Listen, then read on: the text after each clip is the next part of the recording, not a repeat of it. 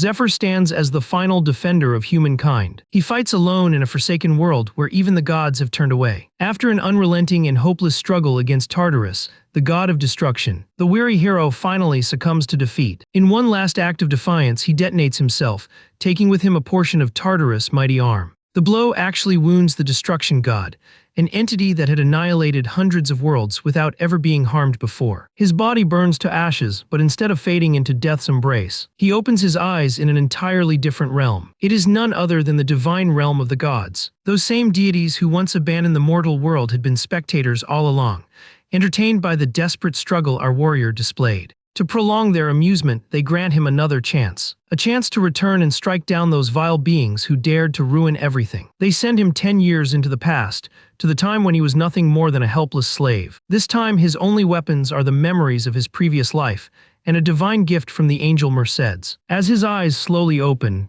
he spots a circle of cruel slaves tormenting a small, trembling boy beaten to the ground. Seeing their twisted grins and the insignia on their chests, Zephyr instantly recalls this point in time, 10 years ago when he was 20. The very moment he refused to submit as a temple slave, inviting their relentless bullying. Their overseer soon orders them back to work.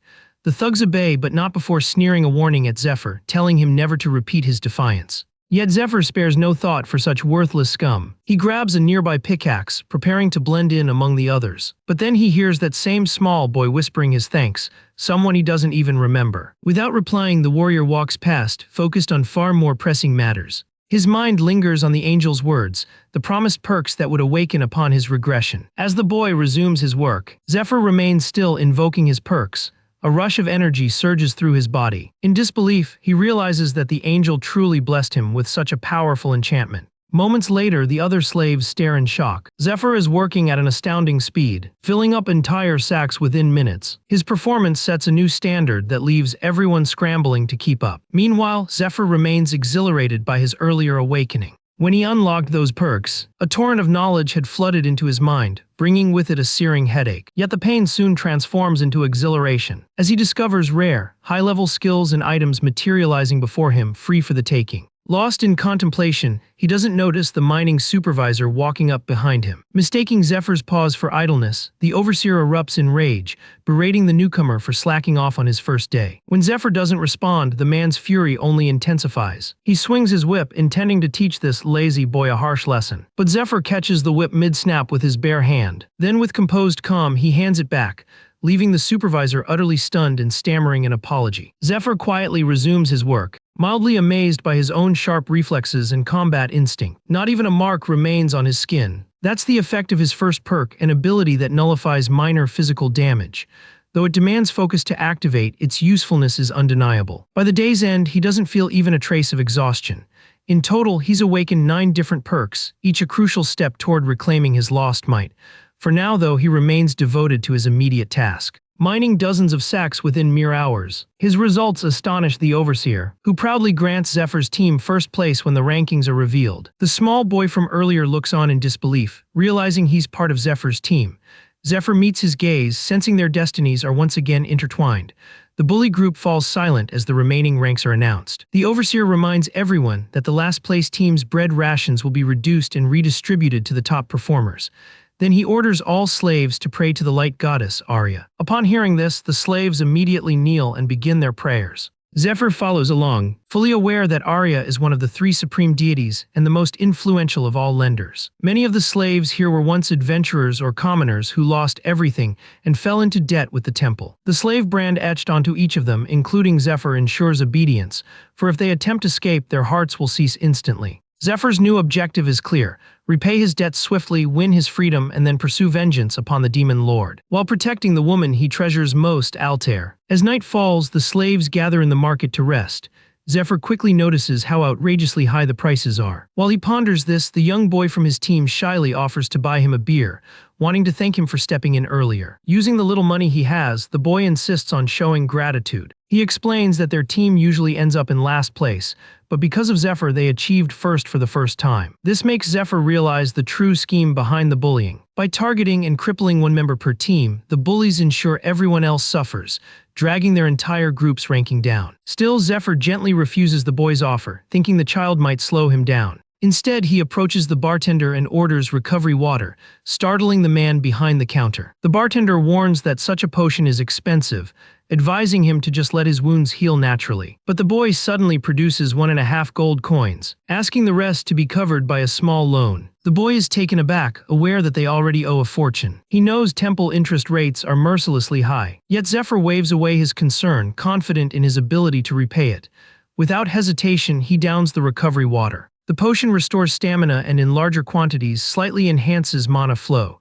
Normally, it's inefficient, you'd need liters for minimal effect. But Zephyr's unique perk amplifies potion effects by 500%, making even a sip feel miraculous. Still, he knows that mining alone won't make him rich. Extra effort yields no extra pay. So he resolves to consume as many potions as possible, to strengthen his body and rebuild his power. Once he's ready, he approaches the overseer, claiming he's heard suspicious sounds, possibly monsters deeper in the mine, suggesting they summon the hunting team. Zephyr knows exactly what he's doing. Dungeons are where true profit lies. He reflects on how monsters born from twisted mana have long been humanity's sworn enemies. Yet over time, people discovered their worth. Their mana stones, bones, and remains became valuable materials sought across the land. The dens they inhabit, called dungeons, were once feared as death traps but are now viewed as sources of wealth. These dungeons are managed by specialized hunting teams, composed of enslaved warriors selected for their combat prowess and rewarded with high-risk, performance-based pay. Zephyr wonders why someone of his adventure background was relegated to mining duty, suspecting darker motives at play. As he's lost in thought, the shopkeeper interrupts, reminding him that he's already reached his borrowing limit. Zephyr mentally notes that he might soon need to resort to theft. Then a priestess appears, offering a grim alternative, selling his organs to the temple, which buys them fresh for experimentation. She slides over the paperwork, explaining that the operation will be cancelled if the debt is repaid in time. Zephyr, to the shock of onlookers, accepts the deal and demands more recovery water. The shopkeeper hesitates but eventually hands it over, still warning him of the danger. Zephyr gulps the bottles down without pause, satisfied that his body now meets the physical standards he seeks. Just then, a man named Goat, commander of a reconnaissance squad, approaches to confirm if Zephyr is indeed the guide they've been assigned. Our hero nods, noting that his mana detection ability is active, a sensory skill that allows him to perceive his surroundings in darkness, perfect for navigating dungeons unseen. Goat grins in approval. This means they won't need night vision potions. The team begins to prepare for departure. Zephyr is handed his gear and told to follow. One of the men, Dale, remarks on his unusual aura, but Goat quickly silences him, signaling it's time to move out. As our boy quietly studies the group, he notes that two faces are unfamiliar, yet one stirs an old memory. It's the face of a man who, in Zephyr's first life, joined the hunting team not long after this dungeon was cleared. Which means, according to what he remembers, two of these men are fated not to return alive. He starts calculating how to turn that grim foresight into an advantage. The team soon arrives at the dungeon's entrance, where a young assistant awaits to greet them. The boy fastens a thin magical thread around Zephyr's wrist, connecting it to the others. If any member falls in battle, the thread will snap, alerting the main camp to send reinforcements. Though it's only meant to be a reconnaissance mission, the boy still warns them to proceed carefully. Inside the dim cavern, two torch-bearing monsters roam aimlessly, distracted by the sound of loose stones tumbling from above. Goat and Dale swiftly spring into action, taking the creatures down before they can react. Zephyr observes in silence, realizing that the recon team's main purpose is to gather intelligence and gauge monster activity. Once their report is complete, a strike unit is dispatched to exterminate the threats. However, when the situation appears manageable, recon members occasionally eliminate the monsters themselves. Goat inspects the corpses and concludes that these were likely remnants from a previous raid deeper in the mine. Dale agrees, assuming they've just wiped out the last of the survivors. Meanwhile, Zephyr reflects that these scouts are far more than observers. They're seasoned fighters in their own right. Goat suggests they handle the rest of the exploration alone, but Dale hesitates, pointing out that Zephyr, relegated to carrying supplies, hardly counts as a combatant. Marco, trying to ease the tension, asks if Goat has an actual strategy in mind. Goat smirks at the question and tells Zephyr to pull something from his pack. The boy obeys. He reveals several moonbush leaves and a cluster of berries, explaining that when mixed with certain monster waste, they emit a scent identical to that of a female cobalt in heat. Perfect bait for luring nearby creatures. The trap works to perfection. Drawn by the irresistible scent, a monster charges headlong toward them, completely blind with instinct, and is swiftly slain by the waiting team. Goat beams with pride, basking in the praise as his men jest about his sudden brilliance. None of them realized that the entire plan was Zephyr's idea. In his previous life, when he was first assigned to the hunting unit, Zephyr had worked under this very man, Goat, a glory-hungry soldier whose ambitions always ended in failure. Knowing this, Zephyr approached him before the briefing, claiming that the dungeon ahead contained only a few stray kobolds and was practically deserted. He lied, pretending to be a recon member who had personally verified the area. He then pitched a plan that sounded plausible, convincing Goat they could clear it without needing backup. His real motive was simple: why share the spoils of an easy dungeon with others? Goat, craving recognition, was delighted by the newcomer's initiative, especially since Zephyr even provided rare moonbushes to support the plan. Goat also knew that a single recommendation from him could officially promote Zephyr into the hunting team, so he assumed the boy's enthusiasm stemmed from ambition. Though not easily impressed, the chance to claim all the credit proved irresistible. Returning to the present, Goat finishes off the last kobold in sight, but looks disappointed by the meager mana stones they retrieve. Meanwhile, Zephyr scouts deeper into the tunnel and signals that the path ahead is clear. Dale carefully surveys the surroundings, spotting scattered bones that appear to be from kobolds, though their placement seems deliberate, as if arranged. As he kneels to inspect them more closely, a colossal hand bursts out from the shadows of the cave, grabs him in an instant, and hurls him mercilessly against the rock wall. Witnessing this, Marco tightens his grip around his hammer, charging it with mana. Outwardly, he looks calm and ready. Inwardly, however, terror coils in his gut as he wonders what monstrosity lies within that darkness. He activates his mana shield and boasts of its resilience, but before the words leave his mouth, the monster's tail whips through the air, striking him with such force that he's sent flying. The raw, crushing power of that strike leaves Goat completely stunned, especially when he catches sight of the creature's tail glinting in the dark. A heartbeat later, the same tail slams into him as well. Outside, the young operator, monitoring the magical threads, feels 3 of them snap in rapid succession. Alarmed, he instantly realizes that something has gone horribly wrong inside the cave. Within, Goat is still alive, but his shoulder hangs shattered and useless. Zephyr now stands between him and the beast, acting as a living shield. He had activated his Wall of Iron perk in time, absorbing most of the monster's devastating blow. Even so, the attack's sheer force was enough to wound Goat, proving just how terrifyingly strong this creature is. As Zephyr sizes up their grim situation, the monster finally steps into the open, a towering savage figure dripping with menace. In its massive hand dangles the limp body of one of his fallen teammates. In that instant, everything clicks into place. This isn't just any beast, it's a predator that breeds and raises other monsters, only to consume them once they mature. Wasting no time, Zephyr takes Goat's spear. He activates his 3rd perk, gathering a glowing orb of energy into his palm. With a grim smile, he asks the creature which part of its body it wants him to destroy first. The perk Silver Key acts as a personal storage vault, allowing Zephyr to pull out a strip of enchanted cloth and a bundle of dragonweed. Goat watches, bewildered by what the boy intends to do, but Zephyr moves with unwavering composure. He wraps the cloth around his hand, grips the spear tightly, and steadies his stance. Despite his agony, Goat feels a flicker of pride and shame, not wanting to cower behind a mere minor. But before he can move, the monster unleashes a deafening roar, a fierce skill so intense it paralyzes the air itself. The sound roots Goat to the ground, unable to even twitch. At that moment, a memory resurfaces, something an old soldier once told him in his youth. That man had spoken of a monstrous encounter where an entire village froze in terror. Their fear was so suffocating they couldn't even blink, waiting helplessly for death to claim them. And now that same dread consumes Goat once again. Yet amid the terror, he witnesses something impossible. Zephyr is moving. The boy isn't paralyzed. He's sprinting forward, weaving through the monster's attacks. Each motion is swift and precise, his agility honed to perfection. He had used the dragonweed, enhanced by his potion-boosting perk,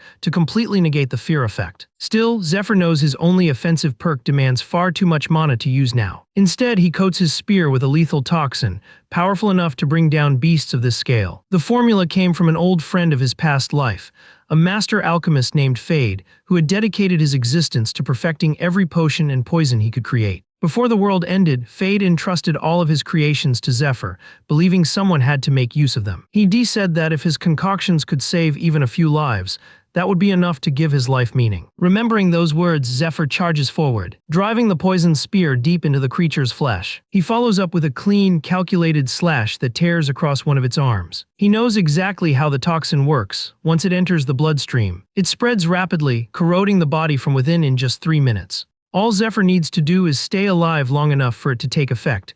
But before he can reposition himself, the monster's tail whips around once more, striking him with crushing force, slamming him hard against the cave wall. The creature doesn't pause for even a second. It lunges forward, jaws gaping wide, determined to swallow him whole. Acting purely on instinct, Zephyr snatches the last vial of poison and hurls it straight into the monster's open maw. He follows through with a fierce slash across its face, cutting toward the mouth. The monster lets out a piercing roar of agony, thrashing wildly as the poison begins its work. Only 1 minute remains before the venom finishes its deadly course. Zephyr knows he lacks the skill and stamina to completely avoid the creature for that long. He's left with just two choices: either wait for it to collapse from within, or strike with everything he has and bring the beast down himself. Just as he decides, the monster swings its tail toward him once more. The massive appendage sweeps through the air, but with lightning reflexes, Zephyr catches hold of it mid-swing. He grips tightly, allowing himself to be lifted high above the monster's head.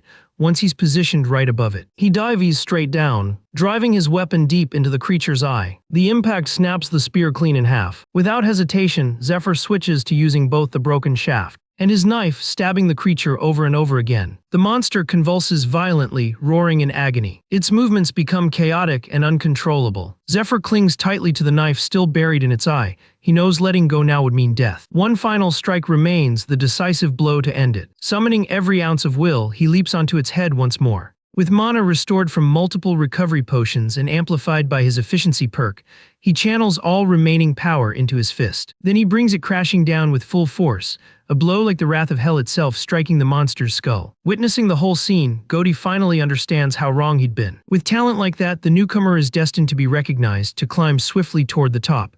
Yet he also knows that since Zephyr is still just a minor, he needed Goat's help to even enter the dungeon.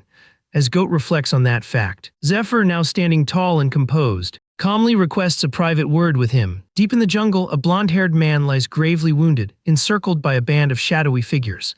He begs for mercy, swearing he's no follower of the demon lord. One among them, a man bearing a cross-shaped mark on his forehead, gestures silently to his burly companion. Without hesitation, the muscly-bound man crushes the blonde's skull, ending his life instantly. But then, the corpse twitches violently. Moments later, a grotesque centipede crawls out of the man's remains. The marked man reacts at once, slicing the creature clean in half. As he does, he declares that the centipede carried the demon lord's sigil, confirming the dead man truly had been an infiltrator all along. Later, he presents the centipede to his superior, Matthias, but Matthias is far from impressed. He points out that 17 of their members died in that mission, questioning whether one confirmed spy was worth such a loss. The marked man remains resolute, warning that the raid is only a month away, and if the temple isn't purged of spies now, it could spell catastrophe. Matthias takes a long pause to consider, then agrees to consult the haunting squad to ease tensions. Still, he warns the marked man not to embarrass him again. Meanwhile, back at the Department of Human Resources, Goaty submits an official recommendation for Zephyr's transfer into the haunting squad. The supervising priestess grants approval but sternly notes that any failure will fall solely on their shoulders. Confident in the boy's talent, Goat accepts the risk without hesitation. He's certain that if Zephyr succeeds, he'll be the one basking in all the credit. As he walks away, his mind drifts back to that final day in the dungeon, the moment they felled the monster. Inside that cave, Goat had been stunned when Zephyr suddenly asked him to forget everything about the battle, claiming Goat never saw the creature at all. Instead, Zephyr said he'd leave the cobalt corpses behind so there'd be something for Goat to report to his superiors. The real treasure, the massive monster's body, was something he planned to keep. As a temple slave, Zephyr had no rights to spoils like mana stones or monster remains. Everything legally belonged to the temple. So his plan was to secretly sell the monster's body for his own profit. Goaty, however, thought the idea impossible. There was always a standby unit outside to prevent theft, and a sweep team would soon comb through the dungeon for any leftovers. But that's when Zephyr revealed his trump card. With a composed gesture, he activated his inventory perk. Before Goaty's very eyes, the enormous creature's body vanished into his personal storage. Just like that, gone without a trace. Goat stood frozen in disbelief. No blood, no carcass, nothing left behind. Then Zephyr made him an offer. He would clear 3 more dungeons, letting Goat take all the rewards, in exchange for his silence about what he'd just witnessed. In the present, Goat seriously weighs the offer. If Zephyr continues clearing dungeons under his command, he could claim the credit as squad leader. As part of a recon unit, they'd gain early access to dungeons before anyone else, and if they handled them with a small team, it would make Goat look like a brilliant commander, maybe even earn him a promotion. Meanwhile, Zephyr focuses on selling the monster's remains to pay off his debts. He wants out of the temple as soon as possible, but as he plans ahead, a critical memory surfaces. Soon, the temple knights will embark on a massive raid, where they're destined to uncover a rare and powerful artifact. Now Zephyr has set his sights on that raid. He intends to join it and seize that artifact himself, believing it could finally be his key to freedom. Time passes and Zephyr's registration is finalized. he's officially part of the hunting team. As they head out, he finds himself drifting into deep thought. He remembers that in his previous life, he had only joined the hunting team after the raid's participant list was revealed. A list made up of the 20 most gifted or well-connected members among the hunters. This time he already has a plan, one that must be executed at the perfect moment. They eventually reach the armory, where Goat gives him a brief tour before excusing himself to check on his hospitalized teammates. While Goat speaks, the same shady group from the forest makes an appearance. Spotting them, he immediately lowers his head and urges Zephyr to do the same. As the group passes, everyone bows in eerie silence. But when they walk past Zephyr, the group's marked leader suddenly feels something unsettling. Yet he continues onward without a word. When they're gone, Goat quietly explains that those men are official inquisitors, individuals no one dares to offend. He warns Zephyr to show utmost respect toward them. These inquisitors have the unchecked power to brand anyone a heretic. Their leader, Sahak, is the most dangerous of all, nicknamed the Mad Hound, infamous for taking pleasure in the act of killing.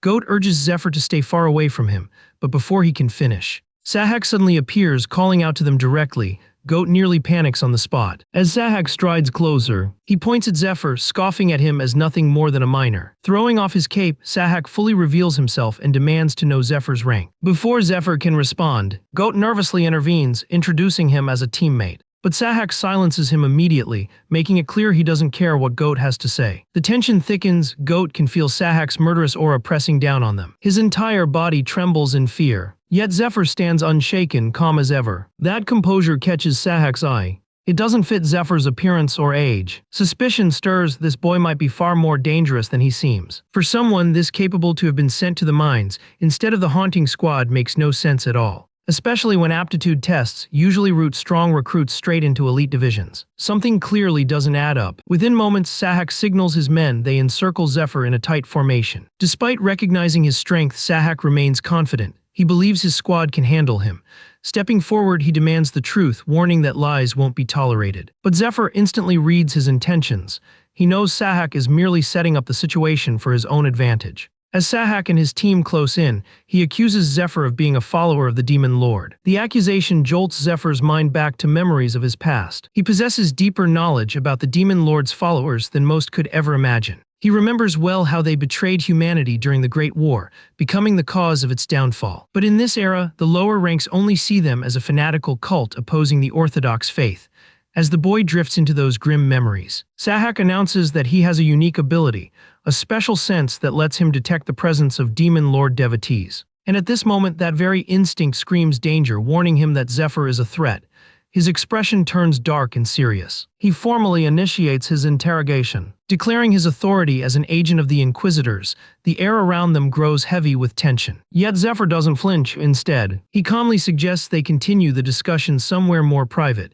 The bold proposal catches Sahak off guard. Then with quiet confidence, Zephyr adds that too many eyes are watching them, and that it'll look embarrassing once he starts beating him senseless. Sahak's face twists with fury, but he forces himself to stay composed, refusing to accept that someone like Zephyr could ever overpower him. With a sharp gesture, he and his subordinates activate a synchronized skill. A triangular crimson field materializes, encasing Zephyr in its center. It's the red field, a battlefield enchantment that dramatically amplifies the caster's stats and abilities. But Zephyr remains unshaken.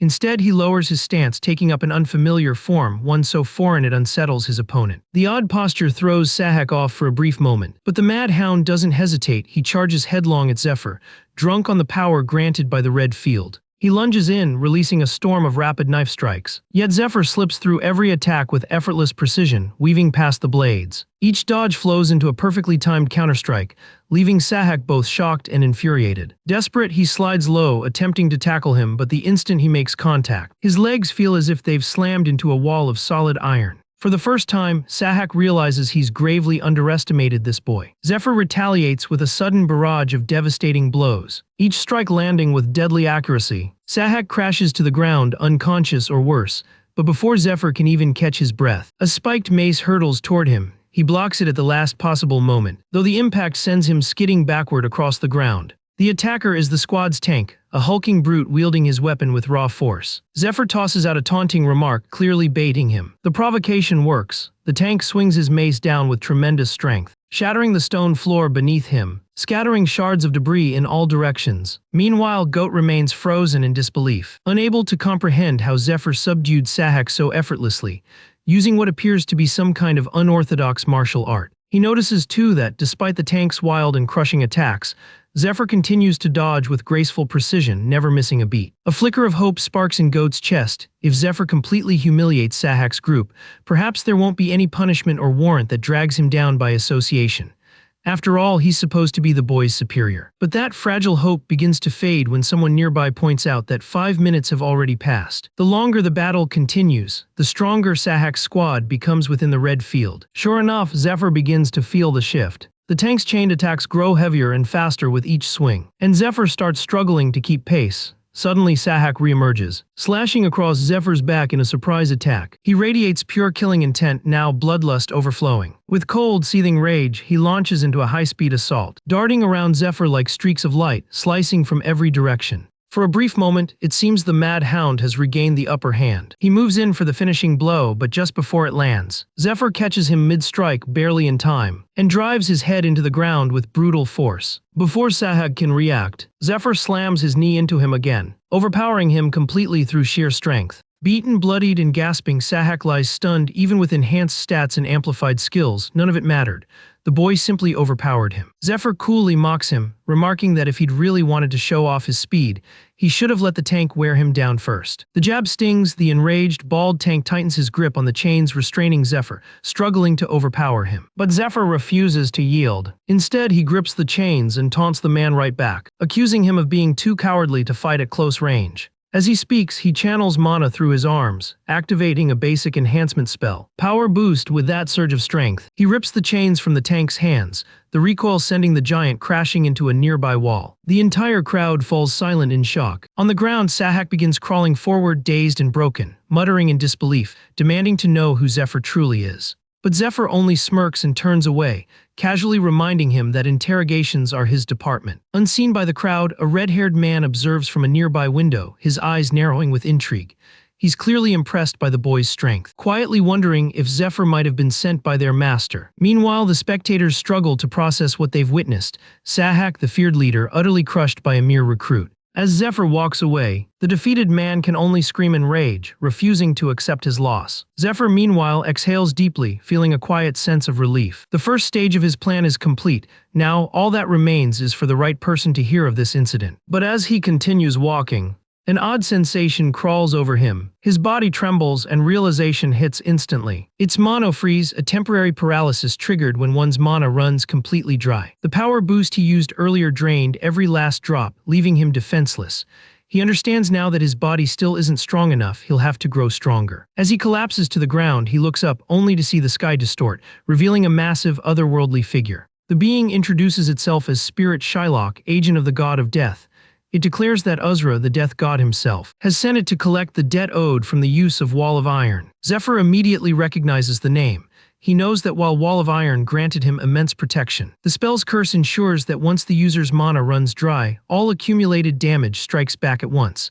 Many who invoked it died from that fatal rebound. The death god's magic is a cruel double-edged sword, one that feeds upon human despair. As Zephyr writhes in agony, the god's agent watches with twisted delight, savoring every second of his suffering. Meanwhile, Shylock begins calculating the exact total of damage owed, preparing to deliver the fatal, accumulated blow. Drained of all strength, Zephyr can only wait helplessly as the countdown ticks toward his end. No matter how hard he tries, his body refuses to move. In one desperate act, he tears off the wraps around his hands, revealing a small, hidden recovery potion. As the countdown nears its final second, he forces the mana potion down his throat just in time. The surge of energy restores a single point of mana, just enough to halt the god's collection strike before it can land. In an instant, Shylock vanishes and the threat dissipates. Zephyr exhales shakily. Though he's safe for now, he knows it's only a temporary reprieve. He still has much to prepare. Surviving by a hair's breadth, he smirks at the heavens as if mocking Uzra, the so-called god of debt, for underestimating him. After all, this boy is a survivor, someone who endured even after humanity's extinction in a past life. He knows the key to mastering Wall of Iron is simple. Never let your mana drop to zero. As long as even a single flicker of mana remains, the spell can never claim him. He recalls that in his past life, Wall of Iron was a purple tier skill valued at 500 gold, an amount completely out of his reach right now. Yet for their own twisted amusement, the gods grant him the spell anyway. In response, he raises his middle finger skyward as a mocking gesture of thanks. Naturally, this only fuels the god's fury even further. Sometime later, Zephyr awakens in utter confusion. He's tied to a bed while the priestess stands beside him with an eerie calm. Two burly men flank her, each carrying torture tools. Unease creeps in as Zephyr darts his eyes around the room. With unsettling composure, the priestess explains that he's in their workshop because the repayment period for his shop loan expired just 1 hour ago. Her once tranquil face turns cold and sharp. She seizes a large knife, accusing him of taking multiple loans under collateral, skipping every interest payment, and never intending to repay a single coin. She brings the blade terrifyingly close to his face, then demands an explanation. Realizing the gravity of the situation, Zephyr knows that if he even attempts to use mana, the debt collector Shylock will reappear instantly. Talking is his only escape. So he starts begging, promising that he'll pay it all back next week. The priestess remains unimpressed. She coldly declares that while they'll take his salary, he still owes the shop loan with interest, an amount far beyond his means. With no hesitation, she gives the order. One of the enforcers grabs Zephyr's arm. She announces that for now they'll remove a single finger to make their point clear. The torturer raises the knife, aiming directly at his hand. Zephyr panics, blurting something out at the last possible moment. Whatever he says causes the priestess to halt the execution immediately. Her fury gives way to shock and disbelief. She can't fathom how Zephyr could know something like that. The two thugs freeze in confusion as the woman erupts in rage, screaming for both of them to get out. Without argument, they leave the room in silence. Once they're gone, she turns back to Zephyr, demanding to know how he discovered that name. But Zephyr presses the attack, calling her the monster breaker White Rose. He's already aware of her secret, that beneath her holy image, the priestess lives a double life as White Rose, a broker who trades monster corpses and stolen goods within the criminal underworld. Zephyr knows that relying on low-tier equipment won't cut it for dungeon expeditions. So if anything, he intends to use her instead. Flashing a sly grin, he thanks her for inviting him here and reveals that he's got a business proposal in mind. Meanwhile, in another chamber, Sahak regains consciousness, trembling with rage. The thought that a mere boy could humiliate him so thoroughly burns inside him. Consumed by fury, he swears vengeance, vowing to kill the boy the next time they meet. As he causes a ruckus, a red-haired man notices the noise and calls his name. Sahak freezes at the sight, instantly nervous, greeting the man with strained respect. The red-haired man answers with a calm smile. He assures the healers that he'll handle Sahak personally. As they walk away, he casually mentions Sahak's recent defeat. The realization hits and Sahak stammers, trying to apologize. But before a single word escapes, the red-haired man thrusts a knife into his mouth, silencing him with violent precision. Disappointment drips from his voice as he chastises Sahak for failing to fulfill Inquisitor Matthias' command. That failure brought nothing but public humiliation and disgrace. Enraged, the man's patience snaps. With a swift motion, he slashes Sahak's face. His voice turns icy as he reminds Sahak that despite his natural skill and the high expectations once placed upon him, he's now nothing but dead weight. 6 months of effort had yielded only 2 captured Demon Lord followers, a record so poor that it exhausted the higher-ups' tolerance. And now, losing to a single boy has dragged Inquisitor Matthias' name through the dirt. Hearing this, Sahak collapses to his knees, desperately pleading for another chance. The red-haired man's expression hardens. He gives a single command: kill the boy who humiliated you. Only then will your future be reconsidered. The weight of those words crushes Sahak. If he fails, he'll lose his red uniform and with it all authority and protection. Before leaving, the red-haired man drops a faintly glowing purple orb before him, saying it might help. Sahak recognizes it instantly. Its dark aura unmistakably belongs to a Demon Lord's relic. Horror fills his eyes, but the red-haired man doesn't flinch. He leaves the choice to Sahak: use it and risk everything, or refuse and lose it all anyway. As the door shuts behind him, Sahak stares at the orb, tormented by memories of the countless slaves he once condemned under his authority. If he loses the uniform, he knows his fate: back into slavery, this time without mercy. Everything he built, years of submission, deceit, and endurance, will all vanish. Driven by rage and desperation, Sahak clutches the purple orb and embraces its power. Maniacal laughter fills the room as he surrenders to madness. Meanwhile, the red-haired man smiles faintly. Everything is going exactly as planned. He instructs his subordinates to keep surveillance on Sahak, fully aware that he's just turned him into a disposable pawn. According to his spies, Sahak's reckless conduct has already drawn attention. Even the Temple Knight's commander has lowered their guard. The red-haired man intends to exploit that opening, to intercept the sacred item, eliminate the commander, and ensure that a Demon Lord disciple seizes control of the temple. This man's name is Ned Strider, a fraud and a secret devotee of the Demon Lord. Growing wary of recent developments, Ned orders an investigation into Zephyr. He had recognized the martial technique the boy used, a style exclusive to their master and his chosen disciples. Ned suspects Zephyr might have been sent by the master himself as a hidden ally, yet the truth remains uncertain. To confirm his theory, Ned decides to test him through Sahak. Should the boy fail, Ned will personally erase him. Back with the priestess, Zephyr surprises her by revealing the monster corpse he retrieved from the dungeon. Despite her initial suspicion, she can't help but be impressed by the quality of the specimen. But the boy's request is steep.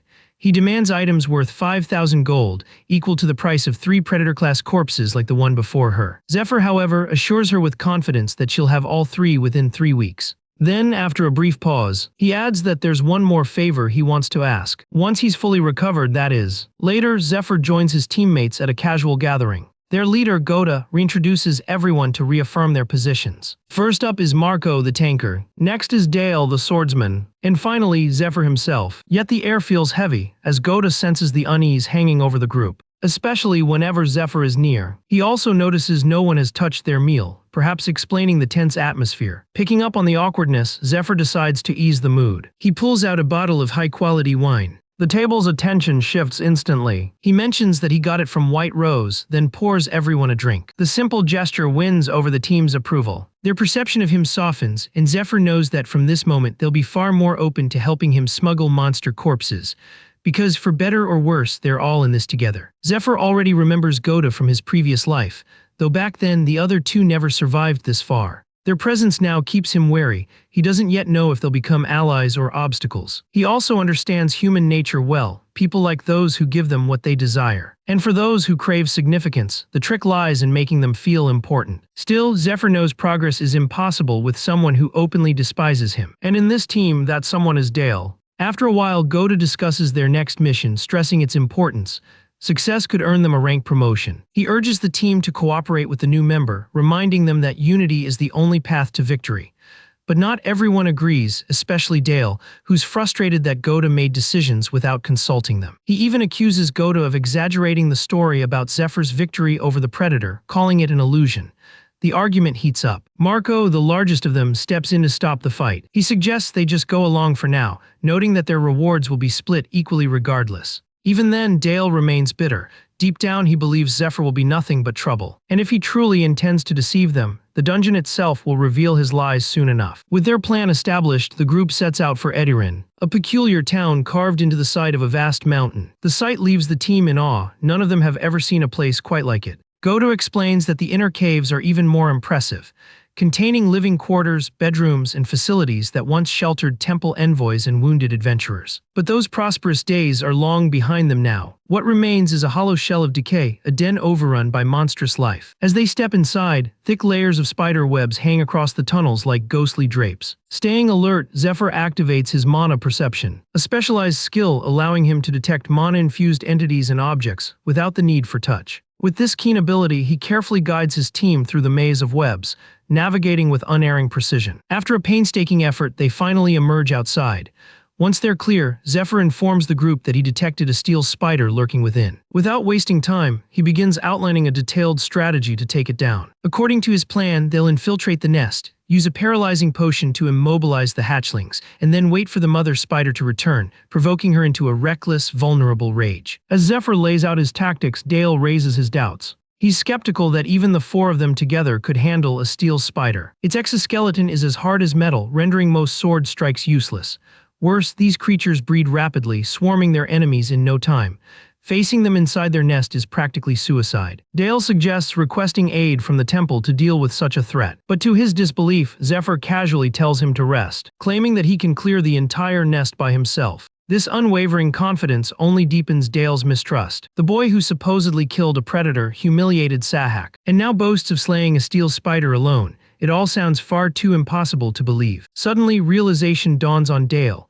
If Zephyr is lying, this dungeon might actually be harmless. If that's true, then accompanying him would be the perfect chance to expose the fraud.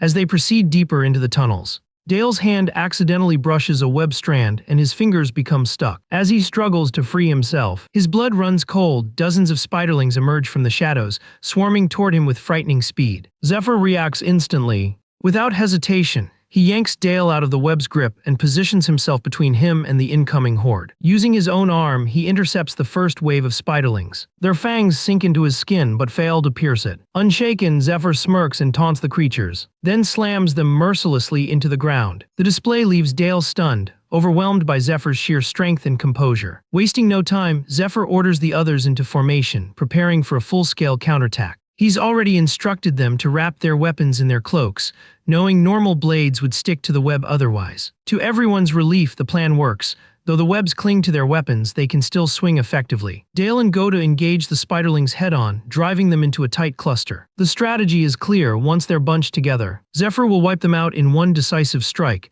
and everything unfolds exactly as planned. With a single powerful swing, Zephyr annihilates the entire swarm. As the dust clears, the group stands panting, drained from the fierce skirmish. Dale's arm bears a deep cut, his pride wounded even more than his flesh. Forced to rely on Zephyr's help, his frustration only deepens. Yet Zephyr calmly hands him a healing potion without hesitation. Watching this, Dale realizes that Zephyr must have been aware of the web incident from the very start, thanks to his mana perception.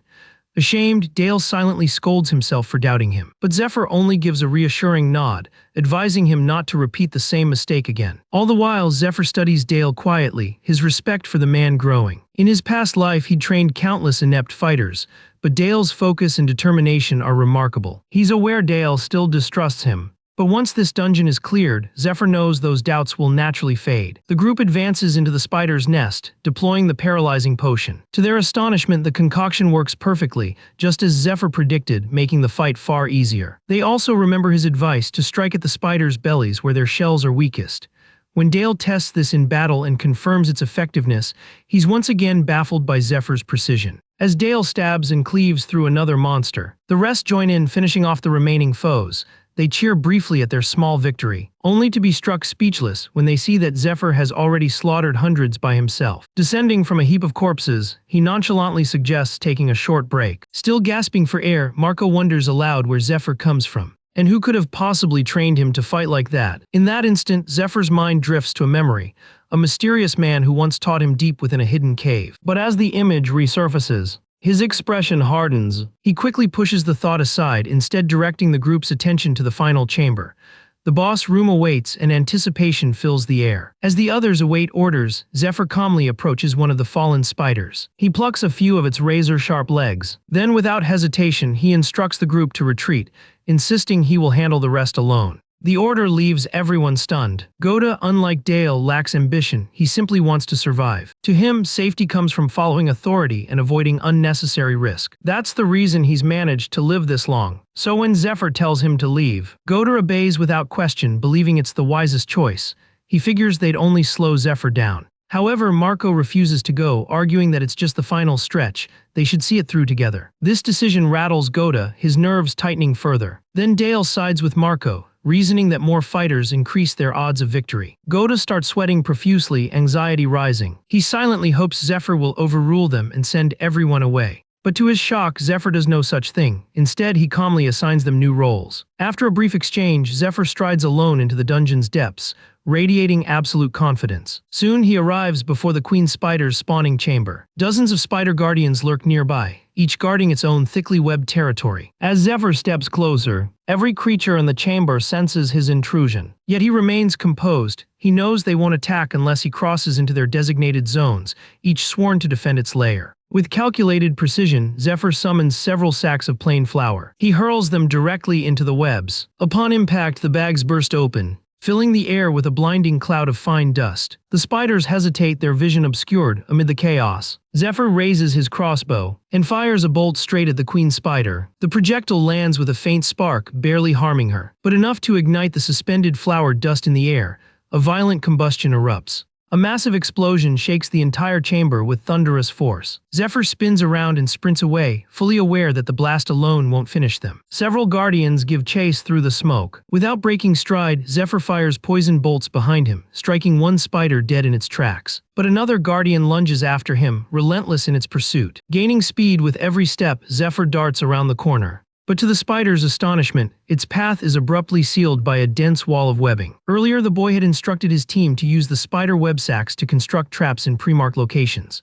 When Gotei had questioned whether those webs could actually restrain spiders, the boy explained that without a special secretion unique to their species, they'd end up trapped in their own strands. After distributing the sacks, he told the team that this would be their only viable strategy, their only chance against such overwhelming numbers. Now back in the present, the earlier explosion has burned away the spider's protective secretion, leaving it helplessly caught in the sticky trap. Without hesitation, the boy draws the pair of spider claws. He swings them in a clean, lethal arc, slicing through the creature and ending it in one blow. Only one guardian spider remains. But before they can catch their breath, the queen herself bursts forth from the depths with an ear-splitting screech. She storms after Zephyr, who races toward the cave's exit. The rest of the team stands waiting in formation outside. Just as the boy nears the entrance, the queen spits out a stream of corrosive acid, deadly and fast. In his previous life, he learned that even a single droplet of that venom could melt through flesh instantly. Remembering this, he dives through the exit, narrowly evading the lethal spray. But the queen doesn't relent.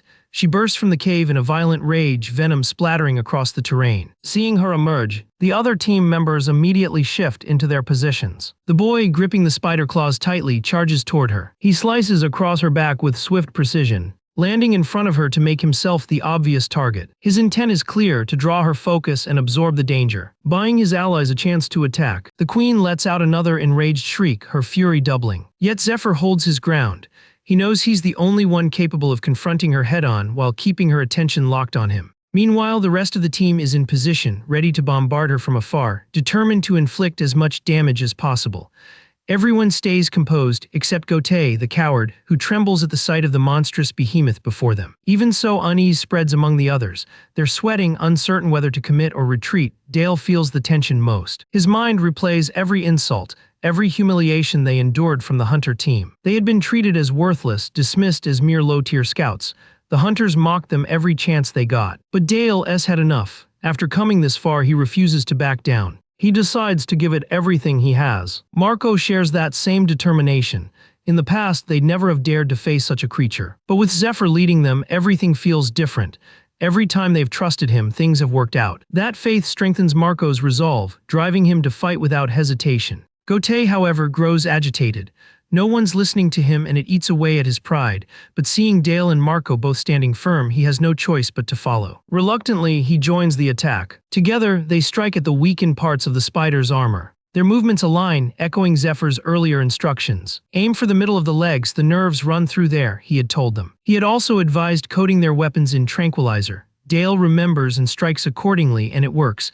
But just as his weapon connects, he senses the monster preparing to retaliate from behind. Before it can land the blow, Zephyr moves, leaping from above and striking mid-swing, breaking the spider's attack in an instant. Confidence radiates from him as he stands tall, commanding the creature's attention. He practically challenges it to focus solely on him. Enraged, the spider redirects all its wrath toward Zephyr. But every slash, every strike, he deflects flawlessly. Dale watches in awe, struggling to grasp just how fast Zephyr is, or how easily he handles the beast's furious barrage. He recalls their earlier doubts about this battle, and how Zephyr had assured them they'd be safe, that the queen would barely notice them, blinded by rage over her destroyed eggs. And now, watching him fight, Dale realizes those words were true. The queen's fury consumes her, and Dale remembers Zephyr's warning that her hind legs are the safest area to stay near. Because of her egg-laying habit within narrow chambers, she rarely uses her rear limbs. Observing her closely, Dale sees it's true. She's attacking solely from the front, her back legs almost immobile, just as Zephyr predicted. That's when it dawns on him the boy must have fought such creatures before. He's holding the front line just to give them time to inject the tranquilizer. He'll take care of the rest. With renewed determination, the team strikes from every direction, their weapons sinking deep into the spider's flesh. But then Gotei's spear becomes wedged in one of the creature's legs. Before he can retrieve it, she lifts him high into the air. With a bone-chilling shriek, the queen thrashes violently, swinging her claws wildly at Zephyr. Gotei plummets hard to the ground. Consumed by rage over her lost brood, the queen seethes in fury. Knowing her claws aren't enough, she begins to channel venom into her glands, preparing to dissolve her foes in acid. But before she can release it, Zephyr charges in, timing his move perfectly. He drives his hand deep into her abdomen, seizes the venom gland, and tears it free with brutal force. He swiftly unbuckles his belt and wraps it tight around the gland, sealing it off to stop her from using it, at least for a while. Not wasting a heartbeat, he leaps onto her body, launches himself upward, and delivers a devastating kick straight to her skull. The impact fractures her head. Landing firmly, he steadies himself. Focused and calm, he knows that with synchronized effort, victory is within reach. As the spider collapses, the group breaks into triumphant cheers. Dale, however, can hardly process it. They've actually defeated the queen spider. He turns toward Zephyr, searching for understanding. Then it hits him: the boy had let them win. Zephyr had guided, shielded, and ensured they struck the final blow. The realization sinks deep. Hunting under a leader like him feels entirely different. For the first time, Dale believes that perhaps he too can become someone like Zephyr if he continues to follow him. Meanwhile, Zephyr's thoughts are already elsewhere, calculating which monster corpses to take back as offerings for White Rose. But his focus is broken when Dale calls out to him, proudly showing the resting spot he prepared. He suggests Zephyr rest, promising that the team will handle the cleanup. To Zephyr's surprise, Dale begins praising him openly, offering to dismember the corpses, manage the remains, and take care of every remaining task. Hearing this, the boy realizes his mana reserves are nearly spent, and accepting their help would save him the trouble of facing Yuzura's scolding later. As he watches them work, a quiet thought crosses his mind: his teammates aren't so bad after all. But then his expression hardens. He knows deep inside that they still wouldn't stand a chance if he had to confront someone from his past life. His current equipment and stats fall short as well. He'll need a better, longer-term plan. Later, he delivers the Predator's corpse to the priestess, who looks visibly impressed. She rewards him with expanded inventory space, though as Zephyr accepts, his eyes drift toward the temple's courtyard, where he quietly observes the shady dealings happening openly in daylight. He's long stopped believing the temples are as pure as they pretend to be. They gather believers' donations not solely for defense against monsters but to expand their influence, building entire cities under their banner. The offerings aren't for devotion, they're payments for safety. The temple knights fight monsters, but their protection always comes with a price. Yet Zephyr knows this peace is fleeting. Sooner or later, not even wealth will guarantee safety, not even for one's own children. Later, in a private audience, the priestess informs him that the monster corpse fetched a high sum and compliments his exceptional skill. But he immediately asks how much debt remains. She explains that he's cleared 48% of it, though the temple still claims 20% as their own cut. Then she recalls another arrangement she made, assigning him lab cleaning duty. She tells him he may use the laboratory's equipment after hours, once everyone leaves, but he'll have to clean everything afterward. Zephyr feels a rare spark of excitement. It's far more convenient than sneaking in like before. As their discussion continues, a figure approaches, calling out to the priestess. When they turn around, when Zephyr sees the man's face, he freezes, his entire body locking in disbelief. It's Ned, an agent of the Inquisitors, and someone with whom Zephyr shares a dark history from his previous life. The priestess laughs lightly, teasing Ned by asking if he's come to borrow money or perhaps to ask her out for tea. But deep down, she knows the truth. Ned isn't here for pleasantries, he's here because of the boy. Zephyr had beaten Sahak senseless, and Ned, being Sahak's superior, clearly came to settle the matter. To the priestess, his boldness is outrageous. How dare he come to her domain and confront her client right before her eyes? Hoping to ease the tension, she politely attempts to guide Ned away. To her surprise, however, Ned calls out Zephyr's name directly, his tone casual, and invites both of them to join him for tea. A twisted smile crosses his face as he asks Zephyr if he happens to know Sahak. Our boy answers flatly, denying any connection to that name. The two lock eyes, and the air between them grows heavy, charged with hostility. A sudden surge of mana bursts from both men, the invisible force flooding the chamber with suffocating pressure. The priestess trembles, the mana so dense it pricks at her skin like needles. In that instant, she realizes Zephyr's strength might rival that of a temple slave, or even surpass it. Ned, standing only a few feet away, feels it too. He channels mana into his fingertips, ready to strike, eager to uncover what this boy is truly capable of. But before the clash can erupt, the priestess activates the slave mark spell, instantly paralyzing them both. The spell works only on those branded by the temple, and its force drives them to their knees. The priestess strides forward and slaps Zephyr across the face without hesitation. Then, seizing his collar, she drags him off, scolding him furiously for almost getting himself killed. As they walk away, she turns back to Ned, her voice cold as ice, warning that the boy belongs to her, and if he ever lays a hand on him again, she'll end his life. Once they reach a secluded corridor, she finally tells Zephyr the truth. Ned is not an ordinary man, but a demon in disguise, dangerously cunning and utterly ruthless. She explains that no one has ever bested him in battle. Every challenger has ended up dead. Zephyr, however, looks bored, dismissing her lecture.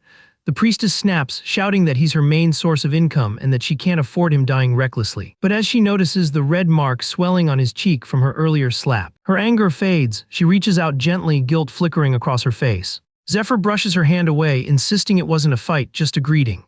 Deep down, though, he knows Ned came fully prepared, intent on provoking a real battle. Without another word, Zephyr turns and heads toward the laboratory. Before leaving, he quietly asks the priestess for a small favor. Meanwhile, back within the temple grounds, Ned dusts off his clothes, still feeling the lingering sting from the slave mark spell. From the start, Ned was never a temple slave. His master had ordered him to take the role, though he's always despised the temple and everyone within it. Even so, he obeyed every order, no matter how much it repulsed him. He'd been stunned when his master revealed that 2 followers of the demon lord, disguised as priests, had been executed within the temple. The rest of their brethren had gone into hiding due to tighter surveillance. Their only remaining way into the temple was through the slave mark. The master explained that priests of light rarely kept a close watch on branded slaves, considering them harmless and easily controlled. So Ned was commanded to keep playing the role, remain undercover as a temple slave, infiltrate the Temple of Light, and steal the rewards obtained from the raid dungeon. Ned accepted immediately, without hesitation. Now in the present, he knows his faction has already found a method to nullify the slave mark. He's certain the priests of light have no clue. All that remains is to wait until the temple weakens and the so-called holy men are forced to kneel. Far away in a decaying fortress, a band of outlaws repairs the worn-down fences. One of them calls out that it's time to eat, and the weary workers gather around a battered wooden table. They share a modest meal, talking bitterly about their poverty and how they can't afford the temple's protection, leaving them to defend themselves. As they eat, the guards stationed on the tower notice someone approaching from the temple's direction. It's Sahak. Upon entering the fortress, his first question is cold and precise. How many people live here? A trembling worker answers 50. That number brings a twisted smile to Sahak's lips. Without a word, he raises a strange flute-like device and plays a haunting, unnatural tune. In response, a monstrous creature erupts from the ground below, skewering the helpless workers without mercy. It's Sahak's new power, vile and terrifying. With it, he believes the boy will never humiliate him again. Sahak bursts into manic laughter, drunk on his own cruelty and ambition. The creature continues its rampage, tearing through the fortress and devouring every last survivor. Meanwhile, Zephyr works in the laboratory, mixing and heating strange compounds infused with the queen spider's venom. His goal to create a deadly formula known as Fade, the king of poisons. To do this, he's taken over the priestess's personal chamber. Convinced that one of Ned's subordinates might attempt to sabotage his work, the priestess initially refused, but he eventually persuaded her to lend the space. As she scans the complex blueprint he's drawn, confusion clouds her features. She can't make sense of what he's trying to achieve. Meanwhile, Zephyr carves thin lines into a log of arcanwood, then smashes it apart with a mana-charged strike. The wood splinters cleanly, leaving behind several evenly shaped sticks. The sight bewilders the priestess, prompting Zephyr to explain that they're needles, similar to those used in Eastern medicine. His plan is to dip each needle's tip into the poison and let them sit for 10 minutes. Once ready, he claims these poison needles can kill any living being with little effort. No one could have imagined resorting to poison after the demon lord's invasion, especially now that the gods themselves have abandoned them. With that grim thought, Zephyr begins inserting the poison needles into his own flesh. Almost immediately, the venom spreads through his bloodstream, causing his entire body to tremble in agony. The priestess panics and rushes toward him, but he raises a hand, signaling her to stop. She remembers his earlier warning, not to panic no matter what happens, and to simply carry out a specific task when he gives the sign. Though she still doesn't understand his true intention, Zephyr's goal is clear: to evolve. He knows that under exact conditions, 2 poisons can neutralize each other's toxicity, transforming into a powerful elixir that boosts one's physical and magical stats. The risk, however, is immense. The toxins are unstable, excruciating, and wildly unpredictable. The pain tears through him, pushing his body to its absolute limit, but he endures, knowing this is the only path forward. Channeling his mana inward, he guides it through his injuries, attempting to mend himself and heighten his power. He's testing whether the process will heal him or shatter his body beyond repair. Still, to Zephyr, this pain is nothing compared to the torment the demon lord once inflicted upon him. As he concentrates, the flow of mana steadies, his veins gradually fading from black back to their natural hue. The transformation leaves the priestess stunned, but she remembers his final instruction: to drive the last poison needle straight into his head when he gives the order. The moment comes, and though fear grips her, she obeys. Hours later, deep in the forest surrounding the Temple of Light, the slave mark suddenly flares, releasing a radiant beam that pierces the night sky. On the ground below, chaos erupts as hunters flee in terror, chased by a stampede of monstrous ostriches. They curse their recon team, shouting that the number of nests had been grossly underestimated. Luckily, they had fired a flare earlier, hoping for backup. But the stampede is too fast, reinforcements won't arrive in time. As panic spreads, the creatures reach them, tearing through one hunter after another. The leader is the last still standing, aware that the temple is at least 20 minutes away, and that his fate is sealed. He collapses to his knees, gasping for breath. One of the giant ostriches looms over him, its razor-sharp beak glinting as it prepares to strike. But just before it attacks, a gleaming dagger whirls through the air, slicing into the beast's neck. The creature topples lifeless to the ground. The leader stares, stunned beyond words. His astonishment deepens when Zephyr descends from above, crashing down with tremendous force. The moment he touches down, a swarm of monstrous ostriches charges straight at him. Yet with his newly heightened strength, he effortlessly overwhelms them, cutting through the horde as if they were nothing more than paper targets. His attacks zero in on their necks with ruthless precision. Then, with one concentrated burst of mana, he releases multiple energy shots that pierce every creature's throat clean through, killing them on impact. The squad leader stands frozen, unable to comprehend how a single man, temple reinforcement or not, could wipe them out so easily.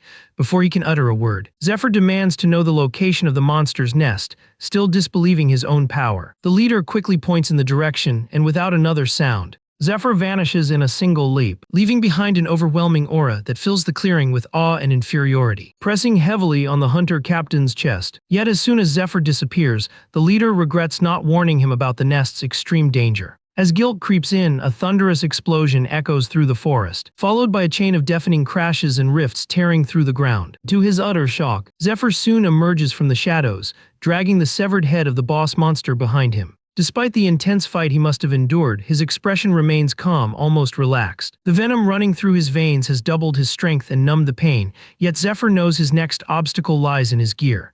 He needs new equipment, though securing a forge or a place to obtain it comes first. As he contemplates his next step, he fires a green flare skyward, signaling that the emergency has been neutralized. Meanwhile, deep within the dungeon's shadowy depths, Sahak continues his merciless rampage, awaiting the moment he'll face Zephyr again. A few days pass, and Matthias, the senior inquisitor, meets with Lucius, commander of the Temple Knights, to discuss the strange report of a slave annihilating a flock of monstrous ostriches, including their towering 100-foot leader. They suspect it might be a calculated display meant to earn him a place in the coming raid. Matthias proposes questioning the slave, but Lucius declines for the moment. The Inquisitor argues back, worried that the slave could be a demon lord follower and jeopardize their mission. However, Lucius surprises him with a bold plan to bring such people along on the raid and dispose of them there, preventing trouble elsewhere. Though they've been close friends for over 20 years, Matthias finds the suggestion reckless. But Lucius has a reason for including him further.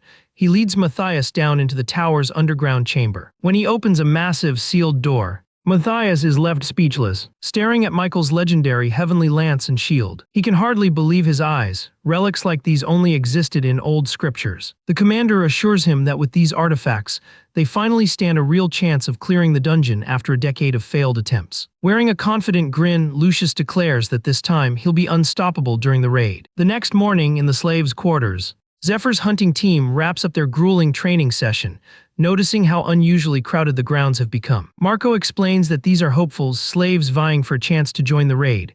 Rumor has it 2 or 3 slots are still open. As they talk, the priestess steps out of her room, passing by them gracefully. The group immediately bows in respect, and after she's gone, a few whisper among themselves, wondering what business she had in their quarters. Their suspicions are soon confirmed when they see Zephyr inside their room, wearing a gleaming golden ring. They stare in disbelief, unable to fathom how he managed to obtain such a gift from the priestess. Zephyr, however, plays it off casually, though inside he knows the ring is no mere trinket. It's the Ring of Purification, an artifact that amplifies mana flow and boosts magical defense. The priestess had given it to him after his enhancement ritual, claiming she owned more such items that could further improve his stats. This made Zephyr suspect her motives, likely tied to profit. Meanwhile, as the priestess returns to her chambers, she's deep in thought, her mind lingering on Persephone, the now-defunct guild of assassins once infamous for using poisons to strengthen themselves and execute their targets. Zephyr's evolving abilities and his poison-infused upgrades make her wonder if he was one of them. She remembers the guild's downfall from internal betrayal, though whispers say wealthy patrons still hunt for their poisons or surviving members. She contemplates keeping Zephyr close for potential gain.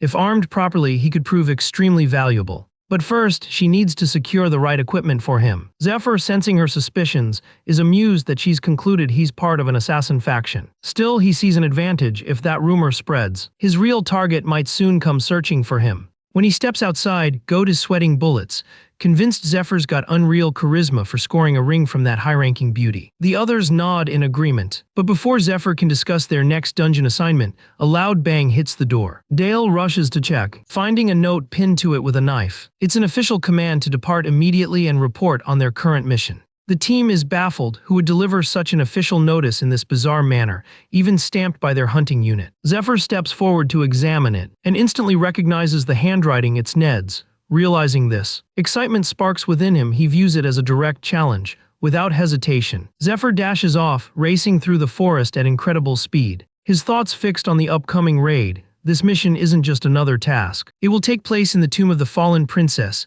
a vast ruin left behind by an ancient kingdom. It's notorious for being unconquerable. No one has reached the boss chamber in over 10 years. Only slaves bound to priests or top-ranked hunting members qualify for the raid. Zephyr knows his current team won't make the cut in time, so he intends to rely on Ned. As a slave directly under Matthias, Ned has the influence to grant him entry, and Zephyr hopes to earn that recommendation. He's certain Ned plans to test him anyway, perhaps even suspects him of being a Demon Lord's agent. As these thoughts swirl, Zephyr speeds along the narrow mountain trails, bursting straight through a watchtower. As the dust clears, a familiar voice echoes his name, one he instantly recognizes as Sahak's. Zephyr stops and tells him to leave, clearly baffled by his presence here. Sahak flashes a deranged grin, taunting that he's been itching for Zephyr for days. Zephyr stares, confused by his twisted tone, when suddenly Sahak draws a knife, eager to flaunt his newfound power. But before he can even finish speaking, Zephyr blurs past him and drops him flat with a single strike. Frowning, Zephyr grows irritated, suspecting Ned's hiding something. Why send Sahak instead of coming himself, believing he might be nearby? Zephyr calls out into the forest, but no response comes. Instead, Sahak begins to stir again, rising in an unnatural motion, laughing like a madman. A slimy mass seeps out from under his cloak. Without pause, Sahak whips out a flute, playing a piercing tune that makes the slime lift him into the air, morphing into a monstrous abomination. Completely unhinged, Sahak shrieks with hatred, cursing Zephyr and swearing to make his death slow and agonizing. As the creature's form solidifies, Sahak wastes no time and launches his first attack. Caught completely off guard, Zephyr falters for a split second,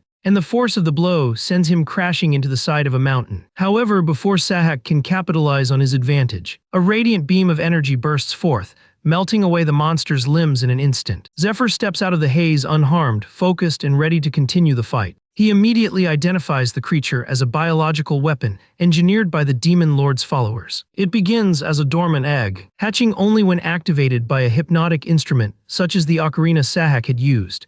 The same ocarina shields its user from the monster's corruption aura. The creature itself lacks consciousness, driven solely by insatiable hunger, and it grows exponentially stronger with each human it devours, especially those with mana, making pure physical attacks practically useless. As Zephyr analyzes its nature, the creature's tendrils lash out and bind him tightly. The sensation reminds him of the corruption aura, a toxin that triggers once contact is made, slowly eroding the victim's mind until they descend into madness, often turning against their own allies.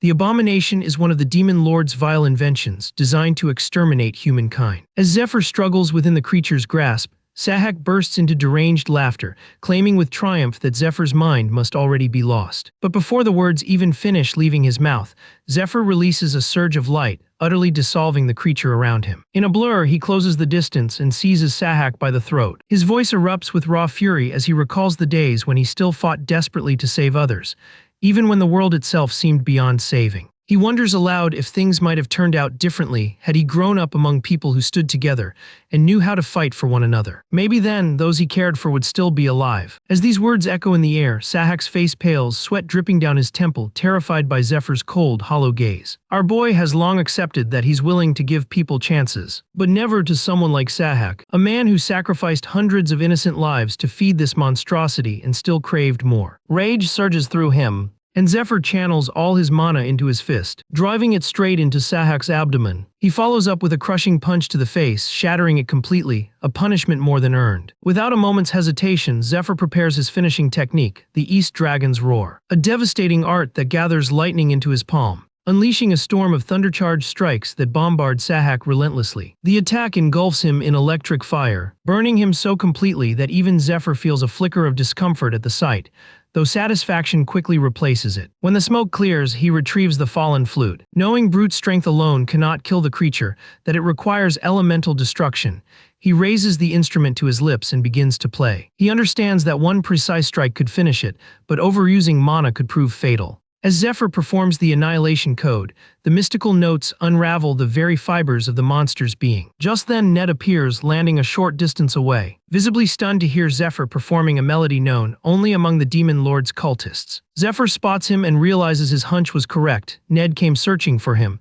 He's been waiting for this encounter. But now he knows he must persuade Ned that he truly belongs to their ranks. As his mind races, he remembers the man who once trained him, the one he failed to protect. This time, he intends to make things right. To do so, he must get close to Ned, no matter the cost. While Zephyr ponders, Ned silently draws his sword. His expression darkening, watching Zephyr's display has convinced him that the boy is too dangerous to live. He rushes forward, blade glowing with charged mana. But to his shock, not a single strike lands. Zephyr dodges them all effortlessly. Ned quickly senses the shift in danger, and spins, blocking a counterattack just in time as 3 stones whip toward him from behind. He deflects them all with razor precision, and even while defending, he observes Zephyr's speed and technique, skills only possessed by his master and a select few elites. Amused, Zephyr raises the challenge by declaring he'll fight barehanded. Caught up in the heat of battle, Ned grits his teeth and accepts. Both men stand facing each other now, their hands sparking with lightning as they assume mirrored stances. Ready for an all-out clash, Ned strikes first, launching a lightning-charged palm thrust, but Zephyr stays composed. He channels the floating cloud technique, releasing an electric wave identical to Ned's. The twin forces collide and neutralize one another in midair. Ned's eyes widen in disbelief. Blocking a lightning palm this way requires immense control, matching the attacker's energy precisely so that the surge rebounds. One mistake and it pierces through completely. Perfect timing is everything. Watching Zephyr perform it flawlessly, Ned realizes this isn't just some skilled fighter. He's using techniques known only to a handful of masters across the world. Until now, only Ned and his brother had ever executed that precise counter, an elite move from the Dragon King's secret martial discipline. The art originally belonged to Jin Ryong, a high-ranking servant of the Demon Lord who rose to power by mastering and preserving the Dragon King's hidden techniques. Among his many students, only 2 were ever entrusted with the complete teachings: his own son and Ned himself. Jin Ryong had trained only them to prevent the art from leaking into the world. That's why Ned is now shaken to his core. Not only has this stranger replicated the technique, but he's also slain their sacred bioweapon, a monster crafted for the upcoming raid. Doubt grips Ned's heart. He no longer knows who Zephyr truly is or what his intentions are. Catching the hesitation in Ned's eyes, Zephyr strikes while the moment is ripe. Calmly, he lies, telling Ned that if he believes there were only 2 disciples, then he's been deceived. He raises the ring as proof and poses a question. If the Dragon King's art is so exclusive, what happens when one of its disciples dies? The idea hits Ned hard. If either heir perished, their master would have no time to train a successor and the art would vanish forever. Slowly, the thought takes root. Perhaps there was a hidden 3rd disciple, a secret protege trained in silence to preserve the legacy. As the theory settles, Zephyr steps forward and declares himself that very shadow disciple, the one raised in obscurity to take Ned's place should he fall. In truth, shadow disciples are unofficial heirs, clandestine replacements meant to safeguard a martial lineage in times of crisis. If the main heirs survive and inherit their master's mantle, the shadow disciple is usually eliminated, since their existence alone invites future strife. Yet Zephyr fabricates every word, aware that the real shadow disciple won't appear until after the raid, currently restrained by Altair and her companions. Thinking briefly of Altair, he smirks, imagining her tangled in her own strange duties. For now, he'll milk this deception for all it's worth. Ned, still suspicious, reveals he already verified with their master and was told no new disciple had ever been assigned, implying Zephyr is lying. But in reality, Ned hasn't reached out at all. He knows that if he does, he might expose Zephyr's bluff and lose the opportunity to confront him personally. So Ned decides that if Zephyr makes even one wrong move, he'll cut him down without hesitation. Our boy, sensing the rising hostility, doubles down on his act.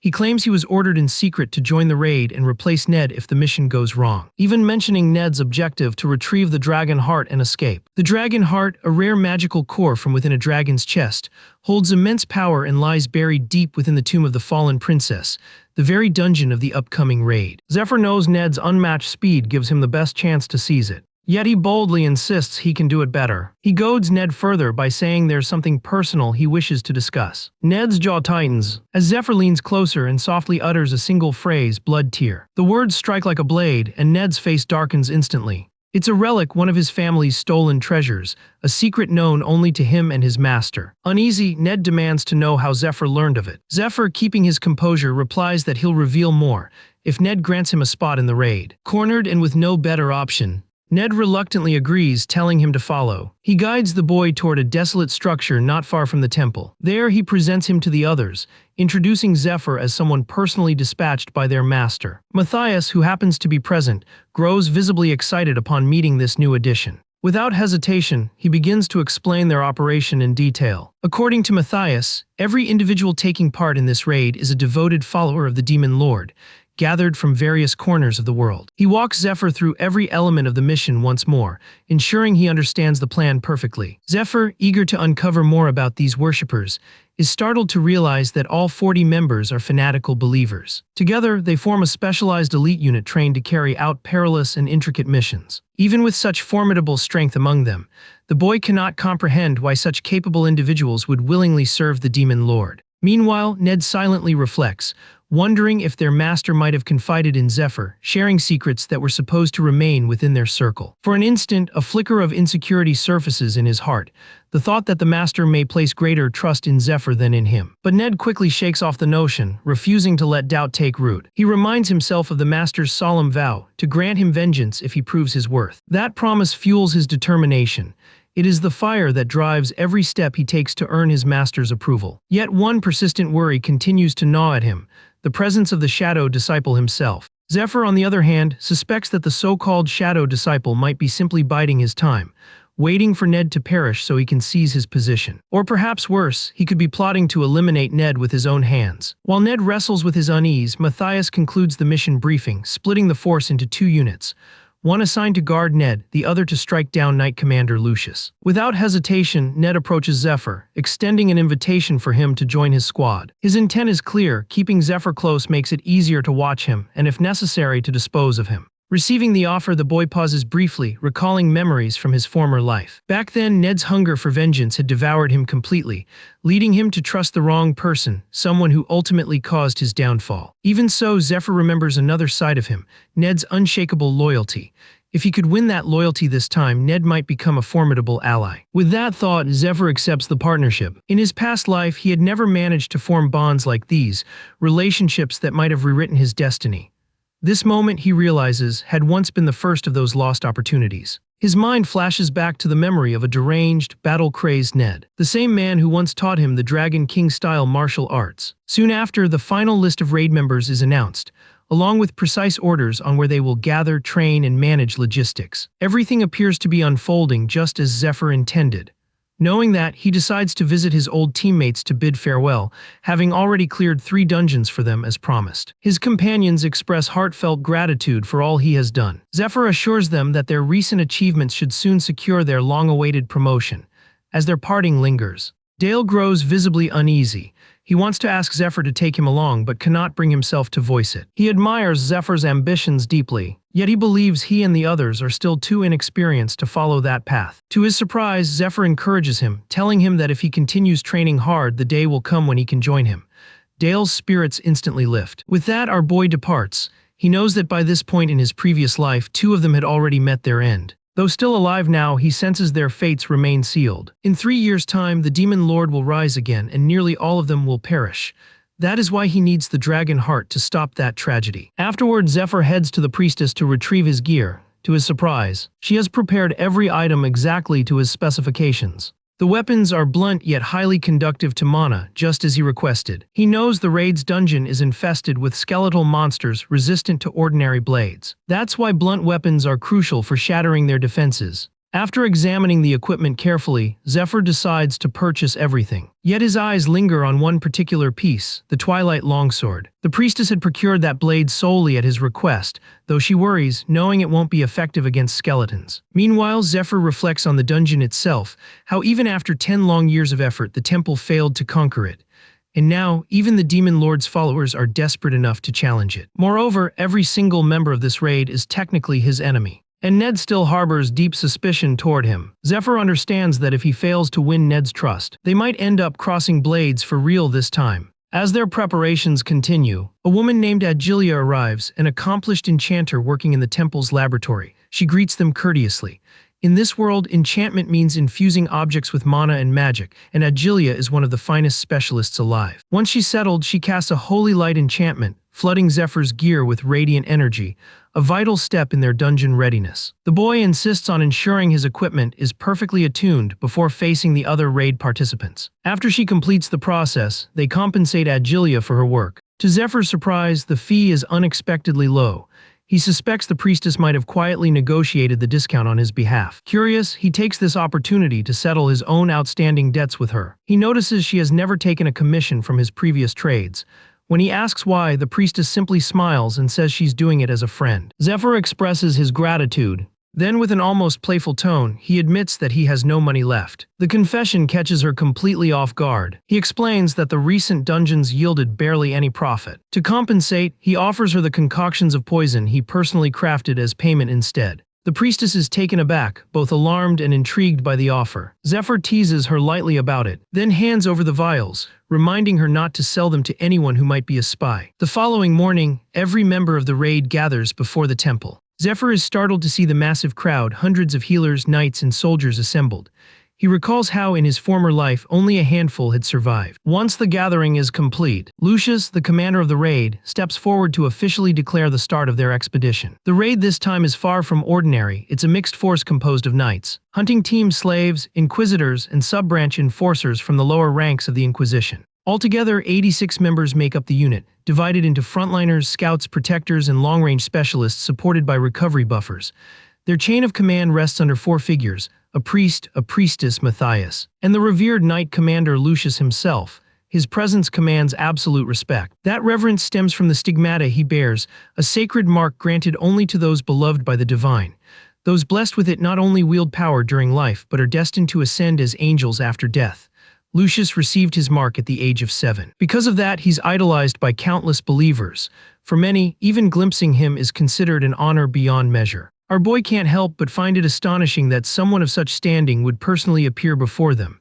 As he's lost in thought, Zephyr catches Ned glaring at him with unmasked irritation. The hostility unsettles him, though he hides it behind a calm facade. Meanwhile, Lucius begins addressing the crowd of raiders. He cites a prophecy declaring that after 10 years of failed attempts, this year's raid is destined to succeed. According to him, everyone participating will be remembered as heroes, and the enslaved among them will be granted their freedom. He further announces that all participants must endure 2 weeks of relentless, punishing training. Once he concludes, the crowd erupts in prayer to the almighty Arya, voices swelling with fervor and zeal. And with that, the training commences. Their first task, to scale the mountain known as the Summit of Screams, where the training grounds await. As Zephyr climbs, irritation builds within him each time Lucius calls this ordeal an honor. He knows better, clearing a dungeon has nothing to do with glory. It's a matter of commerce. He understands that politics drives every part of the raid, from recruiting manpower to acquiring gear and securing years of preparation, all dependent on wealthy investors. To Zephyr, it's clear the raid is a business venture disguised as holy duty. Roads and towns are built along the conquered lands, turning the entire operation into a scheme of profit and territory. The Temple of Light, now functioning as the third parish, serves as Lucius's central command, where he personally trains and oversees all participants. As training advances, the Holy Priestess constructs a mock battlefield, complete with enchanted golems, animated dummies, and offensive spells. When the simulation begins, the dummies attack with savage precision, sending participants scattering in chaos. Many are quickly overpowered. But Zephyr and Ned carve through the obstacles effortlessly, transforming the exercise into a fierce personal rivalry. Mid-fight, Ned warns Zephyr not to use the Dragon King style. Then he lunges forward, aiming his strike at the golem's head. Seeing that, our boy braces for his own counterattack. Their blows land simultaneously, shattering the golem and bringing it down in one thunderous impact. Afterward, the group pauses for a short rest. Watching them, the holy priest begins to feel genuine hope. He sees potential in this batch of slaves, especially in Ned and Zephyr, and dares to believe that perhaps this time the raid might finally succeed. Soon after, the healer finishes his recovery spell, restoring their strength for the next challenge. He announces that everyone may now resume their training. With the healers constantly restoring their strength, the trainees endure what feels like months of grueling work compressed into just 2 weeks. Time slips by in relentless rhythm. At last, the training period concludes. Against all odds, not a single member is disqualified, everyone survives the ordeal. The priests celebrate this success by serving food and drink to the weary raiders. Yet Ned sits apart from the rest, lost deep in his thoughts. Zephyr approaches, setting a plate of food before him, aware that Ned has barely eaten throughout the entire training. But Ned declines, insisting that he must keep his body light and agile. Hearing this, Zephyr sets down his own meal as well, saying nothing. He, too, feels no appetite, his mind already focused on the coming mission. Ned frowns, slightly irritated by the gesture. To lighten the atmosphere, Zephyr produces a fine bottle of wine and opens it with a faint smile. Ned accepts a glass, and after taking a slow sip, asks how much Zephyr truly knows about him. During the weeks of training, he has noticed that Zephyr never once showed intent to harm him. He recalls how Zephyr once mentioned the blood tear, only to avoid elaborating, promising to discuss it later. That memory now gnaws at his curiosity. Zephyr notices the change in Ned's expression and senses a shift in his heart. When they first met, Ned had tried to kill him. Yet after these 2 weeks together, it seems that hatred has begun to fade. Instead of answering directly, Zephyr corrects him. Rather than asking what the blood tear is, he should ask where it is and who holds it. Then Zephyr leans in close and whispers something into Ned's ear. The words drain all color from Ned's face. The blood tear, he recalls, was a sacred relic once shown to him by his father. An heirloom said to have been won through the slaying of ancient beasts. That sword brought their family honor and eventually the baronial title when they presented it to the king, who made them the weapon's rightful guardians. Ned's father always believed that one day his son would inherit both the sword and their noble name. He had full faith that Ned would grow into a knight worthy of carrying it. But when the Temple of Light invaded their estate, they confiscated both the blade and the title, claiming them as repayment for a supposed debt, despite his father's desperate pleas. The priests argued that since the title had been surrendered for the loan, the sword, tied to the title itself, no longer belonged to their family. Enraged beyond reason, Ned's father drew his weapon, charging at the priest in blind fury, but before his blade could strike, the temple guards drove their spears through him. Little Ned, watching from nearby, screamed in horror as his father fell. The priests coldly remarked that he was fortunate his sword had not touched one of them, otherwise both he and his son would have been executed on the spot. Incidents like this were far from rare 12 years ago. Dungeon speculation had spiraled out of control. Investors made fortunes as loot prices soared alongside successful raids. But when failures mounted and fraudulent raids emerged, the market collapsed overnight. The Temple of Light, profiting the most during the boom, continued deceiving investors, selling worthless relics at inflated prices while claiming stability. Ned's father had been among those victims. Borrowing heavily from the temple, he lost everything when the bubble burst. Those responsible were never punished. Especially the priest Olden, once a close friend to Ned's father, who had deceived him until the very end. From that day on, Ned swore vengeance upon the Temple of Light. Since then, he has spent years seeking the lost blood tear, never once finding a trace. Back in the present, Ned can hardly breathe when Zephyr reveals that their master now possesses the blood tear sword. Zephyr further explains that the so-called 12 apostles of the Demon Lord secretly run their organization, disguised as high-ranking priests within the very temple Ned despises. The revelation shatters Ned's understanding of everything. Zephyr also adds that the master lied about helping him avenge his father. As they march with the raid, the weight of betrayal sinks into Ned's soul. He realizes the master's real goal is to obtain the dragon heart, only to hand it over to the temple's hidden leaders. If that happens, his vengeance will forever slip beyond reach. Everything becomes clear. The master had used him from the start. The man he once saw as family was nothing more than a deceiver. Zephyr's words ring too true to be doubted. There is no way he could have known about the promise of revenge unless he had heard it from the source. Conflicted and hollow, Ned no longer knows what path to follow. In time, the raid party reaches the entrance of the tomb of the fallen princess. Even before stepping inside, the oppressive darkness seeping from the ruins causes some members to shiver in fear, while others tremble with anticipation. Despite the foreboding energy, they press forward, setting foot on the dungeon's first floor. The priestess gestures toward purification charms embedded along the walls, explaining that this floor has already been cleared and sanctified. The tomb spans 9 layers in total, everything up to the 7th floor, and even the 8th floor gatekeeper has already been conquered. Yet because of the residual curse emanating from below, new monsters continue to spawn. Soon, skeletal creatures begin to emerge from the darkness. The raid squads quickly fall into formation, their adrenaline surging in anticipation of battle. Meanwhile, far away in the Temple of Light, Lucius's uncle, the high priest of the Third Parish, greets a group of reinforcements from the central parish. They've come to assist, while the main temple forces remain occupied with the raid. But the high priest is unaware that their leader, Olden, the very man overseeing these reinforcements, is in truth a hidden worshipper of the demon lord. Back within the dungeon, the raid presses onward,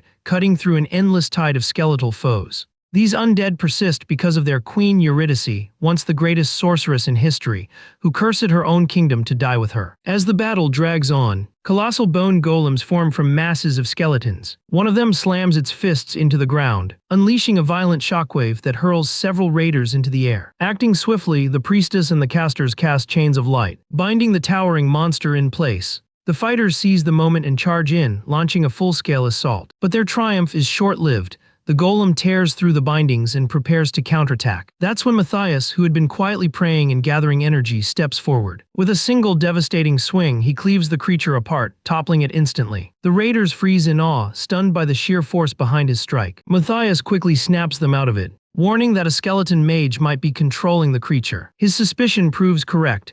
The mage appears atop the fallen golem, hissing spells in defiance. The holy priest orders the ranged units to target it, while Matthias strategizes.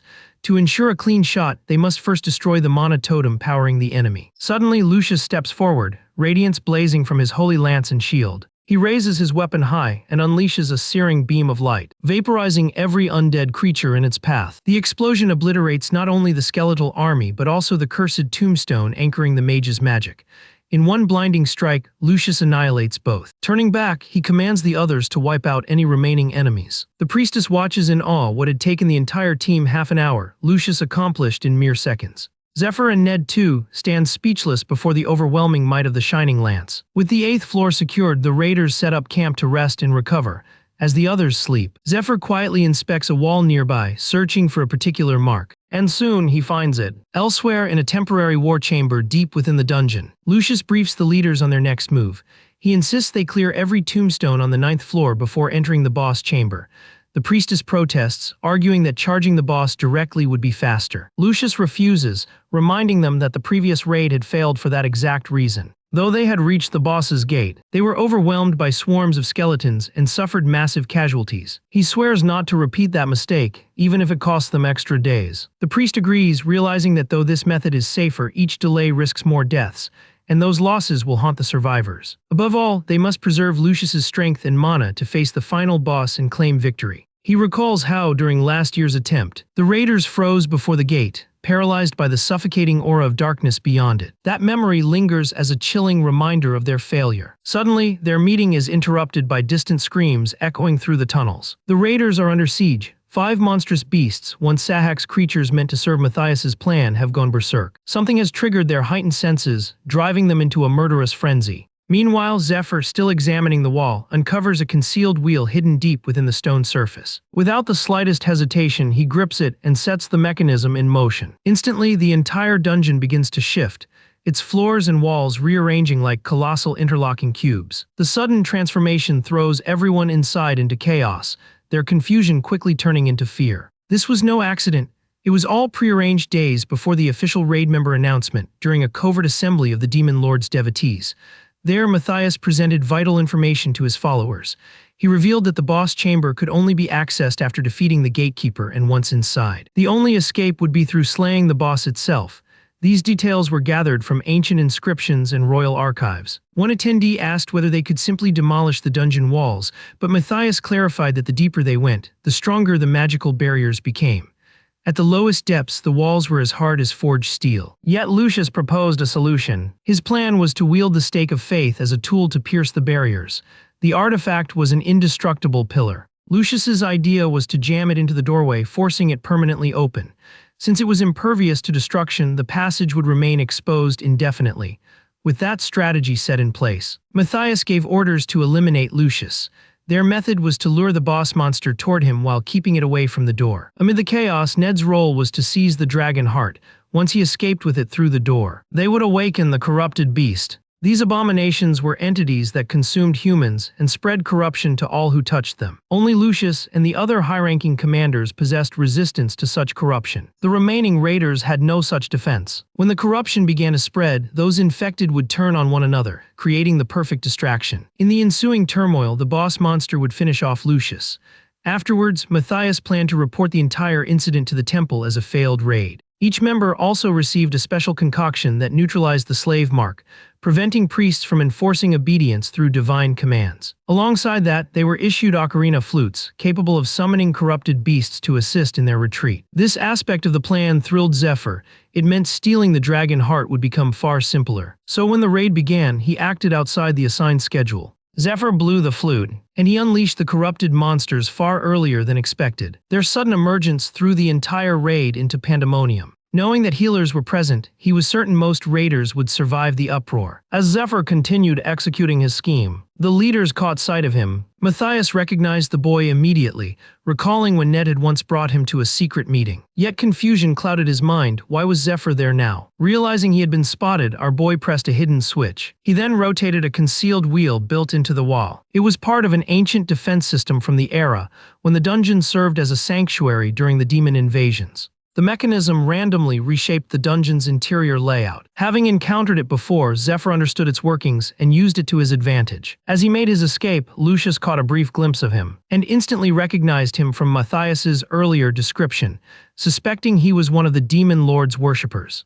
Lucius invoked the slave mark's command of dominance. To his astonishment, it failed entirely. Matthias noticed this too, and instantly deduced that Zephyr had ingested the special drug he'd distributed beforehand. Furious, Matthias infused his sword with intense energy, but before he could strike, Ned appeared in a blur, slicing through Matthias's arm with his whip-like blade. Matthias froze, unable to accept that Ned had turned against him as well. As he pursued Zephyr, Ned remained vigilant, fending off Matthias's attacks but worried about Lucius's next move. At that very moment, Lucius unleashed a radiant beam from his lance. It shot straight toward Zephyr. To Lucius's disbelief, the boy dodged effortlessly. His flawless evasion came from an extraordinary luck ability, a divine blessing granted to him upon his reincarnation. This gift allowed him to experience bursts of miraculous fortune at 3 critical moments in life. Now in the present, Zephyr realized the dungeon's transformation could create new paths, hidden corridors that had never existed.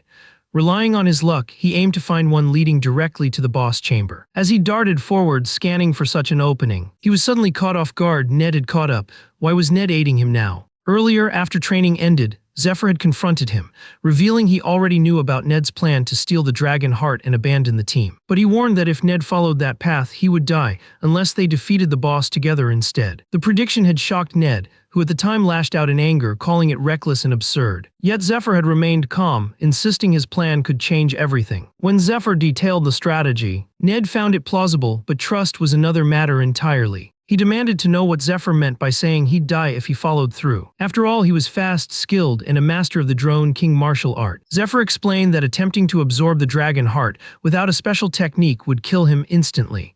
He mentioned knowing someone capable of helping Ned do it safely. He also cautioned that the third parish priest, Olden, was awaiting the dragon heart's delivery. If Olden didn't receive it, he would dispatch the twin knights, the mightiest warriors alive, and every servant of the demon lord would pursue Ned. Even their supreme master would not spare him. Zephyr then asked whether Ned truly believed he could face them all alone. Back in the present, both men raced through the ever-shifting dungeon. Ned recalled his earlier argument with Matthias, during which he requested permission to personally deliver the dragon heart to their leader. Matthias rejected him outright, saying transport wasn't his concern. Olden himself, he said, was the designated courier, an infallible one. Matthias also seemed unsettled that their leader had shared such classified information with Ned, considering the group's secrecy. But Ned had only asked to verify whether Zephyr's words were true, and they were. The realization that Olden, his old rival, was one of the cult's top leaders made everything worse. Not only had Olden murdered his father, he now sought to bind Ned under his control. Rage flared within him, and as they sped past a skeleton golem, he unleashed a powerful strike. The creature shattered instantly beneath the force. His hatred for the demon worshippers and the Temple of Light burned fiercer than ever. Seeing Ned lagging behind, Zephyr called out sharply. He knew they couldn't afford to waste time. His luck's final 15 seconds were slipping away. As the countdown dwindled, they sprinted toward the boss room gate. Just as they neared it, the gatekeeper spotted them. It drew its blade and charged it with dark magic. The slash ripped through the air, but the two narrowly evaded it, only to notice a narrow gap forming in the boss room door. With mere seconds of luck remaining, they hurled themselves toward it, and just barely slipped through in time. Once inside, Ned froze. The chamber was empty. There was no boss to be found. Then a thunderous voice echoed across the hall, demanding to know how they had entered without defeating the gatekeeper, and warning them of their audacity for trespassing. Outside the dungeon, the remaining raid party finally subdued the corrupted monsters. The dungeon's shifting ceased, and the healers began tending to the wounded. Lucius, however, stood stunned, having witnessed the neutralization of the slave mark with his own eyes. His mind swirled with doubt. Had the boy never been marked, or had he somehow erased it himself? Even more unsettling was the discovery that someone had brought corrupted monsters inside and tampered with the dungeon's structure. He began to suspect that demon worshippers lurked among them. But the thought was unbearable, as he had personally ensured the raid team's loyalty. Still uneasy, he turned to the holy priest, demanding the names of those who escaped. The priest answered, and when Lucius heard that Ned was serving under Inquisitor Matthias, his face drained of color. At that same moment, Matthias stands close by, trembling with fury. His rage burns as he blames his subordinates for ruining everything simply because they lost their nerve before the boss. The plan had been flawless, one that would have elevated his position within both the Demon Lord's cult and the Temple of Light. But now everything lies in ruins. As anger and despair mix within him, he barks an order to his followers. Either prepare to fight or die where they stand. Confusion spreads among the worshippers as they turn toward the source of a sudden, radiant light. Standing before them is Lucius, accompanied by several high-ranking temple leaders, weapons drawn and ready for combat. Lucius grants Matthias one final chance to explain himself. But Matthias's eyes hold no hesitation. He's already chosen to fight. Back in the boss chamber, our boys face the princess, frozen in disbelief. Especially Ned, who finds it hard to believe that someone branded a killer could appear so heartbreakingly beautiful. Yet, as he notices the sorrow flickering across her features, he begins to doubt the ancient stories about her cruelty. A strange, almost irrational urge wells up within him to ease that sadness if he can. Ensnared by her aura, Ned's gaze goes blank as he takes an unsteady step forward. Slowly, he begins walking toward her, but Zephyr grabs him in time, pulling him back before he does something reckless. He can't believe Ned nearly succumbed to such a simple illusion. Moments later, Ned snaps out of it and realizes he's been trapped within a magic circle. The princess's visage suddenly starts to distort. Her face contorts into a twisted grin as she bursts into a chilling laugh, revealing her intent to devour him alive. Her body morphs into a monstrous form. Then she lunges, radiating deadly killing intent. Realizing the danger, Zephyr scolds Ned for letting his guard down. But now that the illusion has shattered, both manage to evade her attack. The princess unleashes a dreadful technique, Dark Hand. With it, she summons countless shadowy arms that drain mana and stamina from their victims. This ability has devastated entire raid parties in the past. It also doubles as a regeneration spell, letting her recover endlessly while her foes are worn down. Even Lucius once struggled against the same power. Meanwhile, Zephyr senses the pressure of the God of Death's iron wall skill looming over him, ready to activate should he falter. Elsewhere in the dungeon, Lucius confronts Matthias, accusing him of throwing away everything, including the 10 long years invested into this dungeon. At those words, Matthias realizes his secret is exposed. Lucius wouldn't speak so freely otherwise. He knows there's no escape now. The dungeon's structure has shifted beyond recognition, making even slave sacrifices useless as distractions. And if he returns empty-handed, his own leader will kill him. With no other path open, Matthias decides his only hope lies in killing Lucius. He steps forward with a confident smile, though his heart pounds with fear. He knows Lucius wields holy-grade relics and commands a unit of healers and battle priests. Facing them without help borders on suicide. Yet Matthias still clings to one hidden edge. Some of the priests standing near Lucius are actually his disguised agents. If they act quickly enough, he might still be able to turn the tide. Silently, he signals his men on the count of 3, drink the potion and initiate Plan C. The potion would disable their slave marks, giving them the chance to flee unnoticed. To stall for time, Matthias challenges Lucius to a duel. All the while, he counts down under his breath. But Lucius, ever perceptive, sees through the act. Without hesitation, he orders his soldiers to strike. Before Matthias's followers can drink, Lucius activates their slave marks, forcing their obedience instead. In an instant, Matthias is cornered. His own men turn on him. Lucius advances from the front lines, commanding the battle with calm precision. He looks upon Matthias with clear disappointment. Since the age of 12, they had been inseparable. Brothers in arms who fought, trained, and grew together. That shared history makes Lucius's sorrow run even deeper. Yet he focuses on forcing Matthias to dismantle the traps he planted. The battle is brutal, countless slaves fall, but at last Matthias is subdued. As the bodies collapse, strange insects crawl out from the corpses, marked with the Demon Lord's sigil. These creatures are conduits of dark sorcery, allowing the same servants to serve the light, the priests, and the Demon Lord all at once. Understanding their vile nature, Lucius crushes one beneath his boot. His expression hardens with disappointment. He never imagined that his old friend would sell his soul to the demon lord. The holy priest, meanwhile, is briefly shaken by how Matthias managed to slaughter 30 slaves in just half a minute. Still, he trusts Lucius, whose holy chains now bind the traitor tightly. Matthias stands stunned, unable to comprehend the vast gulf in their strength. He hasn't managed to land even a single hit, proof of how outmatched he is. As this grim truth settles in, he wonders if this imbalance was decreed by fate itself. Lost in thought, he suddenly begins coughing violently. From his mouth, he reveals a small stone etched with the demon lord's mark. Refusing to accept defeat, he prepares to defy destiny at any cost. Lucius, unaware of the stone, questions him about his betrayal. But Matthias doesn't answer.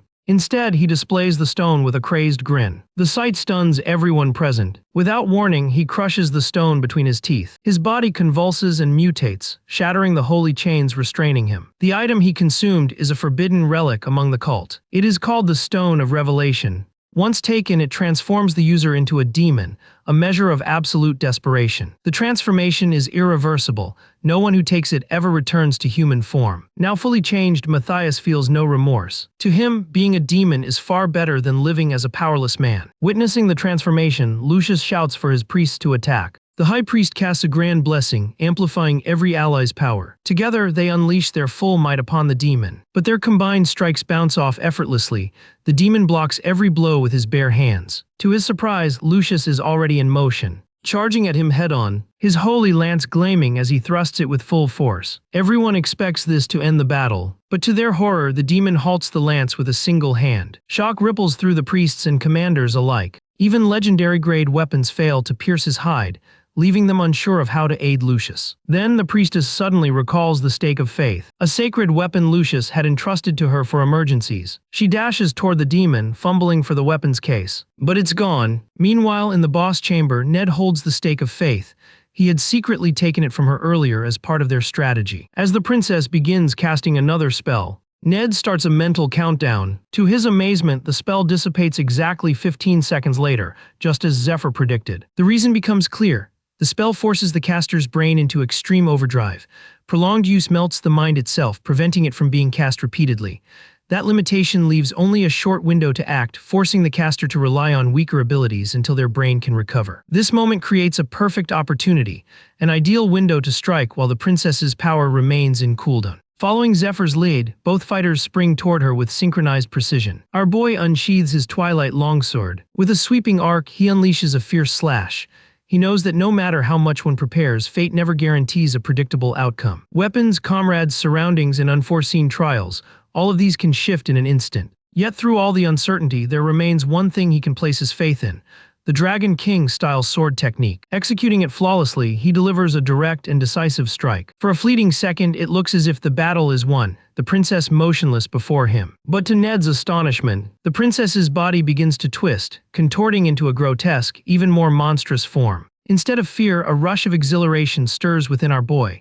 This is the moment he has long awaited. Taking quick stock of the situation, Zephyr readies himself to issue an order to Ned. Yet Ned already understands without needing a word. He launches himself forward toward the transforming princess. The boy had forewarned him of this stage. During her metamorphosis, there exists a brief moment of paralysis, the precise instant they must exploit. Remembering this, Ned opens his inventory mid-leap. From it, he releases a massive holy stake, driving it straight into her. The weapon impales her, immediately channeling radiant holy energy that clashes against her dark aura. The stake reacts violently, releasing a blinding wave of light and raw force. Meanwhile, Zephyr hacks at her limbs, ensuring she cannot remove the sacred weapon. The stake deals immense destruction, but its charge is finite. Once spent, it becomes nothing more than lifeless metal. That limitation was why Lucius had never dared use it offensively. Zephyr, however, unmoved by risk, made the call regardless. As holy energy floods her form, the princess begins to melt away into oblivion. The stake, sensing the end of its task, powers down and fades. Zephyr's divine item enhancements dissipate as well, their energy drained after prolonged combat. Fatigued, he gulps down a mana potion, silently wondering if Lucius survived. After chugging several more bottles, he decides that while he hopes Lucius made it out alive, he won't linger on it if fate says otherwise. Ned, on the other hand, stares fixedly at the princess's last remaining eye, twitching faintly with dying life. Zephyr calmly instructs him to leave it be. She cannot recover in that state. If she perishes completely, the gate will open and the gatekeeper will arrive. He hands Ned a healing potion and orders him to begin searching for the dragon heart. Ned, still in shock, struggles to comprehend that they've just slain one of the 8 strongest monsters in existence. It feels utterly unreal, and he knows their victory was only possible because of Zephyr's strategy. Yet amid the relief, unease stirs within him. He wonders if Zephyr's power might already be surpassing their reach. His thoughts are abruptly broken by thunderous pounding at the door. The gatekeeper, drenched in corrosive poison, rams into it again and again. The toxic liquid seeps through the cracks, merging into the princess's fallen body. Overwhelmed by emotion, she senses her knight's essence nearby. A cyclone of darkness suddenly erupts around her, sending both Ned and Zephyr on high alert. Zephyr watches with confusion. This never occurred in his previous life. He quickly realizes this must be the result of defeating her before taking down the gatekeeper. As the vortex intensifies, the princess reverts to her original form. Then she notices the stake beginning to glow again, regaining power. Acting swiftly, she opens the dungeon floor itself, burying the sacred stake deep beneath the earth. Both boys immediately flank her, striking from opposite sides. But to their shock, their blades pass through her body as though through mist. Zephyr recognizes it instantly: spatial distortion, a spell designed to trap opponents within a twisted pocket of altered space. Without warning, a barrage of thorny spikes bursts upward from a portal below. Ned narrowly avoids being skewered. Yet to his dismay, the princess charges at him with blinding speed, about to strike. Zephyr reacts in time. Using the queen spider's silk, he ensnares her midair, pulling her back and halting the assault. With a firm grip, he snarls, half taunting, half furious, "Get over here." The princess resists the pull, straining against the webbing. Zephyr activates his power boost, violently yanking her toward him. But just before impact, she vanishes completely. From this, he deduces that while trapped within her spatial distortion, she cannot launch attacks either. Meaning, once she emerges again, they'll have only a short chance to strike. The moment she reappears, Zephyr tugs on the silk to reel her in. But she anchors herself by driving her thorned roots deep into the ground. To her surprise, Ned materializes in a flash and delivers a heavy blow that lands perfectly. But to his horror, he's the one who takes the damage instead. The princess had activated a black mirror spell, one capable of reflecting up to 300% of any incoming attack. She immediately follows up with a dark hand strike, draining away his mana and stamina. Just in time, Zephyr intervenes, blasting her from behind with a lightning-infused palm. Yet the dark hand continues its draining pull. Zephyr focuses on several precise points of her body, channeling mana control to disrupt her flow. The technique severs her energy circulation at those nodes, blocking her ability to cast, an effective counter against a grand sorceress who depends entirely on mana. This was a skill he learned under Altair's tutelage, one he now hopes will be enough to neutralize her. As the princess retreats, trying to regain distance, Zephyr yanks her back again with the web. He follows up with a flurry of punishing palm strikes. Then he retrieves a sacred rosary given by White Rose, embedded with 9 divine temple beads. He tosses 3 beads toward Ned, praying they'll sustain him for the remaining 9 seconds of the Dark Hand's curse. But before the beads reach him, the princess delivers a brutal hit straight to Zephyr's face, smashing him into the wall with bone-cracking force. He's stunned, astonished by how quickly she broke through his mana disruption. The princess wastes no breath. She binds Zephyr in place once more, then hurls an overwhelming barrage of massive dark energy orbs. Every single one hits dead on, detonating in a violent explosion that shakes the entire chamber. Meanwhile, in the temple above, the priestess grows increasingly anxious for Zephyr's safety, regretting she hadn't granted him more of the sacred beads. Back within the dungeon, the beads shatter, leaving Zephyr drenched in blood while Ned lies unconscious nearby. Our boy realizes that once he lost the momentum of battle, she completely seized control. He knows that although this opponent is formidable in this life, the Zephyr of his past incarnation would have ended her far more easily. This defeat lays bare just how frail he still is. Every consumable is spent, his weapons are broken, and he's left with nothing else to depend on. Not even the divine blessings once bestowed upon him before his rebirth. The Wall of Iron, strong luck and revival both prove completely useless in this situation. That realization drives him to a bitter truth. The so-called blessings from the gods were never meant to help him, but to amuse them, letting them revel in his misery and pain. It feels as though an invisible leash binds him, held by beings who take pleasure in his torment. With no path to victory remaining, Zephyr decides to perform one final act of defiance, a gesture aimed squarely at those who dwell above. Using his own blood, he begins inscribing a forbidden sigil upon the ground. Moments later, an angel descends, seething with divine fury. She demands to know how he dares possess knowledge of such a symbol. But Zephyr merely smiles, for she has fallen right into his trap. Our boy knows that the mark he draws serves as a painful reminder to the gods, a symbol of a disgraceful defeat they once suffered, long erased from the divine record. Because of that, it was branded taboo. Even attempting to recreate it is enough to invite instant judgment, divine wrath, or execution from the heavens. The moment the sigil is complete, he would be struck down without mercy. As the angel manifests, the dark aura cloaking the princess begins to fade, granting Zephyr a brief chance to recover. Though subtle, the shift in energy offers a fleeting advantage that he instantly recognizes. Returning to the angel's interrogation, Zephyr responds with a counter-question, how she managed to appear in the mortal realm when divine entities are forbidden to descend freely. The angel explains that only those bound by direct ties to humanity are capable of doing so. Then once again, she demands an answer regarding the forbidden mark. Unshaken, Zephyr refuses to explain without proper compensation.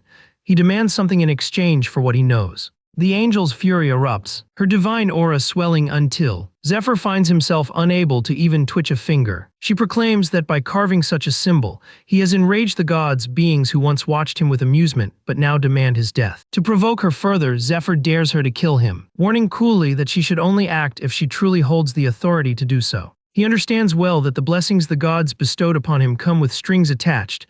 They won't allow him to die so easily. They prefer watching him struggle, finding entertainment in his suffering. Moreover, he knows that several gods desire to claim him as part of their divine ranks.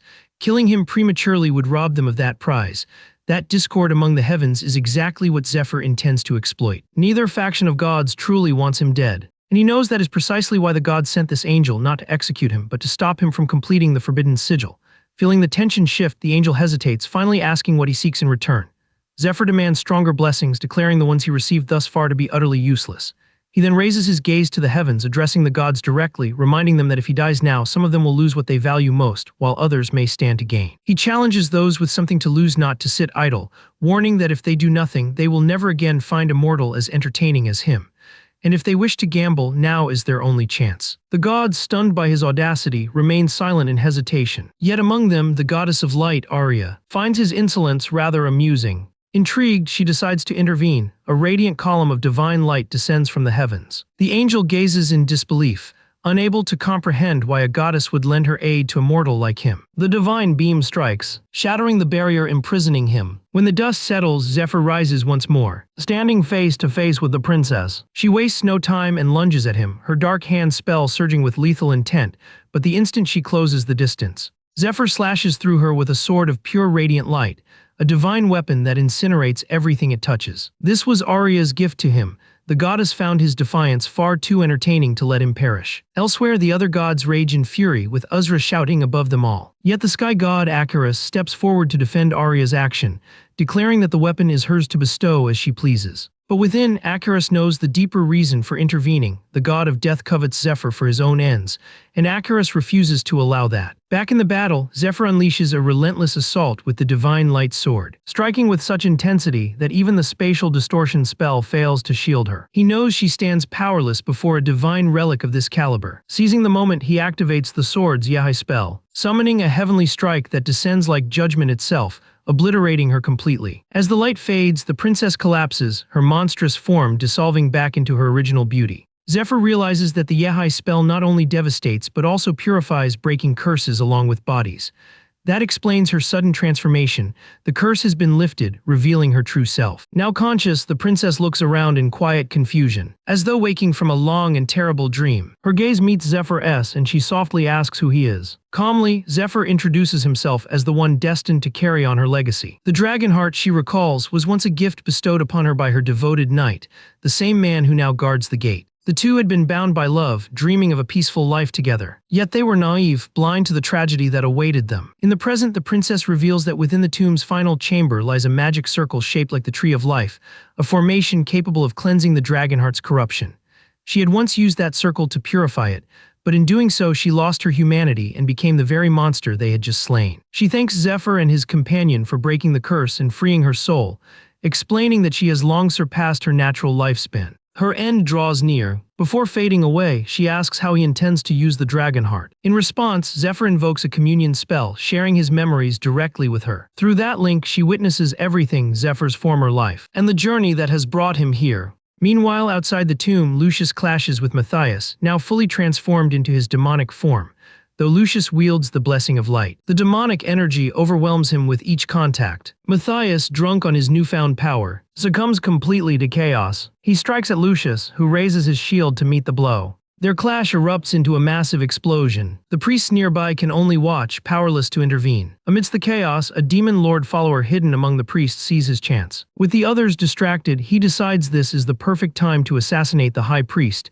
and earn the Stone of Revelation as his prize. As the man draws his blade, a dark energy begins to swirl, converging upon the mark on his arm. Suddenly, parasitic worms burst from several bodies nearby. The high priest watches in horror, realizing how many demon worshippers had been hiding among them all along. This plague of worms is, in truth, part of Matthias's power drain ability, a demonic technique used to strengthen himself. He absorbs every trace of that vile energy, compressing it into a blinding orb of pure destruction. Sensing the danger, Lucius orders his men to unleash everything they have to stop the attack. But it's already too late. Matthias hurls the energy sphere, incinerating all in its path.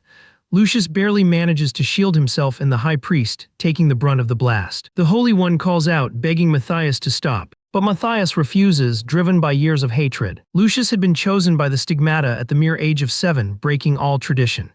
Normally, candidates train until 15 before competing for the title of the chosen. Matthias, who had spent years preparing for that honor, was passed over.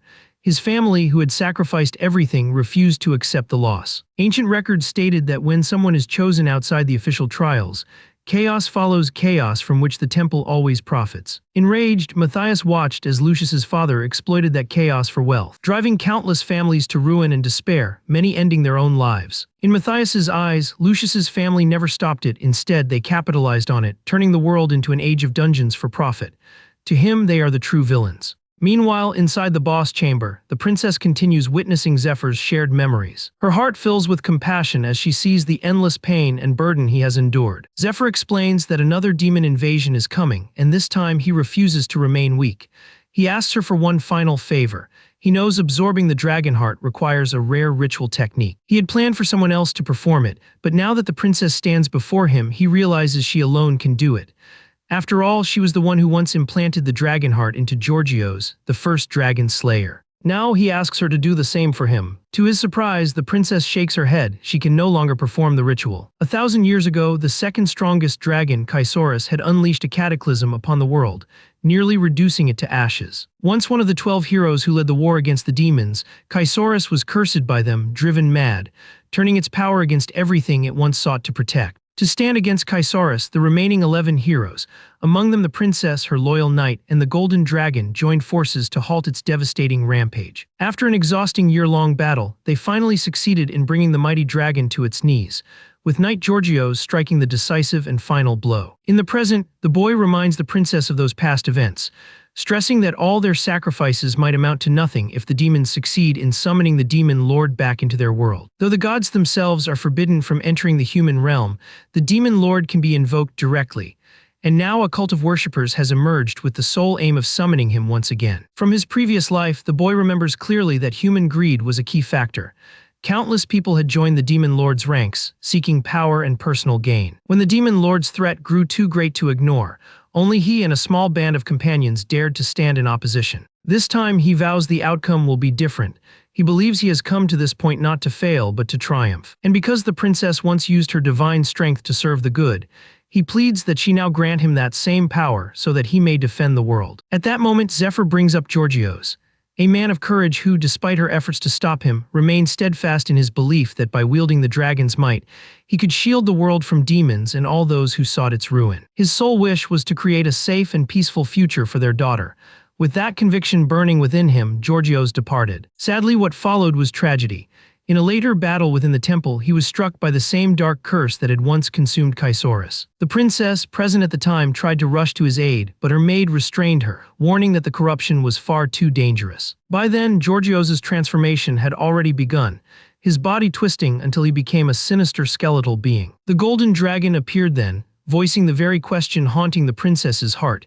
How could such a thing happen if the dragon heart's curse had already been lifted? The golden dragon answered his own question. He confessed that the broken curse was a deception.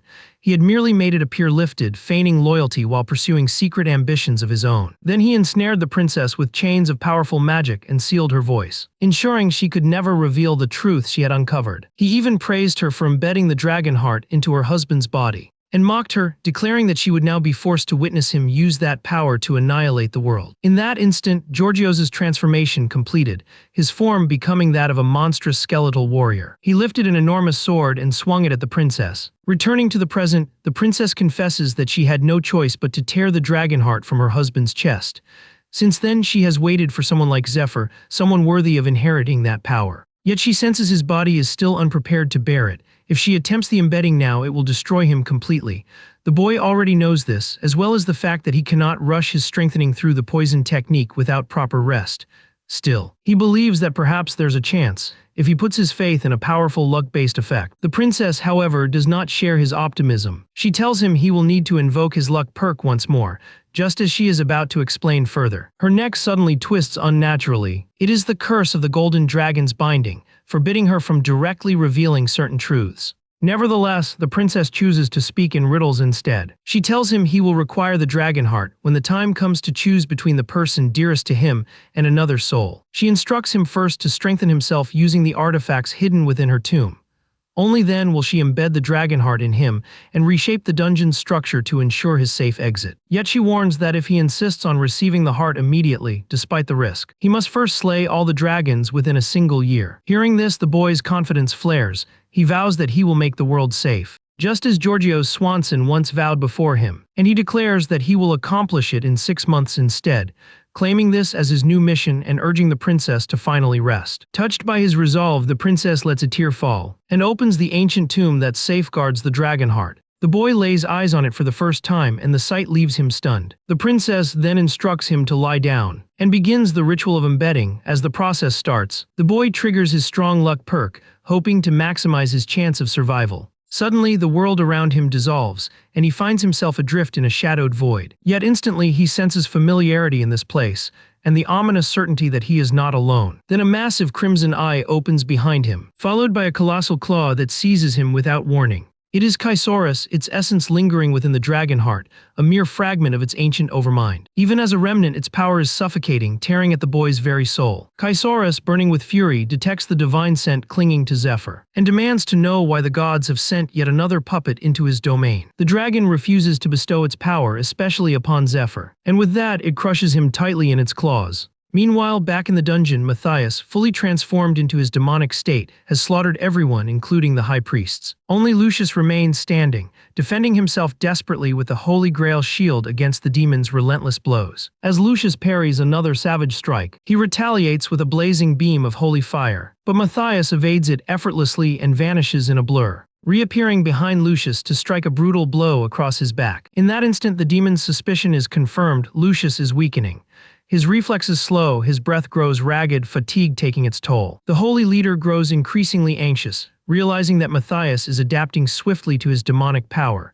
With every passing second, Lucius alone is bleeding strength. Their weapons collide again and again, but Matthias now dominates the fight through sheer speed and might. Lucius's radiant lance can no longer match him. The Holy One understands that there is no one left to protect him now, and that he must call upon his final hidden power. He knows activating it could cost him his life, yet no other path remains. As Matthias prepares his ultimate strike, he is abruptly halted. A burst of light disrupts his attack. A single divine feather drifts through the air, evidence of something Lucius has unleashed. Behind Lucius now stands an angel, radiant wings shedding holy feathers. Lucius offers her 1 month, but the angel refuses, deeming it too little. She counters with 6 months instead. Lucius accepts, and the angel vanishes instantly. A surge of divine energy floods from Lucius, his entire body blazing with sacred brilliance. Even Matthias, though wrapped in demonic might, feels fear for the first time. He cannot comprehend why, but the terror is real, while he struggles to understand it. Lucius releases a storm of holy light. The radiant barrage obliterates Matthias completely,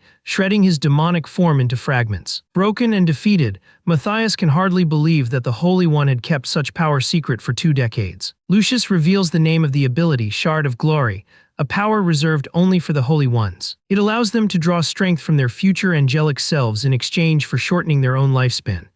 That is why most holy ones die before reaching 30. They are compelled to use this gift to combat overwhelming evils, often at the temple's command. In truth, they are treated as expendable tools, and after laying bare this truth, Lucius asks Matthias whether betraying him was worth the cost of their friendship. But Matthias is still drowning in envy of Lucius's divine selection. He accuses the goddess of cherishing Lucius's life, while casting aside the rest as worthless. He insists that he was meant to be chosen, that everyone expected it, but fate twisted cruelly. The goddess never answered his pleas, never even looked his way. As his words fade, so too does his form, dissolving slowly into the air. Elsewhere in the boss chamber, Ned awakens in confusion, his vision blurred. He blinks rapidly, trying to refocus, only to see the dungeon boss performing a strange and ominous ritual. Outside, Lucius uses what remains of his strength to heal the head priest and the priestess. Yet unease gnaws at him. Only the three of them have survived the raid. Once their wounds close, he commands them to find a path to safety. Meanwhile, within Zephyr's mindscape, the dragon recoils briefly as a strange radiance begins to envelop the boy. The light coalesces into the image of a woman, faint and pink-hued. Zephyr suspects this must be his strong luck perk activating once more. Yet even he finds it excessive. It triggered after merely a fleeting lapse of focus. That sudden realization grounds him. This place is his mental realm. Here, he must remain unyielding, for the slightest fear would let the dragon consume his mind and render the heart fusion futile. With newfound resolve, Zephyr seizes the dragon's claw and wrenches it apart, breaking free from its grasp. In that instant, he remembers who he once was, every struggle, every failure, every reason he fights. That memory ignites a fire within him, fueling his will to stand against the impossible. In a burst of motion, he charges straight toward the dragon's head, delivering a strike so fierce it shakes the very realm around them. Then he grips a massive sword lodged deep in the ground, pulling it free as if claiming destiny itself. He declares this to be his fifth dragon battle within his own domain. His body radiates power, his form shifting, bathed in an aura that burns with new life and determination. As Zephyr advances toward the dragon, he channels all his resolve, irritation flashing through his mind.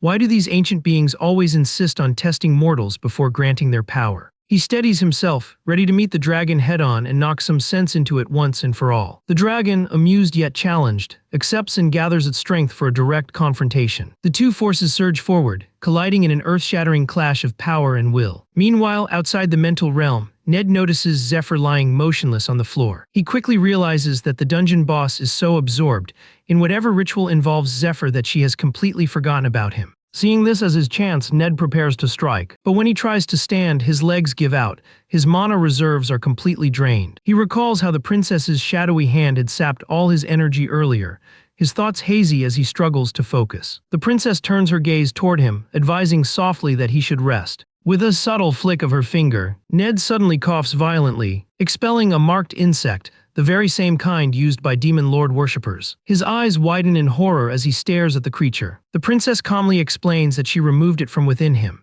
She praises his restraint for never succumbing to its influence and relying solely on his own strength. Then gently she warns that the removal will leave him severely exhausted and tells him to rest and sleep deeply. Confused about why the dungeon boss would help him, Ned tries to think it through, but exhaustion overtakes him and he drifts into unconsciousness. Outside the tomb, the head priest reports to Lucius that the entire structure of the dungeon has shifted.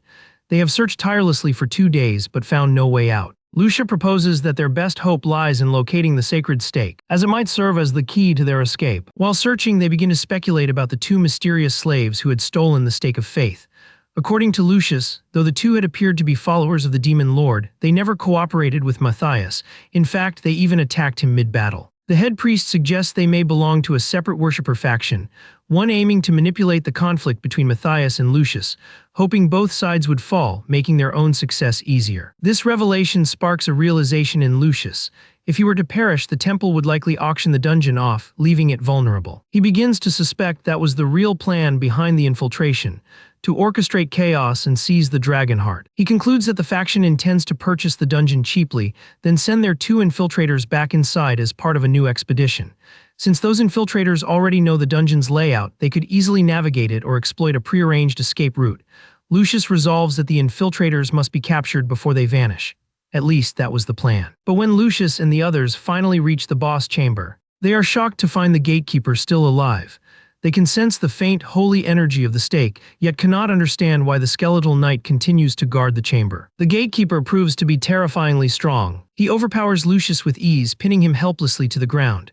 The Holy One knows he cannot activate the Shard of Glory again. It requires a full week to recover, with no alternatives remaining. His thoughts turn to his loved ones, and for a brief moment, he accepts that this might be the end. Then suddenly, Zephyr storms through the boss room door like an unstoppable force of nature. Lucius, stunned, stares in disbelief, wondering how and why he is even here. Radiating immense power, Zephyr remarks casually that he had a favor to repay, so he decided to lend a hand. Clearing his throat, he focuses. He unleashes a dragon skill and issues a single command to the gatekeeper, ordering it to fall. Instantly, the skeletal knight collapses under the crushing weight of the command. Lucius looks on in complete astonishment. He cannot comprehend how such a formidable creature could obey someone like Zephyr. Meanwhile, Zephyr restrains the knight, counting seconds as he observes how long the control lasts. The skeletal knight thrashes violently, fighting to break the spell. Exactly 10 seconds later, the enchantment fades. From this, Zephyr confirms he only has a 10-second window of command. For now, his access to the Dragonheart's might is capped at a mere 1%,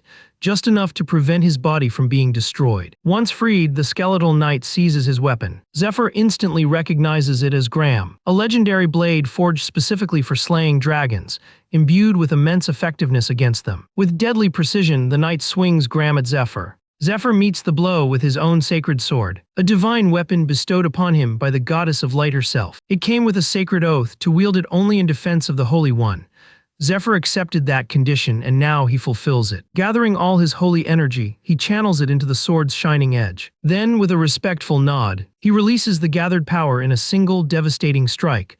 The explosion of light engulfs the entire chamber. Even Lucius is taken aback, unable to believe that a former slave could possess such a weapon of divine origin. But the greater shock comes next. He feels the unmistakable presence of the goddess of light radiating directly from Zephyr. The overwhelming holiness reminds him of the day he first encountered the golden dragon as a child, and he finally grasps the magnitude of what has just occurred. Overcome with reverence, Lucius kneels. The head priests follow suit, bowing deeply in honor of Zephyr. Meanwhile, the boy reflects on his battle with Chrysaorus, a struggle that lasted 3 relentless days within his mental realm. Despite the hardship, he emerged victorious, proving his worth beyond doubt. When Zephyr finally awakens from that realm, he is stunned to find that the princess has turned to ash, her body gone, leaving only silence behind. Bowing his head, he offers his gratitude and respects her passing. Among the ashes, he discovers 2 relics, artifacts infused with the essence of her magic. Yet to harness them properly, one must reach level 2 in her magic discipline. The relics also grant him full access to everything sealed within the tomb. From the crystals she left behind, the princess's voice explains that with his current body, he can only tap into 1% of the Dragonheart's true strength, though that limit will grow as he adapts over time. She leaves him with one last request: to find her descendant and deliver the mage crystals to her.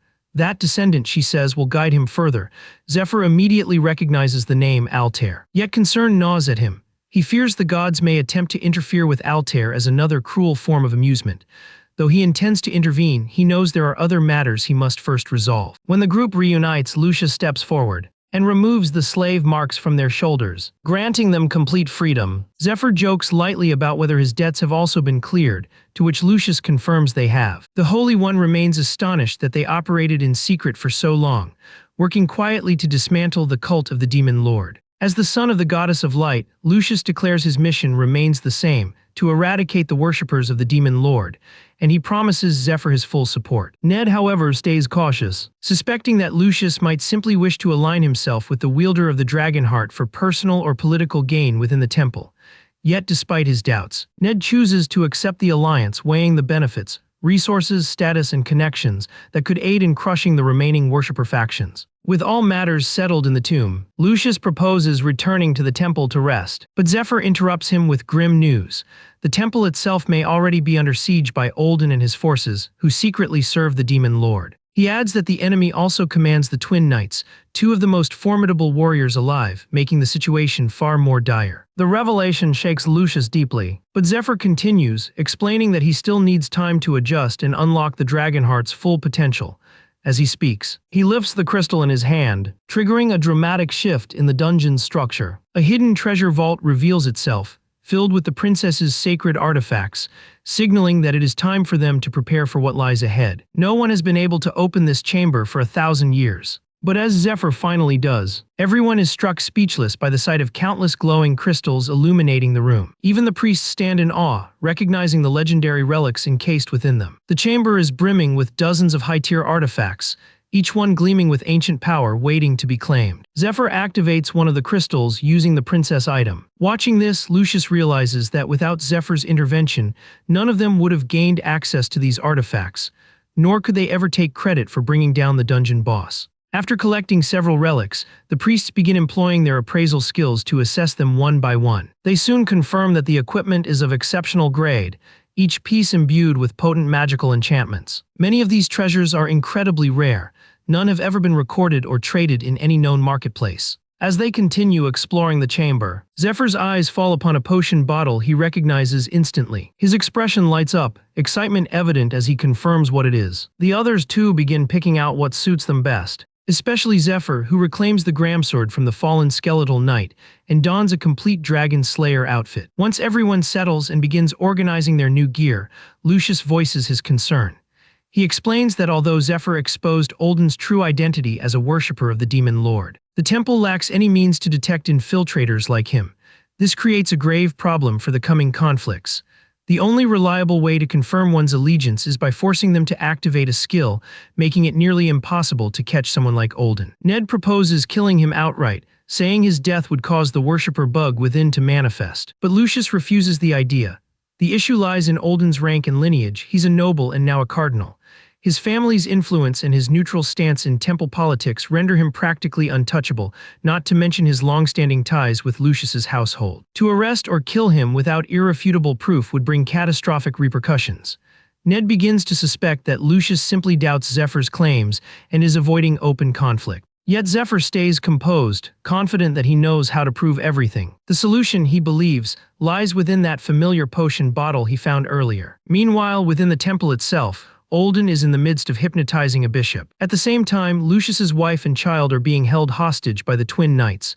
She trembles in confusion and fear, unable to comprehend Olden's reasons. At that moment, Olden begins revealing the horrifying truth. He explains that every demon lord worshipper carries a marked parasite within them, a bug that grants them strength and grows as time passes. Once it matures, as in Olden's case, it transforms into a queen bug capable of spawning larvae, used to enslave the minds of others. Just like the bishop currently under his control, Olden elaborates everything to Lucius's wife, intending to use her as a pawn against her husband. She is bewildered by his words, until his true intention becomes clear. He retrieves a small larva from his sleeve and tries to place it inside her son's mouth. Horrified, she reacts on instinct and slaps his hand away. The spot where her palm touches his skin begins to writhe, his flesh crawling as though made of countless insects. The grotesque sight leaves her trembling in terror. Furious at her defiance, Olden prepares to strike back, but before he can, one of his men rushes in, shouting that Lucius has arrived at the entrance. The announcement shocks Olden. He dashes toward the window, spotting Lucius and the high priestess cutting through his guards, advancing straight toward him. Panic surges through him. As Lucius bursts in to confront him, Olden screams accusations, claiming Lucius is attacking sacred priests. But Lucius remains calm. He's already used the special potion Zephyr entrusted to him, an elixir that reveals the worshipper bug residing within demon lord followers. With the truth laid bare before his eyes, Lucius finally realizes how blind he's been to the corruption around him. He steps forward and formally declares Olden under arrest for betraying the Temple of Light. Olden refuses to accept defeat, breaking into hysterical laughter and mocking Lucius, calling him a fool. Yet inside, he is gripped by fear. Lucius's sudden return was never part of their calculations. There was simply no way the dungeon could have been cleared this soon. Worse still, Matthias is nowhere to be found, which likely means he was captured and revealed their schemes. Even so, Olden convinces himself it changes nothing. Lucius has already walked right into his trap by coming back to the temple. Just then, the bishop enters and publicly accuses Lucius of falsely charging a cardinal without evidence. But Lucius remains composed and activates the potion's unique ability, immediately spotting the parasite inside the bishop, proof that Olden controls him. As the bishop continues demanding proof, Lucius pulls out a bundle of letters and tosses them to the ground. Olden recognizes them at once, his expression freezing in shock. He can't comprehend how Lucius managed to get hold of those documents. Moments earlier in the dungeon, Zephyr had advised keeping the true sight potion secret for now, to avoid drawing the attention of assassins. Instead, he proposed gathering tangible evidence first to publicly expose Olden. Zephyr then briefed the team on the dungeon's hidden lower levels, explaining that they extended far beneath the temple and might connect to a secret exit. Following his plan, the group made their escape, eventually emerging near Matthias's former hideout, a place frequently used by demon worshippers for clandestine gatherings. There, they stumbled upon a cache of discarded letters. The documents detailed the correspondence between Matthias and Olden, outlining their plot to steal the dragon heart. Matthias had kept the letters as leverage in case Olden betrayed him, and now Lucius possessed them as irrefutable proof. Hearing this, Olden erupts into crazed laughter, proudly declaring himself the leader of the demon lord worshippers, yet boasting that they can't stop him regardless, because he still holds Lucius's wife hostage. Lucius spots her and, overwhelmed with fear, calls out her name. Olden halts him immediately, warning him not to take another step. With a sinister calm, he reveals a rare larva, what he calls the princess bug, claiming it was designed specifically for Lucius's family. Then, grinning wickedly, he offers Lucius a cruel choice: his wife, his child, or himself. Without hesitation, he begins counting down from 3. As Olden nears the final count, Lucius desperately pleads to take the bug himself, begging that his family be spared. But Olden ignores the plea and, right before Lucius's eyes, forces the larva into his wife's mouth. Before it can take hold, Olden is suddenly impaled from behind by none other than Ned. The twin knights freeze in disbelief, unable to comprehend how an assassin slipped past their detection skills unnoticed. What they don't know is that Ned wears the Misty Bracelet, an artifact that renders its bearer completely undetectable. Without wasting a heartbeat, Ned slices Olden in half with a single stroke. He swiftly grabs Lucius's wife, fending off the fierce blows from the Golden Knight, the elder twin, whose sheer might begins forcing him back. As their clash intensifies, Lucius channels a surge of lightning and fires a blinding beam straight at Olden. The Golden Knight leaps in front, taking the full brunt of the blast. The explosion creates just enough of an opening for Ned to make his escape. Seizing the moment, he slashes at the remaining twin, then soars into the air, carrying Lucius's wife away from danger. Meanwhile, Olden's bisected body begins to writhe, the worms within knitting his form back together. He stares in disbelief upon realizing Ned, his master's own disciple, is still alive. Olden had arranged for his death inside the dungeon, yet here he stands opposing him. The sight makes Olden question whether his master, Jin Ryong, had deceived him from the start. With his hostage gone, Olden senses the tide turning against him. He knows that if Lucius casts the Shard of Glory again, it could all be over. Acting quickly, he orders the Golden Twin Knight to stall Lucius and buy him time. The thrill of battle ignites him, and with renewed vigor, he draws his sword and strides toward Lucius. As the two close in, the Holy One stands firm, his tone sharp as he exchanges words with his foe. But Olden appears unshaken, certain that he can handle him. They formally introduce themselves before the fight begins, each ready to unleash their full might. Outside, citizens gather for the nightly healing ritual, but the guards turn them away, claiming a training session is in progress. From afar, even the mining teams notice smoke billowing from the main temple hall, prompting whispers and speculation about what's truly happening inside. Priestess Rose, 2 suspects decede. She recalls Zephyr's last visit, when he advised her to steer clear of the main building for a while, warning that a high-ranking official would soon arrive, and that her secret dealings might be exposed. Since that day, she has mostly remained within the slave quarters for her own safety. But now, as smoke rises from the temple's main structure, unease begins to settle in her chest. Inside the Great Hall, the head priests and priestesses are fiercely holding their ground against relentless waves of demon lord worshippers. They wield relics obtained from the princess's treasury, which allow them to sustain their defenses. Every strike is measured, they strive not to kill the corrupted priests before them, knowing full well that if word spreads, rival factions within the temple would exploit it to tarnish their reputation. They maintain their formation as best they can, when suddenly, they're left speechless as the temple's spire collapses before their eyes, despite the protective barrier surrounding it. Looking up through the chaos, they see Lucius locked in an intense duel with the Golden Knight. To their surprise, the mighty knight appears to be wearing down. His sword is disadvantaged against Lucius's spear, which grants Lucius superior range and control in every exchange. The Golden Knight desperately tries to sidestep the spear's tip to close the distance, but when he finally lands a hit, his strike bounces harmlessly off Lucius's mirror chainmail. It dawns on him, Lucius had deliberately lured that attack just to rebound the force back upon him. Lucius confirms this calmly, remarking that the twin brothers are known as the strongest warriors on the continent, and that brute strength alone could never bring them down. He surges forward, clashing once more with the Golden Knight. Their weapons meet repeatedly, blocking and countering each other's every move. Yet this time, the Holy One gains the advantage. He sidesteps, then drives his golden arm straight into the knight's chest. In the blink of an eye, he flashes behind the knight, unleashing a searing beam of divine light. The blast annihilates the knight completely, hurling him to the ground in defeat. Witnessing this, the head priests momentarily assume that Lucius has triumphed with ease. But as Lucius turns toward them, they see the truth. His armor is cracked and blood stains his robes. During his divine judgment spell, the knight had managed to strike back several times, inflicting serious damage. The Golden Knight, recovering, realizes something vital.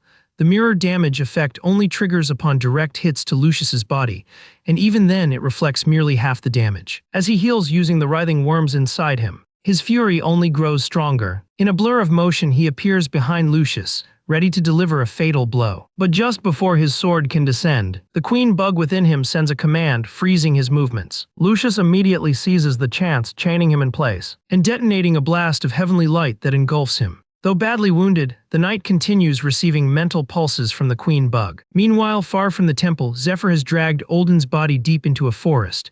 The young man beats him mercilessly but spares his life, at least for now. Back within the main hall, Lucius and the head priests confirm that the entire operation had been designed to isolate Olden and the twin knights, keeping them occupied until they could be dealt with separately. The strategy works flawlessly. Realizing he's been completely outplayed, the twin knight erupts in fury. He remembers how Olden once volunteered to personally oversee the Dragonheart's transport. Boasting of his mastery in mind control, he assured the master that he could take over the temple in the third parish and guard the Dragonheart without ever moving it. The master had approved, giving him full authority. But now, as everything collapses, the knight can't comprehend how it all fell apart, how the raid ended so fast, how Ned discovered the assassination scheme, and how the dungeon was cleared in record time.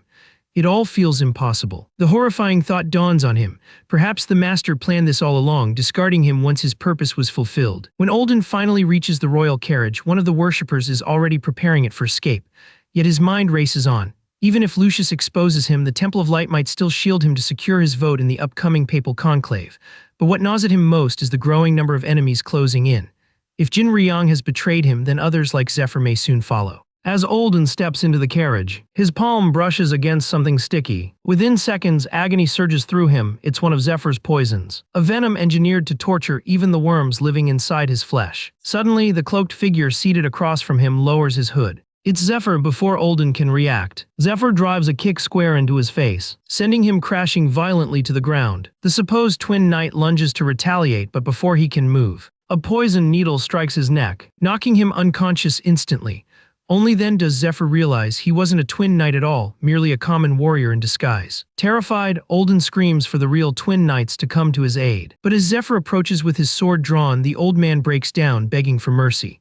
His body fails to heal, and in desperation he starts bargaining, offering anything to stall for time before the real knight arrives. Zephyr silences him coldly by tossing the bloodied helmet of the silver twin knight at his feet. 12 hours earlier, at dawn, Zephyr, together with Lucius and the priests, had already confirmed the twin knight as a demon worshipper and executed him. Ned, upon learning this, realized that they had planted a disguised silver knight there, waiting to receive the Dragonheart before disposing of him. In his past life, Ned had barely escaped the twin knight but spent years hiding with the Dragonheart, unable to absorb its power. Eventually, another disciple of Jin Ryong found and killed him. Lucius too fell under the parasite's control, becoming a relentless foe. He too perished, all those tragedies stemming from Olden's deceit. That is why in this life Zephyr refuses to repeat the same mistakes. In the present, consumed by memory and fury, he unleashes a massive surge of divine lightning upon Olden. But to his surprise, the remains seem far too small. As he narrows his eyes, Zephyr suddenly senses a dark presence from behind, barely managing to block the incoming blow. It's Olden reborn in his true demonic form, a monstrous mass of writhing worms. He sneers, boasting that in this form he is far stronger than the twin knight ever was. Zephyr realizes too late that Olden had shed part of his body earlier as a decoy, allowing him to metamorphose unnoticed. In this state, Olden possesses terrifying might and the ability to revert to a human shape at will. None who have ever witnessed this form have lived to tell the tale. He mocks Zephyr's resistance, calling it a futile struggle. Then he slams his colossal fist into the ground, unleashing a violent shockwave that tears through the forest. Elsewhere, Ned, guarding Lucius's wife and child, feels the tremor. He quickly orders them to remain hidden inside a nearby cave, handing them cloaking bracelets to keep them invisible. As he turns to leave, Lucius's wife calls out in fear, But Ned, ever resolute, assures her that he'll be fine. His eyes burn with unwavering determination. Then, without hesitation, he flashes toward the source of the quake. As he moves, memories of his father's death resurface, fueling his rage and resolve for vengeance against Olden, the inhuman monster who caused it all. He's prepared to destroy everyone tied to this nightmare. Back in the temple, Lucius continues his fierce duel with the remaining Golden Twin Knight. The marked bug within the knight enhances his power but distorts his control and focus. Lucius notices the mounting desperation in his opponent's movements and decides to act. He calls out to the head priest, who immediately activates the Battle Light spell, an enchantment that boosts allies' stats and recovery by 120%. Lucius feels his strength surge at once, while the priestess, astonished, realizes her summoned spirit grows stronger too, expanding in both size and radiance. With the buff active, they coordinate their next strike, launching a synchronized assault on the knight. He meets their attacks with arrogance, convinced their slower pace poses no real danger. But suddenly, dizziness grips him, the effect of the shooting star spirit's debilitating curse finally taking hold. Lucius seizes the moment of weakness and charges ahead, his lance blazing with holy light. The weapon pierces straight through the knight's torso in an explosive burst. The knight tries to retaliate, but his counterattack goes wide, completely missing the mark. When the dust finally clears, only the lower half of his body remains, crumpled on the ground. It seems like the fight is finally over, but then Lucius freezes in disbelief as the entire structure behind him splits cleanly in two. The head priest quickly grasps what truly happened. During their battle, the knight hadn't been aiming just for Lucius. His target was the building itself. He had been trying to bring the entire place down, crushing the brainwashed priests trapped inside. Lucius instantly rushes toward the bishop, desperate to help, but he's a step too late. The rubble collapses, swallowing the entire area in debris. Meanwhile, the knight, badly wounded but still conscious, begins to retreat. A third of his bug-infused body has burned away, leaving him severely weakened, yet he drags himself toward Olden, hoping to be restored. Even in this condition, he can't hide his shock at how skillfully Lucius managed to keep him occupied. Convinced he has no other choice, the Twin Knight forces himself onward, running toward Olden, the man who once gave him purpose when everything else had fallen apart. Long ago, the Twin Knights had joined Olden after their elder sister took control of the Uruldom. At that time, the cunning priest lured them in with smooth and persuasive words. He convinced them that by serving the true God, they could preserve the rightful order of the world, and the promise struck deep. Now driven by gratitude and an unshakable sense of debt, the knight races to reach Olden. He's determined not to let his benefactor die. But just as he nears his destination, a blinding flash rips through the air. The knight's body is sliced cleanly in half in an instant. It's Ned using the blade of Mirage. He literally turns the Twin Knight into two again. As Ned lands on the ground, the Twin Knight recognizes him immediately as Jin Ryong's disciple and demands to know why he's interfering. Ned, calm and composed, reminds him of the day he killed his father. The realization dawns on the knight: it's revenge. He laughs bitterly, scoffing that he's slain hundreds and can't possibly remember every face. Now fully recovered, the knight rips off his damaged armor and orders Ned to move aside. He insists he has somewhere far more important to be, though he acknowledges Ned's agility, likely enhanced by some stealth ability that masks his presence. Even so, he refuses to underestimate him, yet he's still confident no one can beat him in direct combat. He gives Ned 10 seconds to run. But his heart skips a beat the moment Ned draws a familiar sword, the blade once belonging to his fallen twin brother. The sight freezes him. That weapon had been their shared emblem, a sacred gift from Olden himself. Now wielding it, Ned calmly offers to share his brother's final words, but only if the knight can defeat him. And that's all it takes to turn the Twin Knight into a raging beast, ready to tear Ned apart. Meanwhile, on Zephyr's side, the demon Olden unleashes a relentless storm of blows. But to his shock, none of them make a dent in the boy. Zephyr channels the swarm of bugs within him to reshape his own body, summoning multiple fists that hammer down in rapid succession. His transformation gives him the hardness of metal, even allowing him to hurl acidic fluids secreted by the bugs toward his target. Yet Zephyr dodges every strike with effortless precision, following up with surgical counterattacks using the Dragon King style. With one clean motion, he slices Olden apart into several pieces, but even shredded into bits. The fragments morph into weapons that surround Zephyr and attack from every direction. No matter how many times he's cut apart, Olden's demonic form regenerates without fail, displaying a terrifying kind of immortality. He seems utterly unbothered by the damage, confident that Zephyr will eventually burn through his stamina and mana reserves. As the fight drags on, Olden lunges forward and seizes Zephyr by the collar. He admits almost admiringly that he finds Zephyr's strength impressive, and declares his plan to implant a bug inside him, turning him into one of his servants. Then he slams him down with tremendous force, sending Zephyr crashing into the ground. Olden follows through, pounding his massive fists into him over and over, each blow creating thunderous shockwaves. Finally, the demon's arm reshapes into a massive sword, and he brings it down on Zephyr with a roar. The attack strains even Olden himself, leaving him visibly exhausted. But how did he become such a monster in the first place? In the past, he'd been persuaded by the master himself to join the worshippers, who promised him unimaginable power. The master gifted him a marked bug, warning him to care for it well. From that moment, Olden began drawing strength from the creature. He went on a rampage, slaughtering countless people, and once the bug matured, he used the Stone of Revelation to complete his transformation into a full-fledged demon. Now in the present, despite all his destructive power, Olden is stunned to find Zephyr completely unharmed. The boy grips his demon arm barehanded without even a scratch. The sight leaves Olden speechless. Zephyr explains that he could have taken out Olden and the twin knights earlier, but he separated them on purpose, to give Ned the chance to settle his own grudge. The second reason, he'd recently awakened the dragon heart and wanted to test its limits against a demon-class opponent. Activating his dragonification skill, he temporarily amplifies his heart's power by 9%. A once-a-day ability. Since Olden presents a worthy challenge, Zephyr decides this is the perfect test. The moment the demon sees the dragon heart's glow, panic spreads across his face.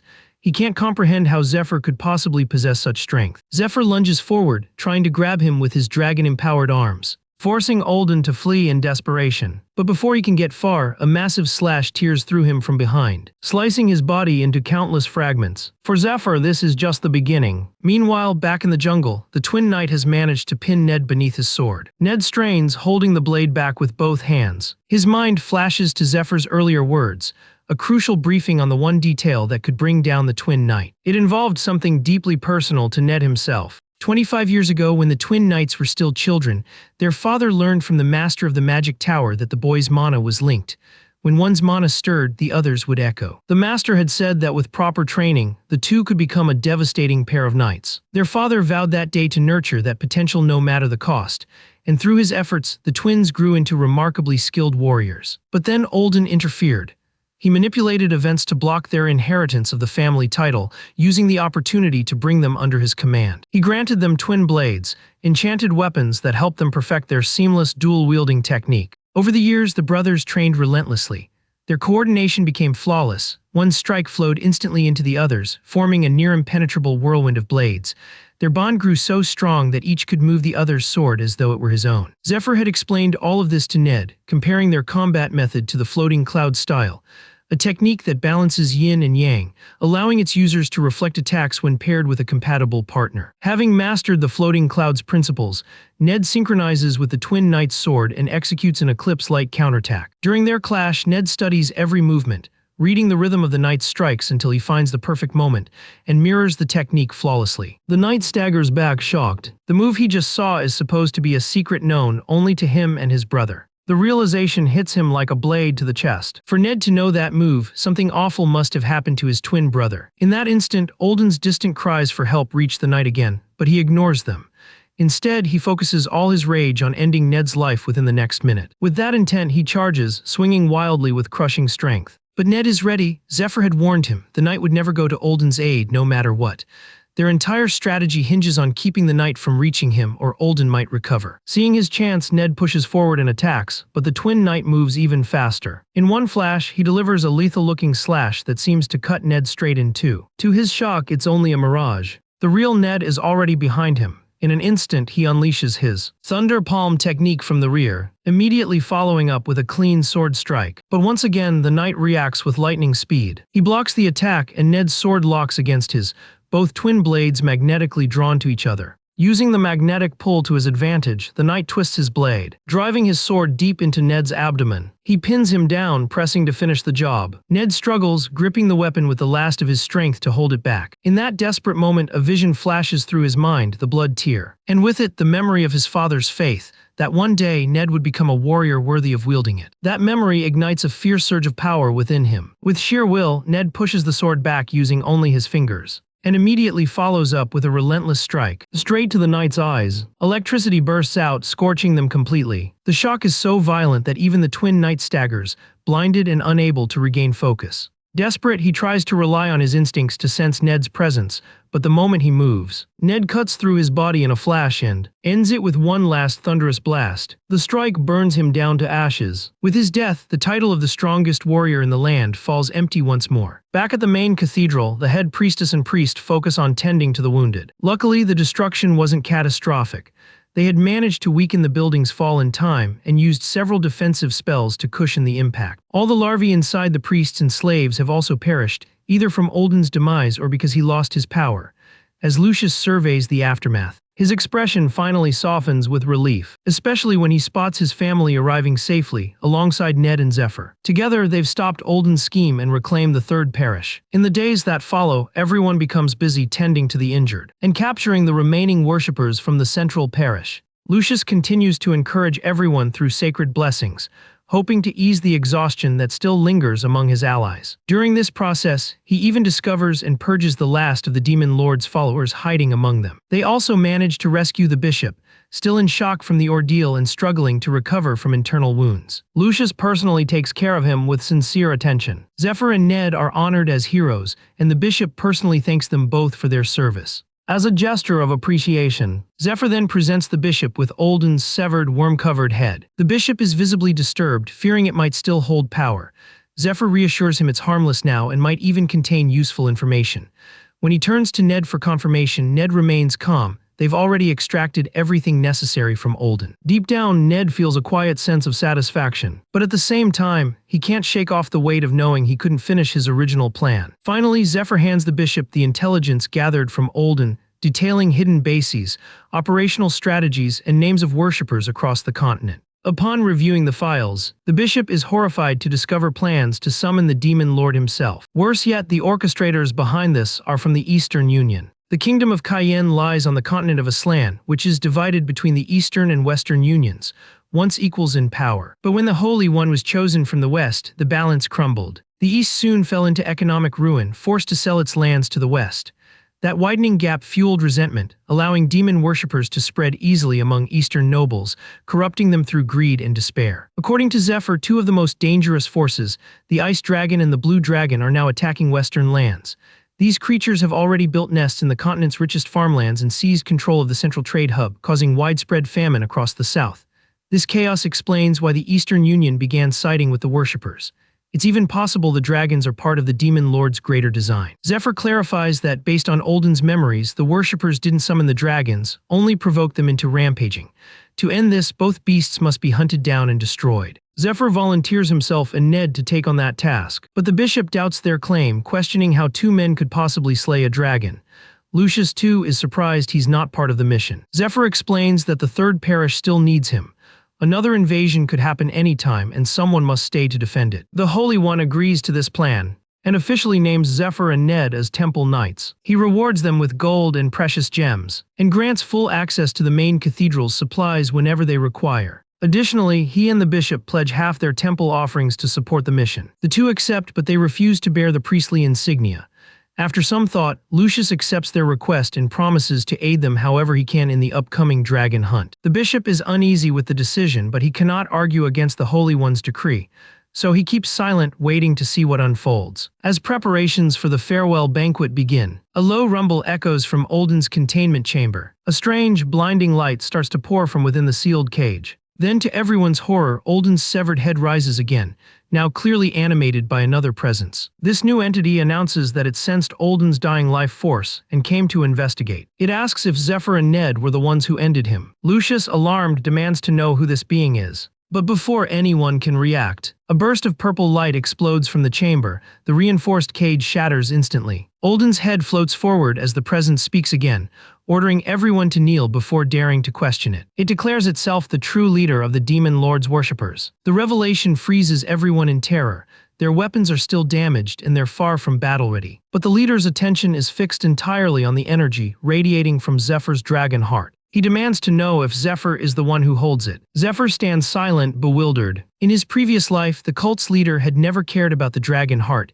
He preferred to remain in hiding, leading from the shadows.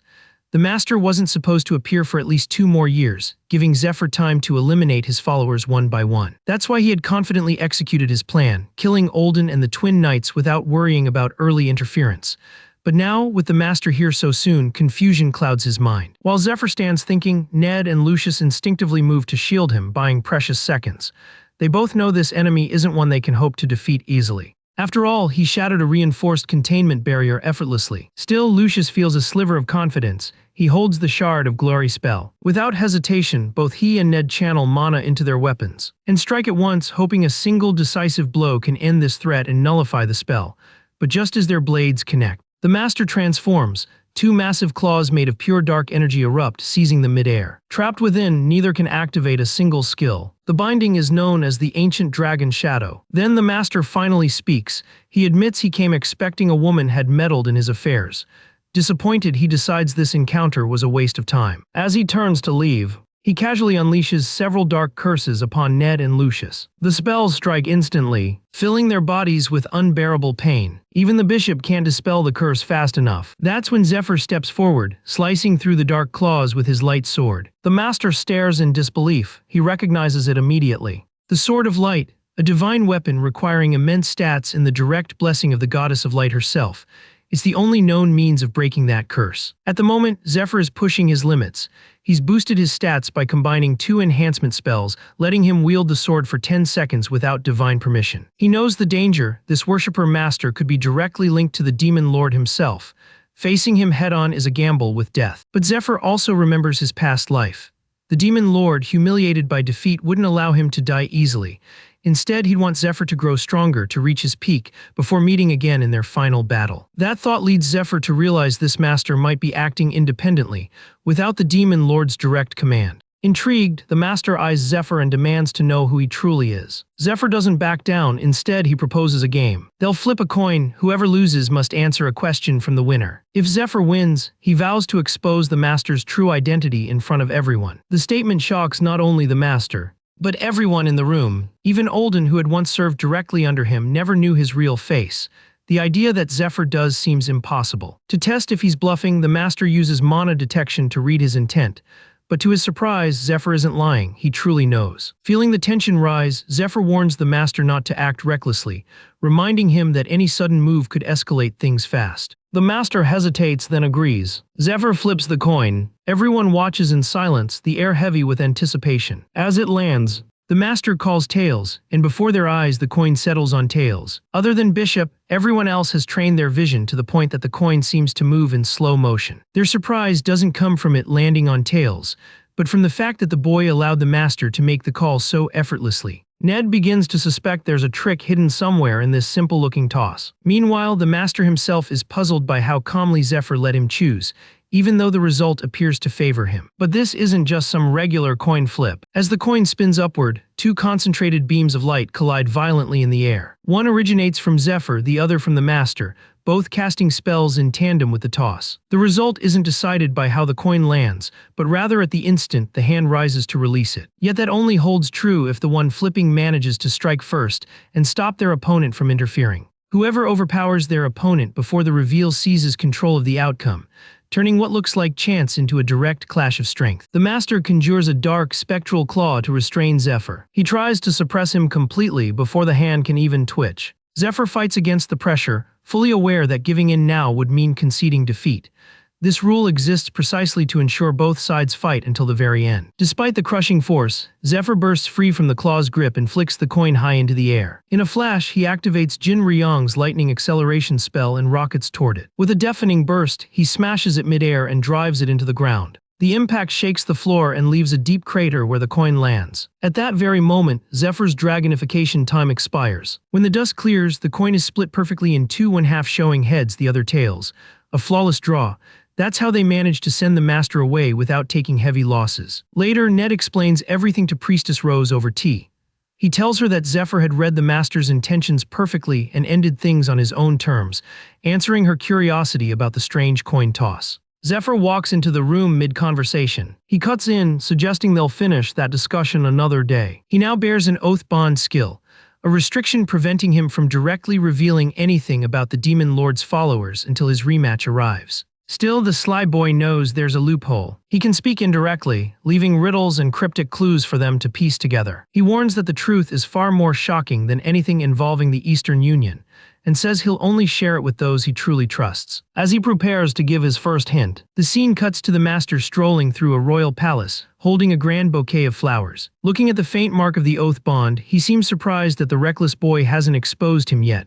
Despite Zephyr's defiance, he's kept silent. The master starts to wonder whether the boy is simply insane or dangerously clever, waiting for the right moment to strike. He steps into the grand palace hall. There he greets a black-haired girl. He calls her Altair and presents the bouquet, wishing her a happy 20th birthday. She is the first princess of the Kingdom of Kine, and he, her brother, is Polaris, the first prince of Cayenne and the youngest cardinal of the Temple of Light. Back at the third parish, Lucius can't stop thinking about Zephyr's cryptic hints, which seem to point to the master as someone possessing unimaginable power. He knows they've gone too far to turn back now. They've committed everything. Ned understands the same. His revenge is far from over. The master and his disciples still stand. He also realizes that everything so far has gone their way only because of Zephyr. For that, he owes the boy more than his own life could ever repay. Meanwhile, Zephyr channels his mana, troubled by the sudden appearance of the master's followers. There's always a reason behind every action, and when someone acts out of character, it usually means that time itself has been tampered with. He also finds it suspicious that the master spared both Ned and Lucius, even though killing them would have been effortless. That inconsistency gnaws at him. It feels as though there's something crucial he's forgotten, or perhaps something he hasn't yet discovered. Whatever it may be, Zephyr is determined to find the truth, but first he has another task to handle. The silver key embedded in his hand emits a faint glow. It was the same one gifted to him by the angel when he briefly interfered with the gods. According to her, the key's authority has been enhanced, and he's to use it once his mission concludes, as the gods have something important to tell him. Remembering that, the boy gets dressed and activates the key. In an instant, he's transported to a magnificent silver palace. It's a guest chamber within the angel's villa, where she greets him warmly. Curious, Zephyr wonders if she plans to reward him again, like when she first gave him the key. But the angel explains she only does such things to make his life more amusing for the gods watching. Her flippant tone annoys Zephyr, and he immediately demands the real reason she summoned him. With a casual flick of her hand, she conjures a chair and begins to deliver her message. The gods, she says, have added new rules and rewards to his existence. If he ever tries to blackmail them again, every privilege he has will be stripped away. He'll be erased and reclassified as prey, and whoever kills him will inherit all his power. Zephyr understands this warning well. If he steps out of line, his enemies will gain everything he owns. Still, he has no plans to defy the gods again. He then presses her to explain the new blessing promised by the goddess of light. She replies that he's already received it. The restriction on the Sword of Light has been lifted, allowing him, alone, to wield it without being a priest. However, before he can use it, he must fulfill a mission assigned by the goddess herself. The angel adds another condition. Zephyr must now perform divine commissions, and in return, he'll be granted new abilities. By completing divine trials and missions, he must prove himself worthy of the gods' favor. Zephyr accepts these terms without hesitation. Soon after, alongside Ned, he prepares for the upcoming dragon raid expedition. The head priest and Lucius personally come to apologize for having sent them secretly through the back gate, but Zephyr waves it off. Considering the circumstances and the approaching deadline of the raid, spies are everywhere and they can't afford risks. The boy uses a cloaking bracelet to conceal them, yet they still choose the back route for safety. Before they depart, Lucius's wife hands them a care package filled with restorative food and useful supplies. After heartfelt goodbyes, they set off on their journey. Left behind, the Holy One resolves to deceive others by making them believe he now holds the dragon heart, keeping attention away from Zephyr. With that, they seal the main gate until the boy returns. Deep in the dungeon's boss chamber, the princess and her knight spirit finally rest. Their long duty is fulfilled, and their centuries of solitude have come to an end. Whatever comes next lies in Zephyr's hands, and in the hands of those descendants who'll follow beside him. Like Altair, as his path continues, Altair later receives a letter from her cousin Lucius, wishing her a happy birthday and mentioning a mysterious present at the end. Reading it, Altair immediately senses it'll be something unusual, just like him. Suddenly, noise erupts outside, and when she looks out her window, she's stunned to see Zephyr taking down palace guards one after another. According to Lucius, this is the man destined to assist her. Meanwhile, at Lindell Fortress, Zephyr and Ned arrive at the front gate. The boy recalls that Altair became Grand Duchess of Lindell at 16, inheriting the entire territory. He presents a sealed letter to the butler claiming it's from Lucius, the Holy One of Light. The butler accepts it and offers to lead them inside, while Ned marvels at the massive scale of the fortress. He remembers Lucius telling them that the fortress's master would be their ally, yet he can't help but wonder if the princess will truly back their dragon raid. Zephyr reminds himself that he holds noble status too. He asks Ned if he's ever met her, recalling only glimpses of her during royal ceremonies. Rumors say she squandered her enormous talent, making him doubt her capabilities. Suddenly, a guard collapses near them. The butler apologizes, explaining that the fallen man is one of many suitors seeking the princess's hand. Ned first assumes they're just common fools, but quickly realizes they're far stronger than they appear. Zephyr's memories from his past life resurface. Altair Joustina Kayan, a woman of beauty, brilliance, noble blood, and extraordinary fortune, once hailed as Aslan's brightest star. Years ago, during a royal ceremony, Prince Polaris had renounced both his claim to the throne and his title as Duke of Lindell to serve as a priest of light.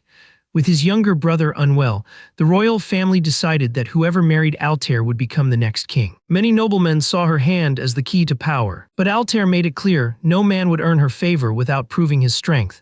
She refused to waste her time on the weak. Her declaration drew waves of suitors to Lindell, yet every single one was soundly defeated. Now in the present, her elite guard Ophelia continues that legacy, taking down challenger after challenger with ease. Ned watches, astonished by the level of skill on display. He expected a group of weaklings, but quickly realizes they're anything but that. The butler explains that most of these men are actually mercenaries, hired by noble suitors. If any of them can land a single hit on Princess Ophelia, that alone is enough to earn a meeting with her. Ned notices to his surprise that some of the contestants are even priests. Zephyr admits that while none of them come close to matching his or Ned's strength, they're clearly not your average fighters either. Still, they're up against one of the top 10 strongest individuals on the entire continent, and it shows. Zephyr reflects quietly. It's been a long time since he last saw Ophelia, and she looks much younger now, most likely because he met her earlier in this lifetime. As he's lost in thought, a massive man steps forward, demanding to know why they're cutting in line. He points out that others have been waiting for 3 days straight, and orders them to wait their turn like everyone else. Zephyr glances at the man's blue uniform marked with a golden bird insignia, and immediately recognizes him as a priest from the Sky Temple, the second most powerful religious order after the Temple of Light. The young man assumes some noble must have hired this priest to represent him in the princess's challenge, rather than fight in person. Zephyr pulls out a sealed letter from Lucius and states firmly that this is an urgent matter. They must be allowed to pass. The huge man hesitates, not wanting to bear any responsibility for denying a royal letter, and reluctantly steps aside. As Zephyr moves ahead, he grows irritated by all these needless delays. Nearby, he overhears the priests gossiping about Lucius. One claims Lucius has probably finished his dungeon raid, another wonders about the timing and whether the princess herself had invested in it. The large priest explains that whenever a raid concludes, Lucius is required to notify 3 parties in order: the lover, the temple, and lastly the investors. Zephyr listens, then lets out an inward scoff. He finds it laughable that such baseless gossip still circulates in the capital, rumors so ridiculous. They even claim Lucius believes in Sweet Home Alabama. Annoyed, Zephyr smacks the nonsense right out of the priest who said it, and throws him aside. He knows there's always tension between the Temple of Light and the Sky Temple, but dragging Altair into it crosses the line. He knows better than anyone that she's only ever been with one man, him. He gestures to the others, taunting them. He reminds them that they've been waiting for days just to end up beaten, and tells them there's no need to wait any longer. If they're that eager, they can step up right now. After the scuffle, Zephyr remarks dryly that it's been months since he's had to deal with a fight in a line. He apologizes, saying he only acted because they insulted someone he holds in high regard. The butler reassures him, apologizing in return for failing to prevent the altercation sooner. He knows Princess Ophelia usually takes care of such matters herself, but Zephyr had already resolved it before she could step in. From their uniforms, it's clear the men he fought aren't ordinary temple knights. At that moment, Altair arrives and casually comments on her greenhouse. Zephyr turns toward her, realizing that in his past life they had met much later. Ever since leaving the cave where he trained with Ned for a year, time seems to move differently, and it's hard for him to believe this moment has come so soon. He respectfully bows and kisses her hand. She watches him in silence. After a moment, she mentions that she's already read Lucius's letter, which recommends both of them as temple knights. However, Lucius also advised her to speak directly with Zephyr for further details. She then asks what he has to offer. Meanwhile, Ned notices Altair's bodyguard glaring at him. He wonders whether she's confusing him with someone else, or if they've actually met before. Meanwhile, hearing Altair's question, Zephyr thinks to himself that, at this point in time, she hasn't awakened her full communion ability yet. She can't read minds the way the Dungeon Princess once could, though she already possesses the potential to reach that level. Right now, she uses a type of sensory magic to evaluate others, searching for trustworthy allies to stand against the growing threat of the Demon Lord's followers. Zephyr realizes that she had already committed to this cause long before he did. At first, his motivation was just vague ambition, which later shifted to revenge for Ned, his mentor. But Altair expanded his vision, taught him to aim beyond simple revenge. He now understands that this so-called contest for her suitor is actually a carefully laid trap. It's not truly about marriage, it's bait to attract strong warriors. With the kingdom facing danger, even a royal heir like Altair has her limits. What she really needs are powerful, dependable allies. Wanting to prove himself, Zephyr begins to cast a spell, deciding it's faster to show his power than to talk about it. Ophelia watches intently, wondering if his strength comes from a dragon heart. Altair, recognizing the aura flowing from him, asks Ophelia if she's ever fought him before. She shakes her head, but she's about to. Ophelia steps forward with her sword, declaring that she'll try to land 3 strikes. Zephyr gets ready to face her, standing relaxed but focused. She studies him carefully, finding no openings. She knows that a reckless move will only hand him the advantage, so she advances cautiously. On her first strike, Zephyr's smooth, fluid motion redirects her blade with ease. On the second, even with a full-force thrust, her weapon can't so much as scratch him. On the third attempt, just as she loses her grip on her sword, he appears behind her in silence and gently taps her shoulder. Shocked, she wonders when he even moved. She admits inwardly that she's seen enough. His defense and battle instincts are far beyond exceptional. Later, Zephyr brings up the recent destruction of the granary by the Blue Dragon. He tells her that rebuilding farmland would be pointless. It would only lure the Demon Lord worshippers back again. Instead, he urges Altair to take the offensive, to clear out the thorn-covered mountain range. If she can seize control of even 1 or 2 mountains, she can redirect the enemy's focus when the next dungeon raid begins. He assures her that if she carries out the plan swiftly and in secret, he'll deliver the Blue Dragon's head to her within a month. Altair listens, then asks what he expects in return. Zephyr replies that he'll accept any reward she finds suitable, but mentions something more urgent. During the raid on the princess's tomb, the 3rd parish suffered from a lack of healers. He asks her to send as many as she can spare. Altair notes to herself that Zephyr isn't after wealth or promotion. His request carries deeper intent. She then asks how confident he is about defeating the dragon. He says it depends on her support, then hands her a crystal. The crystal is a high-tier magical artifact, containing a spellbook encoded with ancient sorcery from the lost kingdom of Medea. Zephyr explains that the lineage of Medea's magic was broken long ago. Luckily, Altair had studied its basics in her youth, though he remembers she'd reached a limit around this time. He tells her that the mage crystal was entrusted to him by one of her own ancestors. He believes that if Altair absorbs the crystal, she'll fully awaken her latent power, and gain the strength to balance the dragon heart within him. With that, he says his farewells, adding that if she's impressed, she'll know where to find him. As he leaves, Zephyr reflects that this first meeting has gone far smoother than in his previous life. He'd missed her deeply. Though this is their first meeting in this timeline, he finally has a chance to show her what he's truly capable of. Confident, he decides to give her space, to let her curiosity draw her back to him. Altair watches him depart, clearly intrigued. Then she turns to Ophelia and asks for her thoughts. Ophelia admits Zephyr is skilled but questions Lucius's judgment. Based purely on ability, he fits what Altair is looking for. Yet she still finds him underwhelming for someone carrying the dragon heart. Altair agrees, noting that the dragon heart hasn't completely stabilized within him yet, but she's certain his power will grow. She recalls Zephyr mentioning that the item came from one of her ancestors, something she herself had once requested. It sounded as if he had met the Dungeon Princess in person. Then again, that sorceress was so powerful that Altair wouldn't be surprised if she still existed, buried alive within her own tomb. If that's true, then she must have been the one who implanted the dragon heart inside him. Altair reflects quietly. She's never heard of Zephyr before, yet his strength is undeniable. He might be the key she's been searching for. Still, one thing keeps bothering her. Whenever she touches someone, she can sense warmth or cold, signs of their nature, but with Zephyr there was nothing. Instead, she saw a vision. It's only the 2nd time in her life this has ever happened, and she can't begin to guess what it means. Meanwhile, far away, Alfred, the 2nd in command of the Demon Lord worshippers, kneels before his master, acknowledging her summons and awaiting orders. The master informs him that one of the 12 apostle positions is now vacant. Alfred assumes this means Olden has failed, but when questioned further, his master rebukes him, implying that he should have already known. She names a candidate for the apostles' replacement. She reminds him that while her apostles are free to act as they wish, their missions must always be completed. Olden's absence must not delay the grand design. Alfred accepts the order, silently ashamed for his previous failure. Soon after, Alfred spots a nearby priest and commands him to ready the phantom horse. She must leave for the third parish immediately. Back at the capital, Altair reflects that everything has proceeded smoothly. The investors are satisfied and the ancient text within the dungeon has finally been deciphered. The raid on the princess's tomb is complete. She thinks of the spellbook she's been seeking for years. Her magic has been stuck at level 2, but now with this discovery, she's ready to advance further. She recalls a parting message from her master, a woman who said her time was ending.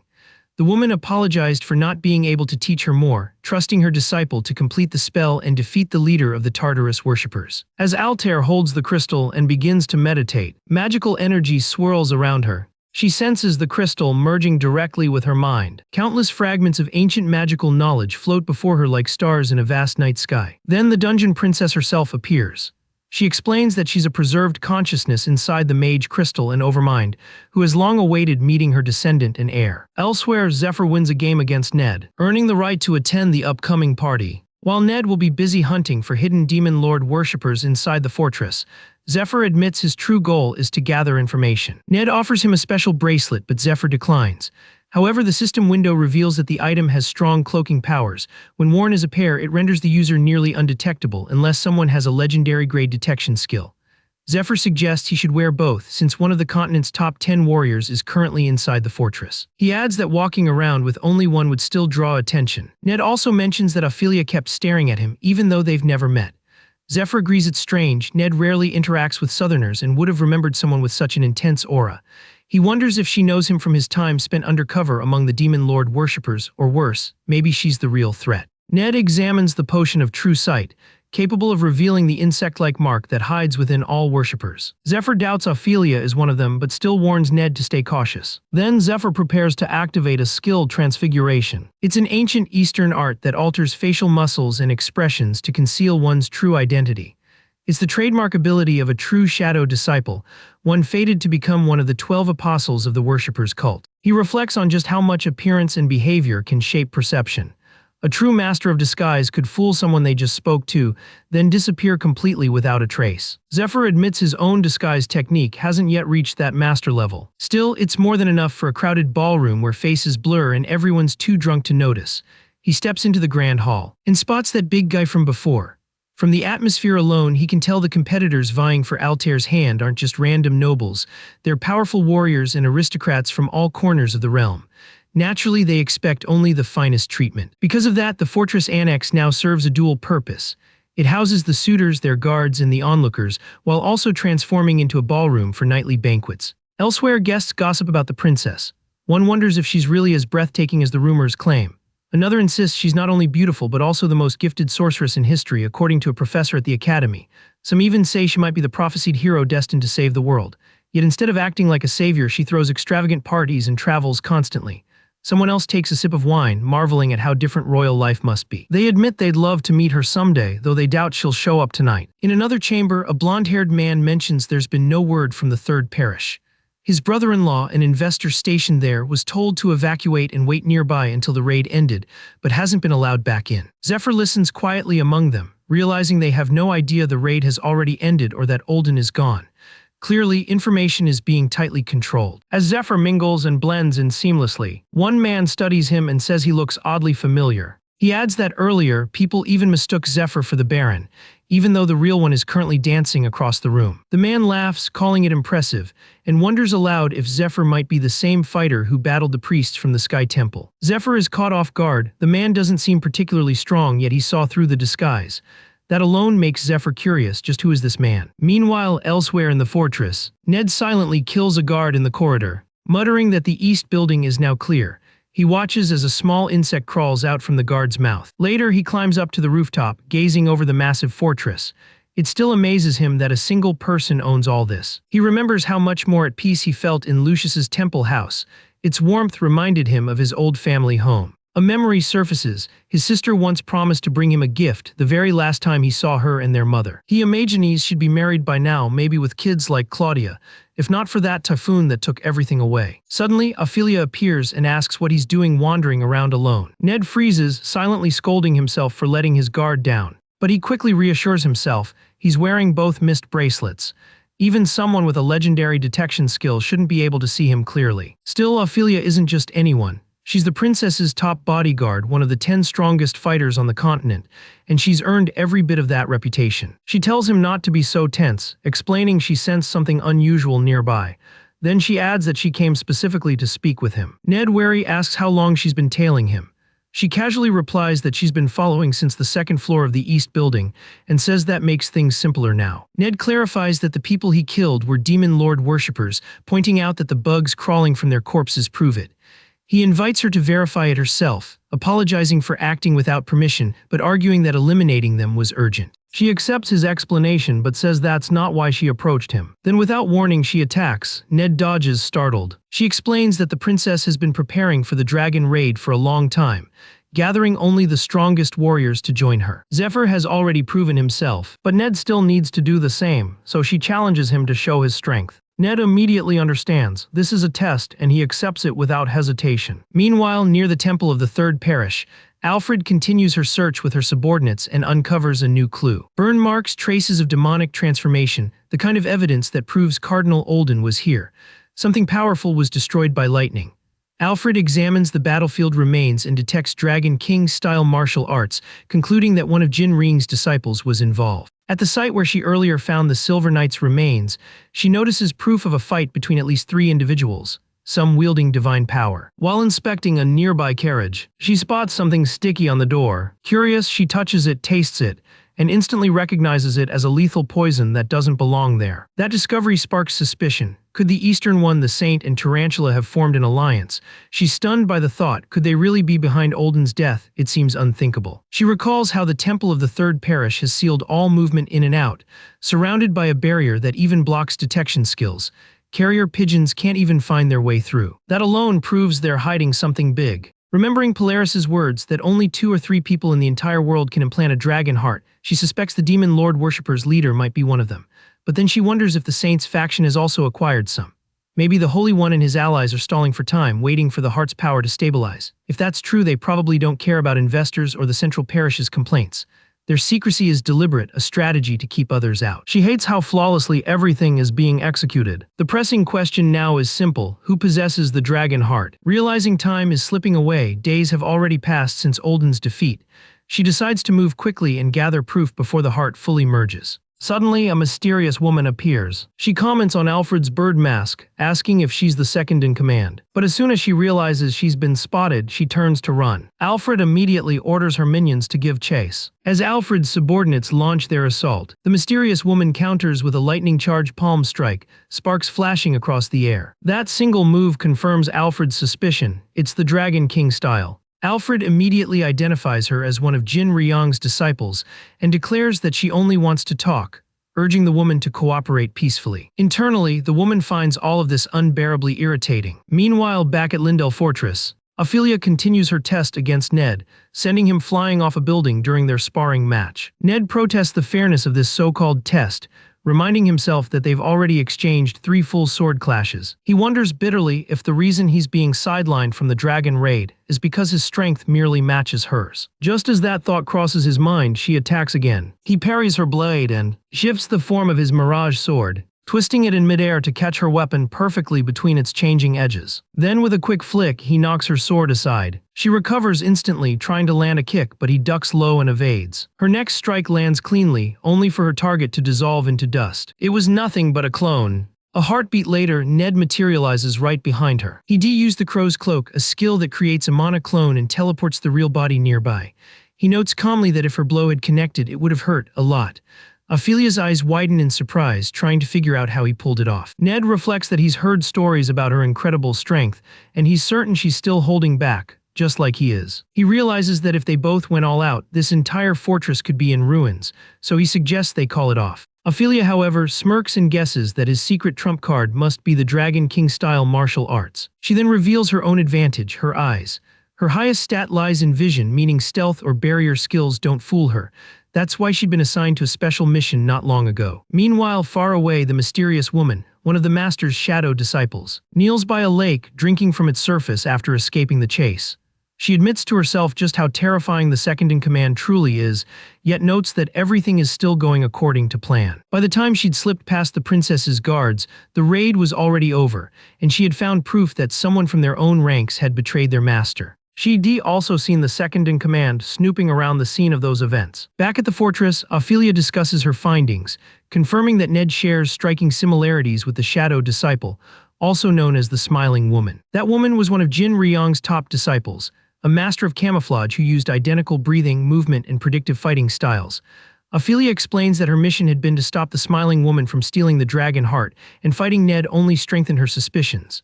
Still, she admits that while Zephyr shows similar traits, the princess herself has vouched for his loyalty. The Smiling Woman, unaware of any of this, wonders where to begin her next move. Ophelia, meanwhile, repeats how uncanny Ned's resemblance is to Jin Ryong's Shadow Disciple, as if they share the same bloodline. The thought makes her question where his loyalties truly lie. Ned, however, has no idea what she's insinuating. The scene shifts to Cardinal Olden, held captive in the Third Parish after his defeat, as Ned interrogates him. Olden expresses remorse for his past actions, insisting he was simply obeying temple orders and never meant to cause harm. He goes on to claim that Ned should be grateful. After all, he was the one who sent Jin Ryong to raise him and paid for his upbringing. Because of that, Ned grew up in isolation, trained in martial arts, and became powerful without suffering the world's cruelty. Olden reminds him that back then, children from ruined families starved, were sold, or fell prey to criminals. He insists he saved Ned from that fate and made him who he is today. But as Ned lunges to strike, Olden desperately pleads for just one last chance to speak. In the present, Ned strolls outside Lindell Fortress, lost in deep thought.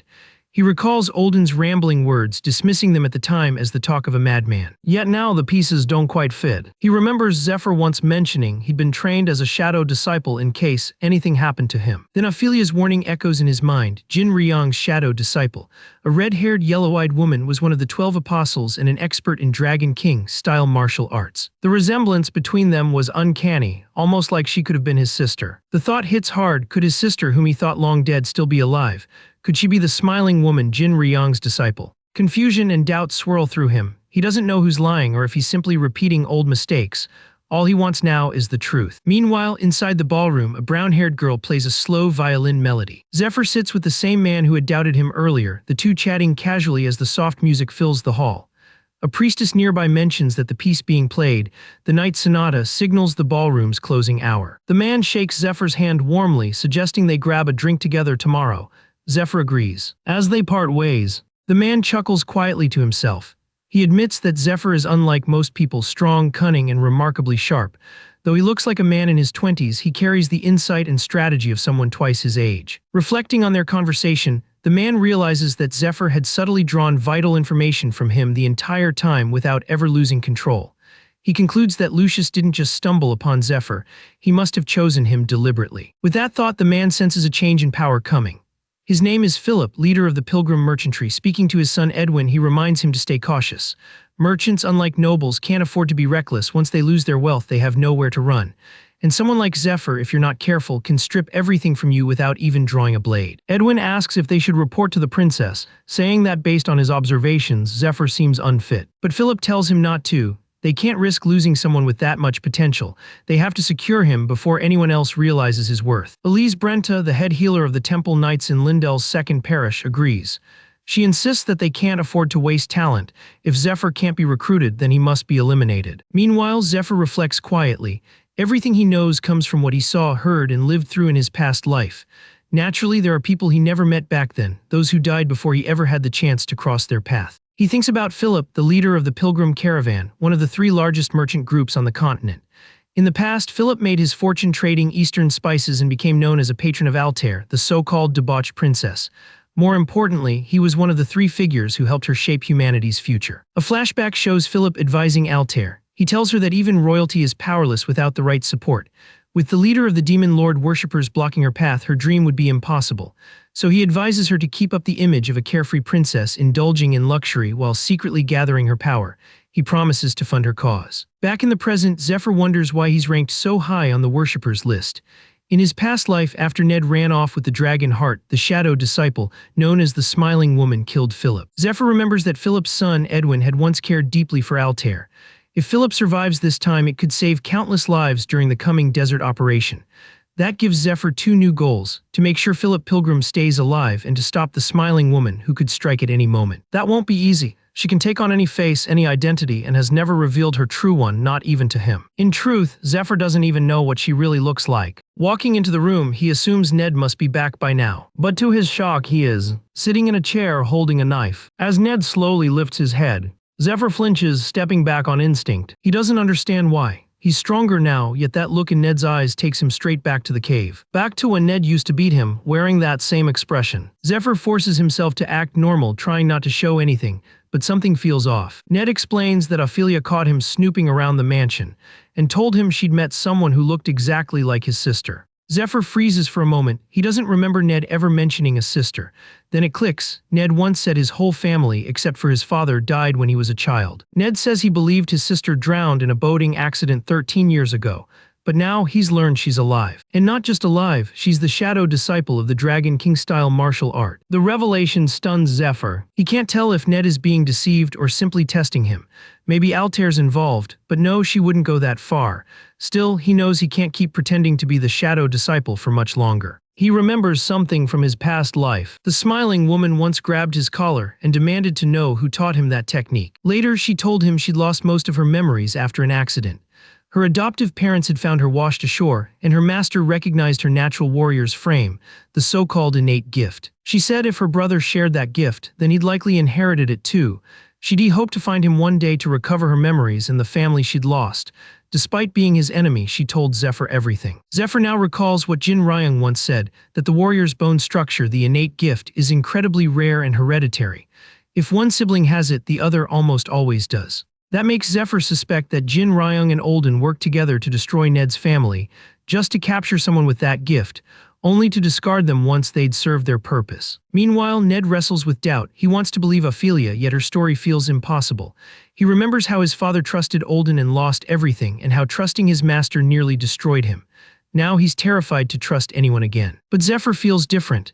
Ned thinks about everything they've endured, the battles, the near-deaths, the bond they forged.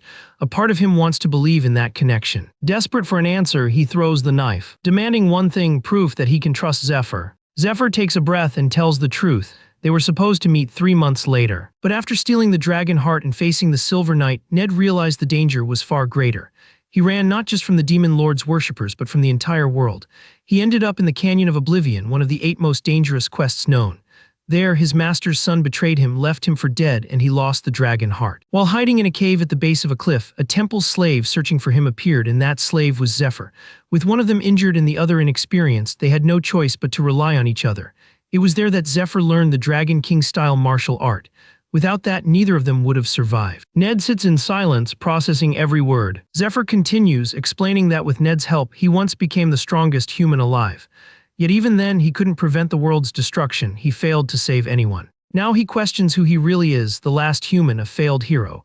A man who returned to the past carrying 10 years of memories from the future. And Ned's only disciple. He recalls Ned's plan from that former life. Ned had calculated exactly how long Zephyr would need to train in the cave, how strong he'd have to be to climb out of the Canyon of Oblivion, and the limits of his own body. Survival and revenge were the only things driving him. They gave him the strength to endure the impossible. But in the end, they were forced to leave the cave earlier than planned. Zephyr remembers the battle with Ondor, the Lord of the Canyon, where Ned was gravely injured. He still regrets it. If he'd been just a little stronger or trained a bit longer, maybe things would have ended differently. Ned had pushed him away to protect him, sacrificing his long-awaited revenge for someone who back then was just a nobody.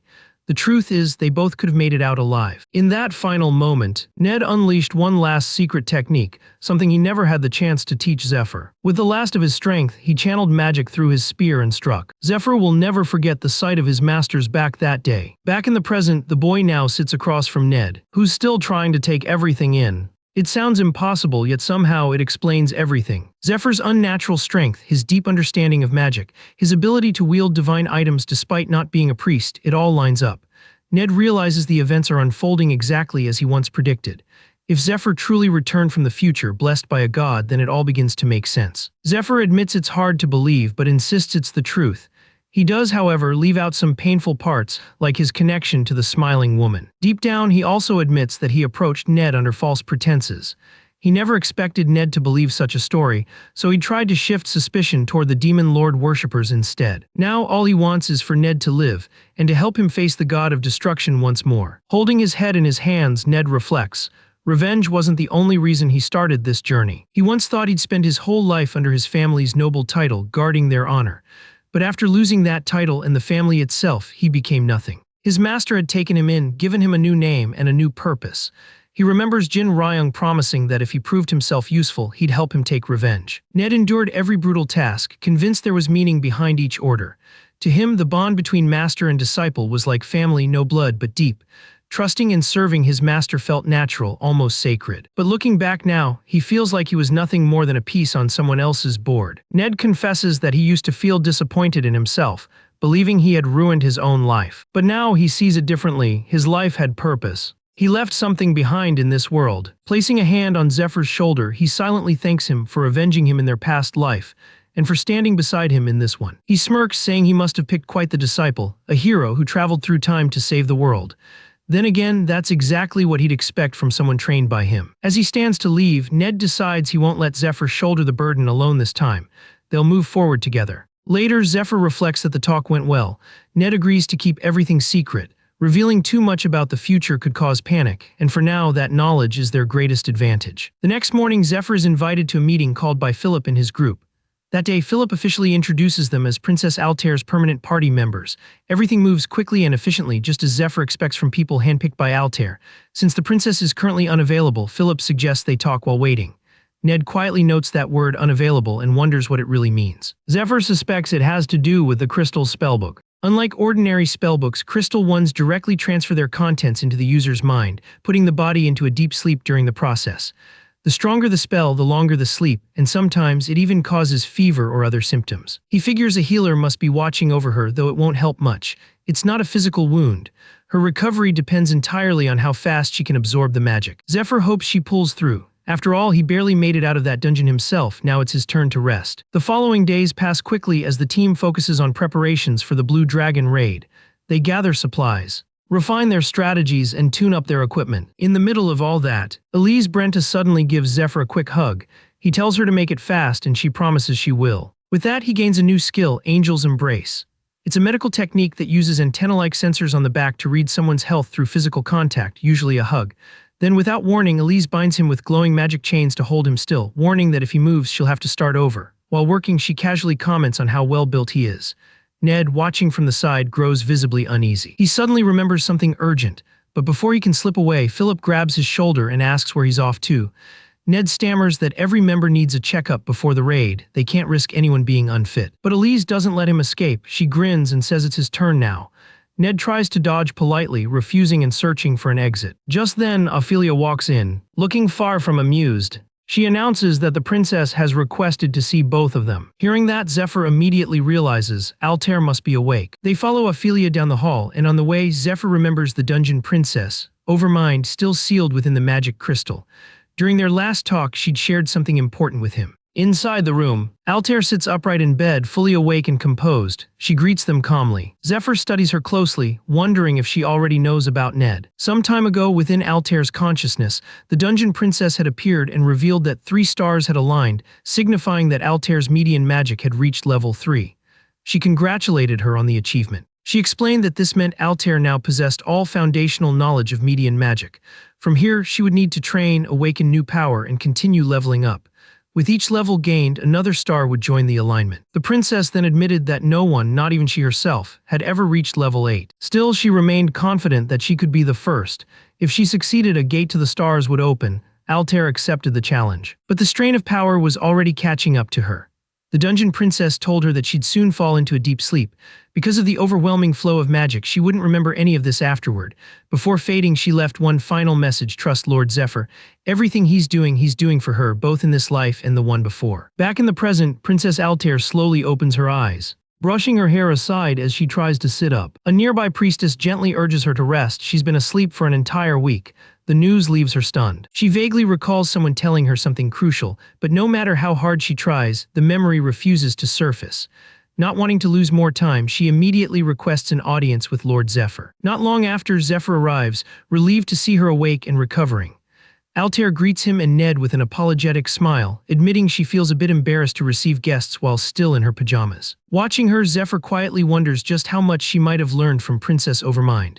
The thought makes him reflect on what that could mean for their relationship, the coming Blue Dragon raid, and the part she's meant to play in it. He begins to suspect that Altair might have awakened a communion skill, an ability that allows one to read memories through touch, a gift usually exclusive to royal princesses. He recalls how the dungeon princess once tapped his hand and shared her memories with him. If Altair had inherited that same power, it would make things far easier, no long explanations, no unnecessary danger for her. Testing the idea, Zephyr steps forward and extends his hand. Altair instantly understands what he's doing. She admits that when he first gave her the mage crystal, she thought he was just trying to win her over or find a spot on her raid team.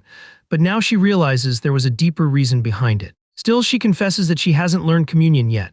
It's a high-tier ability, and she's only level 3, far below her ancestors' level 7. For now, mind reading is beyond her reach. She then changes the topic to something more pressing, the plan they discussed a week earlier. If Zephyr truly wants her support and access to her troops, he'll need a concrete strategy to defeat the Blue Dragon and not someday far off. He has 3 weeks at best. With that, she invites him to present his case. Zephyr agrees, but first asks if she's eaten, pointing out that the talk will be too heavy on an empty stomach. Then, to everyone's shock, he summons hundreds of strategy scrolls in an instant. A few days later, all preparations for the Blue Dragon raid are complete. The group departs, accompanied by knights and healers from Lindell. Zephyr carries the silver key and a full stock of supplies.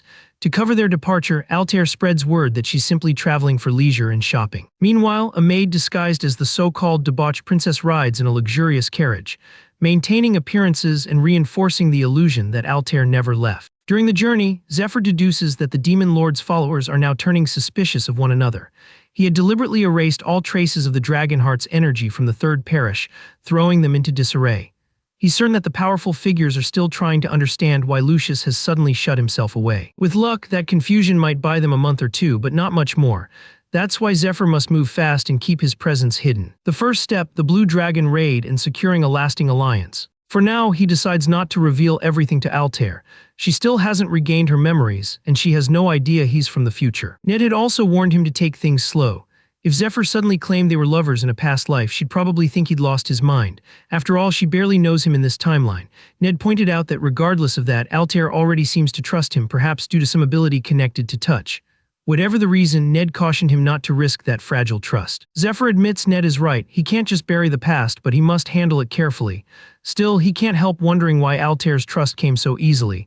Maybe it's because Lucius had introduced them. Or maybe it's something deeper, something tied to their past life, when she'd already lost too many people she cared about. As their journey continues, Edwin announces they've arrived at the Danakil Plains, the continent's largest farmland.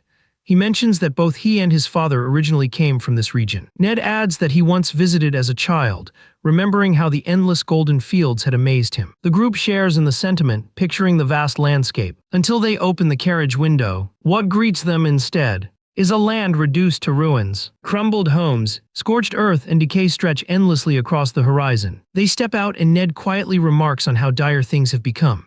Philip Pilgrim explains that it all started 3 years ago, when the Blue Dragon first appeared. Princess Altair adds that even the kingdom's best healers couldn't purify the soil.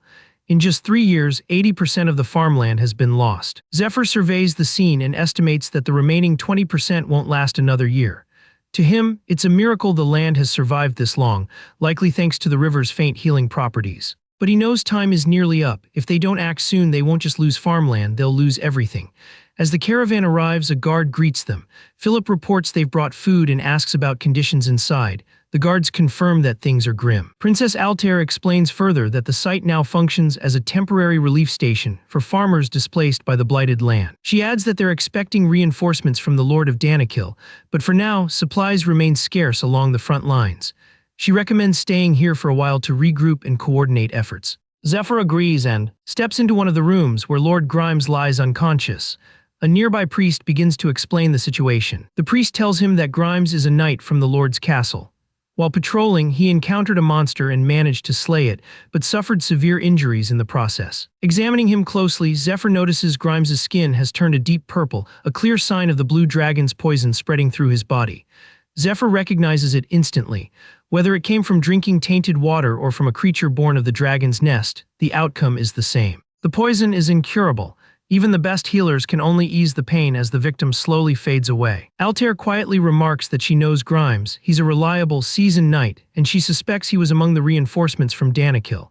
Zephyr agrees that it's likely. He then asks how secure the station is, since they'll soon need to coordinate with those troops. She assures him that it can be fortified if required, and he nods in approval. Despite the deadliness of the dragon's poison, Zephyr already has a countermeasure in mind, one that uses poison to fight poison through his needle technique. Zephyr recalls that Fade had perfected these specialized toxins only near the end of his previous life. Many of the ingredients were exceedingly rare. This particular formula, for instance, uses the blood of Asmodeus, the 32nd Dragon Lord. Originally designed to dissolve flesh from within, when handled precisely and used alongside healing magic, it can instead burn out other toxins and restore the body rapidly. Zephyr explains the process to the priest. After each needle is inserted, he must wait 3 seconds before casting a recovery spell.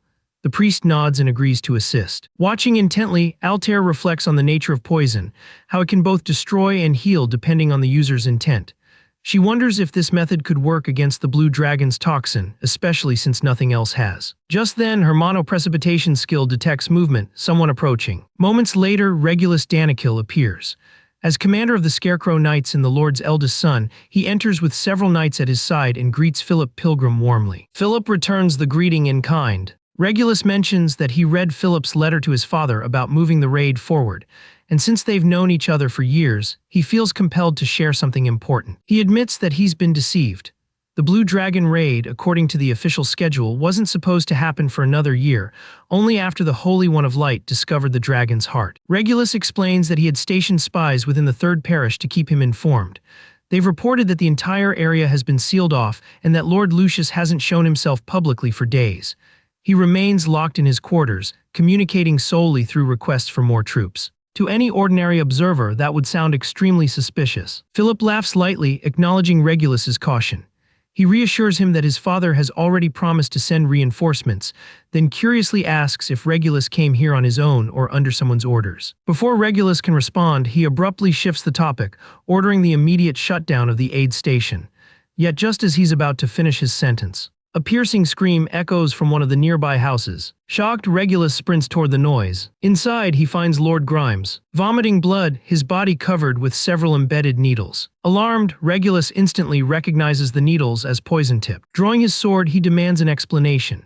His eyes lock onto Zephyr, suspicion rising as he orders him to back away from Grimes. Before the situation can spiral further, Ophelia storms in and kicks Regulus square in the chest, stopping him cold. Blood drips from his nose as he glares at her, asking if she's Princess Altair's bodyguard and why she dares to interfere. At that moment, Altair steps forward, her mana perception allowing her to hear everything that's been said. She calmly acknowledges Regulus's concern, but asserts that he has no authority to interrupt her raid party or threaten its members.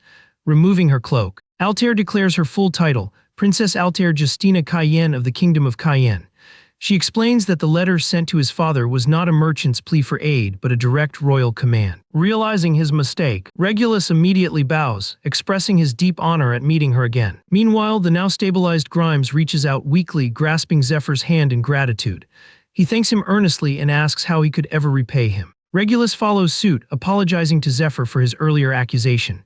He admits he didn't realize Zephyr was saving one of their elite knights. Zephyr accepts the apology and silently notes that at least Regulus owns up to his errors, a promising trait that means he won't need to be dealt with harshly. Princess Altair then reminisces about their academy days, and Zephyr realizes they must have once been classmates. She recalls how other students feared Regulus for his strict and serious demeanor, yet he had a sharp eye for details that others overlooked, allowing his team to outperform even the top-ranked groups, including hers. She adds that now, as Junior Earl and commander of the Scarecrow Knights, Regulus is still as meticulous as ever, and she respects that about him. Then, addressing him formally as the Grand Duchess of Lindell, Altair reveals a closely guarded secret. She calls him her most trusted ally and claims that Lord Zephyr received a divine oracle from the goddess Arya, choosing him to save both the Holy One and the world from the coming calamity. Both Regulus and Zephyr are left speechless by her statement. Altair continues, saying their raid party had been infiltrated by demon lord worshippers, but the goddess intervened. Because of that, Zephyr was granted the dragon heart and entrusted with protecting them all. She produces a letter, claiming it's from the Holy One, Lucius, verifying Zephyr's divine mission. With that, she announces that everyone present must follow Zephyr as if following the goddess herself. Deeply moved, Regulus kneels and pledges his loyalty to her cause and to Zephyr. Zephyr, on the other hand, struggles to contain a laugh. The letter is a fake, and he knows it. But watching Altair deliver her lie with such conviction makes him genuinely admire her composure. Without realizing it, he reaches out and taps her head. A familiar gesture from their past lives that slips through instinctively, a moment only the two of them understand. A mage wearing glasses quietly observes them from a distance. And just like that, everyone at the aid station accepts Zephyr as their new commander with little resistance. The role carries heavier responsibility, but Zephyr wastes no time explaining that the acupuncture only slowed the poison, it didn't cure it. Without a real antidote, the victims would relapse within days. Fortunately, the ingredients for a cure exist not far from here. Their next destination is the Great Forest of Elfin, a vast, untouched expanse in the northwestern lands of Alsan. Ned is surprised to see how pristine the forest remains, untouched by the devastation that ruined the farmlands. Zephyr also notes its size, it's larger than several territories combined. Altair explains that the forest feels different because of its high mana density.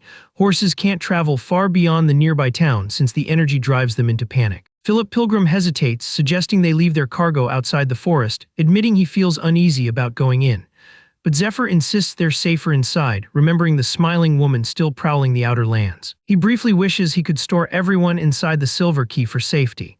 He recalls how the angel once told him the Silver Key could store living beings as well. However, she had warned him that a previous owner who tried that retrieved a companion driven insane, screaming like a feral beast. Curious, Altair asks why anyone would lose their mind inside the Silver Key. Zephyr decides not to answer.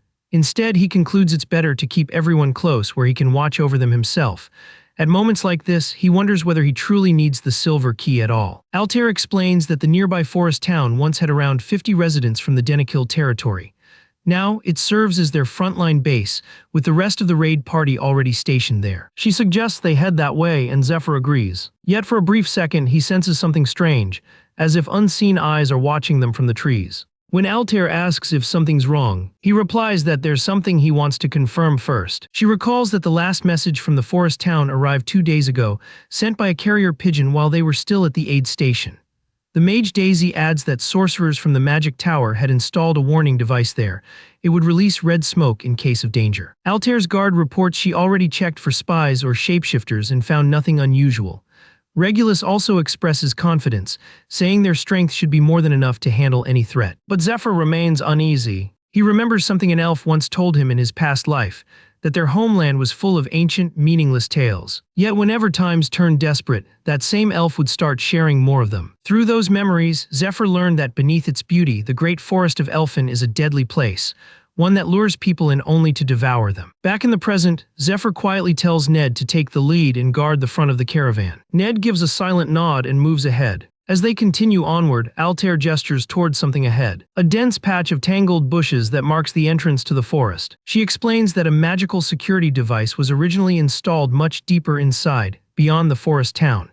But strangely, it has now been relocated to this very spot. Suddenly, a voice echoes from within the brush, and the leaves twist together into a monstrous face that warns the intruders to leave at once. Zephyr grips his magic key tightly, thinking to himself that 2 days are more than enough for the enemy to have taken control of the town. Without hesitation, he draws the Gramsword, declaring that the enemy has already had more than enough time to seize every base. He demands to know what the monster did to the people of the remote village. Just as the creature begins to answer, Altair dismounts and calmly orders everyone to hold their positions. She steps forward and addresses the monstrous figure directly, identifying it as the forest president.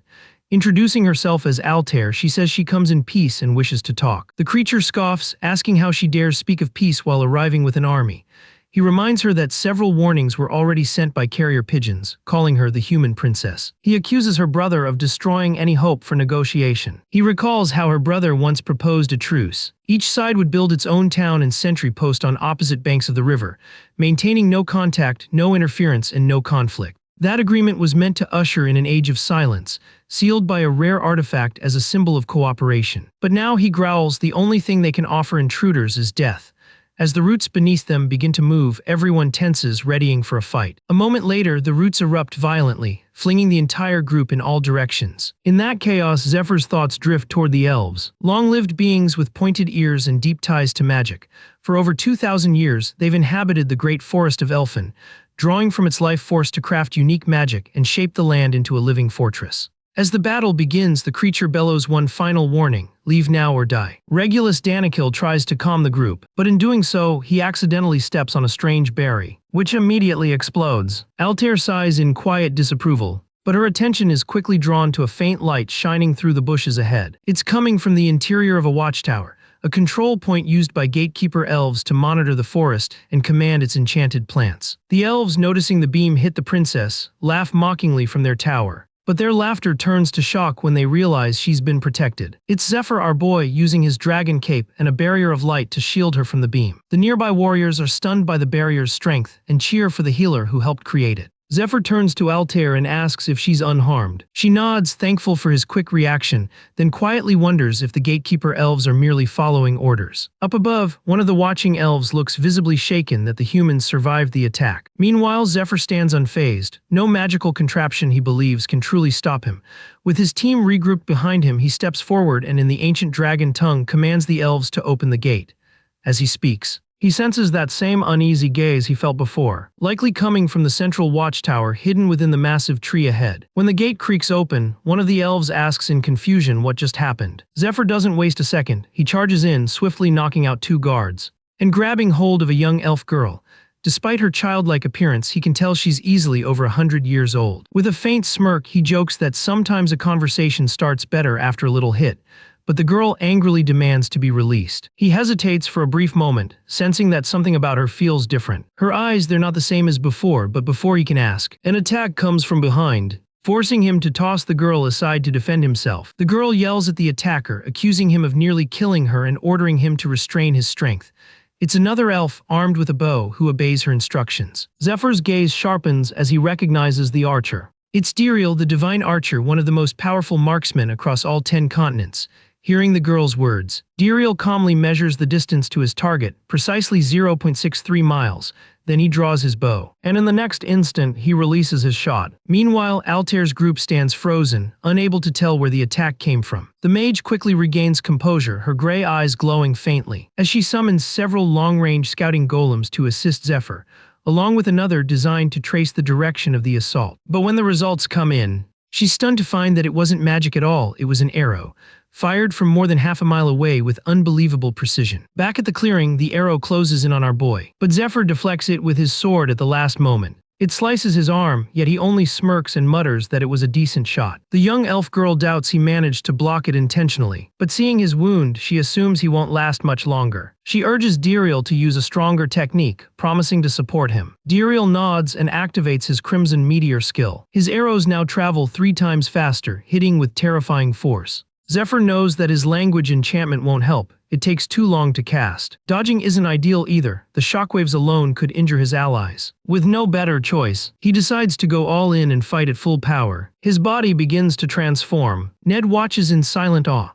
To an untrained eye, Zephyr's movements appear slow, his sword swing heavy and deliberate. But in truth, it all happens within a fraction of a second. The path of his blade takes on the form of a dragon, spiraling upward through the air. His powerful strike collides with the Crimson Meteor, unleashing a massive explosion. Watching from afar, Ned reflects on the Dragon King style, a technique he once believed was named only for its elegance and flow. But now, he suspects its connection to real dragons runs far deeper than he ever imagined. Seeing Zephyr block such a devastating attack, the elf girl stares in disbelief. To her, he no longer looks like a mere human, but a dragon walking in human skin. She wonders how they're supposed to fight someone like him, especially after losing so much already to the blue dragon. A memory flashes in her mind, sitting at her mother's bedside, weeping over their family's endless losses. Returning to the present, she lowers her head and concedes defeat. She declares they won't fight any longer, and asks Zephyr if he's truly human or something else entirely. Either way, she's willing to offer him anything as long as he promises to help them. As she pleads, the rest of Zephyr's team arrives at the scene. But Zephyr has already made up his mind, he'll help her. Inside the forest, the elf head clasps Lord Grimes' hand, astonished that the knight is still standing after being poisoned by the blue dragon. Though some traces of the toxin remain, the detoxifier he used is unlike anything he's ever seen. Regulus Danakil still worries, pointing out that Grimes isn't fully recovered and should be resting, but the knight insisted on coming. He wanted to prove the antidote worked, no matter the risk.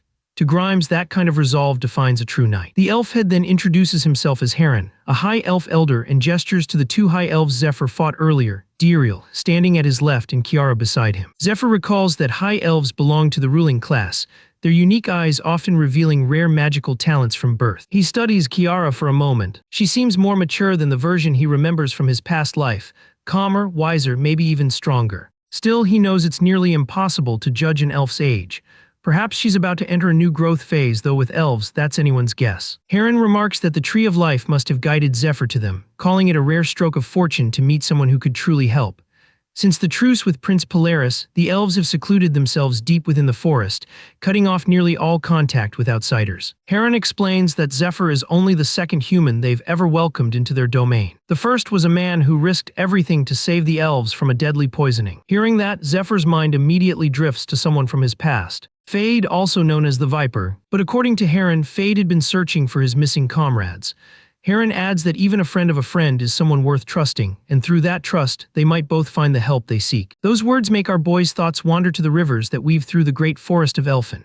Once these waters carried the healing essence of the Lake of Vitality, feeding both the forest and all life within it. For centuries, the elves thrived, drawing their power from the divine energy of the Tree of Life. The tree grew tall and strong, nourished by the lake's living waters. One of its tributaries flowed into the Danakil Plains, transforming it into humanity's most fertile farmland. But everything changed when the blue dragon made its lair in that lake. The once pure waters turned poisonous, spreading corruption through the rivers and into the forest. Now the sickness threatens not only the elves but also the nearby human lands. A few days earlier at Lindell Fortress, Zephyr's group had gathered to finalize their strategy. Edwin explained their plan to raid the Blue Dragon's Nest, a joint operation between their team and the Danakil forces.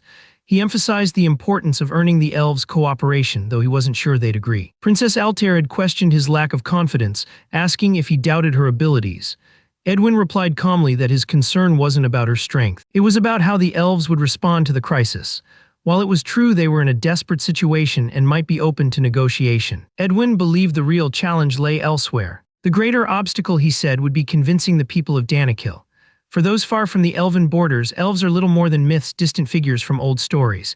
But to those living near the forest's edge, elves are viewed as dangerous wild creatures, no different from wolves or boars. Over time, that long-standing tension finally boiled over into open hostility. Edwin continued, explaining that 4 years ago, just a year before the Blue Dragon appeared, two powerful high elves known as the Scarlet Moon and the Black Moon crossed into Danakil territory.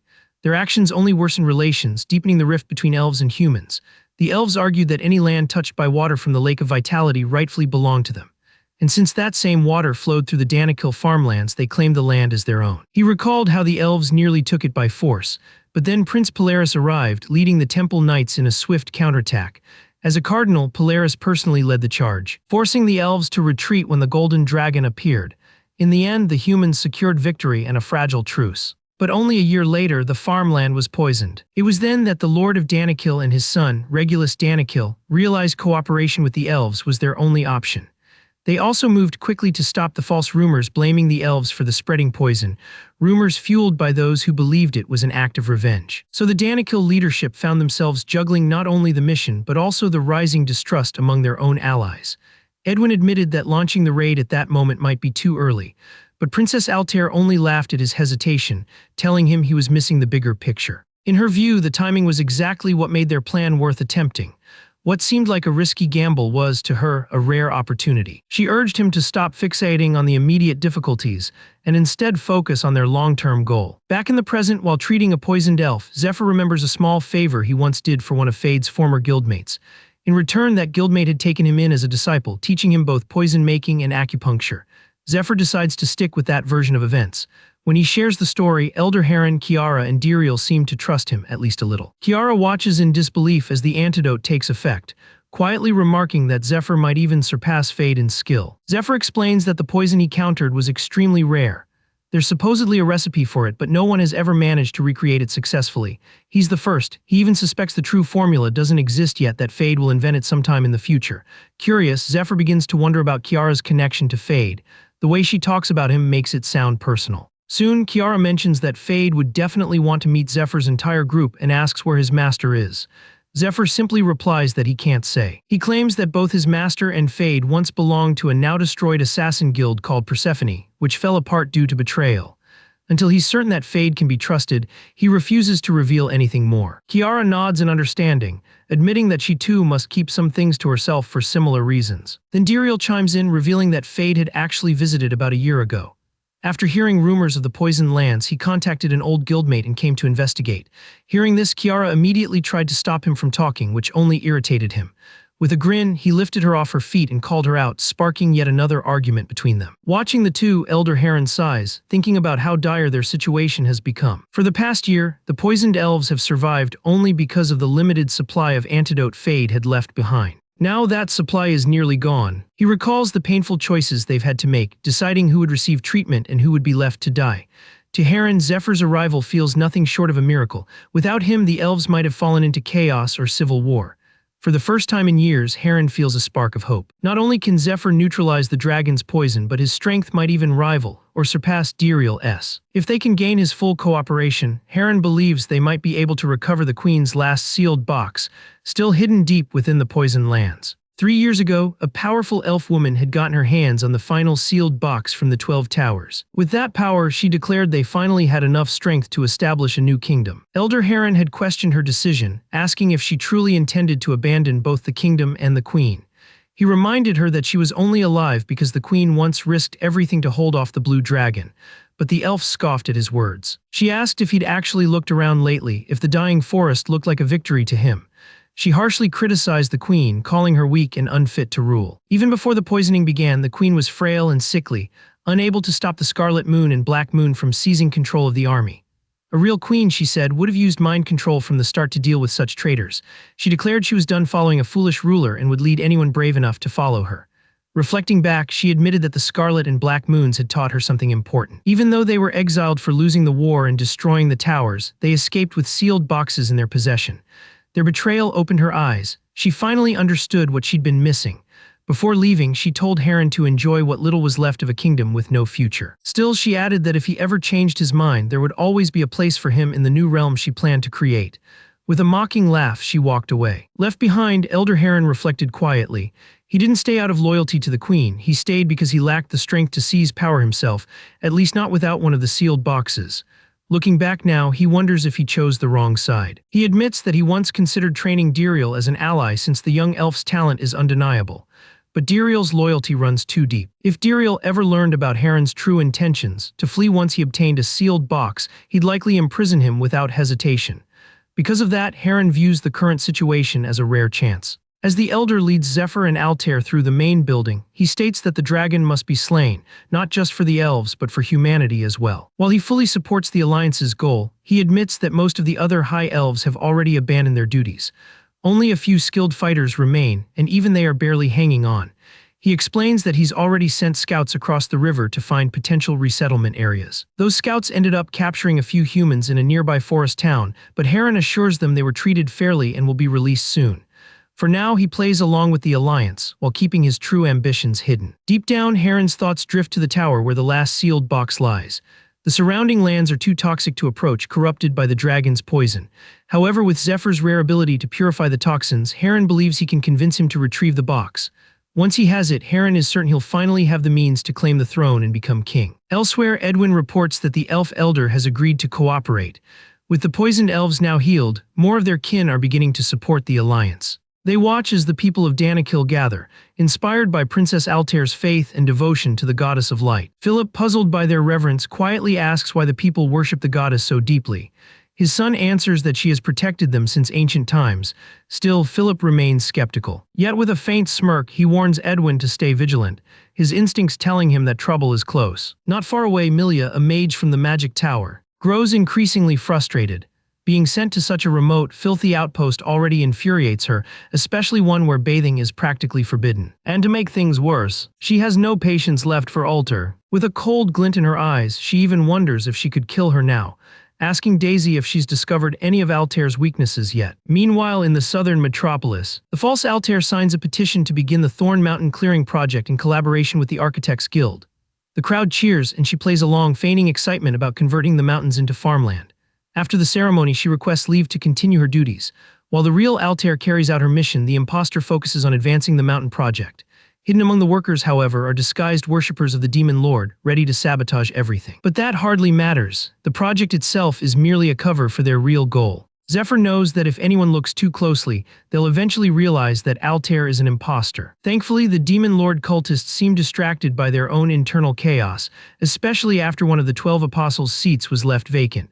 For Zephyr and his team, it's the perfect opening to move forward. Back in the forest, Kiara leads the group toward a mysterious magical plant. It was called Flora, a plant system created to generate food and water through a specialized coding process. But now, the system has gone haywire after being contaminated by poison. Instead of sustaining life, it's transformed into a grotesque factory that spawns monsters, shrouded by a thick, toxic mist. The elves, terrified by this corruption, now fear for the fate of their village.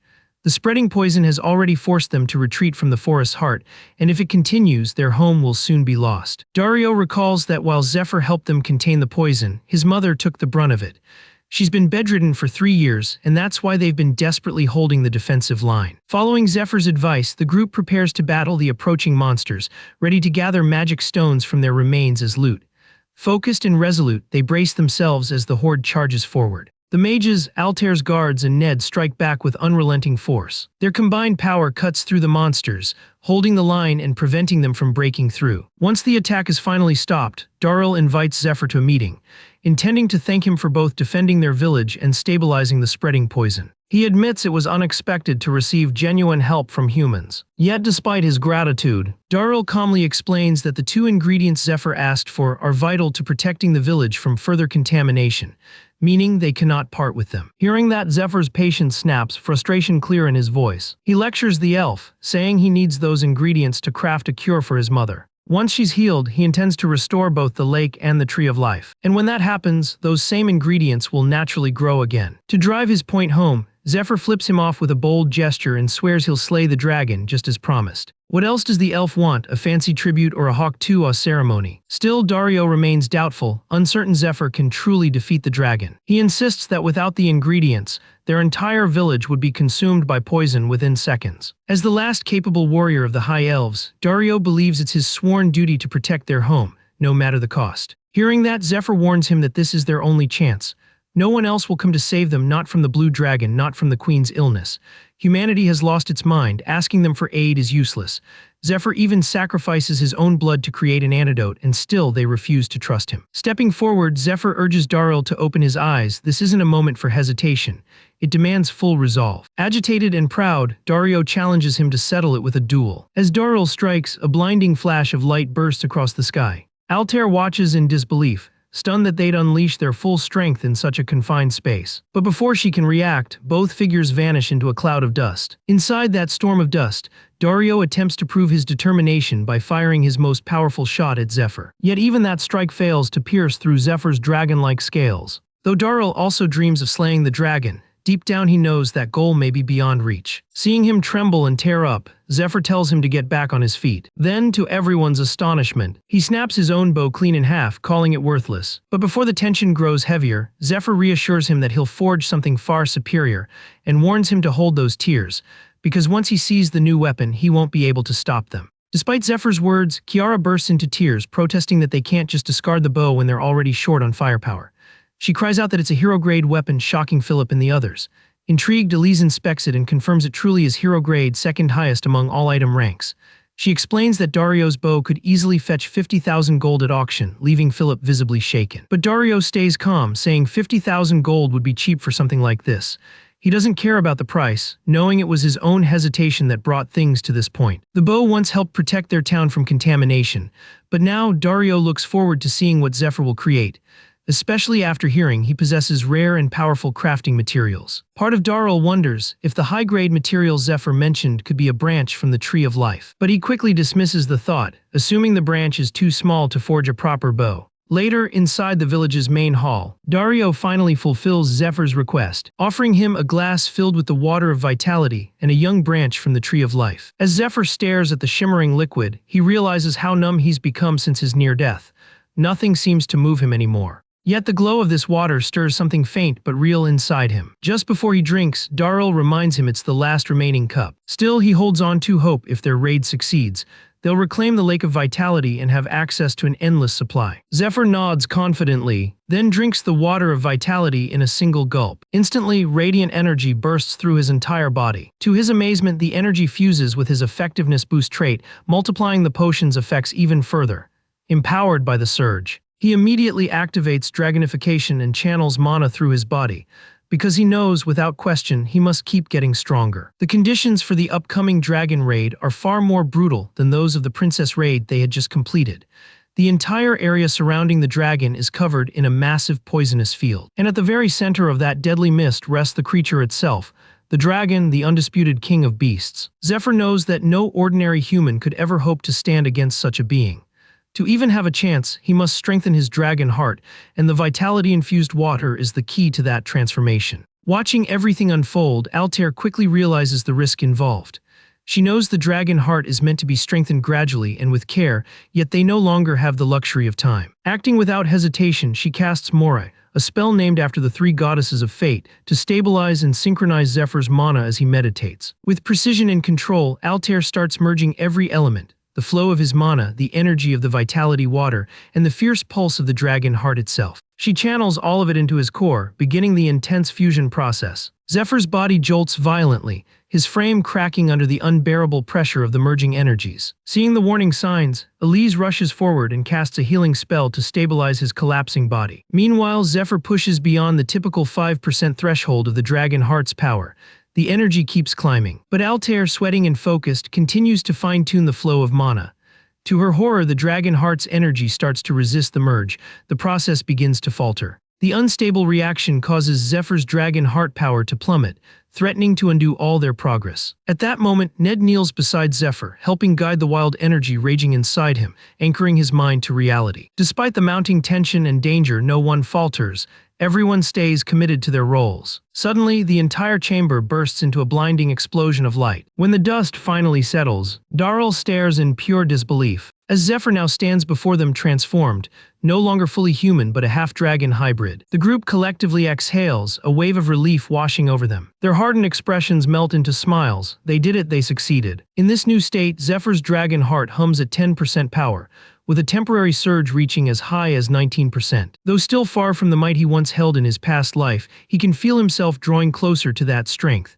With his team having done their part, Zephyr knows it's now his turn to act. Casually, he asks Darrell for a towel, but what he does next shocks everyone. He bites down on the towel and declares that it's time for him to return the favor by providing material for a weapon. Without hesitation, he lifts his clawed hand and shatters the scales on his own arm. Darrell watches, stunned silent, as Zephyr tears off a dragon scale from his body without flinching. He calmly explains that Darrell can use the scale to forge dragon skin, a material strong enough to craft a bow and arrows capable of piercing even a dragon's hide. Though he's only tapping into 19% of his full strength, Zephyr knows the scale alone carries immense power. With the right craftsmanship, it could become a weapon capable of wounding the Dragon King himself. Later, the elven blacksmith tosses the mana stones into a boiling cauldron, explaining that to forge a top-tier weapon, they'll need to combine rare ingredients with the core materials. He begins melting down the secondary components, including one of their most prized mana alloys, clear gold. After a careful process of boiling, blending, and refining, the materials are finally ready. Now comes the critical stage, fusion. To assist, Altair activates her magic circle skill, amplifying every spell within its radius. The enhancement magnifies Zephyr's dragonification, letting him channel his energy more efficiently, fusing his raw power with his language enhancement ability. Zephyr focuses deeply, commanding the ingredients to merge and bind perfectly into one unified form. As the fusion reaches completion, a burst of raw power explodes from the ritual's center. When the intense light fades, a new weapon stands revealed, a sleek black dragon longbow, accompanied by arrows forged from pure dragon bone. Time passes and only 2 weeks remain before the raid. Humans and elves work tirelessly, fortifying defenses and gathering supplies. Acting as commander, Zephyr unveils the structure of their forces. Their army will be split into 2 specialized units. Ned is appointed to oversee their training. Though he knows the weight of that responsibility, he accepts it without hesitation. Zephyr then briefs the troops on the difficult road ahead. To reach the dragon, they'll need to cut through endless hordes of monsters. Their mission is simple but deadly: advance across the poisoned territory and reach a point 1 mile east of the Lake of Vitality within 10 days. Following his command, the army begins collecting supplies and refining their strategies. They also gather mana stones, which they use to build powerful golems, living shields for the deadly march to come. The mages are tasked with both golem creation and resource management. The mana stones are used for multiple purposes, constructing fortifications, crafting weapons, and fueling large-scale magic circles. These circles act as both defensive traps and temporary safe zones for their advancing army. According to Altair, if a magic circle incorporates a branch from the Tree of Life, it can repel the poison field entirely.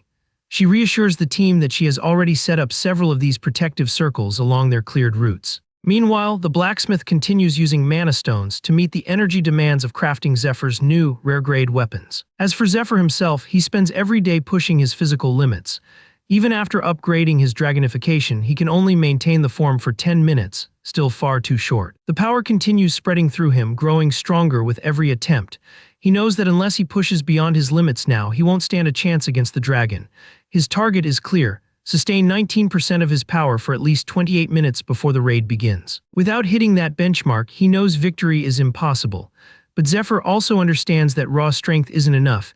He must forge additional weapons essential for the raid's survival. So he keeps pushing forward, training body and mind relentlessly until there's nothing left to give.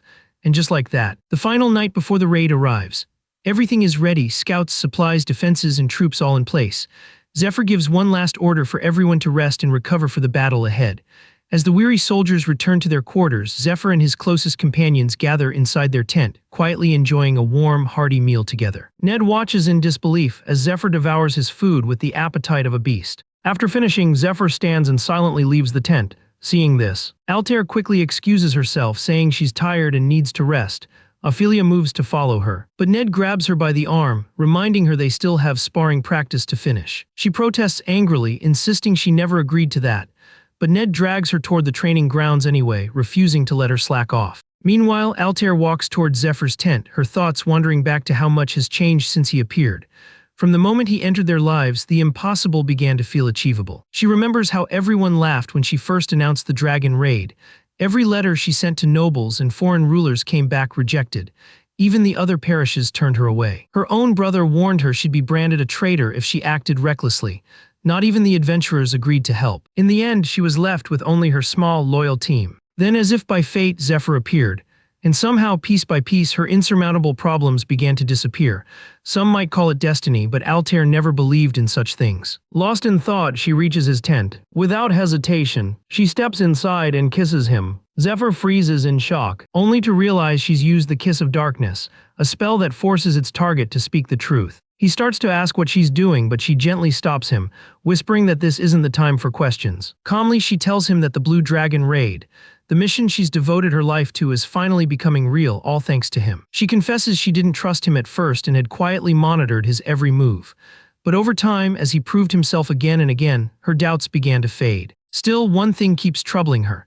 No one willingly tears off their own dragon scales every day without a deeper motive. Leaning in closer, she softly asks if he's hiding something, if there's another reason behind all this, and tells him to speak now. Her eyes glow faintly as she leans forward and demands to know who sent him. As the Kiss of Darkness takes effect, Zephyr reveals the truth: he came here of his own will, and everything he's done has been for her. The answer leaves Altair stunned. The spell confirms his honesty. He isn't lying. She presses for more. Zephyr then gently pulls her close and quietly admits that she once died for his sake, and he traveled back in time to change that fate. Altair freezes, disbelief and panic flashing in her eyes. She summons her dark hand, gripping his arm, demanding he tell her the truth. But Zephyr stays calm. He knows she already senses it. The spell confirms everything. As a user of median magic, she can tell when her spells succeed, and this one undeniably has. Grasping her hand tightly, Zephyr thinks to himself that he's been waiting for this moment all along.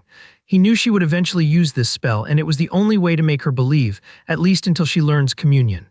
Leaning in close, he tells her she can ask anything and urges her to do so. But now that she knows the truth, Altair feels a strange unease building inside her. The silence between them grows heavier, until Zephyr gently pulls her in and kisses her back. Outside, Melia grows increasingly frustrated with her golem maintenance duties. She grumbles to Daisy, complaining that Altair is just using them and bossing them around. Daisy, however, calmly reminds her that while they were originally hired by Lord Danikil, their true employer is Princess Altair. That only makes Melia angrier, and she blurts out how much she dislikes her. She admits she's never liked Altair, not since their academy days. Back then, Melia stayed up all night studying while Altair always seemed calm and effortless. In her eyes, Altair acted superior, relying on her wealth and status to earn the admiration of professors and peers. Daisy listens quietly as Melia vents, realizing that Altair has actually been handling her duties well. Deep down, Daisy suspects Melia's anger comes more from jealousy than any real mistreatment. Still, she knows she has to calm her down before she says something reckless. To lift her spirits, Daisy mentions that if Melia performs well during the mission, she's up for promotion to exclusive sorceress. The news catches Melia completely off guard. Daisy adds that two dukes have been searching for skilled sorceresses for their courts but haven't found suitable candidates, and from what she's seen, Melia fits perfectly. If she proves herself during the dragon raid, her future will be secure. That's all the motivation Melia needs. Her mood shifts, and with renewed determination, she goes back to work, unaware that in the shadows nearby, Heron is quietly watching. Once the two leave, Heron steps forward and begins carving his own set of commands onto the golem's control plates. Since golems obey whatever commands are inscribed directly onto them, Heron takes full advantage of this loophole, rewriting the runes so that they will follow his orders and his alone. The next morning, the sound of war drums rumbles across the camp, deep and unrelenting. Soldiers move into position with practiced precision, each one knowing their role. Everyone understands what this battle means. Some of them won't make it back. Their bodies will turn to dust before the day is over. Yet for others, this could be the day everything changes. Once the formation is complete, Princess Altair raises her hand, signaling to bring forth Zephyr's powerboat. The group readies themselves for the operation. They close their eyes, praying and channeling their individual powers into the formation. As Altair assists the process, her mind drifts back to the words Zephyr told her the day before. He spoke about the bloodshed that was coming, and worse, the burden of having to witness it firsthand. His tone was calm, filled with quiet determination, as he promised that this time he wouldn't fail. He swore that when all of this ended, he would finally reach for what he truly desired. Remembering that promise, Altair draws on her star power. She channels it forward, reinforcing Grant's efforts with her magic. In her mind, she can still hear Zephyr's confident voice, saying that when the war ends, he'll hand her the throne, and hopes to stand beside her not as an ally but as her king. A sudden flash cuts through the field like lightning. From within it, Zephyr emerges, fully transformed into his dragonified form. The Blue Dragon raid has begun. Their force consists of 225 members, with healers and long-range attackers like Melia and Dario stationed in the rear. Behind them stand the support units, Altair and other mages guarded by Ned and Ophelia, making up 224 of the total 225. At the very front stands the vanguard, Zephyr ready to lead the assault himself. As the battle commences, he bursts into the air, surging ahead at incredible speed. He knows their formation is risky, almost reckless, but it's the only way to ensure success. The closer he gets to the lake, the thicker the dragon's poison fog becomes. That's why he kept everyone else far back, away from the contamination. Zephyr, however, came prepared. With the Gold Tears potion, his effectiveness boosts spell and dragonification. He has enough resistance to endure the poison and fight within its range. He's the only one who can function properly inside the lake's deadly radius. Then massive monsters appear, blocking his path. Zephyr activates his electric acceleration spell and charges straight into them. With his massive blade, Graham and his dragon claws in tandem, he swings with ferocious strength, cutting through most of them in a single, sweeping strike. As he tears through the enemies, he realizes he's nearing the lake. Wasting time on low-tier monsters would be foolish. Without slowing down, he summons Golem from his inventory. Then he places tombstones that emit mono-wave frequencies within a short range, designed to lure nearby monsters and keep them from interfering with his advance. Zephyr sets one every 100 meters, covering the entire route. This creates a mana road, a conduit for magic energy from the main camp to flow toward the front lines, though its effect weakens the farther it travels. The team also strengthens the golems, allowing remote control through those same tombstones. Amid the tension, Daisy looks surprisingly cheerful. After all, Altair finally approved her research thesis. The magic tower had called it too expensive, but Altair's support reignited Daisy's confidence. Kiara too stays sharp, summoning a Cyclops to assist Zephyr with reconnaissance. It gives her hope. With the Cyclops' help, they can share real-time attack data efficiently. But when they finally see the corrupted Tree of Life, the polluted lake, and the dragon resting within it, that optimism dies away. The scene feels completely different from what they faced 3 years ago. Back then, the dragon had reacted instantly, growling at the faintest hint of intrusion. Now it just sits in eerie silence, and that quiet unnerves them more than any roar could. They remember Zephyr once questioning how a territorial dragon could stay so still in a forest full of trespassers, especially one known for guarding its domain fiercely. That same question resurfaces in Kiara's mind. As she reflects, she realizes what they all missed. What if the dragon came to this lake for a reason? Meanwhile, Zephyr approaches the beast, feeling a cautious relief. As expected, it remains motionless, a good sign since he's already spent 2 full minutes of his dragonification just flying here. With the remaining time, he gets to work. He summons the black dragon chains, anchoring them to a thick branch near the Tree of Life for stability. Then he launches himself straight toward the slumbering dragon. He's already informed the others of his theory, and he's sure of one thing: this dragon isn't a poison type. The last blue dragon recorded in history appeared over 600 years ago. And even though this one rests in a lake famed for its healing powers, everything around it is decaying from poison. That contradiction never made sense to him. As Zephyr charges in, he deliberately disturbs the dragon's rest. The creature stirs, and in the blink of an eye, it lunges forward and swallows him whole. The onlookers freeze, shocked by the sight. But that shock turns to disbelief when Zephyr forces open the dragon's jaws from the inside with both hands. He knows the truth. The dragon isn't spreading the poison, it's suffering from it.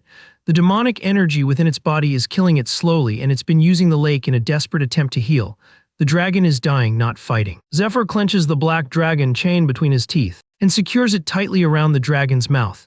He understands it's trying to remain submerged to recover, but the poison is eating away at it faster than it can regenerate.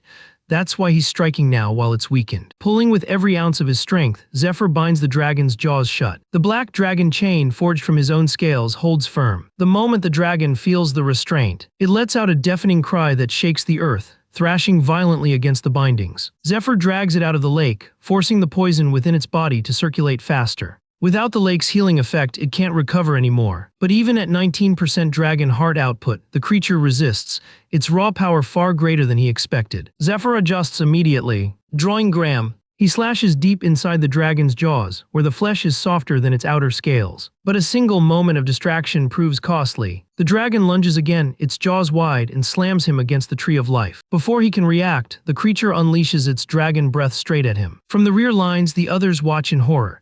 That same beam had once scorched part of their forest, and now it's aimed at their commander. Altair senses the danger immediately and orders everyone to prepare their spells. Still deep down, she believes Zephyr isn't hurt, and even the dragon realize something strange. Despite trapping him in its mouth, the dragon doesn't actually feel anything solid there, only a faint electric pulse just before it breathes. That's because Zephyr has already activated the Silver Key, an artifact that lets him teleport between fixed entry and exit points. The moment he was inside the dragon's mouth, he used it to vanish before the breath struck and reappear right after it ended. Perfect timing. Zephyr materializes back inside the dragon's jaws and strikes without hesitation. His Thundera palm connects cleanly, sending a shockwave of energy through the creature. Lightning crackles across its scales as pain ripples through its body. Even in agony, the dragon gathers strength for another breath attack. But Zephyr is faster this time. He strikes directly at its breath glands, scorching them and halting the buildup. The beam dies before it can be released. Zephyr realizes the glands won't recover for at least 10 minutes. This is their best chance to finish the fight. The mages seize the moment, channeling streams of magic through the mana road created by the tombstones. Explosions of elemental energy rain down on the dragon, pinning it in place. Dario takes aim next, coating his dragon arrows with venom, and fires. The shots land perfectly, piercing through the beast's thick hide and forcing a roar of pain. The squad erupts in cheers, praising Dario for his deadly accuracy and strength. But Dario remains quiet, lost in thought. He remembers Zephyr once telling him that he was still weak, not because of power, but because he lacked real combat experience. Kiara overhears and finds it odd. Zephyr looks younger than Daryl, yet speaks with the calm assurance of a veteran. Daryl, meanwhile, can't stop wondering what Zephyr truly meant. Maybe that comment wasn't just about this battle, but something tied to his destiny. Back in the fight, the arrows explode on impact, tearing into the dragon's body. Daryl doesn't celebrate, he simply watches, knowing this victory is only a step forward. The blue dragon isn't their final enemy. Kiara, watching Daryl's composure, realizes he's beginning to regain the resolve he once lost. As a child, Dario never dreamed of becoming king. His ambitions were different, but now that same fire is slowly returning. Seeing Daryl's arrows actually wound the dragon, Zephyr feels a fleeting sense of relief, though he still doesn't know how they're going to end this fight. Zephyr attempts to tear deeper into the dragon's flesh, planning to enter through the open wound. But just as his hand is about to slip inside, it suddenly halts mid-motion. It feels as if something unseen has clamped down on him, holding him firmly in place. At that very moment, far behind him, Altair witnesses something that makes her blood run cold. Without hesitation, she shouts an order to the entire party, commanding them to cease all attacks and immediately switch to a defensive stance. The mana road is shifting, its flow is changing direction. She quickly recalls Zephyr's earlier briefing. If they ever detect anything strange in the Watchers or feel a sudden surge of power, they must instantly reroute the mana stream. Zephyr had warned them that while the tombstones extend their spell range, they also serve as open conduits. If a powerful foe can manipulate mana, those same paths could be turned against them, sending the energy right back.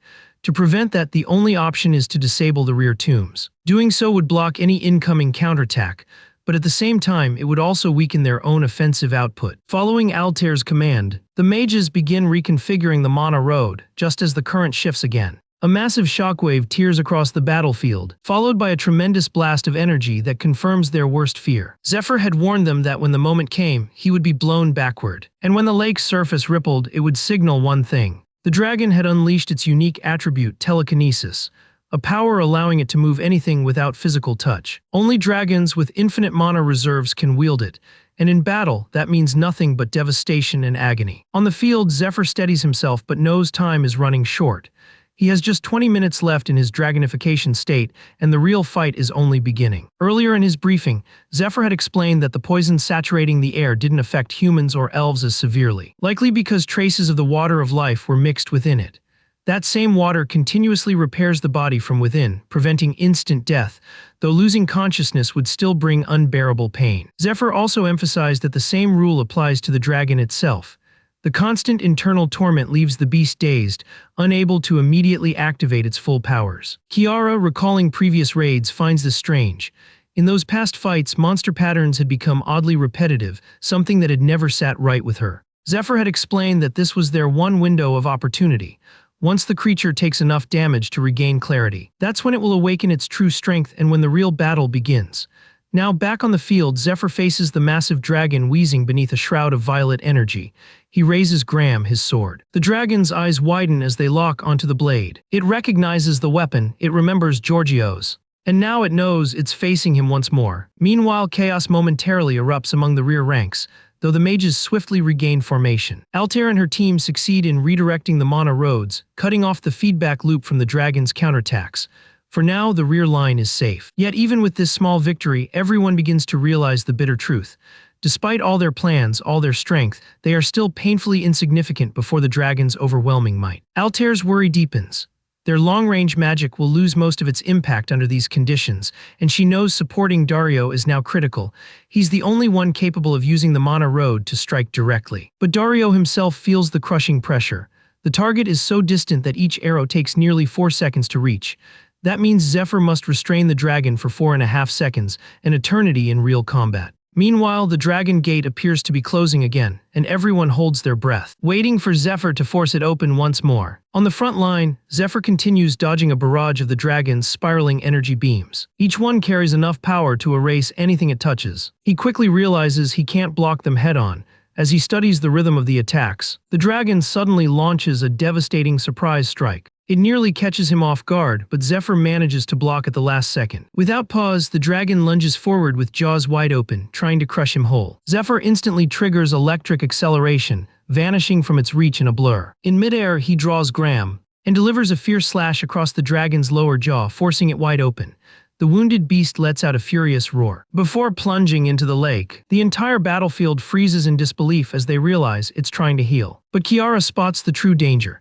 The dragon's dive churns the lake violently, sending ripples through the contaminated water. The surrounding flora, which absorb magical residue, begin to react to the chaos, and if they fully absorb it, they'll start spawning new, powerful minions. Within moments, summoned monsters begin to rise. They immediately target the golems. In response, the rear support mages redirect all focus to reinforce the golems and eliminate the incoming swarm. Altair quickly commands the others to prioritize clearing the monsters, fearing they'll disrupt Zephyr's fight. However, despite the flawless plan and the strength of their golems, several constructs suddenly break formation, moving erratically, ignoring orders and fleeing the field. Watching quietly, Heron smiles to himself.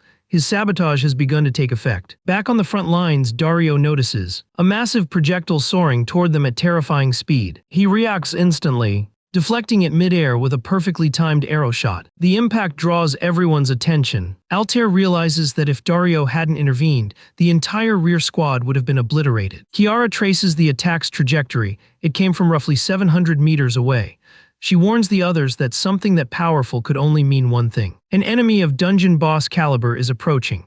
and as her words leave her lips, a colossal beast emerges in the distance. Meanwhile, Zephyr reflects on his past life, remembering that the Blue Dragon raid originally took place a year and 4 months later than now. During that attempt, they lost both the Black Dragon's heart and Lucius the Holy One. Yet even then, Altair managed to rally strong allies and gather rare relics, which allowed them to initiate the Blue Dragon raid and eventually slay the beast. But despite their victory, they failed to claim the dragon's heart. The resulting contamination devastated Danakil's farmlands, turning the mission into a political and moral disaster. Afterward, upon returning from the temple caves, Zephyr struggled to rise through the ranks. Meanwhile, Olden Ned's longtime rival seized control of the Third Parish. For Zephyr, joining the Temple Knights became his only path to vengeance, a way to narrow the gap between him and Olden. Every bit of information he gathered could one day become the key to exploiting that man's weakness. Elsewhere, Matthias and Olden sat calmly over tea, discussing the princess's failure and their decision to withdraw troops from the Great Forest. A tactical move not solely Olden's idea, but an undeniably brilliant one. Zephyr fully understood the political fallout. The princess had lost men, resources, and reputation. Even if she joined the upcoming Ice Dragon raid led by the Guild Alliance, she would have no real influence left. With both the Black and Blue Dragon hearts already in their possession, only the Ice Dragon's heart remained to complete their objective, and Olden anticipated great rewards once it was done. Now within the Silver Key, Zephyr recognizes how much the situation has changed. This time he understands the traps ahead and refuses to let events repeat the same tragedy. He has stocked up healing potions to mend his wounds, mana potions to restore his energy, and the Golden Tears, an advanced ward that shields against deadly effects. With renewed confidence, Zephyr checks the video transmission golem's status. It's capable of sending footage from his end, but he needs visuals from the camp as well. Unfortunately, inside the Silver Key, the golem fails to connect. Assuming the storm outside has already passed, he decides to focus entirely on the fight ahead. Back on the battlefield, the squad is locked in fierce combat with the newly spawned monsters, including the towering boss. The beast uproots an entire tree and hurls it straight toward them. Seeing the incoming threat, Kiara calls out to Dario, asking how many Black Dragon arrows remain. Dario answers only 24, barely enough to deal with the dragon itself, with none to spare for the minions. Each arrow is crafted from hippogriff feathers, reinforced with gemseed branches that enhance their piercing power. Kiara and Dario synchronize their next attack, Blue Storm and Flame Dance unleashed together. Zephyr, glancing back, takes note of their coordination and the strong teamwork across the party. Yet, even with all their effort, he recognizes the grim reality. There are simply too many enemies, seeing them advance in waves. Dario steels himself. No matter how many there are, dozens or hundreds, he'll strike them all down, arrow by arrow. Meanwhile, the monster boss begins chanting in its own guttural tongue, weaving an area of effect spell while mounted on its beastly steed. Then, in an instant, it vanishes from sight, leaving everyone stunned. Moments later, it reappears above them, its colossal jaws crashing down with earth-shaking force. One of the soldiers shouts that more monsters are breaching the camp perimeter. The troops scramble to defend, but the monsters strike first. Yet to their shock, Ophelia arrives in the nick of time, stopping the creature's stomp with a single, forceful kick. With a steady sense of confidence, she calmly observes that the creature's posture is far too upright to be one of theirs. Without the slightest hesitation, she swings her leg and sends the monster flying backward with a powerful kick. Amidst the chaos, Regulus Danakil sits firmly on a wooden stool, trying to stay composed. He quietly reminds himself of his sworn duty,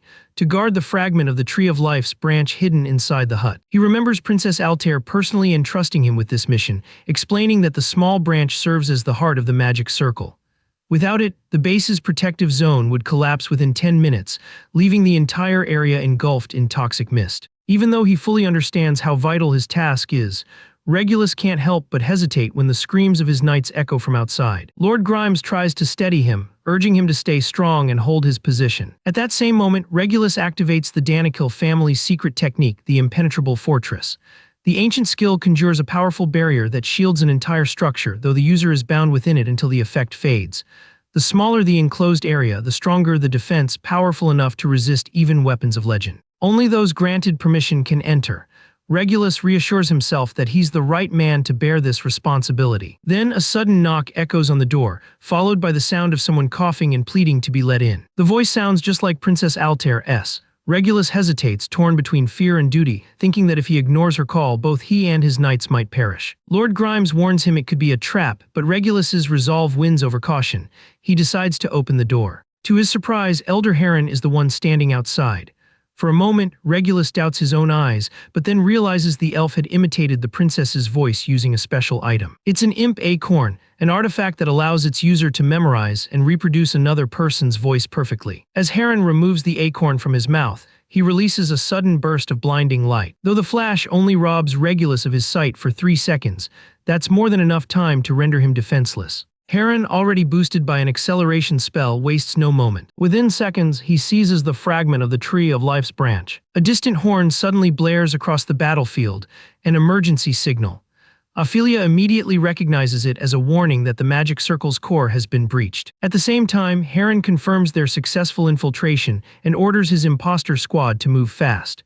Ophelia grimly notes that the base's safety zone will collapse in 10 minutes. Elsewhere, Princess Altair, maintaining her composure, contacts Zephyr to report that her side is crumbling. She instructs him to use the space core to stabilize the circle, but urges him to slay the dragon as quickly as possible. Hearing this, Zephyr doubts whether he can finish the battle in under 10 minutes. He wonders if maybe a little incentive could help push him harder. Amused but pressed for time, Altair offers him a rather bold promise: last night's unfinished work, if he manages to bring the dragon down within 10 minutes. That alone is all the motivation he needs. He ends the communication instantly and leaps back into action. As he moves, he notices the blue dragon's breathing sac swelling again, restored by the surrounding water, clearly preparing another devastating breath attack. He stays alert, though for a split second he's thrown off by the sight. Suddenly, the dragon bursts from beneath the water, lunging to strike. But Zephyr reacts at the perfect moment, summoning the Stake of Faith and smashing it straight into the monster's body. It's a weapon he borrowed from Lucius, who, despite being uneasy about the souls it carried, agreed to lend it to him. He then activates the Watcher Golem and signals his squad to move as one. Determined to finish this in 10 minutes, he now sees the massive dragon as nothing but doomed prey. Deep in the forest, the imposters celebrate their easy success, laughing in relief. But their triumph is cut short when the mage controlling the golems snaps at them to stay focused. She struggles to maintain the integrity of the Kopid magic circle. Her mind flashes back to Princess Altair's detailed briefing about the activation conditions for her unique skill, Mock Board. Though she managed to replicate the circle of purification from that explanation, keeping it stable is proving far more difficult. She warns her allies that, since this is a Kopid spell, she can only use it once. Urging them to hurry, she reminds everyone of their mission's true goal. Their destination lies ahead, the final sealed box that holds the seed of the Tree of Life, the key to establishing a new empire. When they finally pause, Heron expresses his gratitude to the team. His comrades smile, saying they're honored to follow someone like him. Yet deep within, Heron conceals an entirely different intention that he never shares. Back on the battlefield, the elf warriors begin to falter after realizing their elder has abandoned them. Inside a fortified bunker, Philip and his son watch the grim situation unfold, feeling helpless and frustrated. They've done everything possible, securing stable food supplies, deploying Ophelia to cut through waves of enemy minions, relying on a capable healer, and placing their last hopes in Zephyr, the one bearing a dragon's heart. Even Princess Altair has been fighting beside them, shielding the troops with her divine blessings. Despite all their efforts, morale continues to crumble under the weight of their elder's retreat. Yet Philip's son can't help but notice something odd. Darrell still stands his ground, unwavering, even though the man he admired most has already fled the battlefield. Philip quietly explains that while Dariol may appear strong and unshaken, he's not truly the heart of the Elven Kingdom. That honor belongs to someone else, the Chief Priestess. She is the Tree of Life's chosen partner. The sacred tree itself selected her, and only an elder blessed by its will can rise as the true leader of their people. Through the Tree of Life, she connects with every elf, touching their minds and guiding their spirits. Her name is Sylvestia, the one they call the Broken Moon. Born blind, she became paralyzed after giving birth to Chiara, yet even in her frailty, she remains wise, revered, and deeply respected. Hearing all this, Philip's son wonders aloud how Sylvestia could have given birth to Dario if she was already paralyzed after Chiara. Philip replies that there were once whispers of an affair. Chiara might have been the result of that scandal and is therefore only half-elf, which explains why she was never recognized as a true high elf. Dario, however, is pure-blooded and born with extraordinary talent. Even so, he never sought the throne.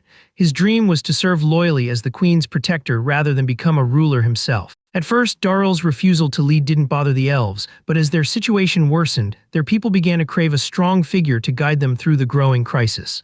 Still, Darrell steadfastly declined any position of command. With no other options, the elves reluctantly appointed Heron as their temporary leader. Meanwhile, with Heron's party now far from the battlefield, the mage traveling with them wrestles with guilt for abandoning the rest of their kin. She keeps telling herself there was no way they could have ever defeated the dragon anyway. She tries to take comfort in believing they did what they could, especially since Dario himself turned away, choosing not to stand with them. She remembers that 4 years ago, their Black and Silver Moon units infiltrated human lands, igniting a war. In that disastrous conflict, they lost a priceless artifact and surrendered part of their forest to human control. Soon after, the blue dragon appeared and claimed the lake as its domain. The strongest of the moon elves then departed, carrying the seed box with them, leaving Heron behind to govern what was left of a broken kingdom.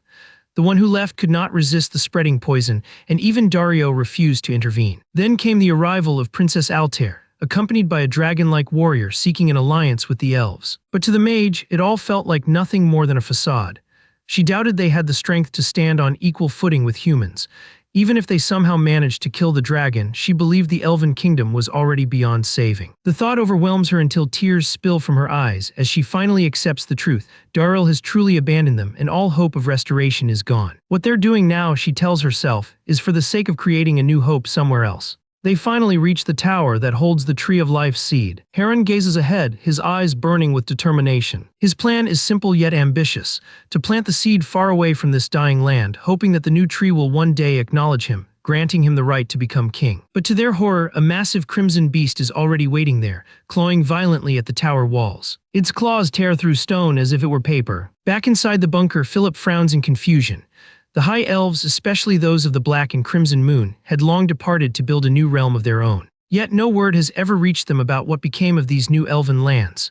The question lingers in his mind, where did they all go? Meanwhile, the crimson monster near the tower unleashes a wave of pressure so intense it distorts the air. Taking control of the situation, Heron summons 2 sparrow golems, one to distract the beast, the other to seize the sealed box. Their coordinated plan works flawlessly. One golem lunges forward, catching the monster's attention. The other smashes through the tower's wall and quickly returns, clutching the sealed box. But what they fail to realize is that the demon before them has been searching for that same box for 3 long years. The moment its gaze locks onto it, it attacks in a flash, slashing their throats open, and effortlessly snatches the box from their lifeless hands. This creature isn't just some wild beast. It is the Crimson Moon, once known as Masha, a former queen candidate from 60 years ago. After succumbing to demonification, she completely lost her mind. The only emotion that still burns within her is hatred, pure, endless hatred toward the elves. 3 years earlier, both the Crimson and Black Moons had been utterly crushed by the master of the Demon Lord's worshippers. Enraged that their actions had dragged humankind into war, he punished them without mercy. During that grim encounter, he presented them with 2 stones of revelation, relics so powerful they could transform whoever wielded them into demons of terrifying strength. He explained to the smiling woman standing beside him that the stones contained parasitic worms intertwined with their essence, and though each stone granted different abilities upon transformation, success was never guaranteed. The outcome, he said, depended entirely on the corruption in one's heart. The deeper the hatred, anger, and greed, the greater the power the demon would gain. With those words, the master reminded the Moon siblings of their seething resentment toward the elves, those who had stolen their future and stripped away everything they once held dear. He offered the stones to them, and in an instant, a violent surge of energy erupted as they accepted the relics. Before anyone could react, they underwent demonification, transforming into monstrous beings, their screams blending with the sound of their rebirth. Watching the change, the smiling woman beside the master asked him what his real intentions were, but he only gave a faint smile, claiming he had none. Then, with a sudden snap of his fingers, he summoned the 12 apostles of the demon god cult to greet their newly reborn demons. Over the next 3 months, the demonified siblings unleashed devastation across the land, slaughtering countless beings, both humans and monsters alike. As time passed, they grew more accustomed to their new powers, their cruelty deepening with every victory. Olden soon lent them his demon soldiers for their next mission, the slaying of the blue dragon. When they finally reached the dragon's den, the black demon realized that the real danger didn't lie in the dragon itself, but in the elf who stood protected by the Tree of Life. Still, if they truly wished to drag their enemies into the depths of hell, they would first need to seize the dragon's heart. Without hesitation, they leapt into the den where the blue dragon awaited. The dragon immediately becomes aware of their presence. In an instant, fierce tornadoes spiral out from its massive body. With a voice that rumbles like the earth itself, it declares that it's been ages since such lowly creatures dared to provoke him. Meanwhile, at a quiet wine gathering inside the parish, one of the apostles questions Olden's decision to send mere elves against the blue dragon. Olden laughs at the remark, saying he sent the elves only to serve as the dragon's meal. His plan had other purposes entirely. He explains that the two elves who became demons were once contenders for the Elven Kingdom's throne. They hailed from the noble Moon High Elf family, renowned for their dazzling mastery of light magic. Among the moon-named elves, every bearer of that title aspired to rule. But when the chosen queen turned out to be blind and crippled, the siblings simply couldn't accept it. Their outrage deepened when that very woman, despite her frail condition and her connection to a human, was crowned queen, even without ever completing the formal training required of royal candidates. As the elves celebrated her rise, the moon siblings stood frozen in disbelief. With her coronation, their dreams of leadership were crushed. After being turned into demons, they lost not only their reason but also their wisdom. One of the demon lord's apostles comments that perhaps their war was meant to prove their worth, but Olden says their attempt ended in failure. Banished from elven lands, they fled, but not before stealing the seed of the Tree of Life. During their final clash before exile, a young elf, barely worthy of the moon title, defeated them. The siblings barely escaped with their lives. Then Olden asks his fellow apostle what he would do if his own kin turned against him. The answer comes easily: he'd kill them without hesitation. Olden smirks and says that's exactly what he's already done. Back inside the dragon's den, the blue dragon swallows the black moon whole. Watching from afar, Olden knows the siblings are now consumed entirely by vengeance toward the elves, and that's precisely what he's exploiting. As the dragon gulps its prey, it suddenly feels something stirring inside. A deafening roar follows as it vomits a torrent of blood. The cause is Black Moon's demonic power, an extreme mix of venom and petrification. It's all part of Olden's design. He planned for Black Moon to poison the dragon from within, setting off a deadly race against time. Whether Black Moon could withstand the dragon's corrosive stomach acids, or whether the dragon could resist the spreading toxin, Olden is certain that once things reach a critical point, the dragon will instinctively head toward the Aslan continent and plunge into the Lake of Life, the sacred source that feeds the elven forest's vitality. As expected, the dragon takes to the skies, speeding toward the lake. The monstrous Crimson Moon still clings to its tail, though the dragon ignores her completely, sensing no real danger from behind. Crimson Moon hangs on, not from strategy, but because her demonified mind is clouded. Even so, a faint instinct stirs within her. Drawn by a familiar energy that tugs at scattered memories, she leaps toward the seed tower. But her damaged mind prevents her from entering. Instead, she attacks anything that dares approach the tower, slaughtering without a second thought. With the dragon commanding all attention, no one even notices her. Since that day, she has been endlessly clawing at the tower's walls. But now, after tasting the blood of an elder named Heron, something inside her begins to change. Her senses slowly return. And as clarity comes back, so does her hatred. Her eyes fix sharply on something, a trail of glowing energy winding through the forest. It leads straight to its source. The ailing queen, Broken Moon. Crimson Moon doesn't just sense her anymore, she knows exactly where she is. The demon's body hosts parasitic worms that strengthen alongside her. Once mature, they grant their host a unique ability. For Crimson Moon, that power is gluttony, a skill that steals others' abilities by devouring them. Having consumed Heron, she now uses his acceleration ability, launching herself toward her target with blinding speed. Within moments, the beast bursts into the outskirts of the elven village and storms into the queen's resting chamber. The instant it sees her, recognition flashes in its eyes: Broken Moon, the one it has longed to destroy. Consumed by rage, the creature lunges at the queen, but just as its claws are about to strike, countless slashes tear through the demon from every angle. It's Ned, sent by Zephyr to guard the queen in case of a demonic attack. Seeing Crimson Moon now, he fully understands Zephyr's warning. Without hesitation, Ned charges his Thunderbolt spell and unleashes a devastating barrage, shaking the entire chamber. Meanwhile, back at the lake, the fight between Zephyr and the dragon continues to rage. Only 8 minutes remain before the camp's purification barrier fades. Because of that, Altair urges Zephyr to end the battle quickly. But Zephyr already wants it finished even sooner. He knows killing the dragon won't mark the end of this raid, and every second counts if he wants to keep everyone safe. Once the dragon falls, Black Moon is bound to awaken. That was exactly what doomed the raid in his previous life. Back then, the moment the dragon was slain, the entire camp erupted in celebration. The warrior who struck the final blow, Edaruiz, stepped forward to claim the dragon's heart just as planned, but as his hand reached out, he froze, stunned to see a barrier form around the dragon's corpse. In that instant, a demon burst from within the dragon's stomach, taking everyone by surprise. Worse yet, it held the dragon's heart in its claws. With a cruel grin, the demon thanked them for doing the hard work. Then, without hesitation, it shoved the heart into its own chest. Adaru tried to intervene, but another warrior yanked him away just in time. Moments later, a violent surge of poison exploded from the demon's body, dissolving everything nearby. The toxins spread fast, engulfing the entire forest. Realizing the catastrophe, Altair ordered a full retreat. And just like that, they lost the dragon's heart. The aftermath turned the once vibrant elven forest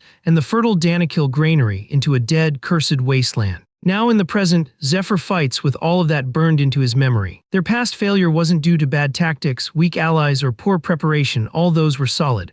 What doomed them was missing information. Back then, they had two vanguards capable of moving freely through the fog, confident they could defeat the Blue Dragon. Adaru had even identified a lingering wound, a weak point he'd noticed during a previous encounter when the dragon's movements faltered. That discovery had been their key. But now, in this timeline, Zephyr grows frustrated. He can't find that same weakness anywhere. Then realization hits him. The previous raid happened a year later. By then, the dragon might have been more corroded by poison, creating that weak spot. In this version of time, it hasn't formed yet. Determined to make his own opening, Zephyr drives the poison scales directly into the dragon's flesh. The impact triggers a violent explosion. The dragon lets out an ear-splitting roar of agony. Then it commands everything to halt. To Zephyr's astonishment, time itself freezes. Water droplets hang suspended in midair. Leaves stop mid-fall, even the wind stands still. This level of control is beyond anything a human could achieve with a dragon heart. Even the silver key refuses to respond. Zephyr calculates that the effect will last exactly 7 more seconds. Enough for the dragon to charge up and unleash its breath attack, but just as it's about to, Dario fires a storm of arrows at the beast. The volley lands, the instant time resumes. Dario stares in disbelief. Zephyr had actually created the opening he promised, and it worked. Dario keeps firing arrow after arrow, pounding the dragon without pause, giving Zephyr the perfect moment to strike a devastating blow. Together they shatter the dragon's breath sac, leaving the creature gasping, at least for now. Daryl now has only 17 black dragon arrows left. He quickly does the math. Each spell consumes 3 arrows, which means he can unleash his enhanced magic 5 more times. But if they are to bring down the dragon, every single shot must strike true. Back at the lake, as the dragon retaliates with a furious counterattack, Zephyr narrowly dodges the incoming blast. A memory from his previous life flashes before him. This was the moment when they had lost the dragon's heart. The blue dragon had completely seized control over the corrupted body, and the ensuing battle raged for an entire month. During that long struggle, Zephyr had learned the beast's patterns, its rhythms of rage and recovery, and through sheer endurance, he barely managed to claim victory. Back then, the dragon fought with echoes of its prime, faster, stronger, and far more merciless than ever before. The thought barely crosses his mind when the dragon's fist slams into his face. Zephyr takes the hit head-on, but to his surprise, the impact isn't nearly as catastrophic as it once had been. He crashes through a tree, splinters flying, yet he pushes himself up almost immediately. The dragon, using a telekinetic spell, sends a barrage of black dragon arrows hurtling toward him. Zephyr whips out his dragon chains, deflecting each projectile midair in a storm of sparks and sound. Just as the dragon rears back to strike again, it suddenly freezes, wide-eyed in disbelief. Zephyr has vanished. A faint shimmer appears in the air, a silver key materializing in the void. Without warning, a massive stake of faith plunges down from above, smashing into the dragon with earth-shaking might. Zephyr immediately follows up, driving his lightning-charged fist into the stake, forcing it deeper down the dragon's throat. At that same instant, Daryl's arrows find their mark, severing the dragon's right arm and sending the colossal limb crashing into the lake below. Even after such brutal damage, the dragon still draws breath. Its burning gaze fixes on Zephyr's sword. That sight pulls him into another memory of Lord Casaurus, once consumed by demonic possession. They had no choice then but to fight their once honorable ally. In the end, it was Georgios who dealt the final blow with the dragon-slaying sword, Graham, ending Casaurus's life. As he died, the blue dragon had thanked Georgios for freeing his master from the curse. Yet with tears glimmering in his eyes, he swore that as Casaurus's loyal vassal, he would never forgive the knight who slew his lord. If fate ever brought them together again, he vowed to kill Georgios himself. Returning to the present, the dragon now lies still, the stake embedded deep within its neck. From afar, Chiara watches silently, hoping the ordeal is finally over, but Daryl feels an unsettling disturbance. He senses imminent danger. The tree of life begins to tremble. Then a low, resonant voice rumbles. The dragon is speaking once more. It addresses Zephyr as the dragon slayer, and with solemn resolve declares that it cannot go back on its word. It must uphold its vow, even if forgiveness is part of that oath. With that, the dragon grips the stake and yanks it from its neck. It picks up its severed arm, and through the invocation of ancient magic, reshapes it into an enormous blade. Clutching the weapon, the dragon proclaims that its duty is not yet fulfilled, and the pressure of its aura surges like a tidal wave. Zephyr feels an involuntary thrill course through him. The dragon has transmuted its own tongue and life force into sheer combat power.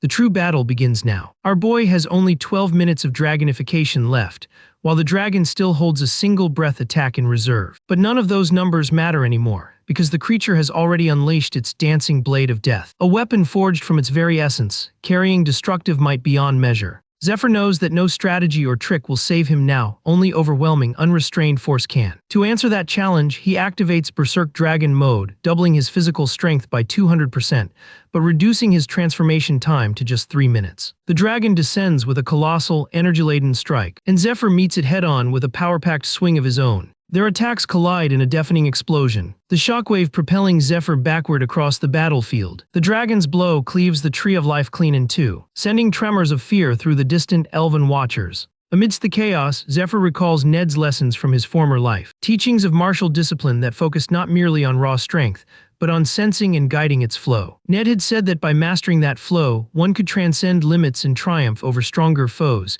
even with lesser power. Holding that memory close, Zephyr sidesteps the dragon's next assault and propels himself forward. Midair, he channels energy into his sword, replaying Ned's words in his mind. How true strength moves like a river, and that even a simple leaf could become a deadly weapon in the hands of one who understands it. With that enlightenment, he darts around the dragon in a blur of motion, landing precise strikes from every angle. When his feet touch the ground again, he spots something embedded within the wounds he just inflicted. It looks ancient, as though it has been hidden deep inside the dragon for centuries. Then realization dawns. He remembers a conversation from his past life with a frontline vanguard, one that revealed the dragon's secret weakness.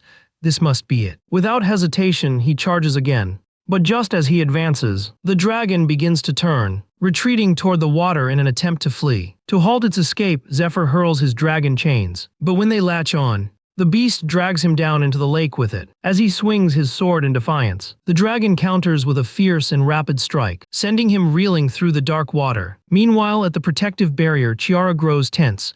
The dragon's exact position beneath the surface is unknown. At that moment, Daril, whispering prayers to the spirits of his mother and father, turns his aim toward the Tree of Life with his remaining arrows. Philip stares in shock as Daril begins firing. But Daril's mind is set. He has a plan. With perfect precision, he shatters the Tree of Life piece by piece. Beneath the lake's surface, as the dragon readies to strike Zephyr once again, the tree's shattered remains crash down upon it. Seizing the fleeting moment, Zephyr kicks the dragon backward, then drives his sword, with full, unyielding force into the creature's exposed bone, drawing a scream that echoes through the depths. He recalls the day Georgios defeated Casaurus, how the blue dragon had pleaded for him to leave, but the knight refused. Georgios had offered his apology, drawing his blade with resolve, explaining that he couldn't turn away and abandon a threat that endangered the queen's future. The battle that followed was swift yet ferocious. Georgios overwhelmed the blue dragon, severing one of its horns in a single, decisive blow. He then drove the sealing stake known as White Queen's Finger into the dragon, a weapon designed to bind its victim's power, impossible to remove by the afflicted. Before departing, Georgios commanded the dragon to remain in its lair until the red dragon's fury subsided. He confessed that, burdened by Casaurus's heart, he could never truly call a dragon his friend.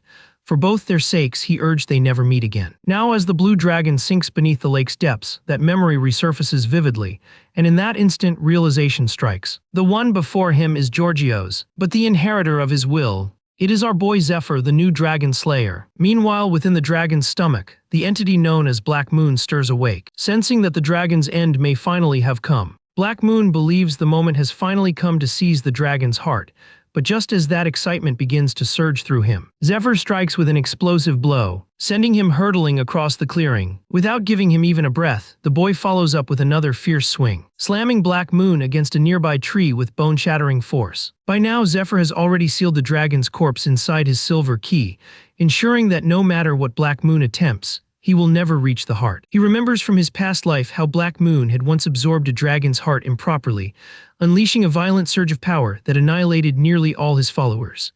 Zephyr knows that only beings equal to dragons in power can safely claim such a heart. Black Moon wasn't one of them. He died instantly the moment he tried. Not long after, the smiling woman appeared, taking both the dragon heart and Black Moon's magic stone.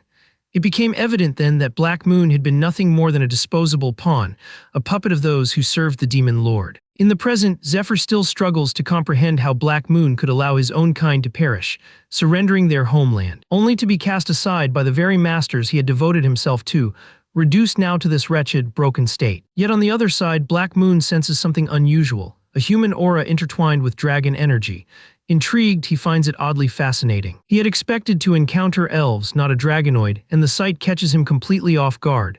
As he opens his mouth to introduce himself, Zephyr launches the dragon chains around him and with tremendous force, drives the full stake of faith straight into his body. To Zephyr's shock, the form suddenly dissolves. Black Moon isn't there. Laughter echoes from behind, mocking sharp. Black Moon ridicules Zephyr, taunting that his reckless speed only reveals his weakness, making him easier to predict and counter. By now he has already discerned that Zephyr's power is limited, his dragon state sustained for barely 2 minutes. Zephyr realizes the man's deduction is correct.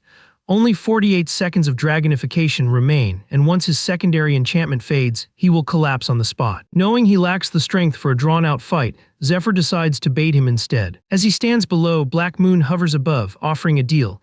He will spare Zephyr's life if he hands over the dragon heart. He insists he bears no hatred toward humans and only seeks vengeance against the elves.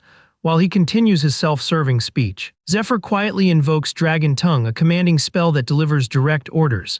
With it, he commands Black Moon to freeze. Instantly, Black Moon's body locks in place, his legs refusing to move. Seizing the opening, Zephyr strikes again, driving the stake of faith into him with every ounce of strength left. But to his astonishment, Black Moon conjures a shimmering barrier, blocking the attack. He yells in irritation, accusing Zephyr of rudely interrupting him mid-sentence. Meanwhile, the strain of using Dragon Tongue leaves Zephyr dizzy, yet he forces himself to ready the silver key. He gathers the last of his stamina for a final strike. He attempts to summon the Sword of Light, his finishing weapon, but to his disbelief, the goddess refuses his call. The sacred sword bursts apart into pure flame instead, and Zephyr stares stunned. The same goddess had granted him that blade before, even when he was weaker. Confusion turns to anger and he curses her under his breath. In that instant, he's violently hurled backward, swallowed in flames. From afar, Black Moon watches, baffled by what just occurred, relieved at least that his barrier held. His legs remain bound, but that doesn't stop his attacks. He channels venom into his hand, his ultimate technique. Venom spear sharp enough to pierce dragon scales. With a leap, he drives it straight into Zephyr's chest. The blow tears through him, agony flooding every nerve. Hearing Zephyr's cry, Black Moon laughs, amused to see one stronger than himself scream so helplessly. Without pause, he begins forming another spell, claiming he has too much left to do, and promises to grant Zephyr a peaceful death as he releases a massive wave of poison. But before the toxic surge can strike, a deep rumble echoes from the lake. Enormous roots erupt from beneath the water, one of them piercing straight through Black Moon's chest from the left side. He freezes in disbelief, unable to process what just happened. Zephyr reveals that when Black Moon drew in all the surrounding poison to fuel his ultimate skill, he inadvertently purified the lake and the forest around it. Zephyr recalls how in his past life, the dragon heart and Black Moon's magic stone had been taken by the demon cult and transformed into weapons that emitted poisonous fog and spears. Knowing this, Zephyr predicted that Black Moon himself would possess similar poison-based abilities. He had deliberately provoked him to use them, ensuring the fastest way to cleanse the land. Now the lake's surroundings have become the only purified zone, but it's enough. The Tree of Life extends its roots into the cleansed soil, ready to restore the forest's vitality. Zephyr had foreseen most of this, but even he hadn't expected the tree to intervene so decisively. Meanwhile, Black Moon writhes in agony as the roots twist deeper into his body. Desperate, he tries once more to spread his poison, but Zephyr steps forward, voice calm yet scathing. He reminds Black Moon that the elves had always been under the tree's protection, and now, when faced with that same force, he trembles like a coward. Channeling energy into his claw, Zephyr brings it close to Black Moon's face. Calling him ungrateful and foolish, he declares that since he cannot comprehend true meaning, he will find it only in death. With that, Zephyr thrusts his empowered claw into Black Moon's stomach, tearing out the magic stone and ending him once and for all. Before the news of victory even reaches the rear guard, they witness it firsthand. The Tree of Life begins to bloom anew before their eyes. Seeing this, Altair contacts the party through her golem, announcing that the blue dragon has been slain and the dragon heart secured. The soldiers, inspired by both the message and the sight of the tree's rebirth, regain their morale and swiftly eliminate the remaining monsters. Altair can hardly believe Zephyr actually pulled it off.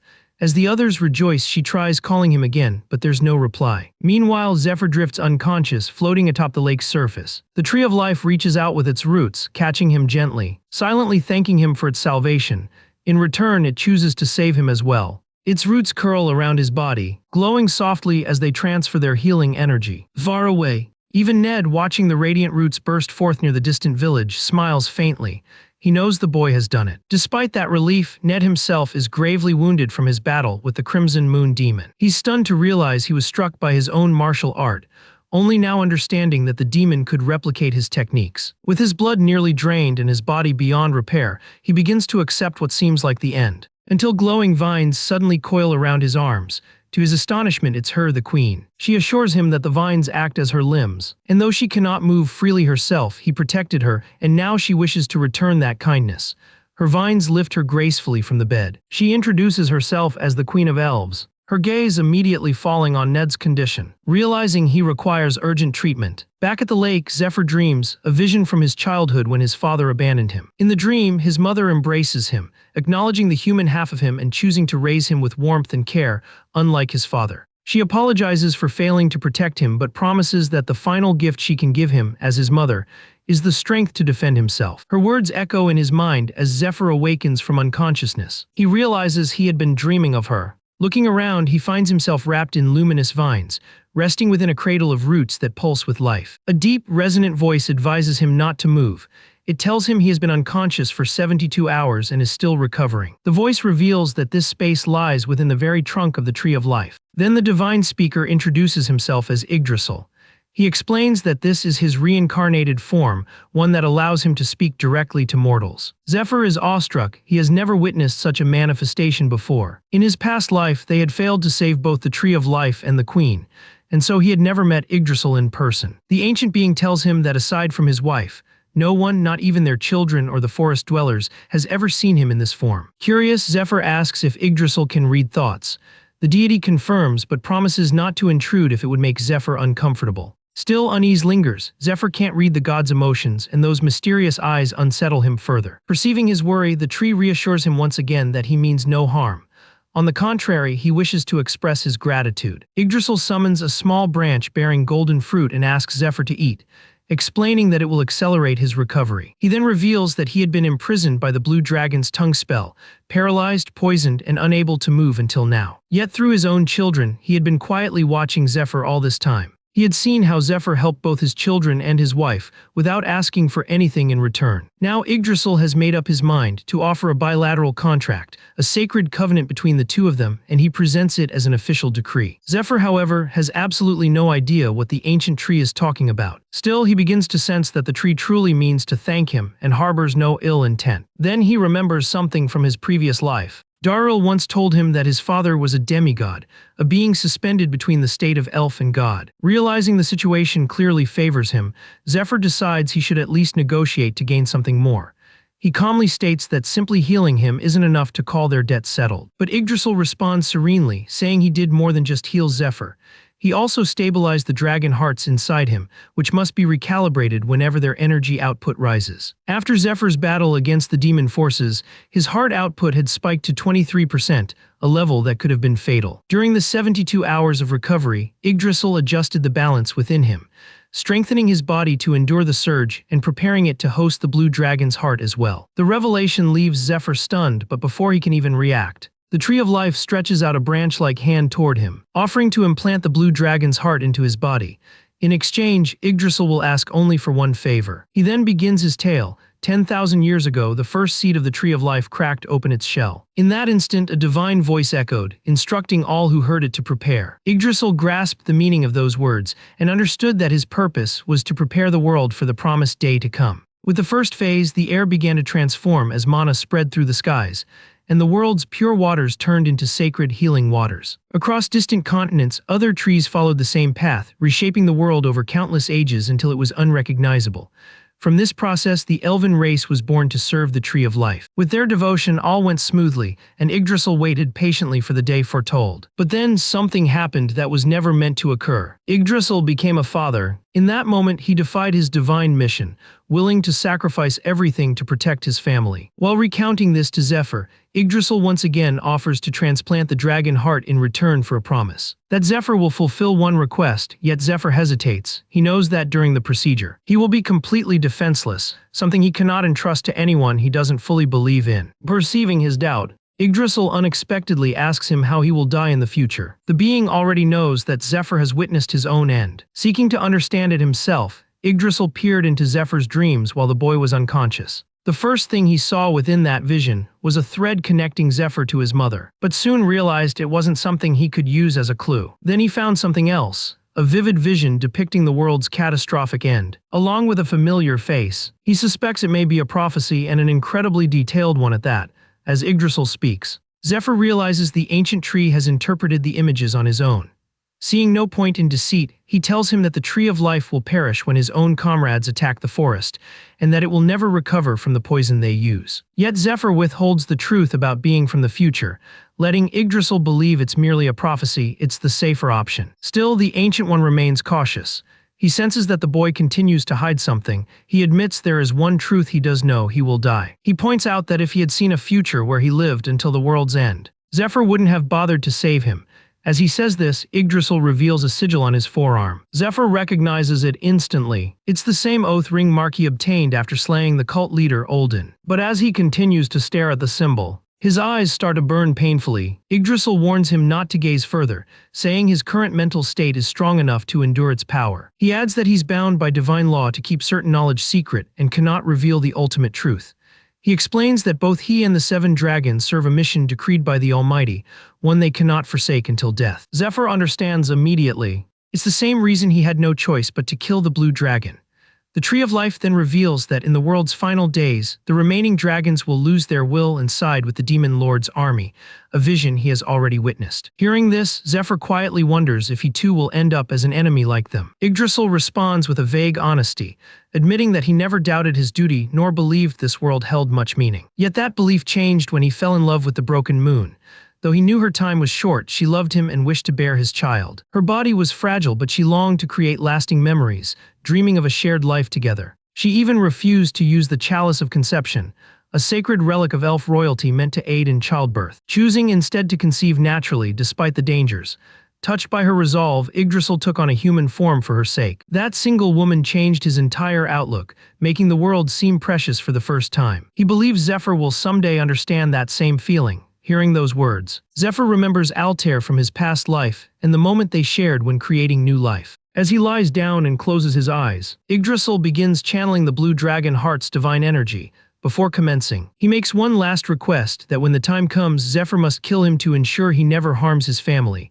It is a plea from the heart. Then Zephyr's consciousness drifts into his inner realm, where he must confront the will of the blue dragon itself. He reflects that, although he once considered threatening Yggdrasil for the heart, he never followed through.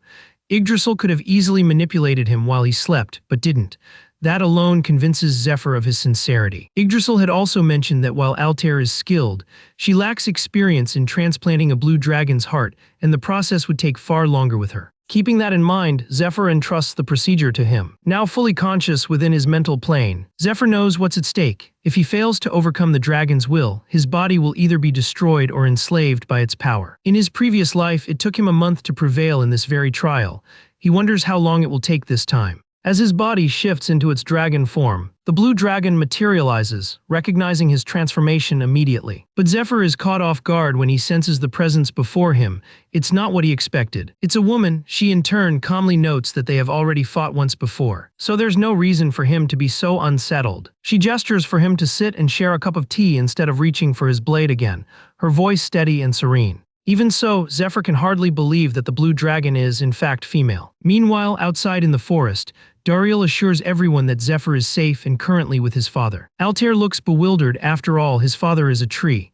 The others begin to suspect that perhaps the tree has consumed him, but Dariel explains that the Tree of Life might actually be healing him. Philip grows anxious upon hearing this, fearing Zephyr might end up a captive or worse, a hostage of the ancient tree. At the same time, Dario senses another immense power within Yggdrasil, one that feels like the blue dragon's heart. The thought makes him question whether Zephyr will even return. Yet one thing is undeniable: if he does return, he will not be the same. Deep inside Zephyr's consciousness, he accepts the woman's offer of tea, quietly honored that a dragon would show him her polymorphed form. He knows that all beings are most at peace in their true forms, and only take other shapes to display dominance, show respect, or deceive. Judging by her aura, Zephyr concludes she isn't the type to deceive, so this transformation must be either out of respect or superiority. The woman hears his thoughts and takes them as a compliment, admitting she's impressed that he managed to defeat her even when she was weakened by poison. She also confides that she feels comfortable within Zephyr's consciousness, likely because it's filled with the ancient essence of Kaizoris. She doesn't wish to treat Zephyr like a stranger simply because he now carries her heart. Suddenly, the entire realm trembles with a surge of mystical power. She calmly remarks that it seems her liege is displeased. Without warning, she begins communicating directly with his dragon heart through psychic force. Leaving Zephyr bewildered and slightly irritated, her name, she reveals, is Artalis. In his past life, Zephyr had also met her within his own consciousness. Even then, though he was powerful, the battle had been perilous. The only reason he survived was due to her unpredictable temperament. She would attack him relentlessly, then heal him when he was near death, only to start the duel anew. This endless cycle became his training until he finally overcame her. Reflecting on it, Zephyr realizes that every mentor he's ever had, be it Ned or the Blue Dragon, shares a streak of chaos. As his irritation grows, Artalis notices and questions him, which only adds to his frustration. At last, she gets to her point. She declares that with her death, she's finally freed from her old mission and will soon reunite with her master. But before she departs, she wants to see a few of his cute tricks. She says she has no regrets as a warrior, for her final battle was one worthy of her pride. Then she shares her last reflection, that a person's soul can be seen in what they hold most dear. An artist through the tip of their brush, a musician through the grace of their fingers, and warriors like them through the edge of their swords. A warrior's training, pain, and perseverance all carve the shape of their soul. After observing Zephyr closely, Artalis comes to a conclusion. She likes him, and feels comfortable in trusting her strength to him. She also senses within him a vast energy and a rare, untapped potential waiting to awaken. She gazes at him with a soft, hopeful smile, saying she looks forward to the day he reaches the heights she herself never could. With that, she declares her decision to merge with him completely, granting him the right to use her power. Whether he can truly wield it, however, will depend entirely on his own strength and resolve. As she transfers the dragon heart to him, she warns that she will continue to watch over him, and hopes that he will not throw his life away in vain. Zephyr finds her cooperation surprisingly smooth, almost too easy, yet it works to his advantage, saving him valuable time. He also comes to understand what she meant about dying without ever truly having lived a meaningful life. Before she departs, he offers to cook something for her, as a humble gesture of gratitude for her sacrifice. She smiles gently and replies that he won't need to. He'll understand why soon enough. Then a massive surge of power bursts from within him, radiating through every corner of his being. Outside, those gathered near the Tree of Life feel the sudden tremor ripple through the air. And to their astonishment, Zephyr emerges from within. Completely healed. "I'll take it," he mutters under his breath, testing his restored strength. Altair, seeing him safe, releases a breath of deep relief, and rushes forward to embrace him warmly. Meanwhile, far away in the realm of the Silver Key, the angel Merced stands before an elder she calls the Old Master. She reports that yet another ancient god has chosen a new master, a sign that the balance of the world is shifting. At that same moment, in the fourth parish of the Temple of Light, a soldier arrives and presents a letter to his captain, declaring that Olden has been slain. The news spreads like wildfire and rumors take root instantly, many claiming that Lucius was the one who killed him. Several hunters take up their weapons, convinced that if they can defeat the man who felled one of the twin knights, ranked among the top 10, they might seize the vacant title for themselves. Back in the Silver Key's divine realm, Mercedes kneels in solemn prayer, recalling the prophecy of an impending war so vast it will stain entire rivers red with blood. With the throne of God now empty, countless factions prepare to battle for it. Yet despite the rising chaos, faith endures that someone will emerge at the end of the world to deliver them from ruin. The one prophesied as the destroyer of fate. Elsewhere in Lindel Castle within Altair's domain, a knight cuts down her guards and demands an audience with the princess. As Lord Zephyr rests within the Tree of Life, his mind drifts to everything unfolding beyond its roots. Once the forest has been fully cleansed of poison, Yggdrasil activates the Mana flowers, mystic plants growing near rivers that purify both air and water. Outside, survivors continue pressing forward, defeating the last remnants of monsters, and making their way toward the sacred tree. Princess Altair recognizes the location at once. Elfenheim, the capital of the Elven Kingdom. One elf, overwhelmed with emotion, trembles as tears fall, expressing disbelief and gratitude at seeing it restored once more. Soon after, Ned arrives, escorting the elf queen herself. Newly awakened, her very presence lighting hope in the hearts of all who see her. None more so than Kiara and Dariel, who rush into her arms with joy. Later, the survivors bury the fallen, mourning their comrades in silence beside freshly marked graves. Zephyr reflects on the overwhelming exhaustion of tending to the wounded, clearing the battlefield and searching for those still missing. With Yggdrasil devoting all focus to purifying the land, the burden of restoration has fallen on everyone else. Yet the endless work helps ease their sorrow. For many who lost their homes, it becomes a quiet act of healing. Although the blue dragon's threat has finally ended, Zephyr realizes that peace carries its own weight. It forces everyone to face the price of survival, the lives taken and the sacrifices made. When the last grave is sealed beneath the soil, the blue dragon raid is officially declared complete. The Elf Queen steps forward to express her gratitude, thanking Princess Altair, the Temple of Light, the Danakil territory, and above all Zephyr, the Dragon Slayer. She swears upon the Tree of Life that her people will never forget their debt. In accordance with the bilateral pact, she announces that the Great Forest of the Elves will now stand allied with Princess Altair and the Earl of Danakil. A non-aggression treaty is forged, along with a vow to share in both triumphs and tribulations to come. Philip's son, Edwin, quietly reflects that these new alliances have resolved many of the doubts he once held before the raid began. With tensions long simmering between elves and humans, the mission had always teetered on the edge of betrayal, and attempting such a dangerous raid under those conditions had seemed reckless from the start. Yet Princess Altair saw what others could not, the greater picture behind it all.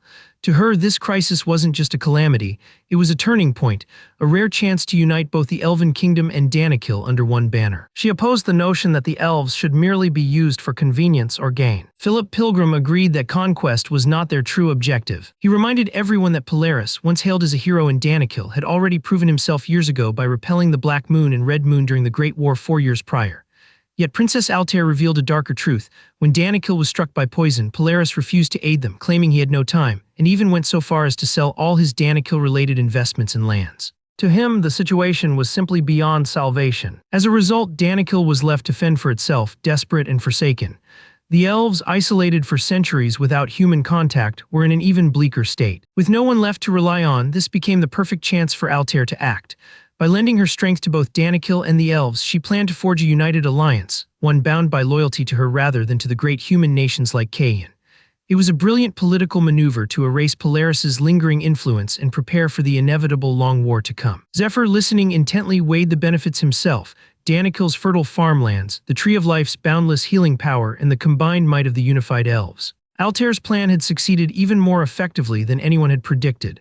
Yggdrasil and the Elf Queen shared the same ideals, and now that the Queen had awakened, she would command the Forest Elves through the sacred bond of the Tree of Life, guaranteeing their unwavering allegiance. A grand celebration followed. As everyone gathered beneath the starlit sky, the Elf Queen raised her glass high, offering a solemn toast to their hard-earned victory. Nearby, Daryl noticed Kiara sitting alone, and approached her quietly, despite seeing her hastily wipe away her tears. Their easy banter lightened the air as they shared apples and reflected on everything that had happened. Kiara admitted it felt surreal. Barely 6 weeks ago, Zephyr and his group had first arrived. The dragon was now slain and Elfenheim restored. She felt relief wash over her, knowing both her mother and the Tree of Life had recovered, and that she could finally resume her duties as the Queen's head archer. Daryl teased her for her sentimental remarks, but she confessed she had already decided to leave the forest soon. Later that night, as most drifted into sleep, though a few still lay awake, including our boy Zephyr, Princess Altair readied herself for the night, aware it was time to rest. But before she could, there was one final task she needed to do, and as if on cue, a knock echoed from her door. She was no stranger to admiration. People praised her beauty, her noble blood, her strength. They offered her tributes and words of devotion, even pledging their very lives to her cause. Yet none of them truly understood her heart, her burdens, or the unseen threats she fought against. Long before reaching adulthood, Altair had realized that few could ever walk her path. Though she cherished her companions, she had never felt romantic longing for any of them. Eventually, she accepted that solitude was her destiny. But that was fine by her, for what she truly needed was not a lover but a steadfast weapon. Her mind drifted back to the day everything changed, when Polaris, consumed by corruption, reached for her with malice, forcing her to flee. From that day on, she learned that emotion was a liability she could not afford. Love, to her, only opened the door to weakness. Once she believed that choosing a political partner, someone powerful enough to ensure victory, was the most logical choice. But when she met Zephyr, that belief began to waver. Ophelia had noticed the subtle shift in Altair ever since Zephyr's arrival. She mentioned to Ned how often the two were together, Zephyr keeping watch whenever Altair visited the Elder. Ophelia once asked her who would protect her, And Altair had replied offhandedly that the Tree of Life would, though they both knew it was Zephyr. Feeling left behind, Ophelia's heart sank. Though she and Altair had grown up as sisters, it now felt as though her place beside the princess had vanished. Sitting with Ned, she drank to dull her frustration.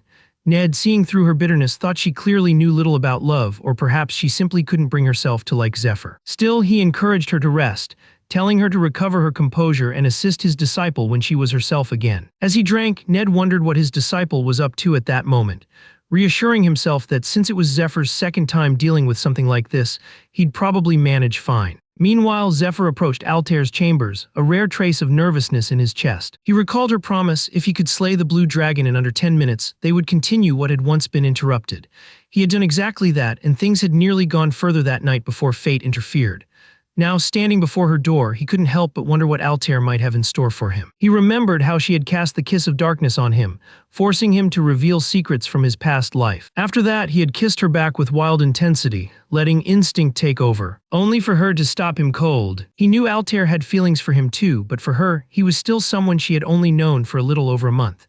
She had no memories of their past lives, so it made sense her emotions weren't as deep as his. Still, Zephyr was content to let her take the lead, though deep down, he expected she'd have to make it up to him someday. For now, there were more pressing matters at hand, such as discussing their next course of action and examining the heart of the fallen dragon. So he steps into her room, and when his eyes meet hers, something inside him settles. For once, he realizes it's alright to let himself continue, to simply exist in this moment. Altair averts her gaze, her composure faltering under the quiet weight between them. Then, gathering courage, she looks back at him. She had prepared so many words in her heart, but now that he's here, nerves steal them all away, leaving her mind blank. Without hesitation, he leans closer, and at the door he kisses her, gentle, certain, and unspoken in meaning. She notices the sweetness of his lips, the warmth that lingers after. That night, they lie beside one another in quiet closeness. Until now, Altair had thought she would walk this life alone, believing love to be something unnecessary. But he shattered that belief.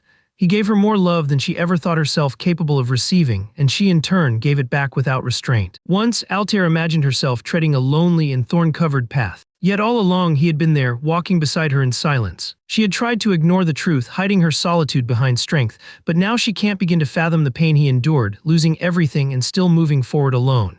Her heart aches deeply for him. That night she couldn't sleep. She lay awake, restless, consumed by the urge to do anything to ease his burden. It was then she understood. This was love, unmistakable and real, and she was in love with him too. Day 44 of the lockdown in the third parish. Fade holds a dagger against the throat of a priestess. She's caught off guard, unable to comprehend how anyone breached the sacred barrier that should have made entry impossible. Yet here he stands. Fade, however, insists he didn't come to harm her. He has another purpose entirely, and what he's discovered here was never part of his plan. He demands to know who provided her with the poisons now in her possession. Elsewhere, Dario trains with his bow. His mind drifts back to when he was 15, the day his mother briefly awoke from her long slumber, just long enough to give birth to Chiara. Before slipping away again, she said the newborn girl carried a different destiny, one that would lead her beyond the forest. Now grown, Chiara chose to leave with Zephyr, claiming it sounded fun, and maybe, just maybe, she'd find her fate out there too. But Dario can't shake the image of Chiara's expression during the banquet.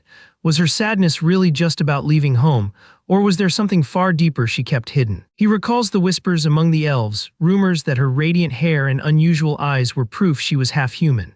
Some even claimed that was why the queen was punished, why the forest's life force had begun to fade. And so, he wonders if perhaps Chiara truly doesn't belong to this forest after all. Still practicing, he pauses in surprise as his mother approaches, silently watching him.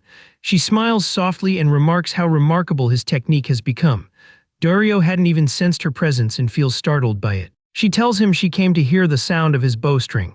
After listening, she says it's the most beautiful sound in the world. With both parents now here, his mother awake, his father physically manifested for the first time in decades, Dario feels a profound gratitude and quietly thanks Zephyr in his heart. His mother studies his stance and gently notes that his mana flow is uneven. His accuracy is good, she admits, but advises that he should shoot with his heart and learn to trust those who stand beside him. As part of his trial to earn the moon title, she gives him a new mission. He is to leave the forest, and she wants him to take Chiara with him. Elsewhere, Philip Pilgrim arrives bearing an urgent letter addressed to Princess Altair. Zephyr opens the door, momentarily taken aback. But the instant he sees the royal seal, his expression hardens, taking the message seriously. A meeting is quickly convened at the central gathering hall. Princess Altair thanks everyone for assembling on such short notice. She announces that, per agreement with the Elf Queen, Kiara and Dario are now officially part of the party. Both step forward to express their gratitude. Dario, however, teases Kiara for once claiming she would leave on her own. She flushes with embarrassment. How could she have known her mother had already planned this? Earlier that morning, Kiara's mother had given her the last surviving seed of the Tree of Life. She reminded Kiara of her fate foretold long ago, to journey beyond the forest and nurture a new tree into being. As the final queen of the forest, she entrusts Kiara with leading the next generation and founding a kingdom strong enough to endure the coming trials. It may, she said, be the only path to ensure their people's survival. Kiara's mother explains that her daughter alone holds the power to complete this sacred task because of her unique birth. She reveals her bond with Lord Yggdrasil is weaker than others, for she was born an empty vessel created to channel the energy of a new world tree. She places the seed box in Kiara's hands. And then she reveals the painful truth that her weaker link to her father was intentional, designed so others would underestimate her. She learns she was made this way because she is the miracle child her parents long prayed for. Reflecting on it all, Kiara feels tears gather.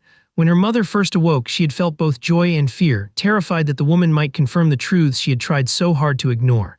That fear had driven her to leave without saying goodbye. Now she finally understands how deeply her parents loved her, how much they saw through her silent pain. Filled with gratitude, she walks away lighter, her doubts no longer holding her captive. Back in the present, Princess Altair commends Dario for his valor during the dragon raid, assuring him his efforts have not gone unnoticed. She declares that he and his companion are now counted among the 10 great warriors and will take part in future operations, attending councils, receiving missions, and gaining access to supplies and intelligence as needed. As the meeting continues, Altair places 2 sealed letters before them. She pauses, weighing which one to address first. Philip Pilgrim raises his hand to clarify. One of the letters, he says, is from a contact within his merchant caravan stationed near the Third Parish. He explains that after Lord Lucius, the Holy One, completed the Dungeon Princess quest, known as one of the most difficult in the world, he sealed off the entire area and vanished from public view. Many believe this is his way of concealing the Dragon Heart's true location, the final reward of that quest. Zephyr, aware that no one knows of his return from the future, already imagines what others might assume. They might think Lucius is recuperating after absorbing the Dragon Heart, or that he secretly sold it and covered his tracks. Some might even believe he fabricated the whole thing, that the Dragon Heart never existed. Regardless, chaos spreads among investors. The heart's potential auction value could break every record, and its sudden disappearance breeds deep suspicion. Philip continues, explaining that if Lucius absorbed or destroyed the heart before anyone could verify it, or if it was a fraud altogether, he'll face years of legal turmoil. Meanwhile, the Temple of Light, which used the Dragon Heart's fame to draw in donations, will be held responsible for the financial collapse that follows. To protect themselves, the investors have already formed legal alliances and hired powerful advocates. The Temple's financial council now seems ready to shift all accountability onto Lucius, attempting to escape the scandal. Philip adds that Lucius is far behind on his payments for the Stake of Faith, a legendary relic loaned from the Vatican's treasury.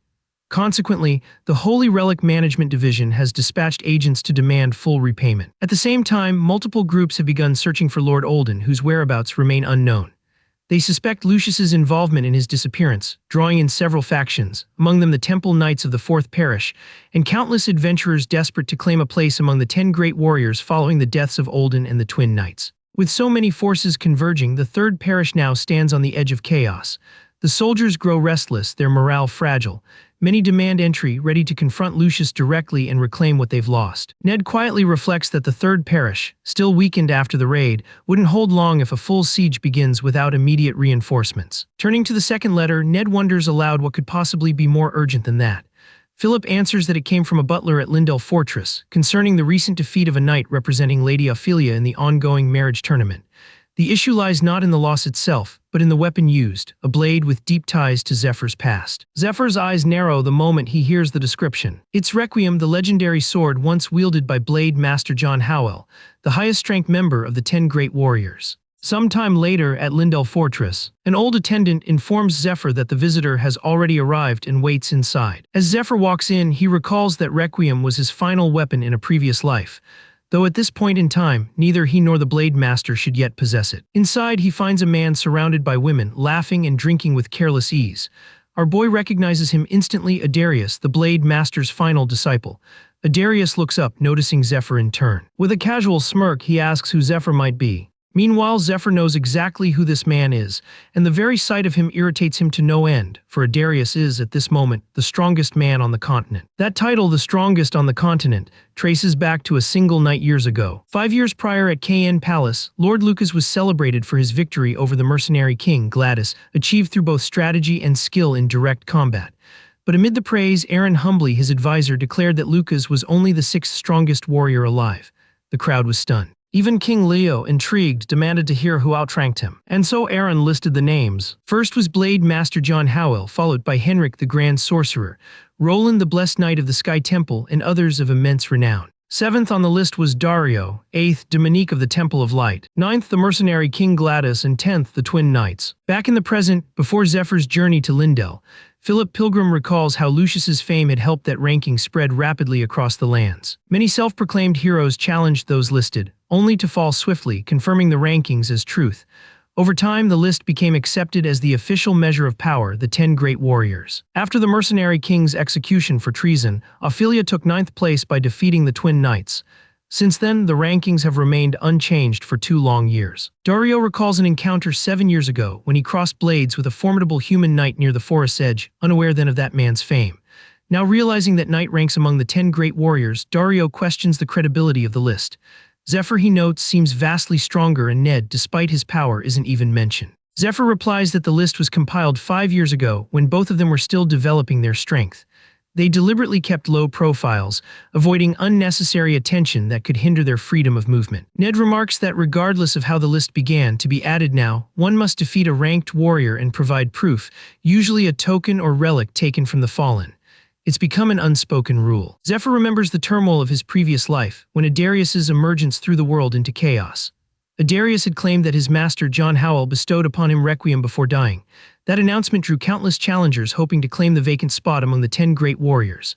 Around that same time, Ned became wanted for stealing the Black Dragon's heart, plunging the world into even deeper disorder. Princess Altair points out that the newcomer wielding requiem, claiming to be Blade Master John Howell's last disciple, is a matter of grave importance. She explains that John Howell is a particular threat to the leader of the Demon Lord worshippers, being one of the few capable of thwarting their schemes. Known by many names, the sorceress Elva, the White Queen, John Howell's true form is said to be that of the White Dragon itself, a being cloaked in secrecy and immense power. She is the one who revived ancient Median magic, long thought extinct. Elise, astonished, asks how such power resurfaced, wondering aloud if fortune itself follows Princess Altair wherever she goes. Dario frowns at the name John, assuming it refers to a man, but Chiara clarifies that names can carry layered meanings, that it might reference a sword style or a false identity. What shocks them most is that this supposed master is a dragon disciple. Edwin recalls an old legend, that the White Dragon was slain by the Black Dragon 1,000 years ago. Altair, however, corrects him. The White Dragon wasn't killed, but sealed away, and every century it sends a physical incarnation into the world to train a new disciple. Her own master's incarnation vanished 6 years ago when its time in the mortal realm ended. So the question remains, how could this new disciple have been trained since then? Chiara speculates that the man might simply be lying, but Altair silently concludes otherwise. Adarius truly is her master's disciple, something only she and Zephyr can know. Revealing it openly, however, would raise impossible questions, given that only she and Ned are aware of the truth about the future. So she chooses instead to steer the discussion naturally without exposing too much. Philip then turns the topic to the real issue, the sword itself. If Requiem were fake, this would be trivial, but it's genuine, imbued with devastating power, and must never fall into the hands of the Demon Lord's followers. He wonders aloud why Adarius would even join a public marriage tournament, knowing how exposed such a duel would be. Could the weapon be a replica? Zephyr, however, notices something odd about the timing. At his silence, Princess Altair urges him to explain. Zephyr states that from the Demon Lord worshippers' viewpoint, their plans are in ruins. They failed to seize the dragon heart and lost both Olden and the Twin Knights. Yet they managed to recruit Matthias, a trusted ally of the Holy One, granting them inside access to the Third Parish. To deepen the confusion, Zephyr adds, they planted evidence meant to turn their own members against each other. At the site, investigators found traces of demonic transformation on Olden's body and scorch marks from lightning strikes, signs of Dragon King-style martial arts. There were also signs of Jinryong's disciples and the use of a rare poison never seen before. All of it was crafted to spark internal suspicion. Zephyr concludes that Jinryong, the Holy One, and an operative known as the Tarantula, who joined the cult 3 years ago, have likely formed an alliance and orchestrated Olden's death. Zephyr then questions how the Demon Lord's followers could make such a reckless move when their entire order's stability hangs by a thread. He explains that those accused of betrayal will now be forced to seek redemption outside their own ranks, setting chaos into motion once again. Through this course of action, they will eventually come to understand that Ned is not the sole force behind these events.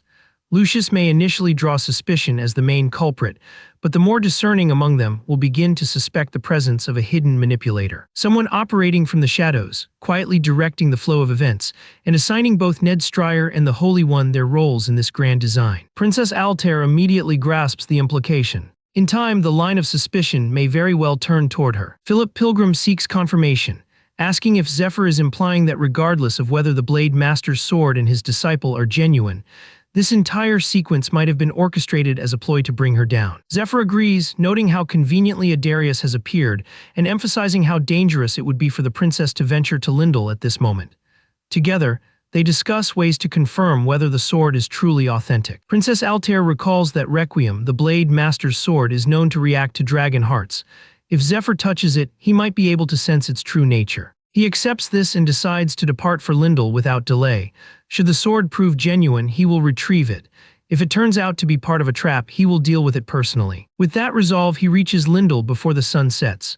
Across from him, Adarius stands waiting, already expecting the princess's arrival. He inquires about Zephyr's identity. Zephyr, meanwhile, reflects that the leader of the Demon Lord's followers has likely heard whispers about Adarius by now, though he doubts the man will act so soon. Despite remaining cautious toward the Blade Master, Zephyr does not anticipate any serious interference for at least 2 years. His visit here isn't driven by Adarius's reputation. It stems from an entirely different purpose. One of the young women nearby notices him and steps forward to confront Zephyr, proudly defending Adarius's victory and daring him to speak his intent. Before tensions rise further, Adarius calmly steps in. He jokes that his master once told him he would meet fascinating warriors here, and he seems quietly amused that he's found one so quickly. When Adarius suggests that they move their fight elsewhere, Zephyr agrees, though he warns him to pay attention. Inside, Zephyr can feel the man's arrogance, a sense of superiority as if he expects others to trail behind him like a master commanding his hound. Zephyr then activates his unique draconic power known as Dragon Tongue, and as its force takes hold, Adarius's body begins to move without his consent before collapsing to the ground. Disoriented, unable to Without offering another word, Zephyr turns his back and walks away. The women, watching in disbelief and panic, hesitate, unsure of what they should do next. One of them observes that Adarius has been carried off, and whatever ability Zephyr unleashed possessed an abnormal and formidable strength. The girl named Nina suggests they should help Adarius, troubled by the fierce, dangerous look in Zephyr's eyes. However, Anon, an emissary from the Sky Temple sent to the Baron family, intervenes, saying there's no need. She insists Adarius can manage the situation himself and advises them to stay uninvolved. She then recalls the day Adarius first arrived at the fortress, how he sat quietly at the edge of a tower when Nina approached him. Nina expressed her guilt that an entire month had passed and apologized for keeping him stationed there. She encouraged him to go meet Princess Altair just as his teacher had wished, but Adarius had declined, saying he couldn't leave while monsters still plagued the region. Nina remembers the day he saved the fortress alone during a massive monster assault. Though rough in manner, she admired his unwavering spirit. The sister teasingly remarked that someone might be falling for him. She added that as stronger monsters began to appear, Adarius's battles grew increasingly fierce. He often skipped rest, meals, and even sleep. Eventually, he charged into the boss monster's den alone and emerged victorious after an entire week. He had deliberately drawn the creature out, toying with it during their battle, his fighting almost possessed, wild, and relentless. Over the next 6 months, Adarius cleared 3 surrounding regions of monsters entirely. Baron Risha, astonished by his strength, thanked him for protecting their lands and marveled that someone barely 18 could be so capable. Knowing Adarius's ambition to marry Princess Altair, the Baron nevertheless proposed that he wed his own daughter instead, promising rich rewards. Adarius courteously refused, explaining that he must still go to the princess, though the Baron insisted that his daughter should accompany him regardless. The sister supported the idea, commenting that Adarius was reckless and too battle-obsessed. She warned that he didn't take interruptions during combat very well. When Nina asked for guidance, she advised that they follow Adarius quietly from a distance and observe him in secret. Outside, Zephyr now sits calmly sipping tea while Adarius lies bound on the ground nearby. Soon after, Adarius breaks free from his restraints and shouts triumphantly that he's finally free. Zephyr looks on with faint surprise. Most knights would require at least 30 minutes to resist a basic dragon tongue, yet Adarius manages to do so in 12, a clear indicator of the powerful artifact he carries. Adarius himself hadn't expected a human to wield such complex dragon magic, and the sensation reminds him of his own master. He begins to wonder about Zephyr's true identity, whether he might be a servant of dragons or perhaps harboring a dragon heart himself. He then invokes Cradle of the Earth, a rare white dragon ability that allows its user to store items within a hidden underground space. Adarius quickly decides that it doesn't matter. His master's teachings echo in his mind, never hold back against an opponent like Zephyr. He introduces himself formally as the disciple of Blade Master John Howell. Upon seeing him, our boy finally understands why he stands above most warriors: natural brilliance, elite training, and a legendary relic to match. That relic is the Silver Lion mithril armor forged from the bones of the White Dragon. It grants immunity to countless curses and ailments, protects from extreme temperatures, poison, and even the weakening effects of dragon magic. This explains how Adarius has survived such brutal encounters, and how he's been able to slay dragons without bearing a dragon heart of his own. Zephyr notes the armor's presence and begins to assess his opponent's combat potential. Then, he draws his own weapon from a silver key. His blade, Graham, is a renowned dragon-slaying sword forged 1,000 years ago. Zephyr declares that it has been freshly bathed in a dragon's blood, and calmly reveals that he carries a dragon heart within his own chest. To put Adarius to the test, Zephyr fills a glass of water and sets forth a condition. If even a single drop spills during their duel, Adarius will win, and in that case, Zephyr will surrender both Graham and his dragon heart. Adarius asks whether Zephyr wants Requiem in exchange, but Zephyr smirks, replying that if Adarius truly wins, he may keep it. However, Zephyr reserves the right to choose a nickname for him, throwing out mock suggestions like Whitey Baddock or simply Moot.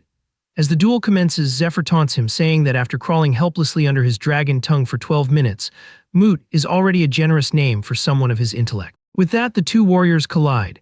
Zephyr launches the first strike, his blade flashing with precision, and Adarius meets it head-on, successfully parrying the blow. Acknowledging Zephyr's confidence, Adarius smirks and raises the wager if he loses. He swears he'll become Zephyr's obedient lapdog without complaint. Both combatants surge forward with full intensity, the clash of their powers shaking the air around them. Adarius quickly discerns Zephyr's remarkable technique, astonished at how effortlessly he swings a massive sword with only one hand, as though it were weightless. Eager to test the limits of his own strength, he activates Lion's Roar, a powerful ability granted by the Silver Lion mithril armor. With his defense amplified and energy roaring within him, Adarius launches a fierce assault, but Zephyr reacts instantly, countering with equal ferocity. The impact sends Adarius hurtling back, crashing into the ground with an explosive force that ripples through the battlefield. From a distance, his companions and an old man observing the duel note how much stronger Adarius has become since they last saw him fight. Meanwhile, Adarius recovers, leaping high into the air. He dives straight at Zephyr, his sword blazing with radiant energy, cutting through the wind like thunder. Yet our boy stands unfazed, calmly intercepting the attack. The resistance only fuels Adarius's excitement. He laughs, calling it a true challenge worth his blade. But his confidence shatters when Zephyr suddenly invokes a dark spell. A massive spectral hand forms, seizing Adarius in midair. In the next instant, Zephyr slams him to the ground with earth-shaking power. Stunned and gasping, Adarius struggles to comprehend the sheer might pressing down on him. His limbs refuse to move, pinned by an invisible force that feels absolute. Zephyr remains motionless, still holding his glass of water steady. In that moment, realization dawns on Adarius. Zephyr has just used Dragon's Way, a technique born from the essence of a dragon's heart. This ancient art allows its wielder to manifest the image of a dragon as it once lived, inheriting its strength and dominion. Channeling its telekinetic force, Zephyr subdues him completely, his gaze distant as he recalls memories of their past life. In that life, Adarius had already been known as the mightiest among the 10 great warriors, making him a priority for recruitment. Zephyr had always intended to test him like this. Now, witnessing his current state, Zephyr realizes Adarius still has a long road ahead, and that his true growth had yet to come in this timeline. He remembers the very event that once triggered that rapid rise in power. But this time, things will not unfold the same way, in this life. Adarius becomes the first true powerhouse Zephyr has faced since parting ways with his master. Zephyr senses promise in him, believing that this time Adarius will not grow stronger alone, but as the sword at Zephyr's side. As the duel ends, Zephyr claims his victory and commands Adarius to acknowledge him as his master, bestowing upon him the name Moot. The scene then shifts 6 years into the past. A gray-haired woman, Princess Altair's mentor, grasps the princess's arm, her voice heavy with finality as she tells her that her time is nearly gone. She calls Altair her beloved pupil and says she has passed on everything she could. Though her training remains incomplete, she trusts that Altair will find a way to finish the magic on her own. Above all, she reminds her of the crucial mission to defeat the head of the demon lord worshippers. Having existed in her physical form for 25 long years, the teacher reflects on a lifetime filled with both failure and hope, and the many disciples she once guided. Some abandoned their paths halfway, others succumbed to corruption. Yet Altair endured. The teacher takes pride in her, seeing her as her final and most steadfast disciple, one destined to carry her will forward and bring hope to the world. Quietly, she laments not being able to fully mend the hearts of her students, and wishes that when her spirit returns to its original self, someone kind will be there to stand beside her. But as her body begins to fade away, she feels something terribly wrong. Instead of returning peacefully, her spirit is suddenly snatched and pulled elsewhere, as if ensnared by a trap. Disoriented, she struggles to breathe, even in spirit form. When she regains her senses, she finds herself in a strange, dusty realm. In her weakened state, she becomes trapped inside the frail body of a small lizard. Before she can grasp what's happened, a young orphan boy catches her in his hands. Darius, he calls. Casually, he debates whether to roast or boil her, utterly oblivious to the fact that the creature in his hands is no mere lizard. The dragon spirit, horrified, can scarcely believe she's about to be eaten by a child. Returning to the present, Darius recounts how he became the Blade Master's disciple. She trained him in swordsmanship until her body finally dissolved around 6 months ago. Before departing, she entrusted him with a sword and armor, asking that he protect Princess Altair in her stead. True to his word and to his bedding spirit, Darius now kneels, pledging himself as a devoted follower, ready to obey Zephyr's every command. Watching him, Zephyr feels satisfied. Darius, once wild and reckless, now carries humility and discipline, a clear sign that their confrontation has refined him. To Zephyr, this transformation was inevitable. He understands how difficult it must have been for a battle-obsessed warrior to live in seclusion under a dragon's tutelage. Still reeling from defeat, Darius reflects on the dullness that had consumed his battles since leaving his master. Bandits, knights, even powerful beasts, none had ever stirred his blood again. Lost in disillusionment, he'd begun to wonder whether true combat had left his life forever, uncertain if he'd ever feel that rush again. But meeting Zephyr has rekindled that fire. For the first time in years, Darius feels alive, certain that this is the challenge he's been searching for. Deep down, he knows Zephyr has yet to reveal the full breadth of his power. And now, more than ever, Darius burns with the desire to uncover every secret the man is hiding. He wishes to face him again one day, believing that perhaps next time, victory will be his. Yet he understands that shaping a warrior of his caliber is much like training a hound. You cannot expect them to bite only when commanded. Zephyr teases him, asking if he also wants some treats, and playfully ruffles his hair. Darius responds with enthusiasm, assuring that snacks would only help him stay ready for anything. Amused by the answer, Zephyr gestures for him to come closer. But without warning, Zephyr flicks him sharply, so hard that in an instant the boy's forehead dents inward. The sheer force sends Darius crashing against the wall, the impact echoing like thunder. Zephyr, utterly calm, then reminds him to maintain some distance. He warns that the white dragon, his master, will not return to the physical realm for a long time. Her final words had been an order: protect the princess. So Zephyr questions whether throwing away his life in duels is truly the best way to honor that command. Though Zephyr finds the young man's personality irritating, he cannot deny that the boy earned his right to speak. After all, he won the marriage tournament. Zephyr has no plans to drive him away, but he resolves to keep him under close watch. Darius accepts his judgment and expresses his gratitude. Zephyr, meanwhile, channels mana into his hand and says casually that he'll need a precautionary measure, just in case. 2 days later, within the third parish of the Temple of Light, Ned, while conducting surveillance, spots something disturbing. The knights he observes, though from different orders, are all officially temple knights. But when he uses the potion of true sight, a draft that exposes the hidden marks of demon lord worshippers, he uncovers the truth: many of them have already been corrupted. Ophelia, beside him, explains that worshippers of the demon lord have likely infiltrated or even overtaken these units. For now, they merely display their power. Because they still operate under the temple's banner, they cannot begin a full assault without an undeniable reason, like proof of Cardinal Olden's murder or the theft of the dragon's heart. Until such evidence appears, they wait, poised to strike the moment the chance arises. That's why Zephyr told them everything depends on timing. For now, the enemy's hesitation is a small relief. Ned and Ophelia's mission is to assess the situation and make contact with Lucius, who remains confined.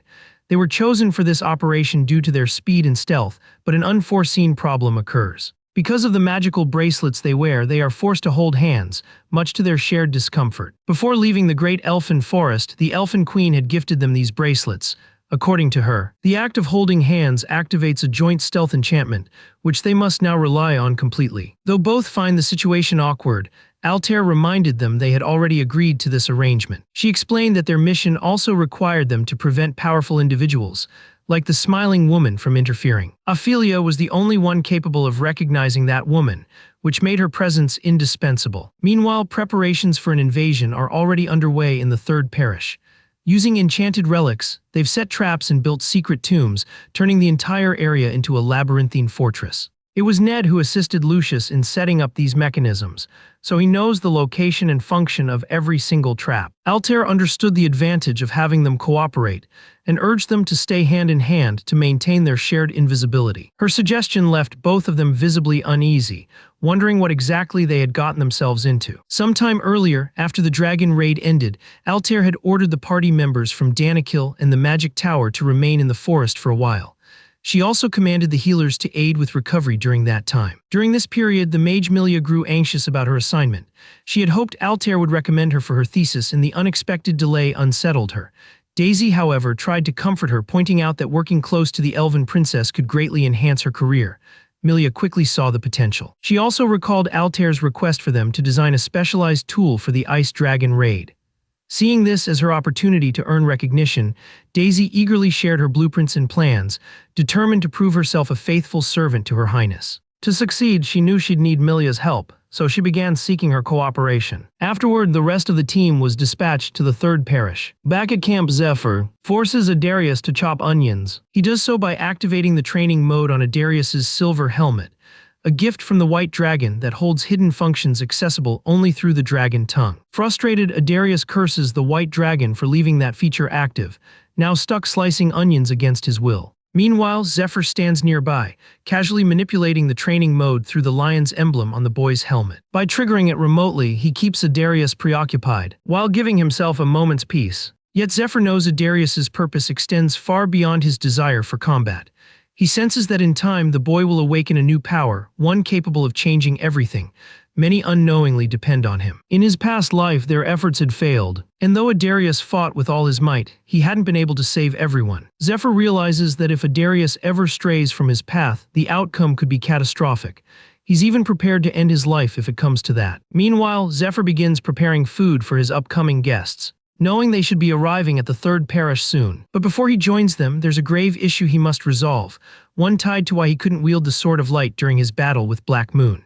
He understands that if low stats were truly the reason, he shouldn't have been able to summon that power against the cult leader, nor explain the strange seal the man had hidden away. As he glances at the silver key resting in his palm, Zephyr realizes that before stepping into the Temple of Light, he must uncover the truth behind everything. Sometime later, Zephyr succeeds in forging two formidable weapons. Their sudden appearance catches Adarius completely off guard, his eyes widening in surprise and excitement.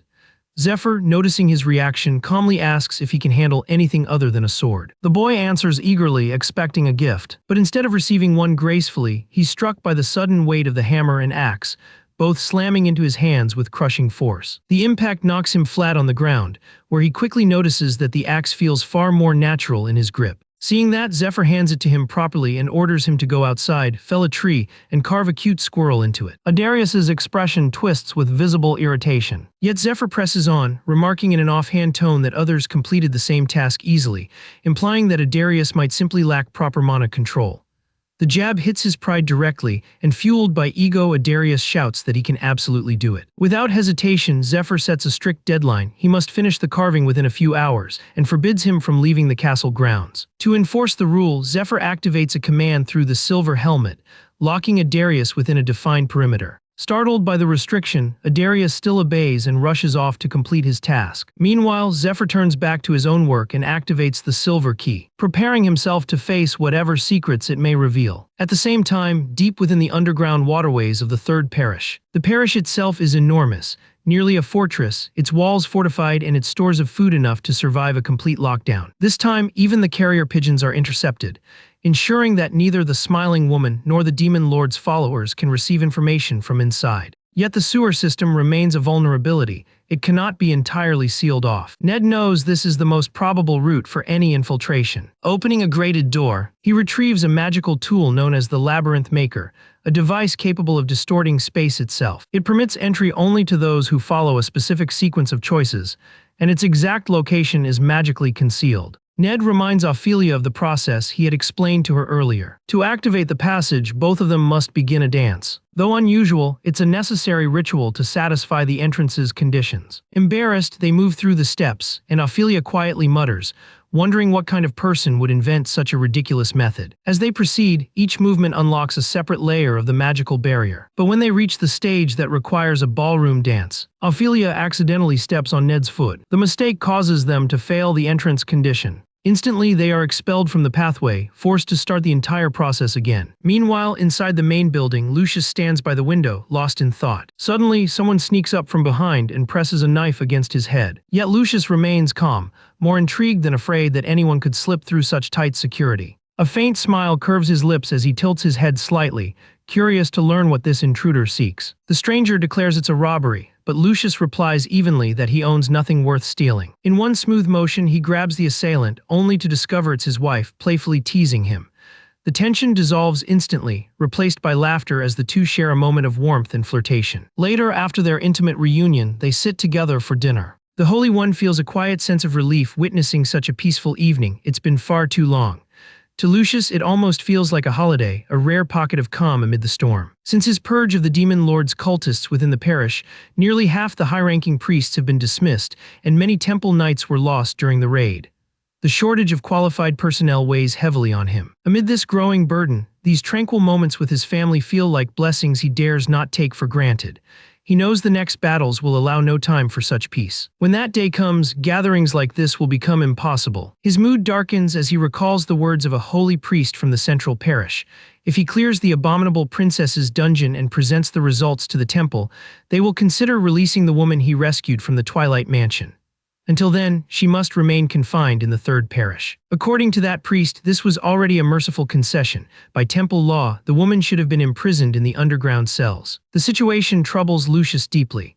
A woman who had lived for a century within a dungeon and possessed such unnatural powers might not even be human. Still, he knows her fate lies entirely in the hands of the presiding priest and the majority vote of the Inquisition. That's why he resolves to clear the princess's tomb. It's his only path to earn the deciding priest's approval. Yet he cannot place blind faith in them.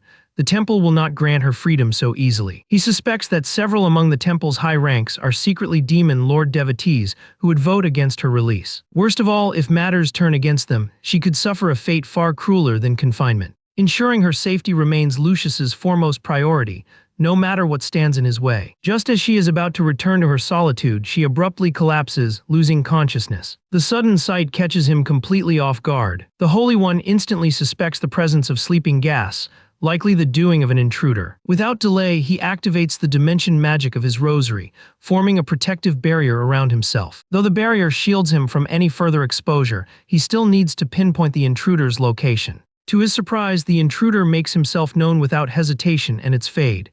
Fade is already seated beside him, as if he'd been there all along. Calmly, he takes a drag from his cigarette, exhaling without a care. Lucius hadn't even noticed his arrival. Despite his laid-back demeanor, Fade exudes not a single opening. Lucius then notices the tattoo on his arm, the mark of the legendary Assassin Guild. The realization unsettles him. If this man truly hails from that guild, he must be a master of both combat and toxins. Though such poisons might barely affect Lucius himself, they clearly work against his wife and son. What baffles him, however, is the use of sleeping gas instead of lethal poison. Any true assassin would have used poison to take hostages and demand ransom or favors in exchange for the antidote. The intruder's timing, composure, and entire demeanor feel strangely off. Lucius begins to suspect this might not be an attack at all, but rather some form of test, perhaps a message hidden beneath the act. He wonders if this man might have been sent by his father. Fade confirms it, remarking that Lucius's mind is functioning perfectly, exactly as expected. Lucius's father, Duke Tesser, leads the Eastern Alliance of the Cayenne Kingdom. His domain often welcomes high-profile guests, and rumors suggest his company includes fallen royals and assassins alike. Fade explains that the Duke dispatched him to check on his son's condition. He admits to infiltrating the temple a week ago, evaluating every detail, coercing the priest into cooperation with Truth Serum, and confirming whether Lucius carried the worm infection. This revelation catches Lucius by surprise, but he quickly uses the moment to his advantage. asking Fade to tell his father that he intends to repay the loss of the dragon heart by investing in the princess. Fade nods in agreement, assuring him that his wife and son will awaken in 6 hours. No purification magic needed. With that, Fade shifts to the true reason for his visit. His expression hardens as he brings up a single name, Zephyr. Lucius grows cautious, wondering how Fade could possibly know that name. But Fade cuts him off, warning that he's not the one entitled to ask questions. Instead, he should focus on the price of giving the wrong answer. Fade proceeds to reveal that he has already poisoned the top 50 priests with a slow-acting toxin and dispersed its traces throughout the temple. Sooner or later, they'll be forced to flee through the culvert. This revelation unsettles Lucius deeply. The culvert is part of the sewage network. If even one person escapes that way, their testimony will ignite a chain reaction. Those who have long awaited an excuse to move against him, perhaps even to start a siege, will seize that opportunity. Fade then uncaps a small vial of antidote, offering to hand it over, but only if Lucius discloses everything he knows about Zephyr. The third parish culvert, however, is no ordinary escape route. It's surrounded by a space-distorting field that requires a designated magic key for entry. Anything within can exit freely, but entry is restricted. Soldiers are stationed there as additional security. Yet the true defense lies in the hidden runestones and the intricate magical formation linking them, completely invisible to the eye. Their sole purpose is to trigger alarms whenever unauthorized passage occurs. Moments later, Lucius hears multiple alarms blaring in quick succession, confirming Fade's claim beyond doubt. Even amid the chaos, Lucius stays composed. He insists that his knights are already deployed near the culvert and will subdue the priests effortlessly. But as he speaks, realization strikes him. Fade offered him the antidote, yet claimed the priests were already within the culvert. This means the poison can be purged remotely, even without the antidote itself. Channeling holy light into his relic, Lucius concludes that if he defeats Fade now, he might still cleanse the priests through force. Feeling the momentum shift in his favor, the Holy One demands to know Fade's true identity. But Fade is already a step ahead. With a calm motion, he produces the rosaries of Lucius's knights and reveals that they've all been put to sleep. Meanwhile, in the resting quarters, every one of them lies unconscious, trapped within their own dreams. Back in the chamber, Fade draws his blade and aims it at Lucius, declaring that the only one at a disadvantage, whether he fights or stalls, is Lucius himself. Yet before he can finish his sentence, a sudden, thunderous slap strikes him from behind. It's Ned, Fade's unexpected adversary. Fade reels in disbelief. Even while on guard, this man managed to land a clean hit. For a moment, he wonders if it's one of Lucius's tricks, but seeing Lucius's own confusion, he realizes it is. His vision blurs, dizziness floods in as a faint scent fills the air. While his focus was fixed on the chamber, something subtle must have slipped past his senses, unbeknownst to him. It's Ned's mist bracelet, an artifact renowned for its extraordinary stealth effect, powerful even when only one side of the pair is worn. Fade's unease deepens. Observing Ned's stance, he notices the man is deliberately concealing his weapon, making his movements impossible to predict. Meanwhile, Ned sticks to a swift hit-and-run rhythm. He knows full well that facing a poison user like Fade head-on would be a grave mistake. Without warning, Fade draws his whip sword. He swings it wildly, the blade crackling through the air. The weapon's edges glisten with poison, and each strike sweeps across the chamber with lethal precision, leaving no room for error. Even so, Ned weaves through the storm of attacks, dodging every lash with measured grace and instinctive timing. As he moves, Ned recalls Zephyr's words about Fade, that if the chance ever came, he should try to convince him to join their party. The thought nags at him, though Zephyr had insisted that Ned was the perfect one for the job. Fade, after all, respects only strength. If Ned can overpower him, there's a good chance he'll listen. Zephyr had also warned that Fade is a master of poison. One of his toxins, Zephyr explained, amplifies his physical abilities. But even at its peak, that boost still falls short of Ned's own power. Ned can't help but think Zephyr has once again sent him on a ridiculous errand, yet deep down he understands the reason. Zephyr's faith in him runs deeper than mere strength. He trusts Ned because he alone can dispel stealth magic, an invaluable skill in a battle like this. And beyond that, Ned carries the blessing of the Elf Queen herself, granting him resistance to illusions and toxins, making him uniquely suited for this encounter. Back in the present, Lucius exhales a quiet sigh of relief upon seeing Ned's arrival. His presence means only one thing: the dragon raid has ended in success. With that certainty, Lucius knows what must come next. Meanwhile, Fade now stands face to face with Ned. Still reeling from surprise, he struggles to comprehend what just happened. How was his stealth breached, and what was that strange force Ned used against him? There's something hauntingly familiar about it. Meanwhile, deep within the culverts, Ophelia subdues the poisoned priests, grateful that she chose to remain near the entrance. Especially after having stepped on Ned's foot a dozen times during their last dance, she silently thanks fate for the chance to make up for it. But it's already been an hour since Ned went inside, she knows it's time to follow. To prepare, she takes out a magical seed bestowed upon her by the elves. She gently pours water over it, and the seed bursts to life, sprouting into a massive, root-clad tree creature. Once it takes full form, she commands it to guard the entrance before rushing forward, worried that Ned might be facing danger that requires her aid. Elsewhere in the angel room, Mercedes hears the echo of crashing sounds erupting from the main hall. She immediately rushes in, only to find Zephyr already there. Startled, she demands to know why he's shown up unannounced. Zephyr, however, brushes her off, saying casually that he's simply remodeling the place's exterior. Without waiting for any further response, he begins demolishing furniture and sacred ornaments with his axe, leaving Mercedes completely aghast. She shouts at him to stop, insisting that every item here is priceless and irreplaceable. But Zephyr, visibly annoyed, retorts that he'll replace everything with finer pieces once he's done.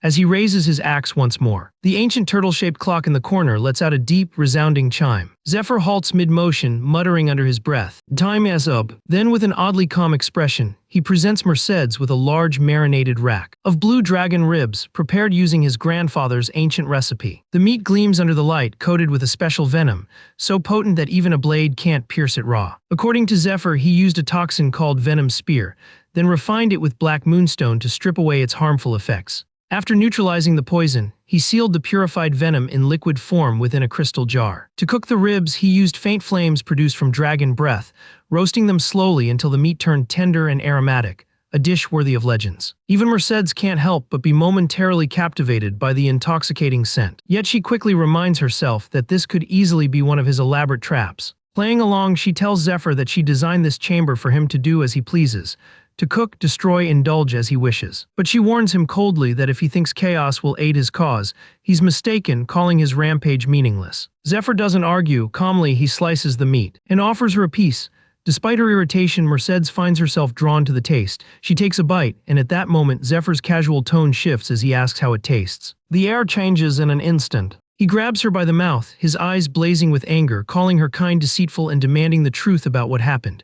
His fury is palpable. He had believed the Sword of Light was meant for him, but just when he was about to claim it, he was told he could not. Mercedes protests, insisting they have no idea what he's talking about, but Zephyr refuses to believe her. In frustration, he throws her to the ground, declaring that if deceit is the game they wish to play, then he'll act on his own terms. Without hesitation, he drops onto the throne, announcing that his days of servitude are over. From now on, he'll sit, feast, and let the gods watch. If they want anything from him, they'd better offer more. And with that, he commands the angel to leave. Mercedes, furious at his insolence, cannot fathom that a mere human dares to address them in such a tone and behave with such brazen audacity. Just as she steels herself to strike back, two radiant letters descend from the heavens and crash to the ground before them. She stands frozen in disbelief. The gods have truly answered his outburst. Turning toward Zephyr, she congratulates him with a strained smile, remarking that he has finally received what he was so desperate for. Zephyr, momentarily puzzled, listens as she elaborates. The glowing objects are divine letters, each sealed with the mark of a god, containing their explanations and sacred rewards. Yet he may open only one. The moment he chooses, the other will fade into nothingness. The first bears the sigil of the god of light, the second of the god of the sky. And so, Zephyr finds himself standing before a fateful choice between the two divine powers. Elsewhere in the third parish, Ned and Fade clash fiercely, their blades slicing through the air with deadly precision. Fade, however, has already extracted confessions from the nun Rose. Under torture, she admitted that Zephyr wielded an unfamiliar combat style she had never encountered before. She also revealed that he used to inject poison into himself using a needle, and the last time she saw him, he had joined the Saints' raid party. That was all the information she could offer. Now, as Fade duels, he feels certain that the man before him is Ned, and that the silver-haired fighter elsewhere must be Zephyr. Still, there's something in Ned's movements that unsettles him. The fluidity, the precision, it hints at something deeper, something hidden about the man's true nature. As their swords collide again and again, Fade demands to know how Ned mastered such techniques so quickly, and what he had been doing 4 years ago. He begins to suspect that Ned once trained in Eastern martial arts, perhaps even serving as an assassin in his past. Lost in thought, Fade hesitates for a split second, giving Ned an opening to strike, but the attack is intercepted. Fade retaliates with a storm of poisoned needles, which Ned swiftly deflects and neutralizes without pause. Fade follows with another tactic, a swirling cloud of toxic smoke, but Ned remains one step ahead, dispersing it with a sharp, echoing clap, releasing a shockwave that ripples through the air. Caught off guard, Fade realizes too late that during their duel, Lucius has slipped out through the nearby door. It dawns on him that Ned revealed himself deliberately to buy time for the Holy One's escape. Still, Fade thinks it foolish that Lucius would abandon Ned instead of aiding him. Meanwhile, Ned feels reassured. Lucius's speed and regeneration may not serve well in battle, but they are perfect for safeguarding his wife and child. He knows, however, that to defeat Fade he will need something extraordinary, an ability too difficult to trigger in a one-on-one confrontation. For now, all he can do is stall until reinforcements arrive. As their blades cross once more, Ned tries to reason with his opponent. He asks whether Fade's vengeance is truly aimed at the one who practices dragon arts or at their former master. He goes on to confess that 4 years ago, he too endured isolation, training relentlessly. Betrayed by those he once trusted, he has since chosen to align himself with the saints in their fight against the worshipper's master. He appeals to Fade, emphasizing how their goals are not so different and suggesting they join forces instead of fighting. But Fade remains unmoved.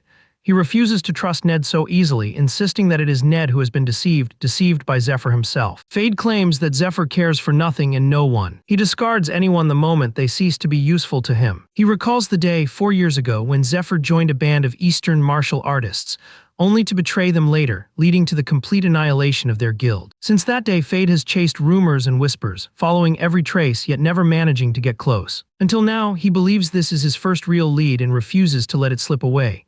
Knowing Ned is stalling for help, he vows to capture and torture him until every truth is extracted. With those words, Fade conjures a dragon-shaped sword in his grip, proclaiming that executing traitors remains his sacred duty as an assassin. The weapon's twisted energy shocks Ned. It radiates such suffocating power that his vision swims, his mind spinning in disarray. Without warning, Fade lunges forward. But Ned's focus wavers, his mind drifts to a memory of long ago.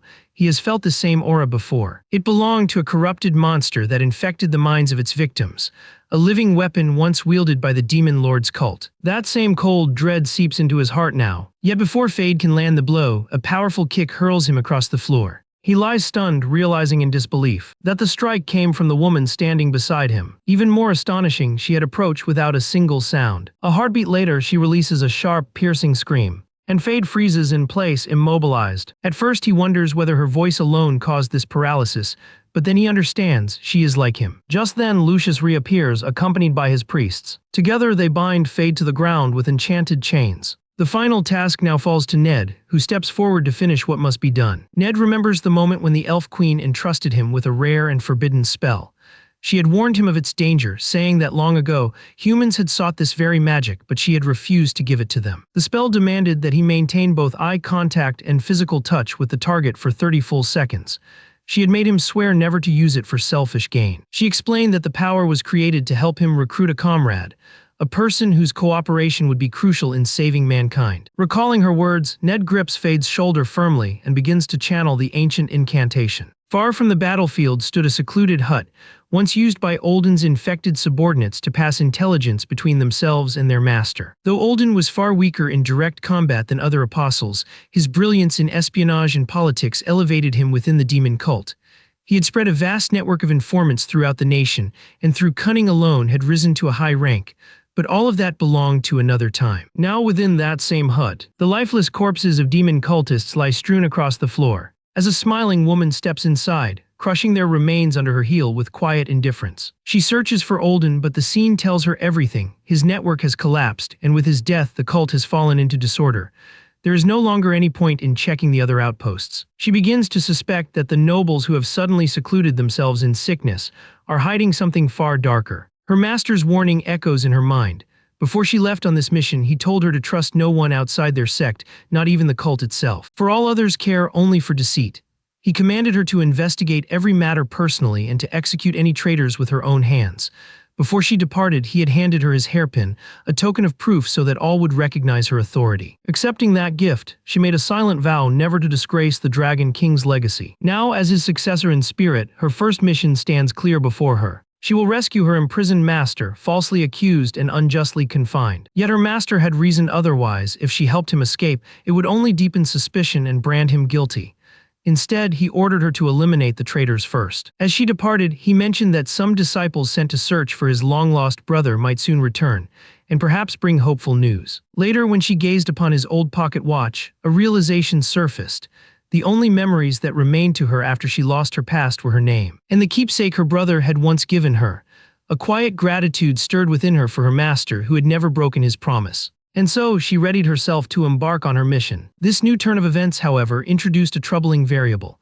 Her priorities shifted. She must now identify this anomaly, seize control of it, or erase it entirely to ensure their victory. The outcome would determine not only her master's standing but his very survival, and she was prepared to go to any length to protect him. Meanwhile, outside the main structure of the Third Parish, Ned tells Fade that the Master of the East had officially trained 2 recognized disciples, but had also secretly prepared several shadow disciples as a safeguard. Among them was one said to resemble Zephyr or perhaps even Ned himself, someone rumored to command poison and shape-shifting arts. This revelation is what Ned deliberately shares with Fade, knowing the assassin has yet to grasp the full scope of events. He explains that all the Master's shadow disciples specialized in the use of poison. What troubles Ned most is that the poison techniques employed by both Fade and Zephyr mirror those he encountered 8 years earlier from his own brother, who had been caught and punished by their master for an entire month. Their teacher never tolerated any practice beyond the discipline of martial arts, so Ned had never heard of this particular poison in detail until now. From Ned's account, Fade begins to wonder whether the individual they are discussing could be the same person who once guided him 8 years ago. Within his mind, Ned wrestles with confusion. His master had taught him Eastern methods, needle arts, and acupoint strikes. So why is Fade, an assassin, employing these exact techniques? The skill is undeniably lethal, and Fade's presence grows more menacing by the moment. Still, there's a faint sense of relief. Fade is talking, offering insights, and even showing signs of cooperation toward the siege effort. Then Ned's eyes narrow. Something unexpected catches his attention. The red scar across Fade's face has grown noticeably larger since their last encounter. Over the next several days, a tense stalemate blankets the castle. The enemy forces outside make no move. Ophelia stands vigilant from dawn to dusk, yet sees no sign of siege preparations. The opposing army seems dormant, merely training its soldiers in silence. Meanwhile, Lucius, aware that the Blue Dragon raid has drawn most of the spotlight, begins readying plans for a secondary strike, the Ice Dragon raid. Still, an eerie incompleteness lingers in both sides' strategies, as if each faction waits on the other, both inching quietly toward their limits. Then, without warning, the balance shatters. A lone stranger appears before the castle gates. Every soldier and commander turns their gaze toward the mysterious figure. When Lucius catches sight of him, his composure falters, his eyes widen in disbelief. Standing there is none other than the former inquisitor of the Third Parish, once captain of the vanguard party during the Great Raid, Matthias Grimmer. The mages posted outside recognize him instantly.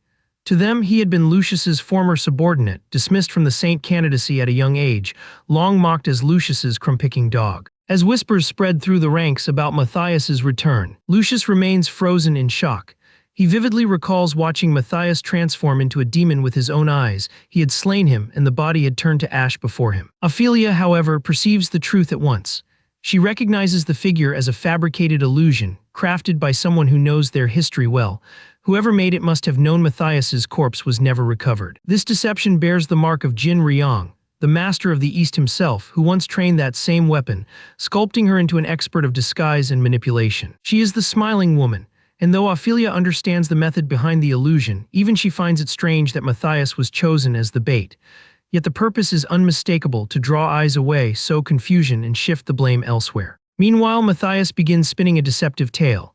He asserts that he and several others were members of the original raid team but were abandoned the moment they discovered Lucius's supposed scheme.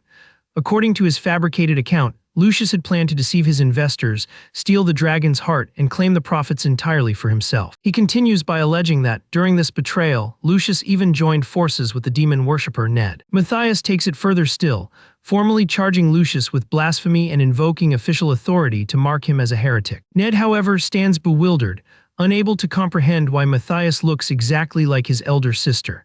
He cannot grasp how she could publicly accuse him of serving a demon lord before so many witnesses. He remembers Zephyr once telling him that she had lost her memories as a child in an accident and could no longer even recall his name. Meanwhile, one of the attending party members takes interest in the so-called Matthias declaration, though he appears faintly amused by the drama. He admits that even as a senior inquisitor, he lacks the authority to apprehend the Holy One, whose rank far surpasses his own. All he can do is file an official charge, but for it to hold legal weight, at least 3 high-ranking priests must give their approval, he explains, removing his mask. Benjamin then reveals that 3 such priests are already present, and warns that if the accusation proves false, he himself will be executed instantly for insulting the Holy One. He proceeds to activate a hero-grade holy relic known as Themis' Judgment. This relic, originating from the Old Kingdom, was once used in judicial trials.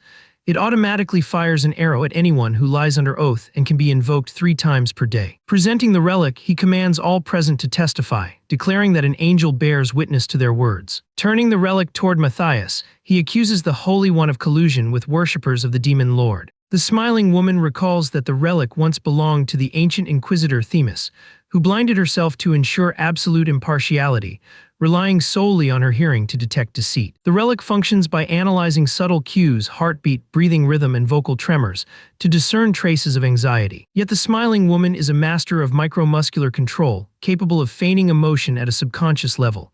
She remains confident that no holy relic can penetrate her deception. In her guise as Matthias, she confirms the accusation. When no arrow is loosed, it signifies that her testimony has been deemed true. Cornwall, a first-class inspector from the Temple of Light's Financial Council, acknowledges the verdict and formally approves the charge. Benjamin, a senior officer of the Vatican's Holy Relic Administration, adds his approval as well. The smiling woman silently reflects on the absurdity of the scene before her. If it is considered blasphemy to accuse the Holy One, then surely surrounding and threatening him should be equally sacrilegious. To her eyes, the crowd resembles merchants of faith, people who have traded reverence for profit, waiting shamelessly for someone else to unlock the temple gates for them. She wonders if what she feels now is relief merely at being present to witness this. Inwardly, she ties the name Matthias to the image of a burning pyre, imagining it consumed beneath the title of the Holy One. Her thoughts grow darker, toying with the idea that perhaps everything should simply be reduced to ashes. Meanwhile, Matthias turns to question Gertrude's stance. Deep inside, Gertrude feels indifferent to any financial loss involving the Holy One. Her sole concern is whether Olden still lives. Just as she readies her response, a flash of lightning splits the sky, interrupting everything. From within the blinding light, Ophelia steps forward, expressing disbelief that such claims are even being entertained. Gertrude instantly recognizes her. Ophelia, one of the 10 great warriors and a personal bodyguard to the princess. Cornwall too notices the man standing beside her, finding his face strangely familiar. Ophelia turns to Benjamin and inquires about the reliability of Themis' judgment. He replies with unwavering confidence that the relic is flawless. She challenges that certainty, questioning whether the relic can detect false testimony spoken under hypnosis or mental compulsion. She argues that conviction alone cannot guarantee truth if one's mind has been tampered with. Pointing toward Ned, she explains that he was dispatched personally by Princess Altair to assist the Holy One. She calls him her servant, saying he once slept beside her horses in the stables for 12 long years, proof of unshakable loyalty. She denounces the person masquerading as Matthias for spreading lies and manipulating the situation. At that instant, the disguise begins to crumble. Her garments burn from residual lightning, and the disrupted mana flow reveals her true form. The crowd gasps as they realize the truth. This is no Lord Matthias. It is a woman in disguise. Exposed, the impersonator concedes that she's been uncovered once again, noting bitterly that this is the second time Ophelia has ruined her plans. She glares at Ned, calling him a traitor, and vows to end his life before the day is done. With that, she and her 2 followers draw out the Hypnos ocarina and begin to play. The ground trembles as a colossal corrupted creature rises from beneath the earth. Ned instantly recognizes it as a Shoggoth, but something is terribly wrong. The melody required to control it is unusually complex, signaling that the beast has evolved. What now stands before them is no ordinary Shoggoth, it is a Basilikos. Fully revealing her true female form, the impostor prepares herself and asks her companions if they're ready. She declares the beginning of the Song of Swords and screams, her voice reverberating through the air. Cornwall feels terror wash over him. He identifies the Basilikos' roar echoing across the battlefield, a cry that induces violent vertigo in anyone unprotected by magic. A soldier beside him tries to reassure him, claiming the mercenaries will carve out a path for retreat. Cornwall soon notices that everyone reacts simultaneously to one of the Basilikos' active skills. As they rally for a counterattack, more monsters surge into view. Assessing the situation, Cornwall realizes they are under a full-scale monster assault, with the Basilikos acting as the commander. He recalls that the word Basilikos means small king, and indeed the creatures might justify the title. Troops retreat in panic, shouting for reinforcements. Benjamin observes the spreading chaos and warns that scattering will only lead to more deaths. He reminds them that anyone who meets the Basilikos' glowing eyes will turn to stone, even as he watches several soldiers begin to petrify. He raises the Staff of Benevolence. When planted in the ground, the staff releases a purifying magic circle. As multiple staffs resonate together, the circle's barrier expands, covering a wider area. Using these as protection, Benjamin commands all units to focus on the lesser monsters. He then requests Cornwall to buy him time, claiming he knows how to kill the beast. Cornwall grants him permission. Father Benjamin nods in agreement, entrusting the defense to them. Meanwhile, Cornwall summons the spear servant of the goddess, a sacred weapon originally meant to destroy Sage's castle gate. Upon activation, it summons a massive stone statue that lunges forward, striking with its spear. The blow tears a gaping hole through the monster's torso. It follows with a relentless barrage of thrusts. Benjamin reflects that the Basilicos is an evolved Shoggoth variant, infamous for psychological warfare. Like its lesser kin, it spreads fear through mental corruption, driving victims to hallucination. When corruption reaches 100%, victims go berserk, attacking even allies. Physical damage proves futile, only magical or elemental attacks can truly harm it. Thankfully, most of its abilities can be nullified through priestly purification. Though its light-based assaults pose little danger, Benjamin worries about one terrifying trait recorded in previous Basilicos encounters: a secondary mouth hidden in its tail. He recalls that this mouth can unleash a devastating spell after charging for anywhere between 5 minutes and an hour. If released, it could annihilate up to 80% of their forces. Each Basilicos has a unique tail-based ability, making prediction nearly impossible. Preventing activation becomes their top priority. As the clash escalates, Benjamin demands a battlefield report.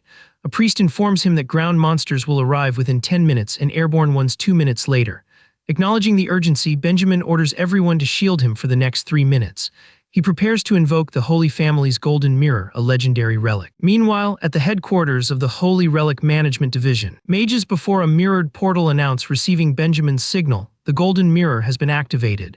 They declare it is now their turn to assist. Each draws upon the dagger of the Holy Sanctuary, a technique that channels mana from its wielder. They transmit this collective mana into the Golden Mirror, empowering Benjamin, who channels the torrent through his relics and barely manages to withstand its overwhelming surge. He recalls that he brought the Golden Mirror as a siege contingency.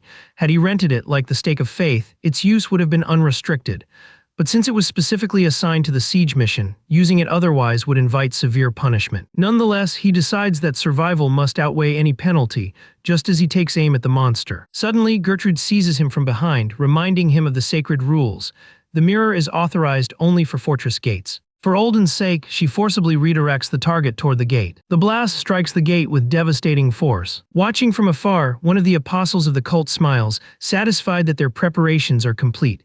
He believes Gertrude's fixation on Olden will ensure she follows their design to the end. Another apostle, however, voices his impatience, expressing a desire for direct confrontation rather than waiting. The other rebukes him, insisting that total war must remain a last resort. He explains that before any such conflict, they must first justify their actions through formal declarations, repeated negotiations, and explicit orders from superiors. That way, he says, their campaign will appear righteous. Justification guarantees powerful allies and upholds the laws of war. Ultimately, it ensures they need not fear retaliation from the Golden Dragon, guardian of the kingdom. The apostle named Othello remarks that his goal is to drain the Holy One of all value, while securing his own prestige in the spotlight. Another member, Wilhelmina, agrees, noting that such behavior is typical among the upper echelons. She observes that the apostles are bound by hierarchy.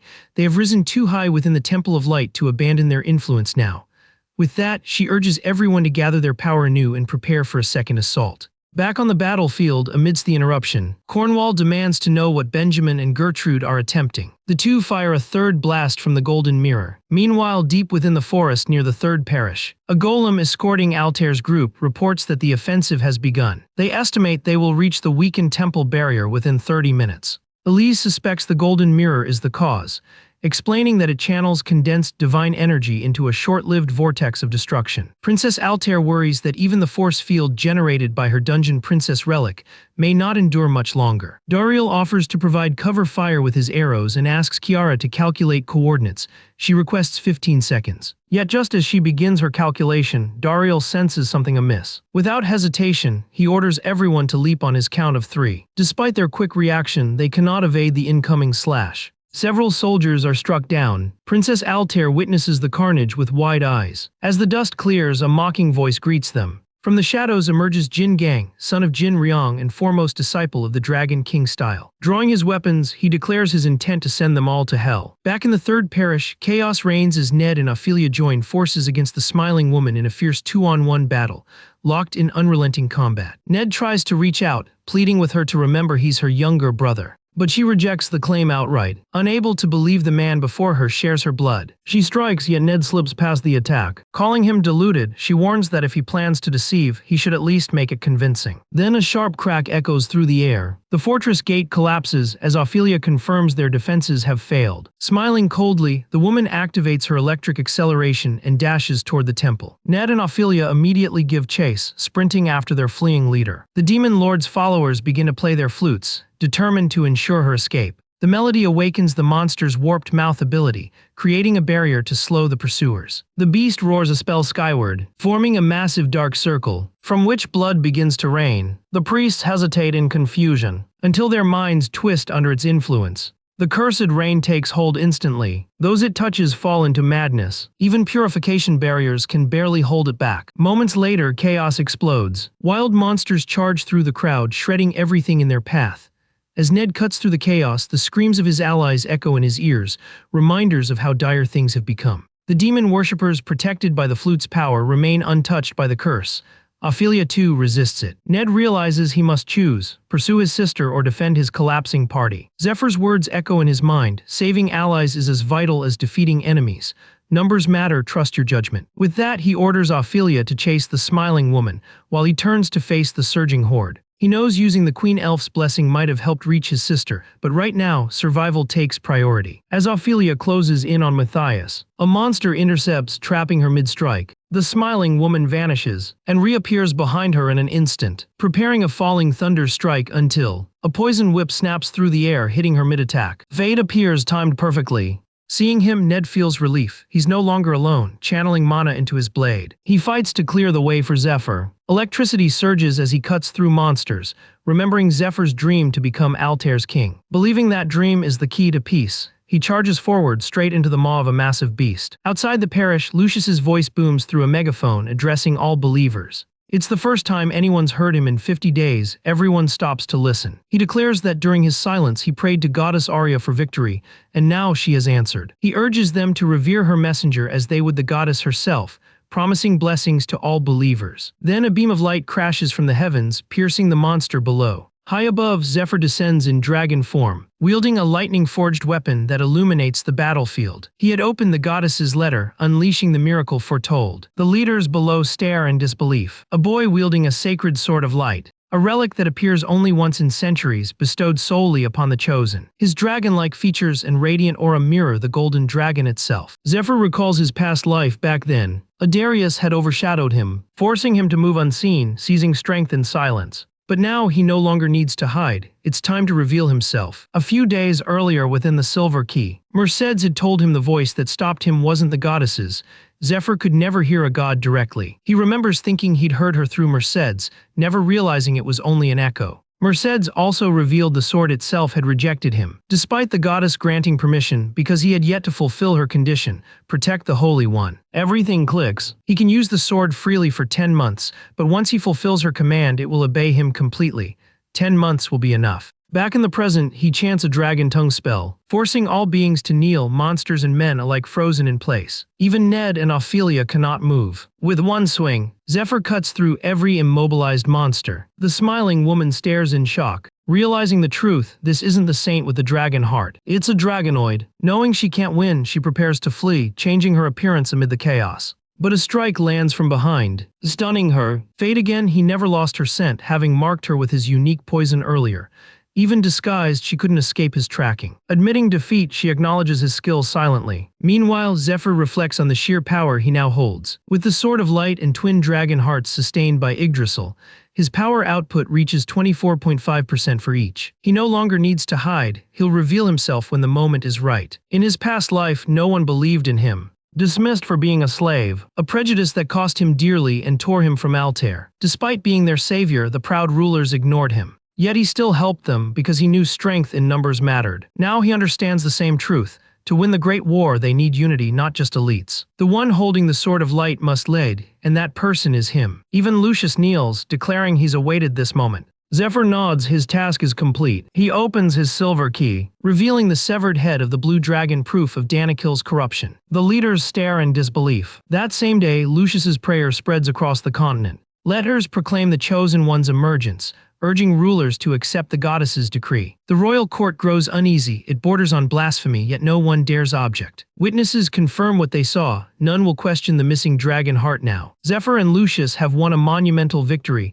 Zephyr stands at the story's center. The people begin mass prayers to goddess Arya, pleading for her eternal light. Far away, Jin Gong reminisces on his youth. Once the most gifted disciple of the Dragon King style, even after accepting the demon's worm, his strength only grew. His name, meaning strong dragon, seemed destiny itself. Yet he despises his father, obsessed with reclaiming his eastern throne. And he mocks Ned for rejecting the worm, convinced that everyone else but him is wrong. He believes that with the world nearing collapse, holding onto loyalty or pride is meaningless. To him, rejecting the worm represents nothing more than an empty show of ego. Jinjiang is certain that in the final days, such ideals will lose all significance. What will truly matter is who wields the demon's power, the only force capable of transcending the fragile limits of mankind. That conviction, he thinks, is precisely why his father banished him from the East, and also why Ned chose to turn against him. Yet despite it all, he harbors no respect for Ned. He believes only he is destined to become the true dragon. However, reality has not unfolded according to his expectations. At present, Jin Gong finds himself ensnared, bound by magical roots and powerful sealing spells cast by Altair's group, including Darrell. He cannot comprehend why he's being restrained. Altair, however, recognizes him instantly as Ned's elder brother, acknowledging that Jin Jiang's strength surpasses that of all his siblings. He had already defeated dozens of Dragon King-style disciples single-handedly. Yet even with such strength, they successfully captured Jin Gang. Holding him fast with her dark hand and ghostly incantations, Altair calmly remarks that he should have brought healers along. Meanwhile, Kiara assists by casting her root spell in tandem with Pollen Rush. She handles the remaining Demon Lord devotees who arrived at Jin Gang's side. Elise focuses on healing, ensuring the party remains battle-ready. Darrell's enchanted bow, enhanced through Elise's blessings, proves exceptionally potent. His increased agility lets him slow and damage the enemy group significantly. As the battle nears its end, Altair faces Jin Gang and tells him that his greatest error was letting his guard down, granting them the time to complete their buffing rituals. She declares that his downfall is nothing but the fruit of his own carelessness. Hearing this, Jin Gong erupts in rage, shouting profanities at her, but before his words can finish, one of Darrell's arrows pierces through his skull, blowing it apart. Altair silently watches as Jin Gang falls. She understands he held no value as a prisoner and would have posed a serious danger had he joined the smiling woman. Killing him was, in the end, the only safe choice. Realizing Jin Gong had been here, Altair begins to suspect that the smiling woman may now be with Lucius. The flash of light she noticed earlier might have come from Zephyr. The thought makes her pause. A faint blush colors her face, realizing she might meet him again soon. Afterward, the group surveys the area, ensuring it's clear before tending to their wounds and preparing to advance toward the third parish. Upon arrival at nightfall, Altair's team finally reunites with Zephyr. The local townsfolk are astonished upon seeing Darrell. It's been centuries since they last encountered an elf. Watching from afar, Cornwall becomes perplexed at the sight of Princess Altair standing so close to Zephyr, wondering if the two had met before. Fade, also present, lays eyes on Zephyr for the first time. Instantly, he realizes that Zephyr isn't the one he's been searching for. Ned notices Fade's contemplative look and offers to introduce him to Zephyr. But Fade declines, claiming he dislikes him. His detached attitude quickly turns into surprise when Kiara suddenly calls out his name. As she rushes toward him, he disappears without a trace. Outside the parish walls, the 10 strongest challengers retreat. They know they cannot face the Saint now. If the Saint truly bested the twin knights, he may surpass them all, making any confrontation pointless. Elsewhere, within one of the temple corridors, a knight discovers Gertrude ensnared in an enchanted trap. She screams hysterically for Olden, swearing she'll find him. Meanwhile, at the 13th parish, Prince Polaris finishes reading a letter recounting the recent events. He laughs aloud, amused by the turn of fate. Intrigued, he admits he wishes to meet Zephyr in person. The boy has given him such amusement that he feels a reward is deserved. Excited by the thought, he turns to the Golden Dragon and asks whether it's time to prepare a new spectacle for the next round. By the following day, all armies besieging the third parish withdraw. The officials overseeing the sacred relics also reclaim the stake of faith. Meanwhile, the Finance Council celebrates a new investment venture linked to Zephyr. The parish defenders observe these shifts and begin preparing reports for their patrons. Among the most significant news is a potential alteration in the Ice Dragon raid plans, now that a dragon slayer has arrived. On another note, Gertrude and the knights who infiltrated the parish in search of Olden are captured and jailed, pending investigation. The High Priestess, initially concerned about how to justify Olden's alleged link to demon worship, is surprised by how smoothly matters conclude. Curiously, all those involved seem to have lost their memories, preventing further complications. A nearby priest comments that the situation could have worsened if Olden's death had become public knowledge. He also suspects the fourth parish still harbors schemes and that their retreat is only temporary. To the High Priestess, it almost appears that the crisis has been settled, yet something about it still feels incomplete. As Lucius is escorted away, he overhears their discussion. To everyone's surprise, he confidently declares the matter a clear victory, and in truth, he's right. They handled the grime-smiling woman, and even the angel herself had appeared, delivering a letter from the goddess of light directly to him. Before departing, the angel merely reminded him to continue his prayers. When Lucius opened the letter, it revealed that an emissary of the goddess would soon arrive from the haven, bearing a divine artifact. Overwhelmed with reverence, Lucius assumed the emissary must be Zephyr himself.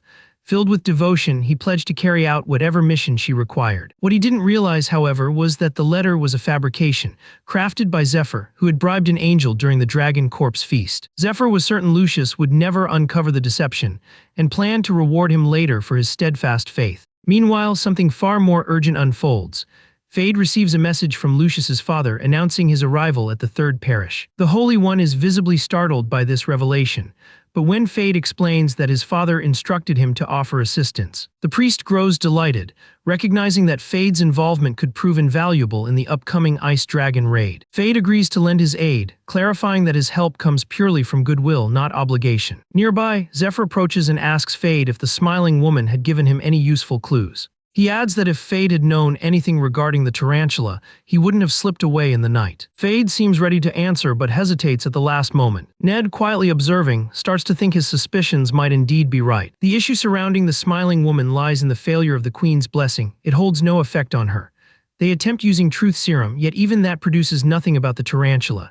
Ned suspects that all Fade managed to extract was the location of the Dragon King School, leaving countless mysteries unresolved. Ned also recalls that the tarantula are infamously elusive, and with Jin Gang's death, only Master and Zephyr might still know more about them. At that moment, Zephyr offers Fade a deal to help him get revenge, provided he shares his knowledge. He warns him not to reject the offer. In a flash, Zephyr moves closer, startling Fade. Caught off guard, Fade hastily agrees to listen. Later, the group assembles for a full meeting, where a new member, Adarius, introduces himself as the wielder of the Requiem sword and disciple of the White Dragon.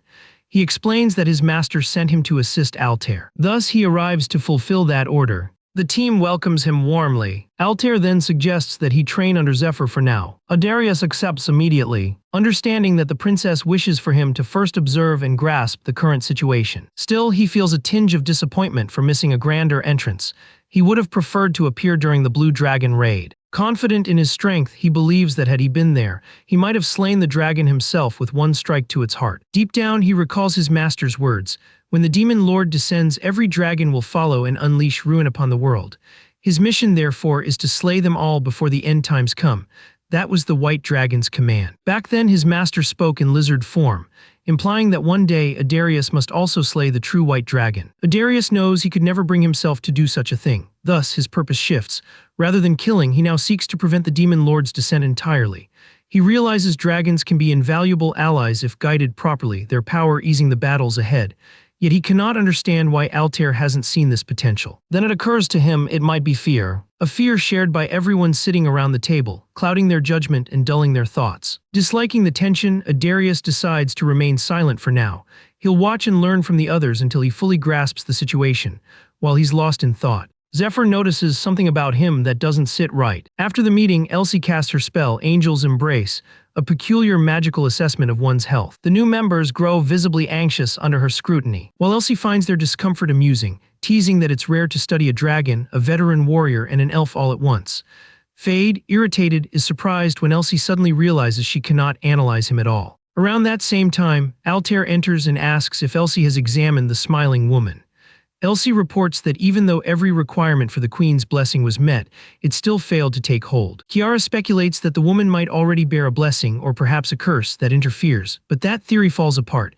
Elsie explains that after exhaustive checks, the problem appears entirely different. It may lie within the woman's mind. The revelation shocks Altair. The High Priestess comments that while high-tier healing magic can restore freshly severed fingers, it cannot recover what was lost long ago. Since the smiling woman survived the shipwreck that erased her memory, it's likely she suffered brain trauma and now perceives the world in an altered way. Elsie adds that the woman didn't even realize she was looking directly into Ned's eyes, meaning the queen's blessing conditions were never met. This implies that the smiling woman might no longer see humans as humans at all. Later, Zephyr visits her cell to observe for himself. As he approaches, she stares back at him, utterly unflinching, without a hint of hesitation. 13 years have passed since the fateful boat incident. She was swept away by the raging sea and eventually washed ashore on a desolate island. When consciousness returned, she found herself surrounded by darkness and silence, the only sound being a constant ringing in her ears.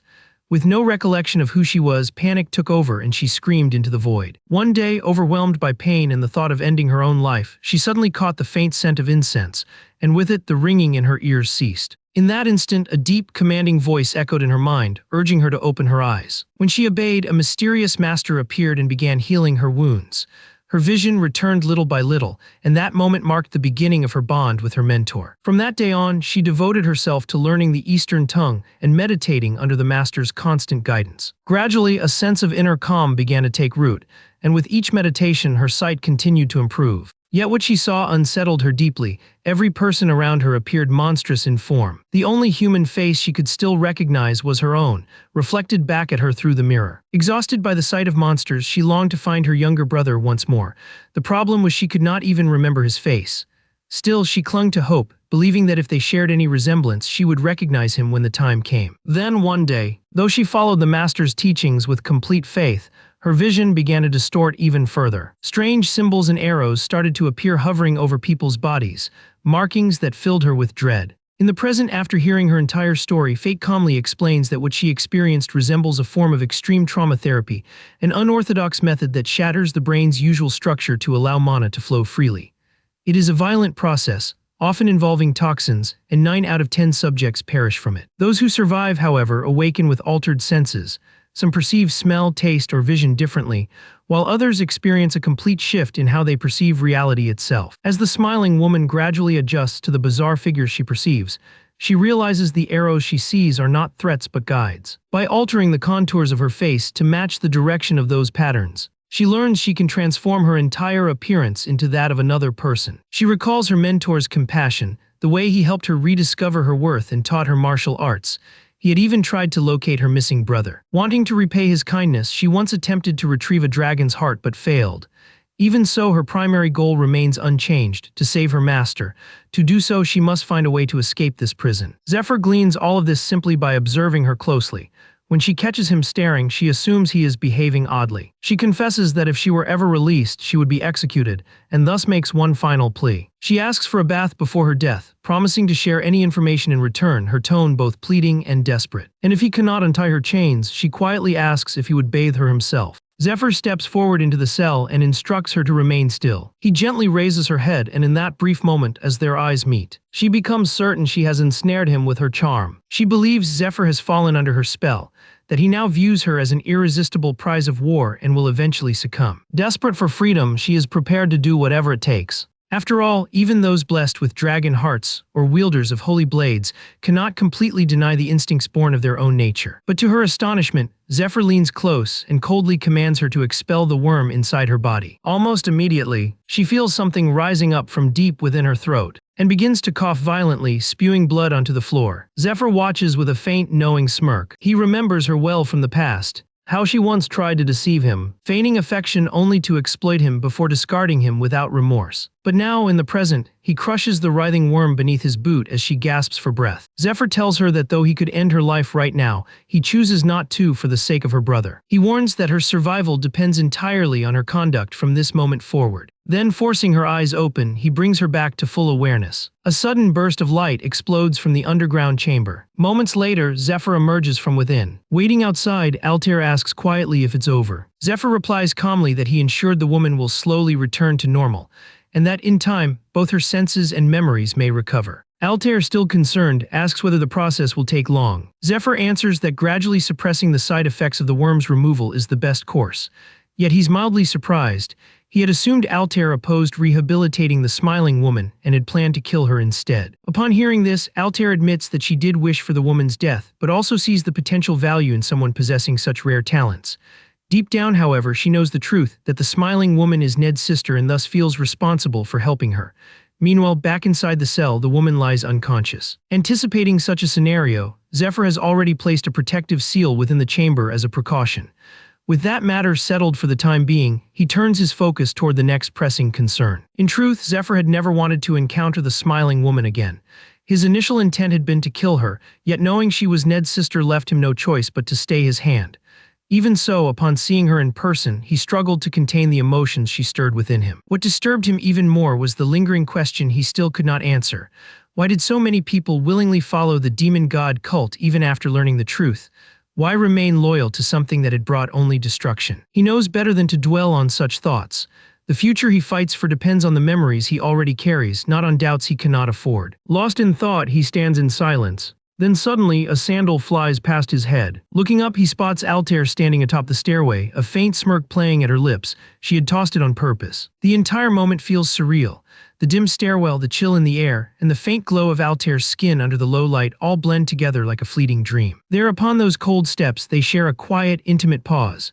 Zephyr reflects on the wounds he carries, the betrayals that shaped him, the darkness he built his world upon where trust had long ceased to exist. But then came Altair. She brought sincerity where others brought deceit and somehow became the one reason that no matter how many times he is forced to begin again, he still desires to walk beside her. The next morning, as the lockdown over the third parish is officially lifted, the council announces a grand ceremony to celebrate the end of the recent raid. During the banquet that follows, Altair seizes the chance to unveil her plans for the upcoming Ice Dragon raid. The event also showcases the spoils retrieved from the princess's dungeon conquest. Alongside these are the appearances of several powerful adventurers and parties, each adding prominence and prestige to the gathering. The atmosphere proves ideal for drawing investor attention, and Zephyr feels genuinely satisfied with how everything is aligning. Yet his mood shifts abruptly when he catches sight of Polaris entering the grand hall, accompanied by an escort of knights.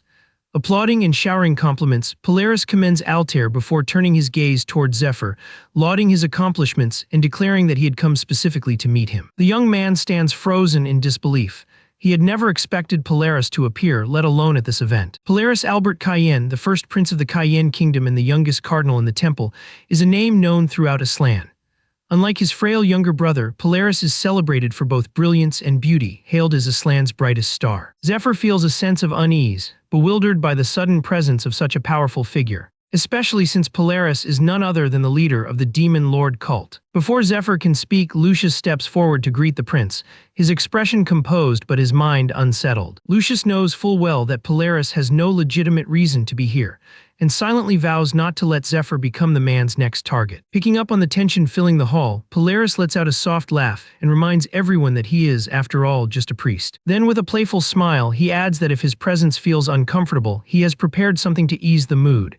With a snap of his fingers, a group of bright-eyed children rushes in encircling Zephyr. At Polaris's cue, they begin to sing in harmonious unison. Zephyr, caught off guard, cannot fathom what Polaris hopes to achieve. The prince then reveals that these children are war orphans, refugees he personally took under his care. He explains that while his own influence is limited, it was Zephyr who prevented the recent catastrophe from spreading any further. Saying this, Polaris kneels before him and expresses his gratitude, prompting the crowd to erupt in applause and cheers. Altair, however, remains unconvinced.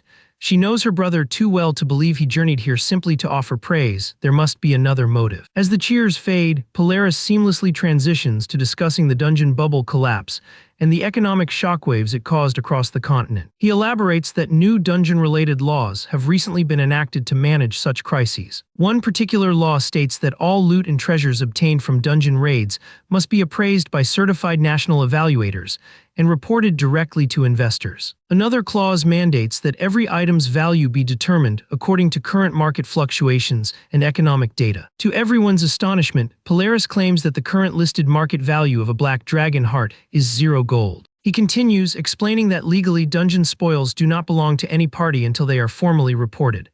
If any item, be it potion, relic, or unique loot, is used beforehand, its value must be deducted from the group's profits. Since the dragon heart was recorded at 0 gold, Polaris argues that its usage technically incurs no cost.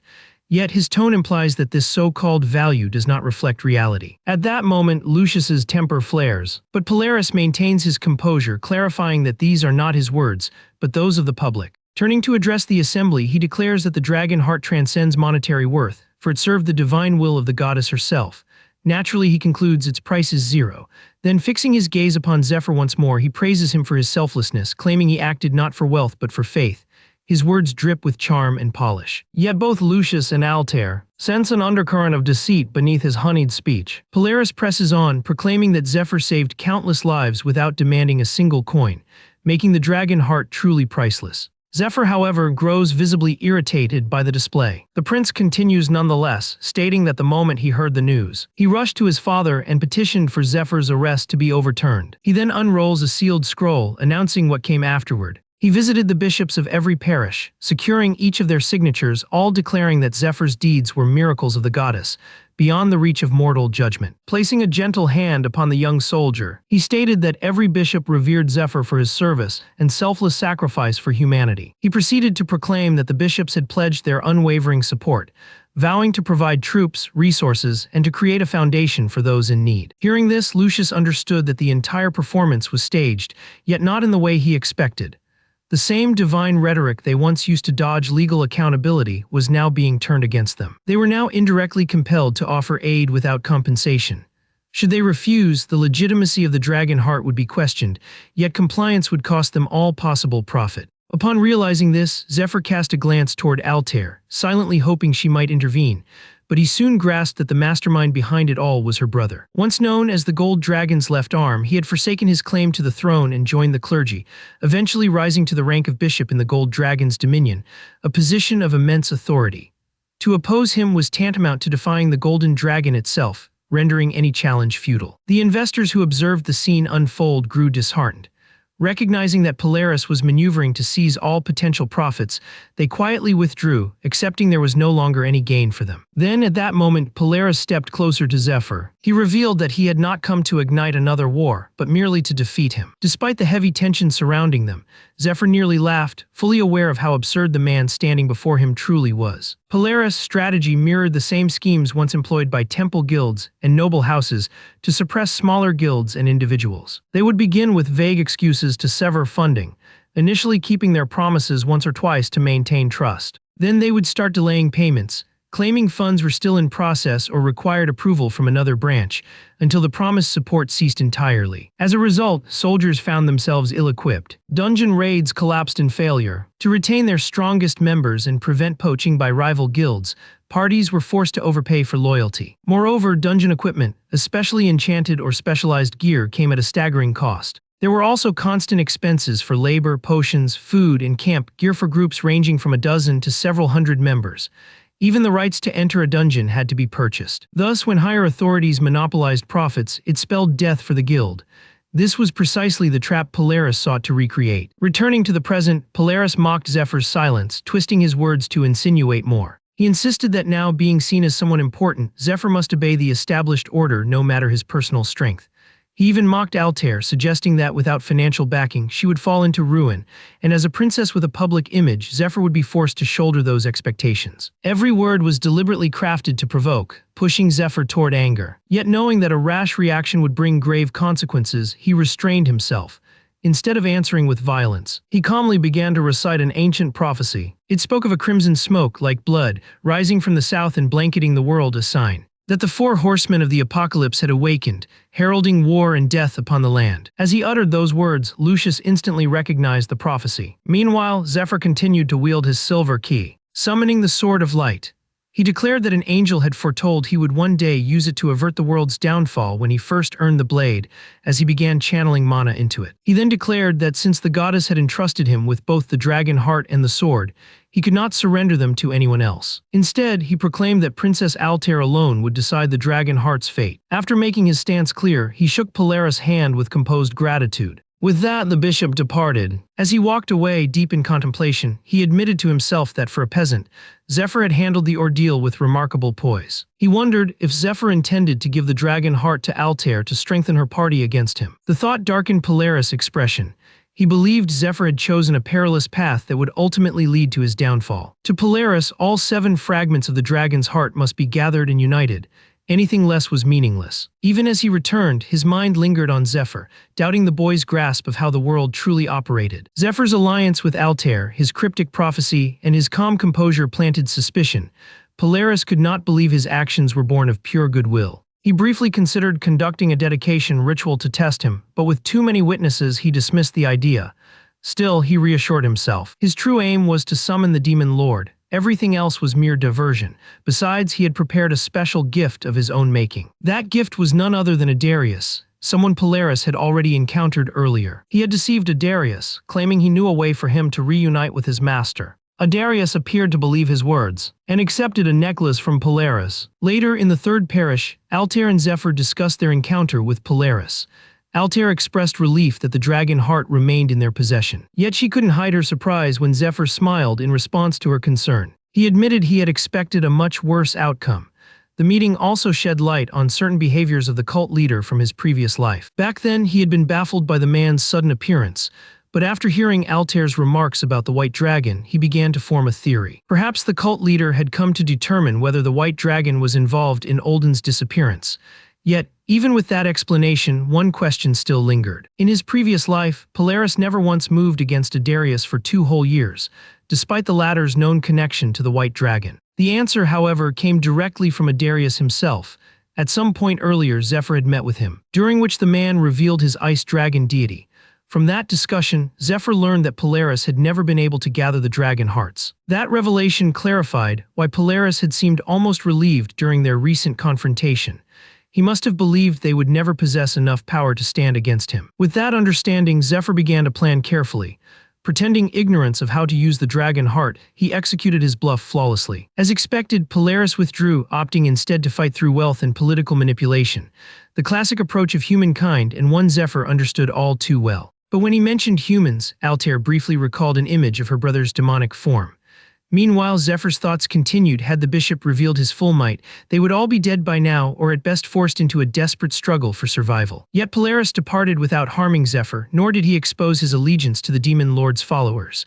To the protagonist, that could only mean one thing: there were rules even Polaris couldn't break, at least for the moment. He concluded that Polaris' only option was to brand him a threat to the kingdom, using the gold dragon's influence to eliminate him from within, likely by inciting conflict inside the temple itself. Zephyr found the notion almost amusing. Despite all his arrogance and schemes, Polaris genuinely believed himself victorious. But the protagonist knew better. He understood that in time, the cult leader would realize his mistake and regret letting this chance slip away.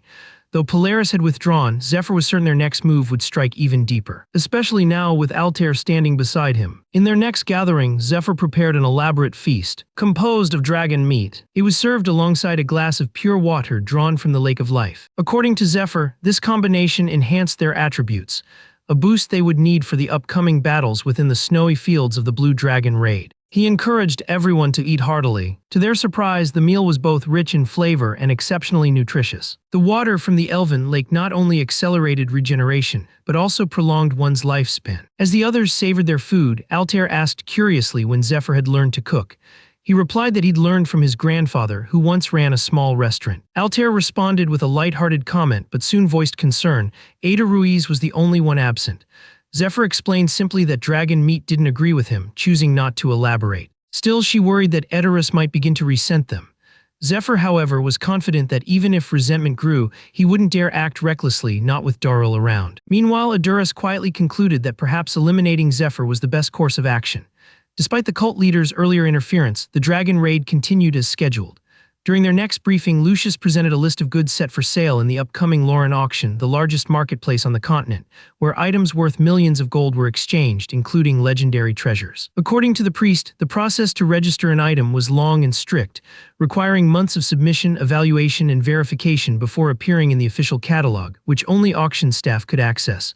Overall, it took nearly half a year for any entry to go public. Yet Zephyr noticed one particular listing marked for auction in only 2 months. He recalled that once a date was finalized, sellers could not cancel unless the auction house itself deemed the item unfit. That rule offered a loophole. If they could present something superior, the house might revoke the old listing and accept theirs instead. Keeping that in mind, Zephyr reviewed the catalog closely, searching for items that might aid them in the upcoming raid. He also realized he couldn't rely on past memories. These events had not yet occurred. Then he remembered a crucial incident. The moment Idaris arrived to meet Altair, he had brought with him a formidable force.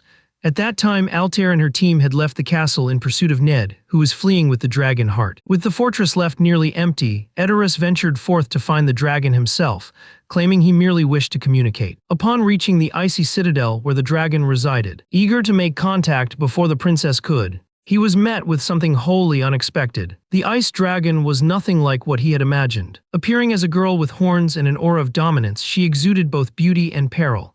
As Idaris stepped inside, she instantly closed the distance between them, sensing her sister's scent upon him. She had long suspected her sister's involvement in affairs such as these, believing that Ada Ruiz had sent him to test either his strength or the dragon heart's power. Drawing her blade, she introduced herself as Marenia, the ice dragon, and declared that if he desired anything from her, he would first have to defeat her. Though taken aback, Idaris felt a rush of excitement.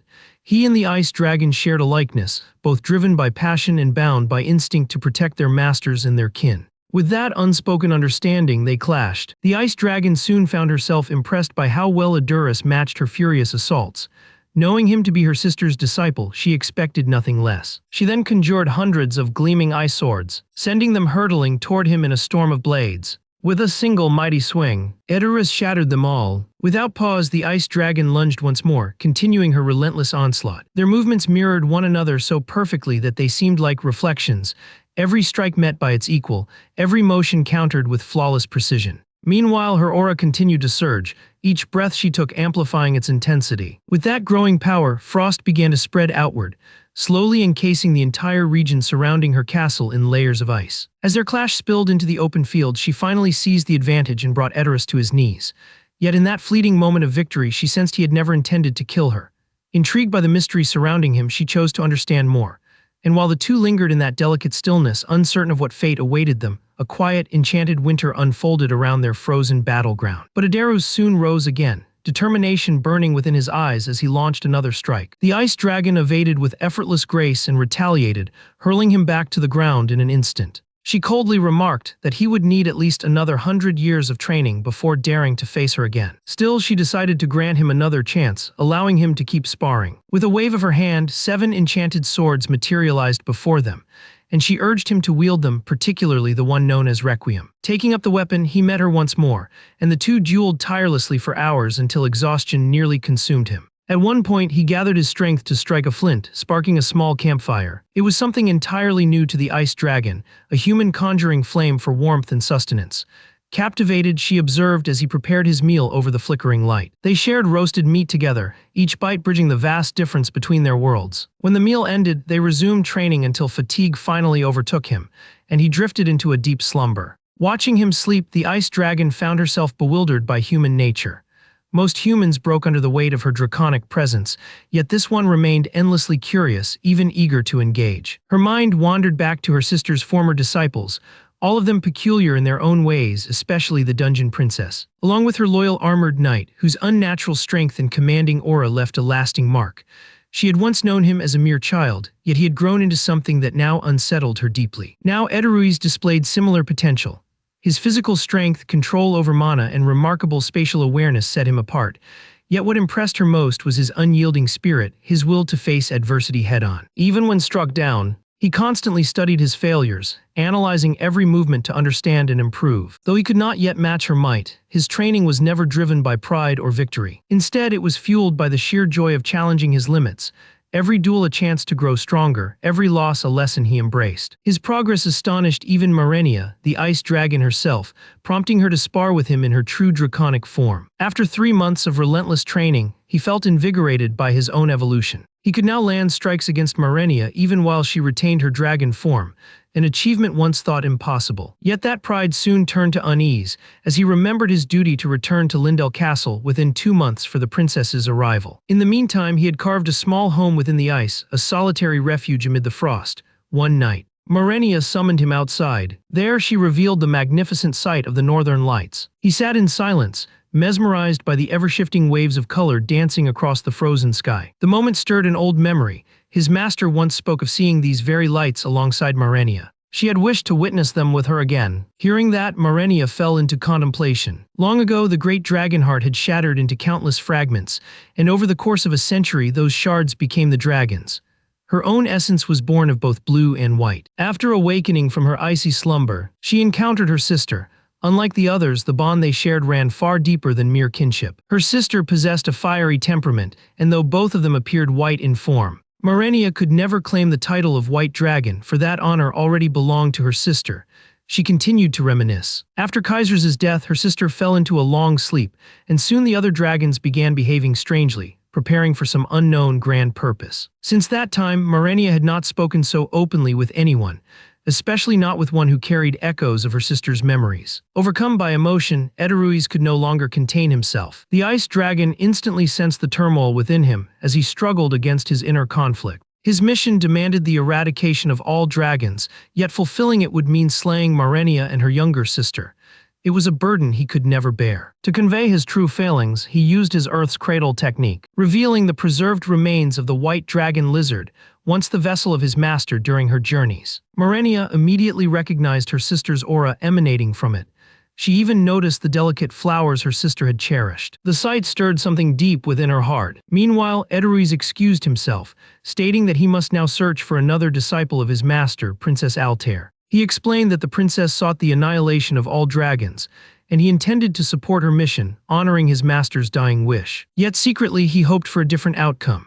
He believed there existed another path to prevent the world's end, one that did not require slaughter, and for that he needed Marenia's aid. It was foretold that when the end of days arrived, all beings, dragons, and the Tree of Life alike would be drawn toward destruction, aligning themselves with the demon lord. Such was the law of the apocalypse, only death could escape it. Yet the white dragon had defied that fate once, transferring her soul into a lizard's body to extend her existence. But when her health waned and her body reached its limit, she confided in Eteruis that she had woven a spell, one that would pass her will onto him after her death, since she was forbidden to speak of it while alive. Her message urged him to seek Princess Altair and aid her in halting the world's destruction, though Altair's resolve involved eradicating every dragon to save it. The white dragon doubted Eteruis could ever bring himself to complete such a task, especially if it meant killing her or her sister. In her final breaths, she implored him not only to save the world, but also to live for his own sake. After her passing, Eteruis set forth to fulfill her mission, though his heart remained torn. The thought of destroying her kin haunted him, leaving him lost in indecision. Still, he pressed on, convincing himself that his efforts served the greater good. Then, one day within a dungeon, he discovered something his master had once described.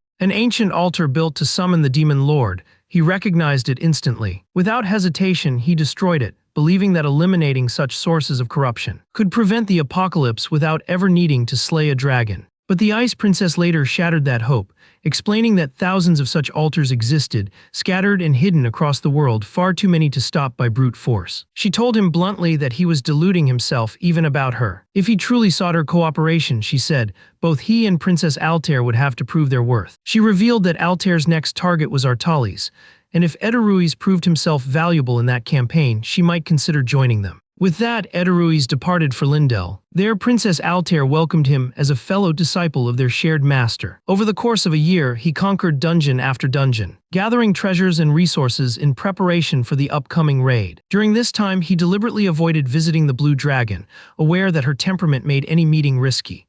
Instead, he chose to accompany the party, feigning full support for Altair's raid in hopes of eventually convincing both her and the dragon to see reason. Later, Princess Altair announced that additional funding had been secured for the Blue Dragon raid, publicly crediting Eteruis for attracting more volunteers. Though he dismissed his contribution as mere dungeon work, she insisted his efforts deserved acknowledgement. As preparations advanced, a mercenary named Ralph joined their ranks, declaring he was assigned to assist Eteruis as punishment for losing a duel. Soon after, Fate arrived, sent by Duke Giornetti, immediately inquiring about his pay. Eteruis felt everything was proceeding according to plan. When the day came, he activated the dungeon gate, marking the official start of the raid. He ordered the vanguard to advance toward the Lake of Life. When the Blue Dragon finally fell, Golem erupted in cheers, celebrating their triumph. Eteruis concealed his sorrow behind a mask of satisfaction, knowing he had to keep up appearances.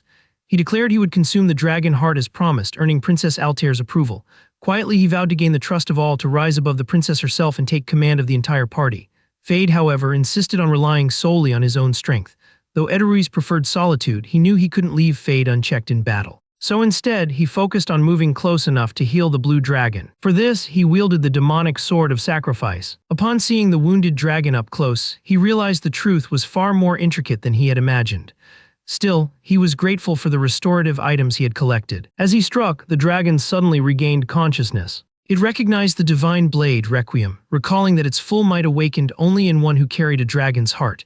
To the dragon, that blade was both a tombstone and a requiem. Thinking of the White Queen, the dragon accepted that it no longer needed to follow her orders. Yet she refused to bestow her power upon one unworthy, challenging Edoruis to prove himself. He narrowly dodged her first devastating blow. Unable to sway her with words and cut off from retreat, he had no choice but to fight. Then Darrell rushed in, finding no other option, and struck the dragon's horns, apologizing again and again as he plunged his weapon deeper. In that moment, Edoruis began to wonder if this ordeal was awakening a hidden strength within him. Reflecting on his past failures, his inability to protect those he cared for, he realized he must grow stronger no matter the cost. He resolved that he needed to take control of the raiding party himself. If he didn't, they might soon set their sights on killing Marenia next. For now, he kept his intentions hidden and played along. Thinking it over, Edoruis felt some relief knowing that claiming the blue dragon had been written into his contract. He couldn't bear to see anyone else take it, but before making any final choice, he intended to see Marenia once more. However, his hopes were suddenly crushed when Black Moon burst violently from within the dragon's body. The dark mist erupted on contact with the dragon's heart. In an instant, the raid turned into Edoruis' worst nightmare. He lost both the blue dragon and its precious heart. Seething with anger, he blamed Fade for dragging him away under the guise of protection, convinced that had he stayed, he could have prevented it all. Fade, however, stood his ground. He argued that even if Edoruis had managed to seize the heart, the poison mingled within would have inflicted severe harm. In his view, retreating had been the only rational choice. His reasoning was clear. Not only had Edoruis survived thanks to his armor, but everyone nearby had been spared exposure to the toxin. With that, Fade declared the end of his contract and announced his departure. He warned the team never to summon him again, especially if Edoruis remained among them. Before leaving, he cautioned the princess against giving Itris any command authority. Though puzzled by his words, the princess began to watch Edoruis more closely. Yet soon after, something occurred that made her set those suspicions aside. The ice dragon herself appeared, standing by Itris in full support. She acknowledged that he had proven his worth beyond doubt. To aid him, she unleashed her frost over the entire Elfin and Danakil farmlands. The act crippled Danakil's resources, yet by freezing the river, she prevented the poison from spreading across the continent. Following this, the ice dragon officially joined Altair's party. Edoruis, now bearing the title of Dragon Knight, fought alongside her in battle. But this alliance marked the start of the group's slow descent down a perilous path. According to Edoruis, eliminating the summoning altars became their foremost objective, and all efforts were redirected toward that singular cause. During the Black Dragon battle, Phillips, the leader of the Merchant Guild, fell and Fade soon departed due to continuous conflict with Edoruis. Tensions flared further between Dariel and Kiara after the Ice Dragon's inclusion. They both knew that one day she too would have to die. Edoruis, however, refused to accept that. His defiance only deepened the fracture within the team. Many began to side with Edoruis, drawn by his constant willingness to help others without asking for anything in return. Dariel, lacking the same charisma, struggled to inspire the same loyalty. Edoruis claimed he only sought to earn their trust. Yet this shift led to the elves' departure from the party.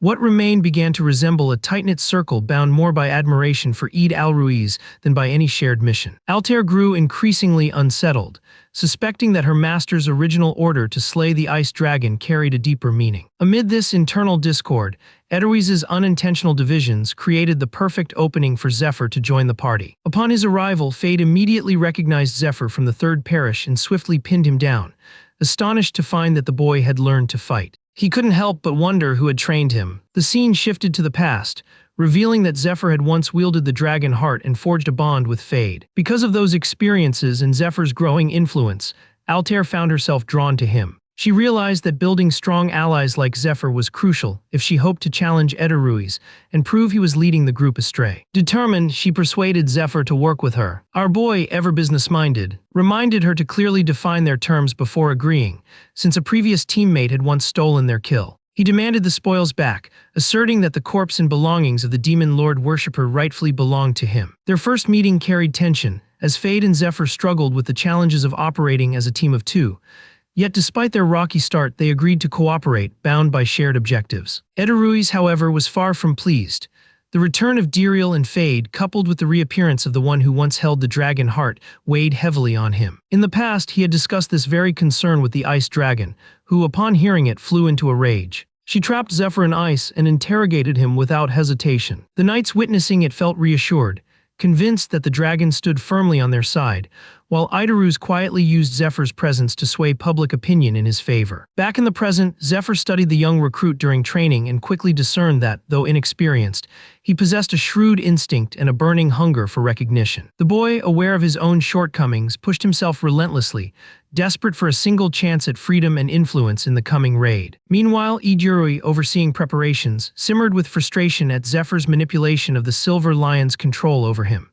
Still, he knew that once the dragon raid began, Zephyr would lift the restrictions, his full power would be needed. Edarus remained steadfast in his belief that only he had the right to decide whether his master, the White Dragon's familiar, should live or die. During the pre-raid briefing, Altera assigned every member to a specific division. The auction team was tasked with purchasing gear, while the farming team, including Ediruis and the priests, was ordered to harvest loot from monsters. Hearing this, Ned resolved to keep a close eye on Edirus throughout the mission. The scout team, composed of Fade, Darrell, and Darrell's sister, was assigned to recruit new members. The division reminded Zephyr of his earlier days. Meanwhile, Ophelia quietly voiced her worries to Lucius, questioning whether it was safe to leave the parish, especially since his father's arrival was imminent.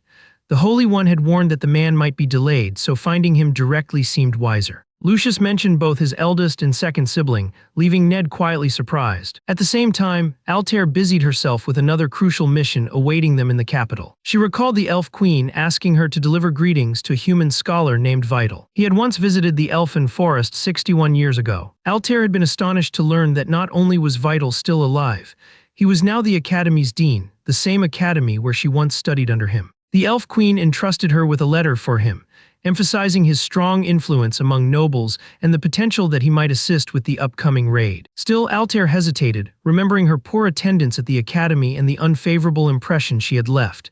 To make amends, she decided to bring Lucius along, knowing his stellar academic reputation could ease the tension. Meanwhile, Fade and Kiara discussed their scouting supplies, though Fade insisted that running would be the fastest option. Elsewhere, Zephyr faced another urgent responsibility. He was bound by the Goddess of Light's quest to protect an unknown target for 10 months.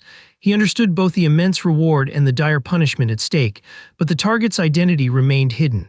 According to prophecy, the Sword of Light would guide him. Just as he prepared to resume his duties, the sword began to glow. A radiant beam of light shot into the sky. Zephyr instantly sensed that it pointed toward his destined target. That target was approaching fast. Moments later, two figures astride dragons descended from the clouds. One was Lucius's father, the Duke. The other was none other than Vital, the Academy's dean. As the dragons landed, Phillips, the leader of the merchantry, was revealed to be accompanying them. Zephyr immediately recognized him, recalling how he had left the man in the Elfin Forest for safety. Seeing Phillips again brought relief to Altair, and he appeared equally comforted, having heard that the group had captured the smiling woman, the very reason he had gone into hiding. Phillips quickly explained the current state of affairs, aware of how dire things had become. He had brought with him Lucius's father, the Duke, and Professor Vital. When Ned laid eyes on the Duke, memories surfaced. He remembered the man's pivotal role in shaping the world's collapse. The Duke had profited from the economic disaster caused by the market crash, his reckless investments deepening the crisis. Ned blamed that era for his family's downfall, and saw no reason to hold any respect for the man even from a rational standpoint. To him, the Duke was the worst kind of human, self-serving, narrow-minded, and consumed by greed. It baffled Ned that someone with such a reputation for avarice would ever side with the human resistance. Altair, on the other hand, was invigorated by the Duke's arrival. She had intended to seek him out, and now fate had delivered him directly. In Zephyr's past life, the Duke had eventually offered his aid, but only after Lucius was brainwashed by Olden, and after his own grandchild and valuable assets were taken hostage. Back then, the Duke gravely underestimated Olden's reach. He kept Matthias near Lucius and even reassigned Olden to the Third Parish. Oblivious to his true motives, After completing his mission, Olden received a powerful relic from his cult's leader, recruited the Eastern Master as a subordinate, and amassed such power that even the Duke couldn't interfere. In the present timeline, Altair knew that Zephyr had successfully disrupted Olden's plans, but she also recognized the consequence. Since the Duke had never witnessed Olden's schemes or their aftermath, he felt no gratitude for having been saved. When they finally met, the Duke immediately voiced his disappointment to Phillips, remarking that Zephyr, hailed by some as noble, appeared to him as nothing more than an ordinary man. Phillips calmly defended Zephyr, explaining that he possessed real combat experience, having fought on the front lines of the Dragon Raid, and that he and Ned had defeated the Dungeon Princess together. The revelation left the Duke visibly astonished, prompting him to confirm whether the two had truly acted alone. Phillips affirmed it and added that they had also witnessed the events that unfolded within the dungeon. Though intrigued, the Duke refrained from probing further, wary of revealing his own hidden motives. Instead, he redirected the discussion, bluntly stating that he would offer no financial aid. In fact, he made it clear that if they wished to access his knowledge and influence, they would have to pay for it. Lucius, stunned, urged his father to stop speaking that way. He reminded him that Zephyr had saved his life and was their only hope for the Dragon Raid, but the Duke silenced him with cutting disdain, telling him to focus on repaying his debts. Regarding the Ice Dragon Raid, the Duke explained that the Guild Union was already on standby, prepared to act at any moment, implying he had no shortage of alternatives. Just as he began to list further conditions, Zephyr stepped forward and interrupted firmly. He declared that whatever deal the Duke intended to offer, he could provide a better one. Summoning the Sword of Light, he took an oath, revealing that he had been chosen by the Goddess of Light herself, and that his mission was to protect the Duke. Then with radiant chains, he bound the Duke in place, ordering him to cease his games and remain still. And with that, the Duke, though silently fuming, reluctantly joined their cause. The deal was sealed and the group continued their preparations. The farming team set out across the desert lands, where they encountered Harvey of the Galliano Guild, newly assigned to the princess's raid. The auction team, led by Phillips, made their way to the capital, while the scout team departed on their own mission. Kiara felt uneasy that Zephyr wasn't with them, but Darrell reassured her that all would be well. Even so, she couldn't shake her anxiety, especially knowing that Vital, the man rumored to be her true father, was among them. She wants to speak to him, yet as she looks at the man he has become, aged and worn, she realizes there is no longer any need to bring it up. After some time on the road, the scout team finally reaches the forest, now burning fiercely under a crimson glow. Meanwhile, Zephyr and the Duke continue their ascent up Mount Scylla, a towering peak that rests at the very heart of the continent. As they hike the steep path, the wind howls and the air grows thin. The Duke grows curious, wondering why Zephyr has chosen such a remote and difficult location. But Zephyr insists that they must reach their destination, no matter the cost. Deep down, however, he knows there's another reason behind this journey.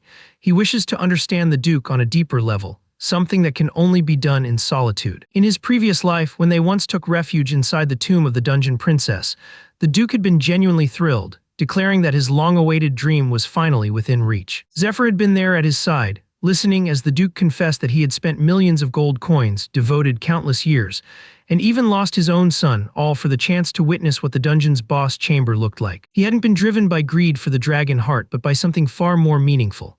At the time, Zephyr saw no reason to pry further. Despite all his power in that former life, the Duke had always remained an enigma, his true ambitions shrouded in secrecy. Now in the present, Zephyr remembers the Duke's expression when the tomb of the Dungeon Princess was mentioned. It seems that even now, he hasn't abandoned the wish tied to that place. And this time, Zephyr is determined to help him fulfill that wish.